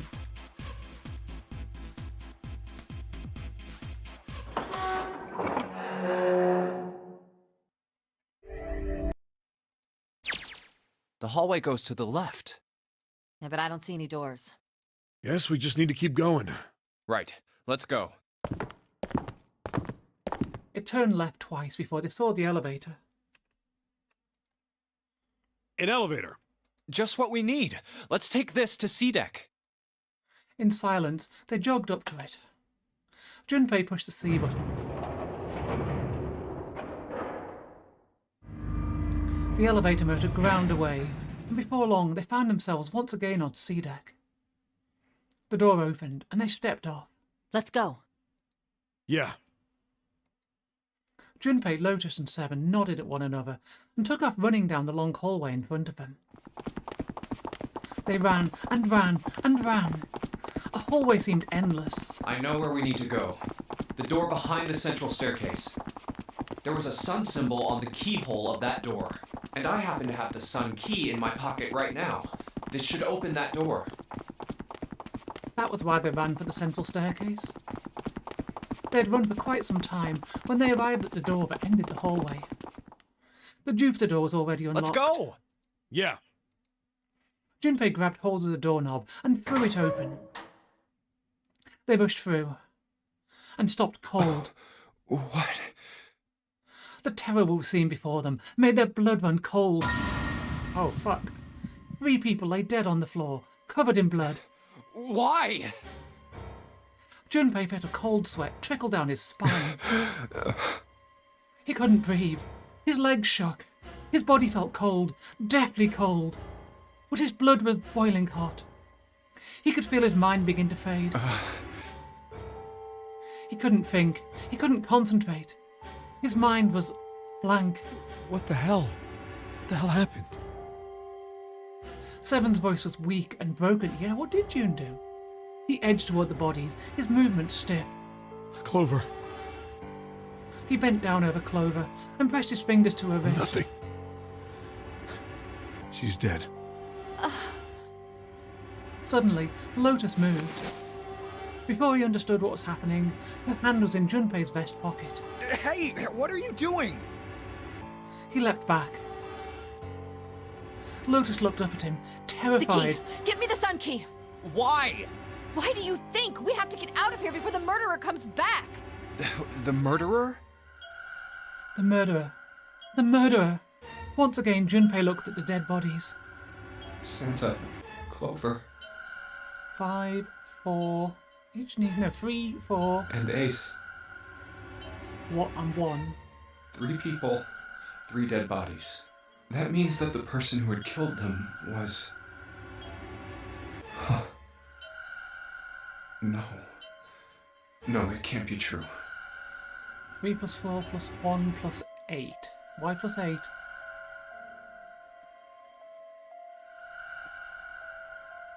Give it to me!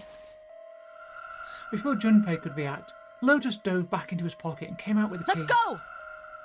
Without waiting for Seven or Junpei, she ran straight for the central staircase. Yeah, they've taken out the 8, but that's it's what combination is left to escape is the question. Junpei shut his eyes and swallowed his emotions. So we've got 7, Lotus is 8, Junpei is 5. So 8 plus 5 is 13. Plus 7. 8 plus 7, 16, 15, 20. That's 0. You're going to need 9 to get out of this. 5 plus 8 plus 7. Morning would have to wait.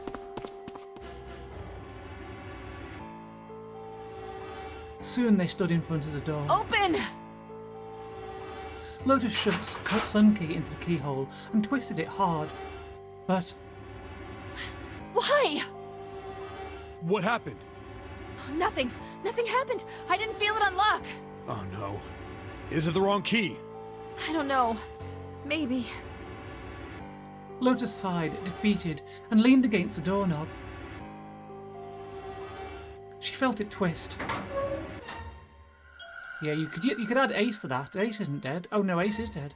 A small gap appeared between the door and the frame. It's open. What the hell is this? Wait, you mean the door was already unlocked? Why? And how would I know that? Whatever, let's just go. Lotus took a deep breath and slowly opened the door the rest of the way. That's true, you can take them. They stepped inside. In front of them was another hallway. It stretched out toward the bow of the ship. They began to run. Faster and faster they ran, trying desperately to reach the end of the hallway. A few seconds later, they were there. In front of them stood a massive metal door. They were all breathing heavily as Junpei spoke. What the hell is this door? So the 3 dead, 3 plus 4 plus 1 is 8, but I would also suggest that 1 died, but... Because 8 plus 6 is 14 is 5. And you need a 4. I can't see anything that looks like a doorknob or switch or lever or card reader or anything. How the fuck are we supposed to open this? We don't have a choice. We're gonna have to go back. No, I'm not going back there. There is a murderer back there. There was more stark terror in Lotus's voice and authority. She was almost begging. But I don't see any other doors. As he spoke, Seven stepped toward the door in front of them, as if to illustrate that it was the only door.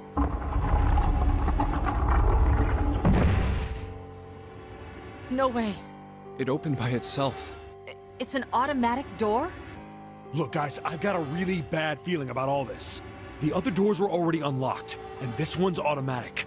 We haven't seen anything like this before. Bad feeling. And how could the situation possibly get worse? 3 people were already dead. we've hit bottom. This can't get any worse. Shit! Hey, Junpei! He stepped through the door. I can't take this anymore. No one can. And whatever hope Junpei had managed to summon disappeared. No. It's a lie. It's gotta be. This can't be real. No. It's impossible. If it's a dream, just wake up already. Someone please tell me it's all just a joke. I'm imagining things. Yep, that's it. This is all obviously a lie. It's a big, elaborate trick. An illusion or something. Or a dream. It's made up. It wasn't real, right? June. No, the code names meant nothing now. Canny. Connie! Junpei cried out and leapt through the door. He flew to her side, his heart like a stone in his chest. Connie, hang on! Junpei swept her up and shook her by the shoulder. She moaned, and her eyes fluttered open, but only barely. Connie! Jumpy? Her face was pale, and her lips were dry and cracked. Her eyes were blank and cloudy. They stared straight at Junpei, but saw nothing. Junpei put his hand against the small of her back to hold her up. It felt warm and wet. He lifted his hand up. It was covered in blood. Oh man, Connie, there's so much blood. What the hell happened to you? How did this happen? It was all he could do, not to break into tears. Jumpy, I'm sorry. Her voice was thin, a minuscule thread that was the only thing keeping her with him. I might not make it. No way I am going to let you die. I am going to save you, I promise. Thank you, Jumpy. Thank you so much for everything. I was really happy to see you again, Jumpy. Really happy. Don't give me that I was crap. You're gonna see me again lots more times. You just gotta hang on, all right, Connie? You... Ow, what can I do? Damn it! He looked up from Canny, desperate for something, anything. What's that? Then he saw it. A small submarine. A submarine? What on earth is a submarine doing here? No, that didn't matter. Nothing mattered except saving Canny. That was the only thing he wanted. That's it! Junpei turned his head back to look down at her. Hang on, all right? There's a submarine over there. I'm gonna go see if it works. No! Don't go! Please, don't go! Please, just stay with me, okay? I want to be close to you, Jumpy. Oh, fucking hell. Connie. Jumpy, did you know you meant a lot to me when we were kids? I've liked you for a long time, Junpei. A really long time. Junpei's vision had gone blurry. It took him a moment to realise his eyes were filled with tears. He could feel a piercing point of heat deep in his heart, like a white-hot flame. Jumpy, do you remember we hung out a lot when we were kids? We went to the pool and to the fair. Do you remember playing snowball at the school? They're all memories I'll never forget. All of those moments are treasures to me. But I also wanted to go to a lot of other places with you. A lot more. But that won't happen now. No. I mean, yes. Yes, it will happen. We'll go all sorts of places, Connie. You hear me? I promise. We'll go wherever you want. Really? Yeah, really. I swear. That makes me happy. Really happy. She said it to herself, over and over, a weak smile creasing her tired face. Jumpy, I feel No. sleepy. No, Connie, don't fall asleep. Thank you, Jumpy. Thank you so much. Her eyes were slowly closing. Junpei screamed, even as he felt his throat go hoarse. Connie! Connie!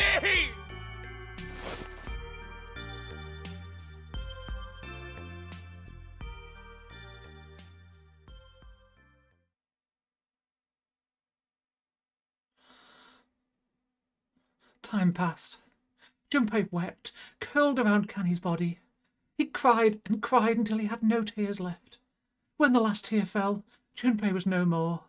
His body remained, but only as an empty shell. Somewhere, he heard a bell ring. It was the clock at the central staircase.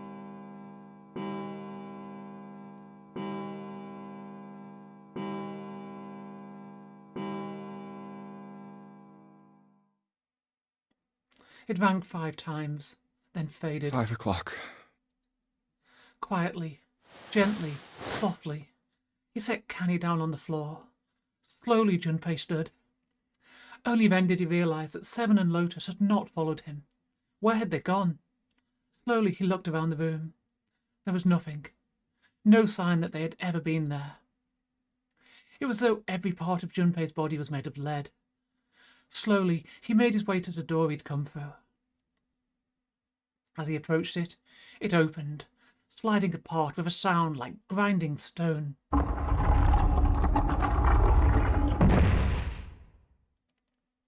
Junpei passed through the gate and into the hallway. His heart rattled in his chest like an empty, lifeless thing. It had been so utterly broken that there was nothing left to feel. When he saw their bodies, he simply stared. It was a lake, a sea of blood. 2 bodies lay in it. There was no need to check. There was no breath left in them. His eyes lit on Lotus's wrists. Her bracelet. It was gone. He stared.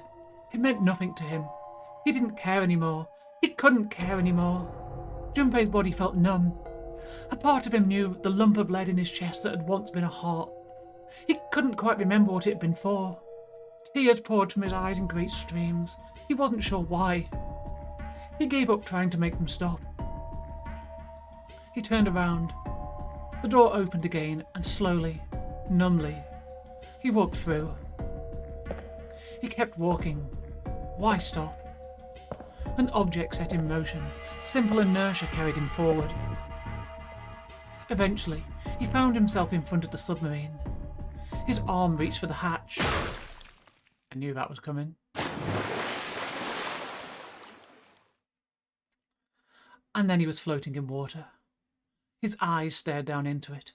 He couldn't see the bottom. His back was hot. Dimly, he felt the blade of a knife in it. Who? One dead body lay behind door number 5. The body of the 9th man.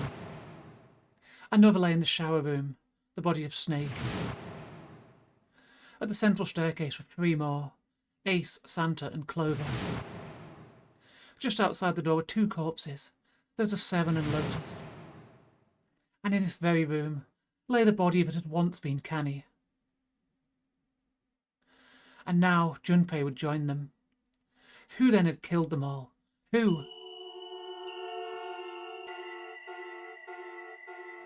Junpei let out one last breath. Faintly, he felt the bubbles creep up the side of his face. 1, 2, 3, 4, 5,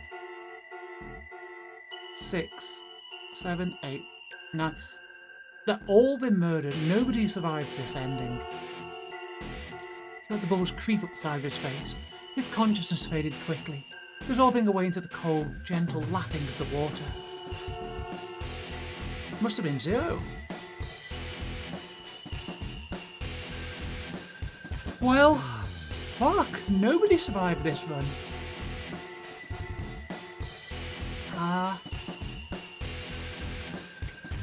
Well, that was certainly something. We had a lot of information on this run, but we still didn't get a good ending. I think this is probably the worst ending.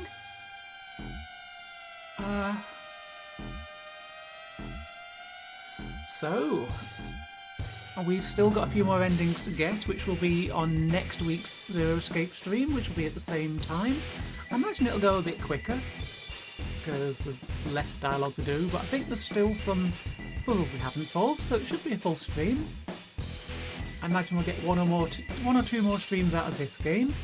And I already own the next 2 Zero Escape games, so we're going to be on this franchise for a while. But tomorrow, it's going to be a software dev stream. I'm going to be doing some more work on the VLC face tracking for Venial. Maybe a bit of modelling and stuff if we get that done in time. Maybe some FF14 raiding if people are available. Monday, we've done some swapsies, so that's now my Vector streams. That's Microcomputer Monday now. Tuesday, if you're a fan of Uchikoshi, the writer of this, will be doing Ever 17, which is the other visual novel that I've been playing from them. We've still got a few more endings on that to get as well. The End, or is it? Wednesday Beat Saber, Thursday Stardew, Fuck It Friday. I'll announce that game later on.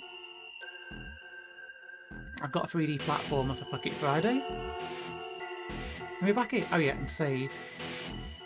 We All Die by a Yellow Submarine. It's the name of the achievement I just got. You know what? That's fine, we can do that. Would I like to save? Yes, I will. Please select the save slot. And yeah, we'll go with that raid suggestion, because that saves me a lot of time, because I need to raid out and I need to eat my food, which is going cold in my oven. So we are going to do a raid and run. And here's my flowchart. So we've still got quite a bit to go here. I suspect this will require me to get all the other endings before I can unlock it. But we are here. Slightly annoying that this is the only... We're going to get the same ending again, so we've got to do this next. I don't know. Anyway, let's fade out, and I will hopefully see some of you tomorrow for some software dev. Night, bye!